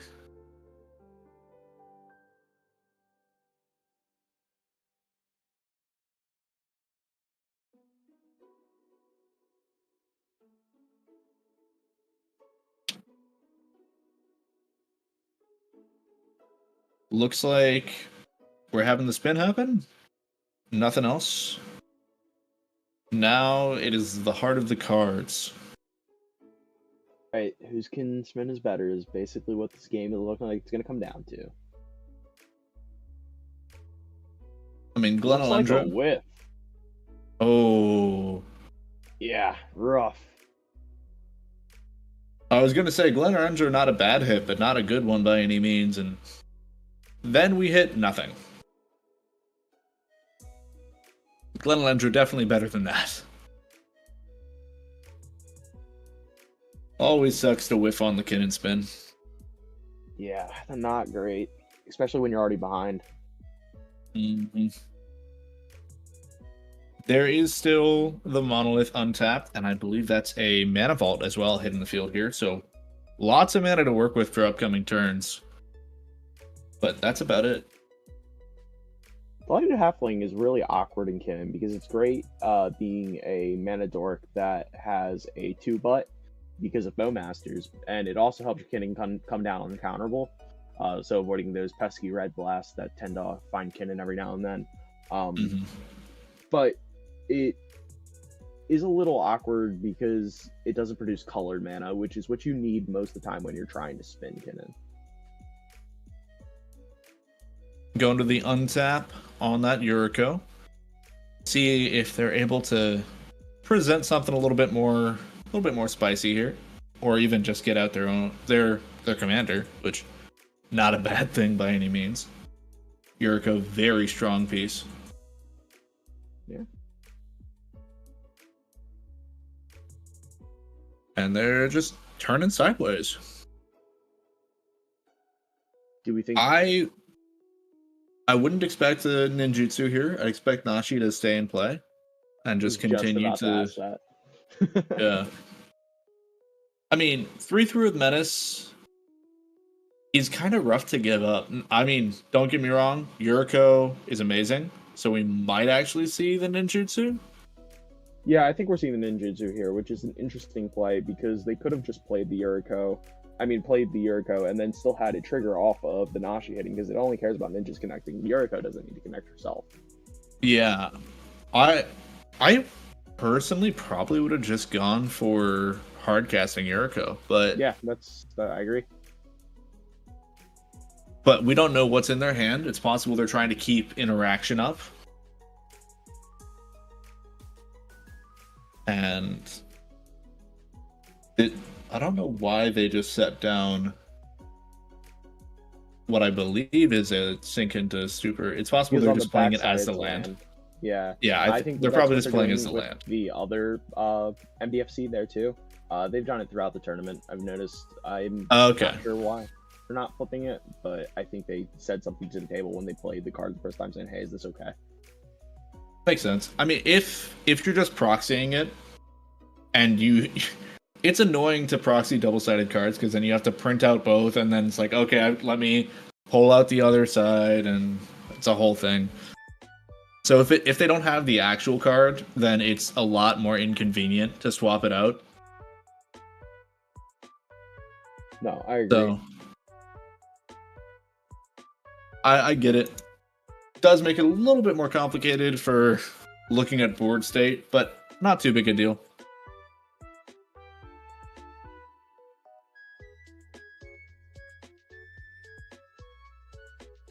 I believe that is it, though, as they just replay the Nashi, and then we go to pass. Yeah. Wily. Again, now that we're seeing that they replayed the Nashi, I really think just playing Yuriko hard casting there would have made a heck of a lot more sense. I mean, I guess trying to see if there's something better to develop. True. Although it looks like Wily's Kinnan got removed by a card that was played by Strix. Not familiar with the art. It's the MDFC that destroys a creature. Oh, okay. Also, Digital in the chat. What happened to Magda's board state? Magda kept the one lander and has not found the second land, and I believe the one land is colorless, so they are in a very tough spot. Yeah. Yeah, Papa Squats went down to, I believe it was 4 cards in hand. And it's probably one of those things where it's like, okay, all I have to do is hit one more land and then I'm good. And you never see that land. And you never see that land. It's not even like one more land, it's one more land or an artifact that I can play for mana. Oh my god. Magda just went draw go again. No. Jeez. They went down to 4 and have not drawn a single land since then. They're up to 7 cards in hand now. They've drawn 4 cards. Well, and this is Magda of all things too. Magda is not exactly lacking in mana rocks. If you look on the bright side, with Magda back in. you look on the bright side, they do have the most cards in hand. So that's, I guess, something. Not Not so really we need to see a board wipe that hits all permanents, including lands, and Yeah, exactly. Then they're back, baby. Back in it. I don't know if that's a card that exists, but we can print it. It's fine. We have the power of WotC.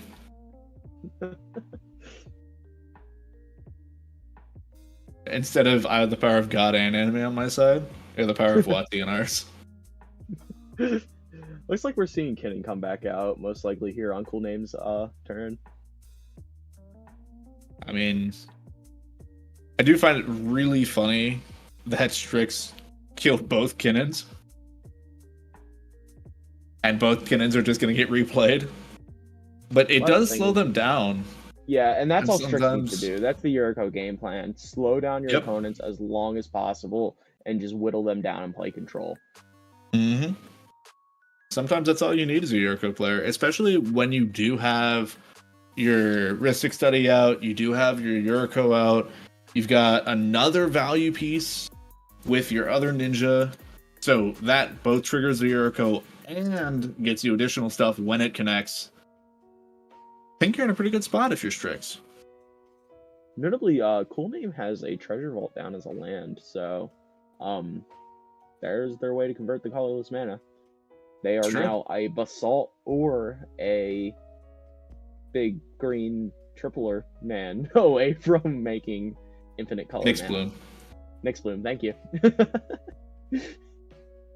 Yeah, just seeing. I think Kinnan there's come back also- out here. Technically a few other ways they could do it, but those are the two easiest ones. Yeah, Hullbreaker. I mean, but Hullbreaker typically you can make the colored mana. I mean, they already have the talisman. They take damage along the way, but it won't matter. Mhm.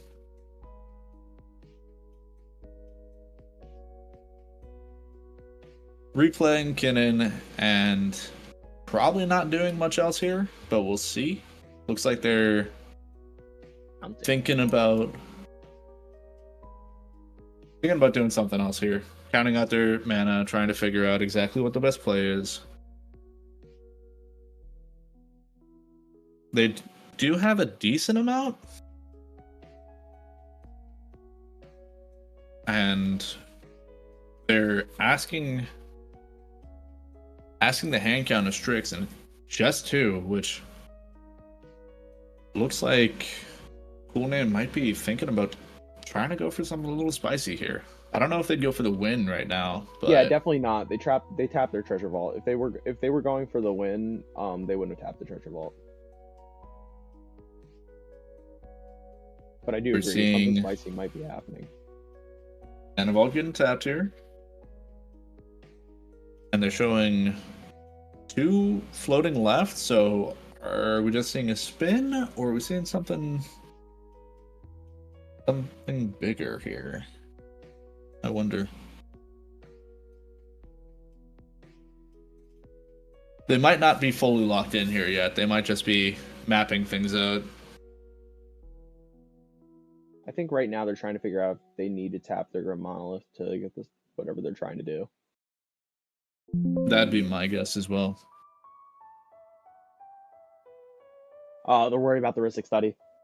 That's what it was. That would be it. Trying to count mana with Ristic Study.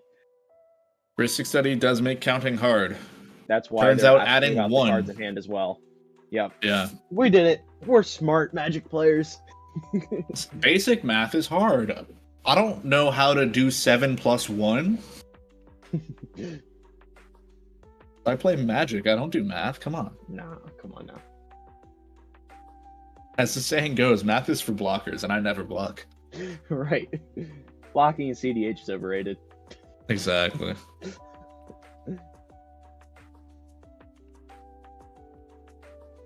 We are seeing a spin here.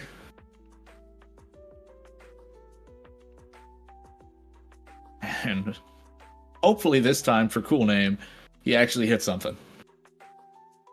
And he does. Oh, The jeez, he Sphinx does. comes down. Wow.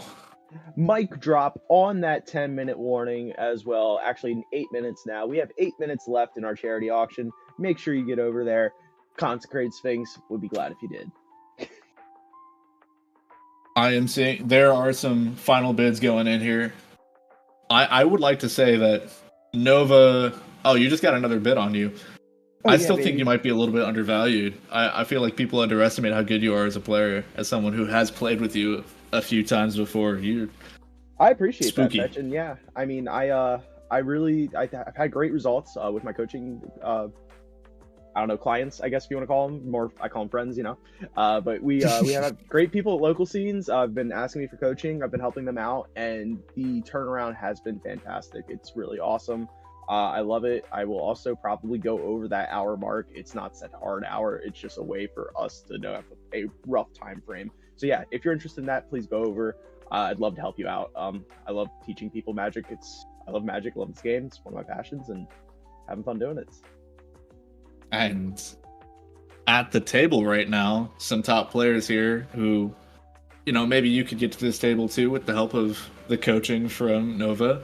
But right now Yeah, we're if you seeing a scrubbed out Pongify. today, you should definitely not joking.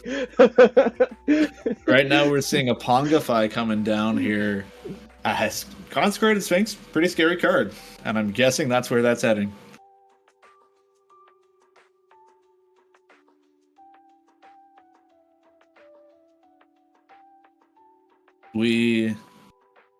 Okay, so yeah, What are we seeing? we're gonna shout this out Go right ahead. now. I believe I just got the go ahead for each person that now bids on my coaching. If we'll go do $20. If you've so I see Micah Goomba is already in, or Mr. Goomba is already in there. We're gonna do each person that bids $20 will get a coaching session, right? So $20 flat coaching session. All of it will go to the charity, and yeah. So yeah, anybody, $20 coaching session with me. Great, let's have some fun. All right. So if you're interested in some coaching, you've got 5 minutes. If you want to get coached by a very good player, then go ahead and go into that auction and let's raise some money. But back to the table, we've got lots of talking going on, lots of conversation on the stack as well as the Pongify. Zalik, thank you for bidding there, man.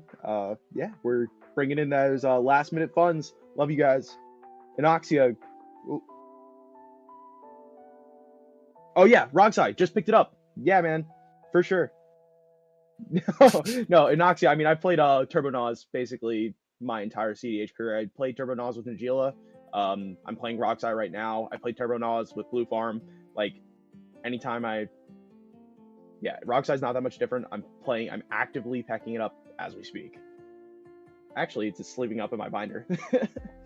Honestly, if you're wanting to do Roxai, I'd be willing to hop in there and help along with Nova. I've got some experience on that deck. Yeah, that'd be freaking great, man.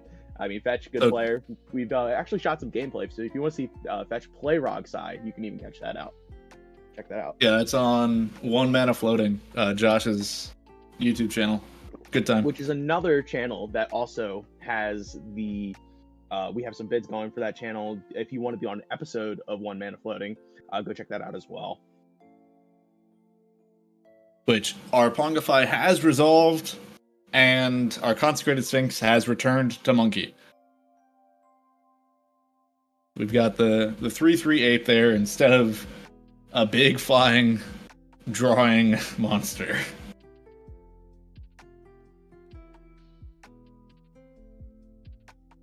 And looks like That's rough. We will be moving on to combat in Yuriko's turn. Just absolutely getting nuked. Who shot the Pongify? I missed it. The Pongify was played by Wiley. Okay, I was gonna say if it was from Strix, that'd be wild. Because Strix is what cast 2 creature removal spells already. That'd be. I mean, talk about playing table police. That'd be pretty nuts, but no. The table is working together here, at least for now. Yuriko cracking Flooded Strand, trying to get out another land for him.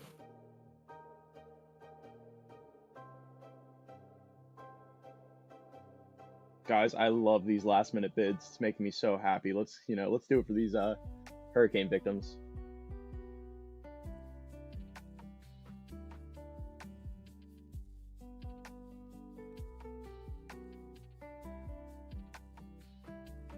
Land has been grabbed. Just getting an island there.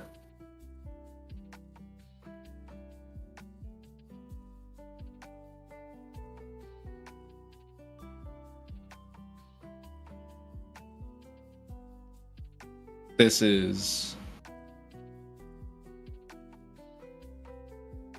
It'll be interesting. See if Yuriko can do anything else here. But so far, Yuriko has very much gone from a pretty sketchy spot to a pretty dang good spot. Flipping into the new ley line from... Why did I just forget the name of the set? The horror set. The one that literally just came out. Dustmorn. That's it. Yeah, the new blue ley line that allows you to change, give additional types. Wait. I'm looking at their list and I'm not seeing that card, so I may have misseen the card. I may have been wrong about what it was.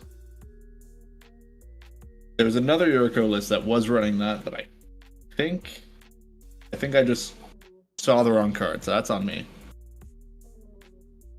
Yeah. Interesting enough, the Rhystic Study on Strix's board hasn't really drawn a ton of cards because most of the Kinnons are just sitting and spinning. And Magda's sadly not doing anything. This is probably one of the worst Rhystic Studies in semifinals history right here. I honestly just feel bad for Papa Squats making your way all the way to Top Cut, having a pretty solid tournament, and then just getting unlucky.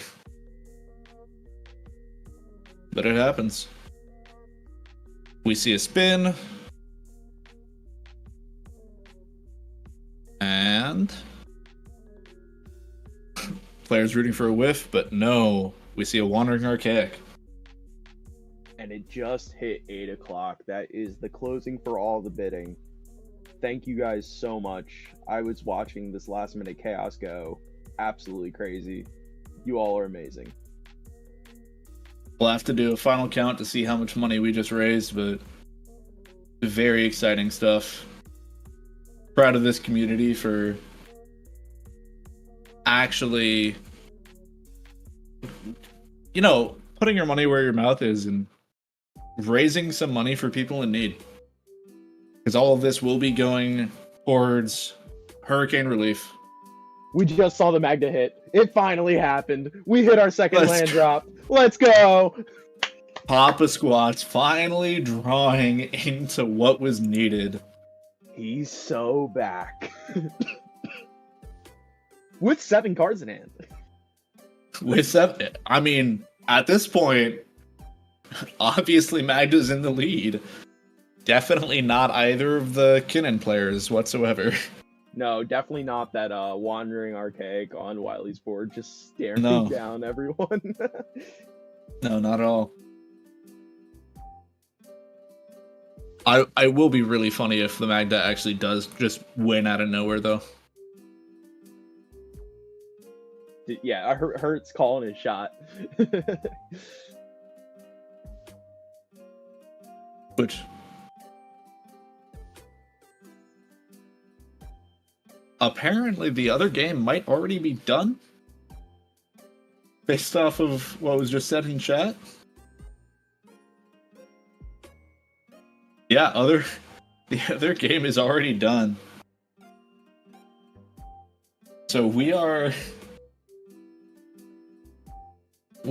just in a long grind out here to see who gets that last spot. Won that pod. Animar, dang, okay. Cool to see Animar performing, gotta say.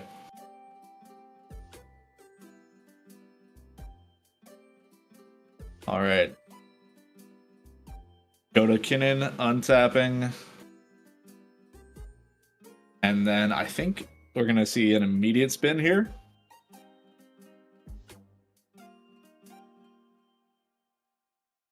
Oh. Yeah, counting out Kinnan spin. Turn 3 win from Animar, apparently in the other game. That's pretty nuts. Wild. Alright, we just saw this Kinnan spin. I don't understand tapping the treasure vault here. Again, I mean, unless you need the colored mana for whatever's in your hand, having that treasure vault available for a potential win, it just... I don't know. I mean, I guess if you just don't... Oh my gosh, 2 Wandering Archaics! We just saw a Wandering Archaic hit the board. Oh... So the table Kinnan's erupting in laughter. Saying, one of us are going to win. Oh, it's hard enough to play through 1 Wandering Archaic. Playing through 2 is a whole nother level. Yeah, no, Wandering Archaic, 2 Wandering Archaics, and a Rhystic Study. If you want to cast a spell without giving your opponents any advantage, at minimum, you need to be spending a total of 5 mana for a 0-cost spell. Jeez. That's crazy. You know, Wandering Archaic is kind of one of my favorite cards. It just does so much while being... like, it's not enough for you to feel the need to remove it, and even if you do feel the need to remove it, it's not easy to do. But it makes it really hard for everyone else to play the game without giving you a ton of advantage. And at this point, it'll be interesting to see how these things go, but we are going to untap for the Urka. I would like to point out, Magda doesn't typically care that much about Wandering Archaic. Yeah, honestly, it is... Kurt's been calling it out.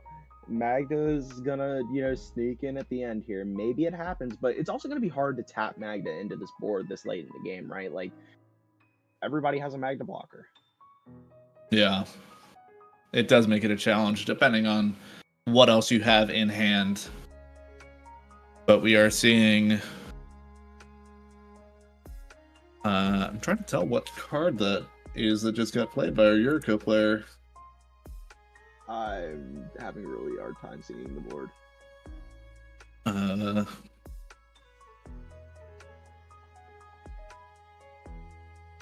I believe there's a Moon Circuit Hacker, which... just another ninja that gets you incremental value.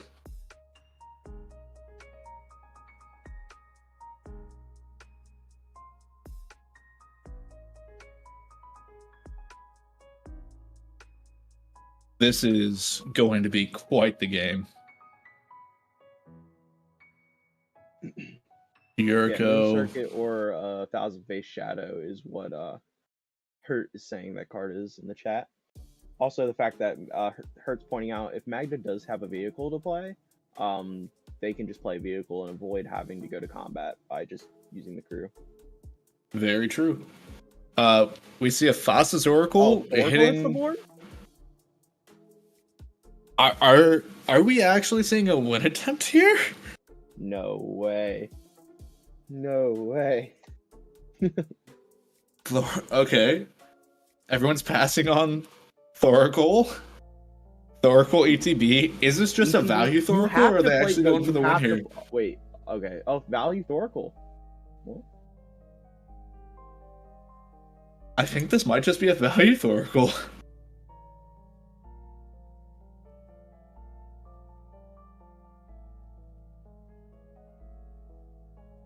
Wow, value Thor. Value Thoracle, okay. I mean, honestly, it's not the worst right now. What? That's 7. Scry 7. Yeah, Before we go to that's combat? could definitely be worse, especially with Yuriko allowing you to get a ton of value off of that. Yeah, I mean, Probably this is, just trying to find whatever the biggest little flip will be, or maybe the best, piece of interaction too. I wouldn't be a bad idea to go get here. We'll see what he's getting here. Yeah. Probably the best Thoracle value I've ever seen. Yeah, I mean, that's unless you count wild. winning the game as value. And I just heard one of the players say, I can't believe I'm typing up Thoracle. As in trying to see what the text actually does besides win the game. Right. This is beautiful. What an amazing semifinals match to hop right back into. Sometimes you have those games where everything goes right for a player and they just win immediately. Sometimes you have those games where it's absolute slog.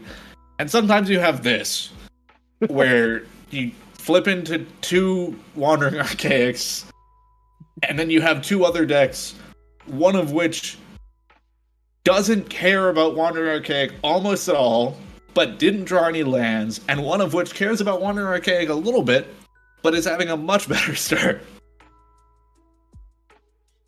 We are... Oh, and also, playing a Thassa's Oracle for value. So... This is just one wild game here, guys. Okay. Oh, what the heck is that? That is... What is that? I don't know, pretty guys. sure it's We a all need to creature. go back to playing Blue Farm, so that way I know what every card in the deck is. Everybody needs to go back to what we were doing. Make my job hard. I'm pretty sure that is a creature. Yeah, it looks like a Body Snatcher, maybe. Maybe. It's Orochi Soul Reaver, which is very expensive for a ninja. 6 mana or 4 for ninjutsu. Whenever one or more creatures you control deal combat damage to a player, create a treasure token and manifest the top card of that player's library. That's a card that exists, apparently.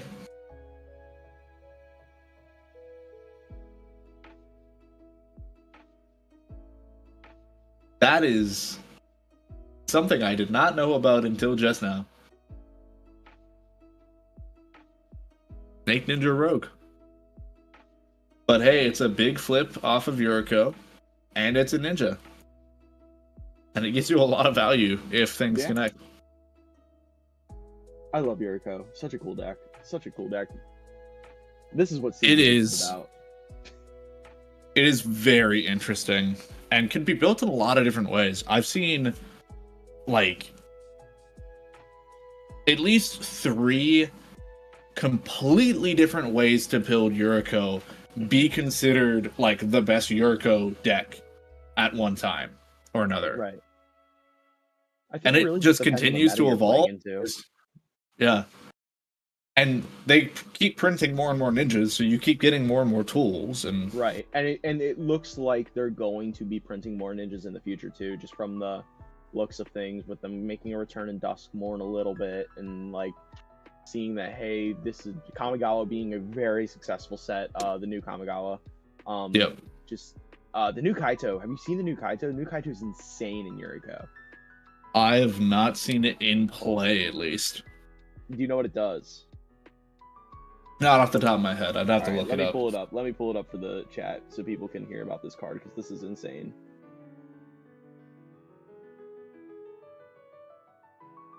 So, Yeah, I'm aware of the card, but I don't know it well enough to actually tell you what it does. Yeah, so if you guys aren't familiar, the new Kaito, Bane of Nightmares, it's 4 mana, but we're not going to care about that. It has ninjutsu for 3 mana. And during your turn, as long as Kaito has one or more loyalty counters on him. He's a 3/4 ninja creature and has hexproof. You +1 him to get an emblem with creatures you control. I mean, ninjas you control get +1/+1.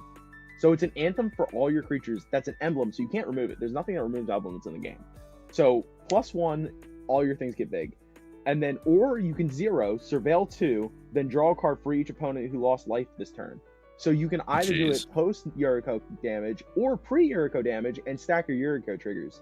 It also has a -2 to tap target creature and put 2 stun counters on it. So now you're also opening up the lane for Yuriko. It literally just does everything in one card. It's crazy. Wow. Yeah, that's a pretty good card for Yuriko. Yeah, we are Yeah, on okay. his turn though. Funnily enough, we did see a demonic consultation get milled. Oh, jeez. But more importantly, Mindbreak Trap is in the hand off of the Yuriko trigger. I believe there were some other things as well, but that's the one that I noticed that kind of stands out the most. Everyone knowing you have a Mindbreak Trap is... It's It awkward makes it- for Strix though, because Strix now has to keep open 2 mana for all their free counter spells, because you have to be able to pay for at least one of the Wandering Archaics at all times. Mm-hmm. Although you do have it where, depending on how things get ordered, if the you can basically use one Wandering Archaic to cancel out the other Wandering Archaic in some ways. Yeah, no, but that's what I was saying is, well, I guess, yeah, boy. No, triggers go on the stack, and it depends on active player, inactive player, and turn order. So instant speed wins can get really weird. Yeah, it definitely gets complicated. The stack gets very messy, What just came down? and you have to that be... looks like a, I'm sorry, a Void Winnower just came down on the board, I believe. Oh, geez. So now you can't even. Important interruption. Yeah, that is the full art Void Winnower. They keep on printing more of those, and makes it hard if you don't know the card. But Void Winnower does Pretty classic. something that, yeah, pretty iconic of you can't cast even cost spells at all. Correct. Also, apparently you can't block with creatures that have even converted mana costs, but that never really comes into play, typically. Although with a Yuriko, it might.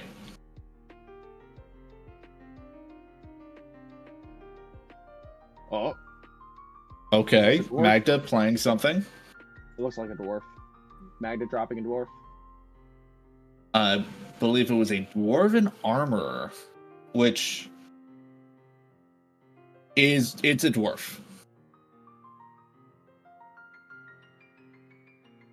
It is a dwarf, and that's about it.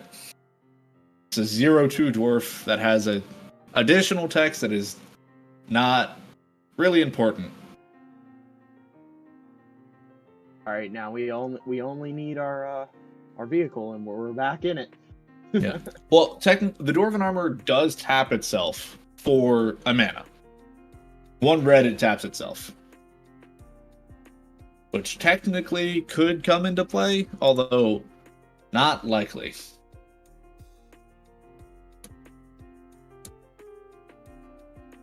As you also have to discard a card.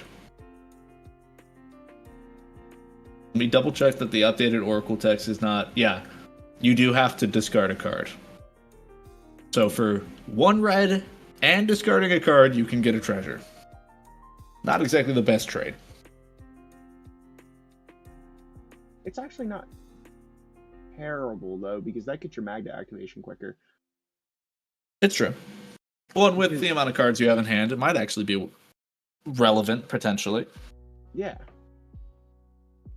I like it. It's cute tech. But we do see what looks to be another Kin and Spin coming out here. It is. And... anything? Pulse Gate. Nothing too big, but a little bit of protection. Definitely not bad. I love Spellskite. Spellskite's so good, especially when Sisei was popular. Oh my gosh, just stealing those Derevi triggers were so fun. Spell's Guide has messed me up quite a few times. You just kind of forget about it, and then it ruins everything. Yeah, really good protection piece here though, because these Kinnons are battling. They're getting incremental value. You know, they're really trying to just kind of. It's almost in a mirror match of who's going to get the better flips. It seems it's been the narrative of this game, and by having a piece that's just that little bit of extra protection, it could be pretty huge. Yeah. I just noticed something that I might get in trouble from our producer for drawing attention to, but I think it's hilarious. On the stream, where the cards normally are, it's actually top 10, but I forgot to make that overlay. Sorry.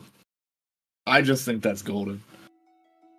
That's small things that bring me joy. But we do still have plenty of mana available for our Kinnan player. I don't think we'll see another spin here, because that would involve tapping down a little bit too much, I think. But I believe it's technically possible. I think they have exactly enough for it if they wanted to. No, they'd have a little bit more than exactly enough. So yes, they could definitely spin if they really wanted to here, but they would have to tap their monolith, which tapping monolith a little bit tough in this situation.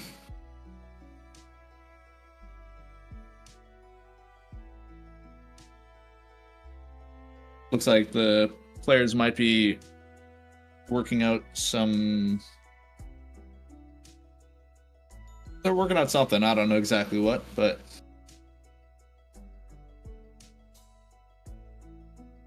I think they're about to call a judge the pod. Okay. Here. They're looking up a ruling and trying to get it sorted themselves, but okay. that's usually not a good thing to do, guys. Just call your judge. Makes things a lot easier, and you really shouldn't be on your phone in the game. So. Yeah, judge call coming in here then. Yeah. Fortunately, our judges are very good and will handle things very quickly.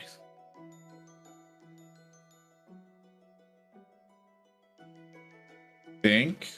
All right, things like got it sorted. Think out we're already. good. Think judge call might be resolved here. Yeah. Look at that. Okay. We're back into it. It's Spellskite is not cast lousy. Kinnan puts the card onto the board. Kinnan specifically says here, I can read it. It says, look at the top 5 cards of your library. You may put a non-human creature card from among them onto the battlefield. Put the rest on the bottom of your library in random order. And then, well, I need to look at a different version of Void Runner. Probably be easier. Void Runner says your opponent can't cast spells with even converted mana cost. And your opponents can't block creatures with even converted mana cost. I always forget about that part of the text. Yeah, it's a little secondary effect that doesn't really come into play much with how we play the game, but it is relevant in some situations. Yep. Either way, Spellskite totally legal to have in play because it was from the Kinnan. Nope, and that's why we're here to clarify things. Because watching a game without any sort of commentary or hearing the audio is really rough. We play a complicated game. I could not deal with it. Magic is one of the most complicated games of all time, if not the most complicated game of all time. Actually, it is. It got that award. I believe it. I mean, people have made a functioning computer using Magic cards. Like, you can go through the board state and it works like a computer. It's a whole thing. There's actually a video about it that came out a while ago, if you want to look it up. Or you can read an article about it if you like reading instead. All right, so now you're asking me to do math and read? Come on now. I know, it's too much. But fortunately, all Kinnan has to do here is count to 7. We'll see if they can do that, but I think they can, in which case we'll be probably hitting another spin here. They do have to double count.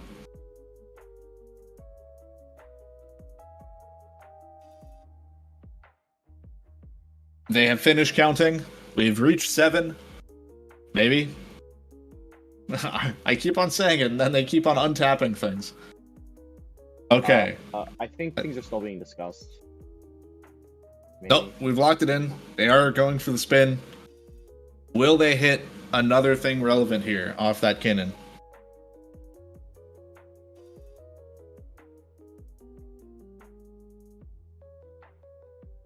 Never mind. They're undoing it again.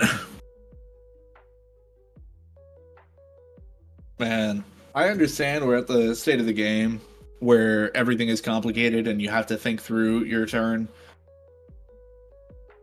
But I don't think it's that big of a deal to just like commit to it. Maybe that's just me. Maybe I'm wrong for that. I mean, these players have been playing. What time did this tournament start? 10 o'clock this Yeah, morning? they've been playing for a long time. Yeah, they've been playing for a long time. It's so easy, and I've said this time and time again when I cast. It's so easy to look on the outside and be like, "What are you doing?" But you got to remember, how do you feel after playing, 5 games? Well, it's 6 games now, right? 6 straight games of Magic. They're probably drained. They're overthinking everything. Their nerves are getting to them. This is the moment now where they're trying to, really solidify their spot into the finals. Something that they've been working towards all day. At bare minimum, some people have been on this road for a long time and they just want that win. And it's mentally taxing. It is.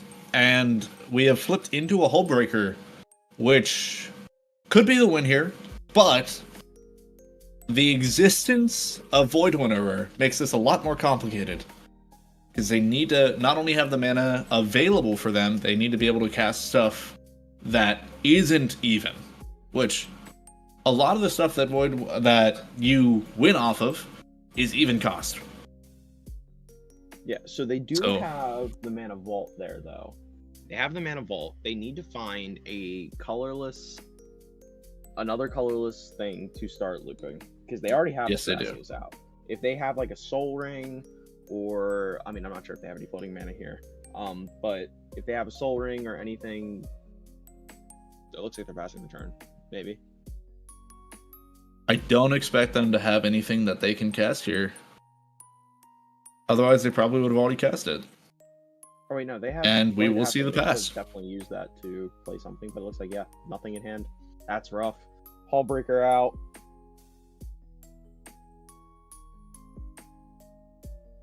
Now, while that doesn't mean the game is over right now, it does put the game into a very dangerous situation for the rest of the table.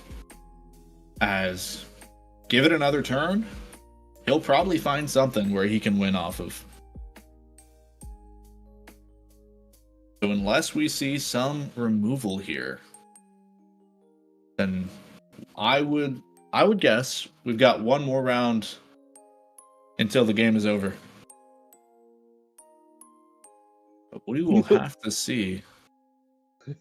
Hurt in the chat, bro. Cracking me up. The only real break the players got today was when our fearless leaders burned down the new TO software. And we're on Yuriko's turn. I gotta lock in. Just so happy to be back. So happy to be back in the booth. It's been too long. I'm very happy to return. I've missed casting. It's a good time. It's a blast. And this can only happen because you guys out there playing in our tournaments, entertaining and engaging in the chat, supporting us any way you can. We really appreciate you all, and we do appreciate all the funds that we raised today for the hurricane victims. Yeah, we're literally only here because of you guys. This entire thing, not just this tournament, but this tournament too, but the whole thing of Ka0s was created to serve the community. We're only here because of you guys. We only continue to exist because of you guys.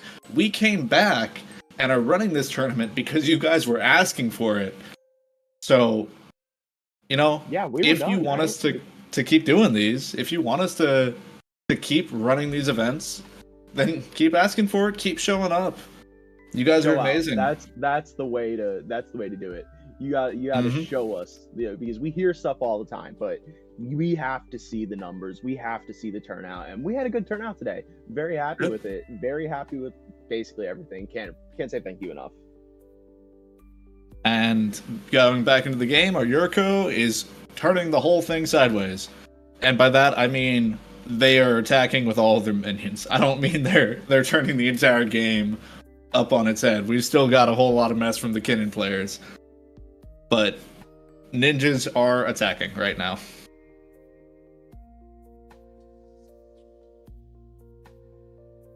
I would love to see this game come down to ninja flips. That would be Well, absolutely ninjutsu insane. in the big man we saw earlier. I mean, this Kinnan deck is running a bunch of those big flips. They do have Shadow of Mortality, one of my favorite cards to run in Yuriko. They do have a bunch of these very expensive cards. We could just see a lucky flip here that kills the table. It could happen. It's not likely, but it could happen.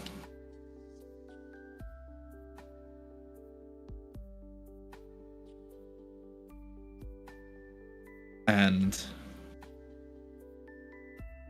right now, before damage is happening, we've got some stuff going on here.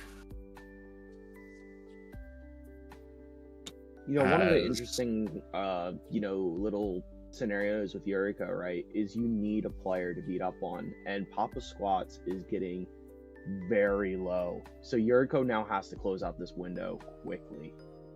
Mm-hmm.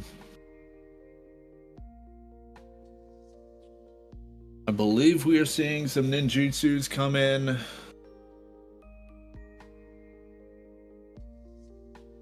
And 5 damage being dealt to Papa Squats.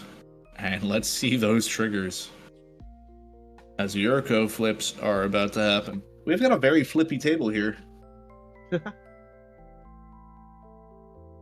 Between Kinnan spinning and Yuriko flipping. I mean, yeah, really a lot like these decks, it's kind of interesting. Notice how all the decks in this pod really don't have to put spells on the stack to win. Yeah. For the most part. At least maybe not to win outright, but at least to put yourself in a good position to do so. Right. I mean, yes, Kinnan has to cast things eventually, but normally by the time you have to, you're fine. Exactly.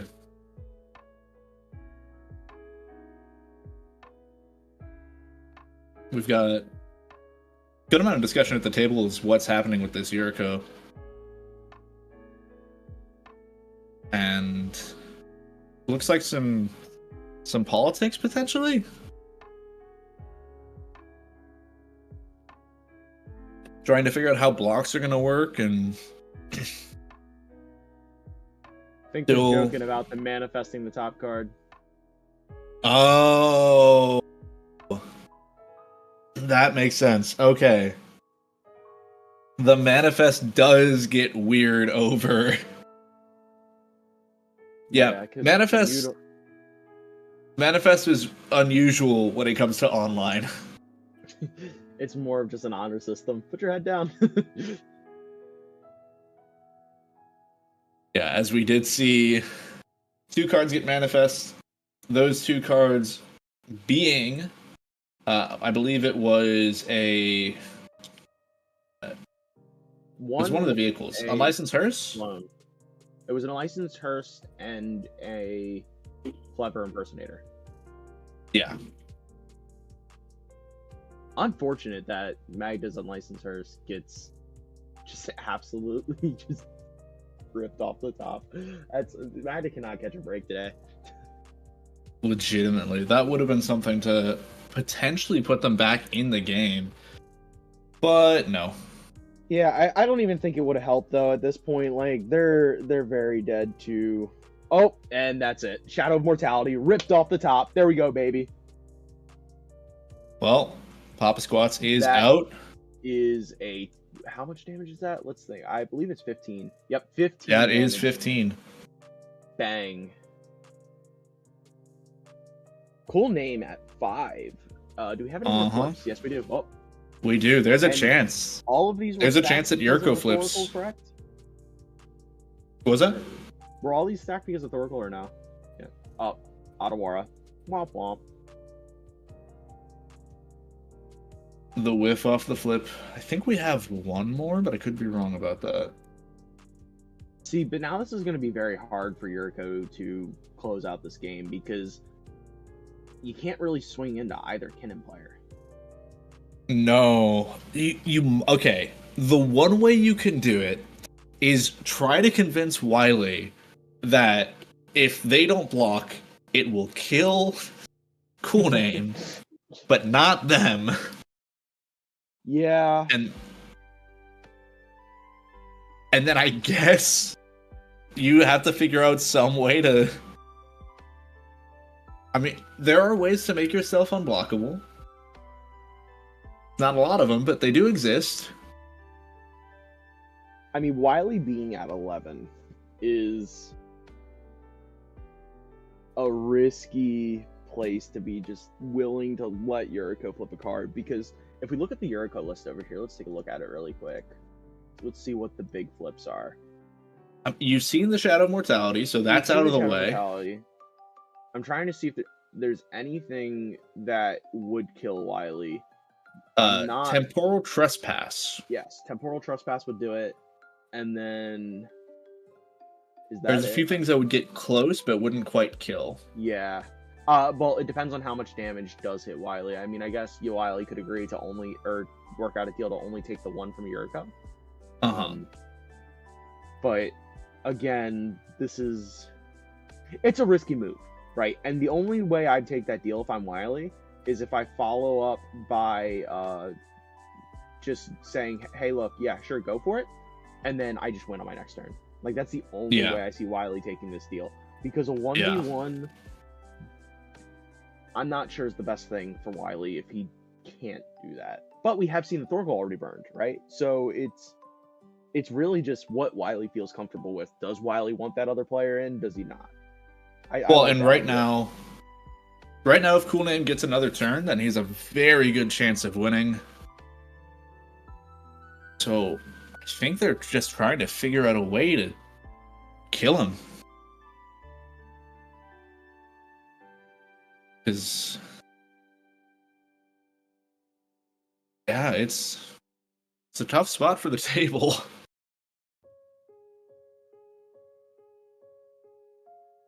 Still trying to work things out. All right, so guys, we did it. We broke the $800 mark. We raised $825 for charity. You guys are freaking awesome. Well done. That's so insane.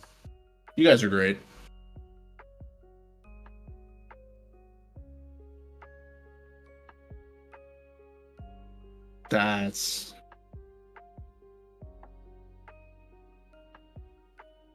I'm very proud of this community. I just gotta say it.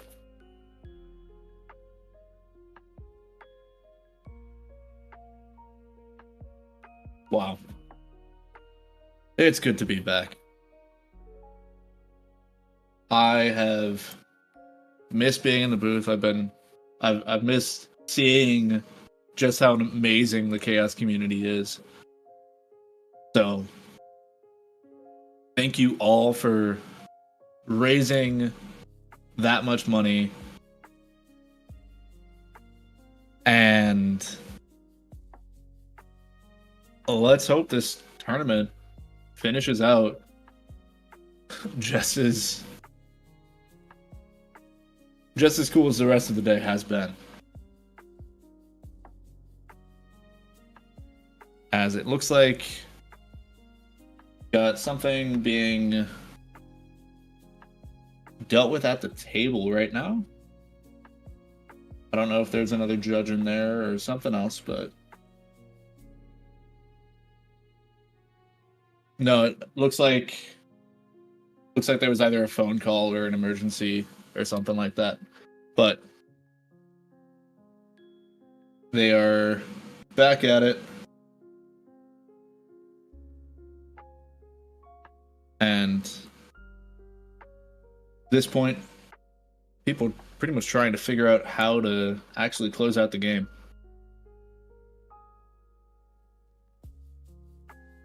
Yep, just discussing that you can't cast the Chrome Mox there because the Void One Roar. It's a friendly Yep. reminder. A very important reminder. Don't want to be taking illegal game actions.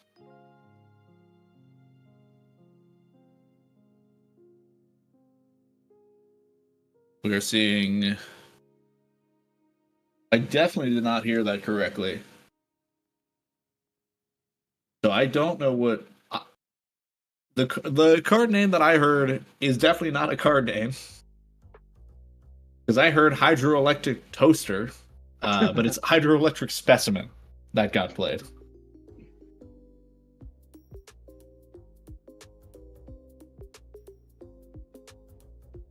Or maybe not played. I think we're getting another judge call here in a second. Sorry, guys. You know, when you get to board states that are this complicated, and when you get this late in the day, I mean, I think I heard earlier one of the players say... I think I heard one of the players say that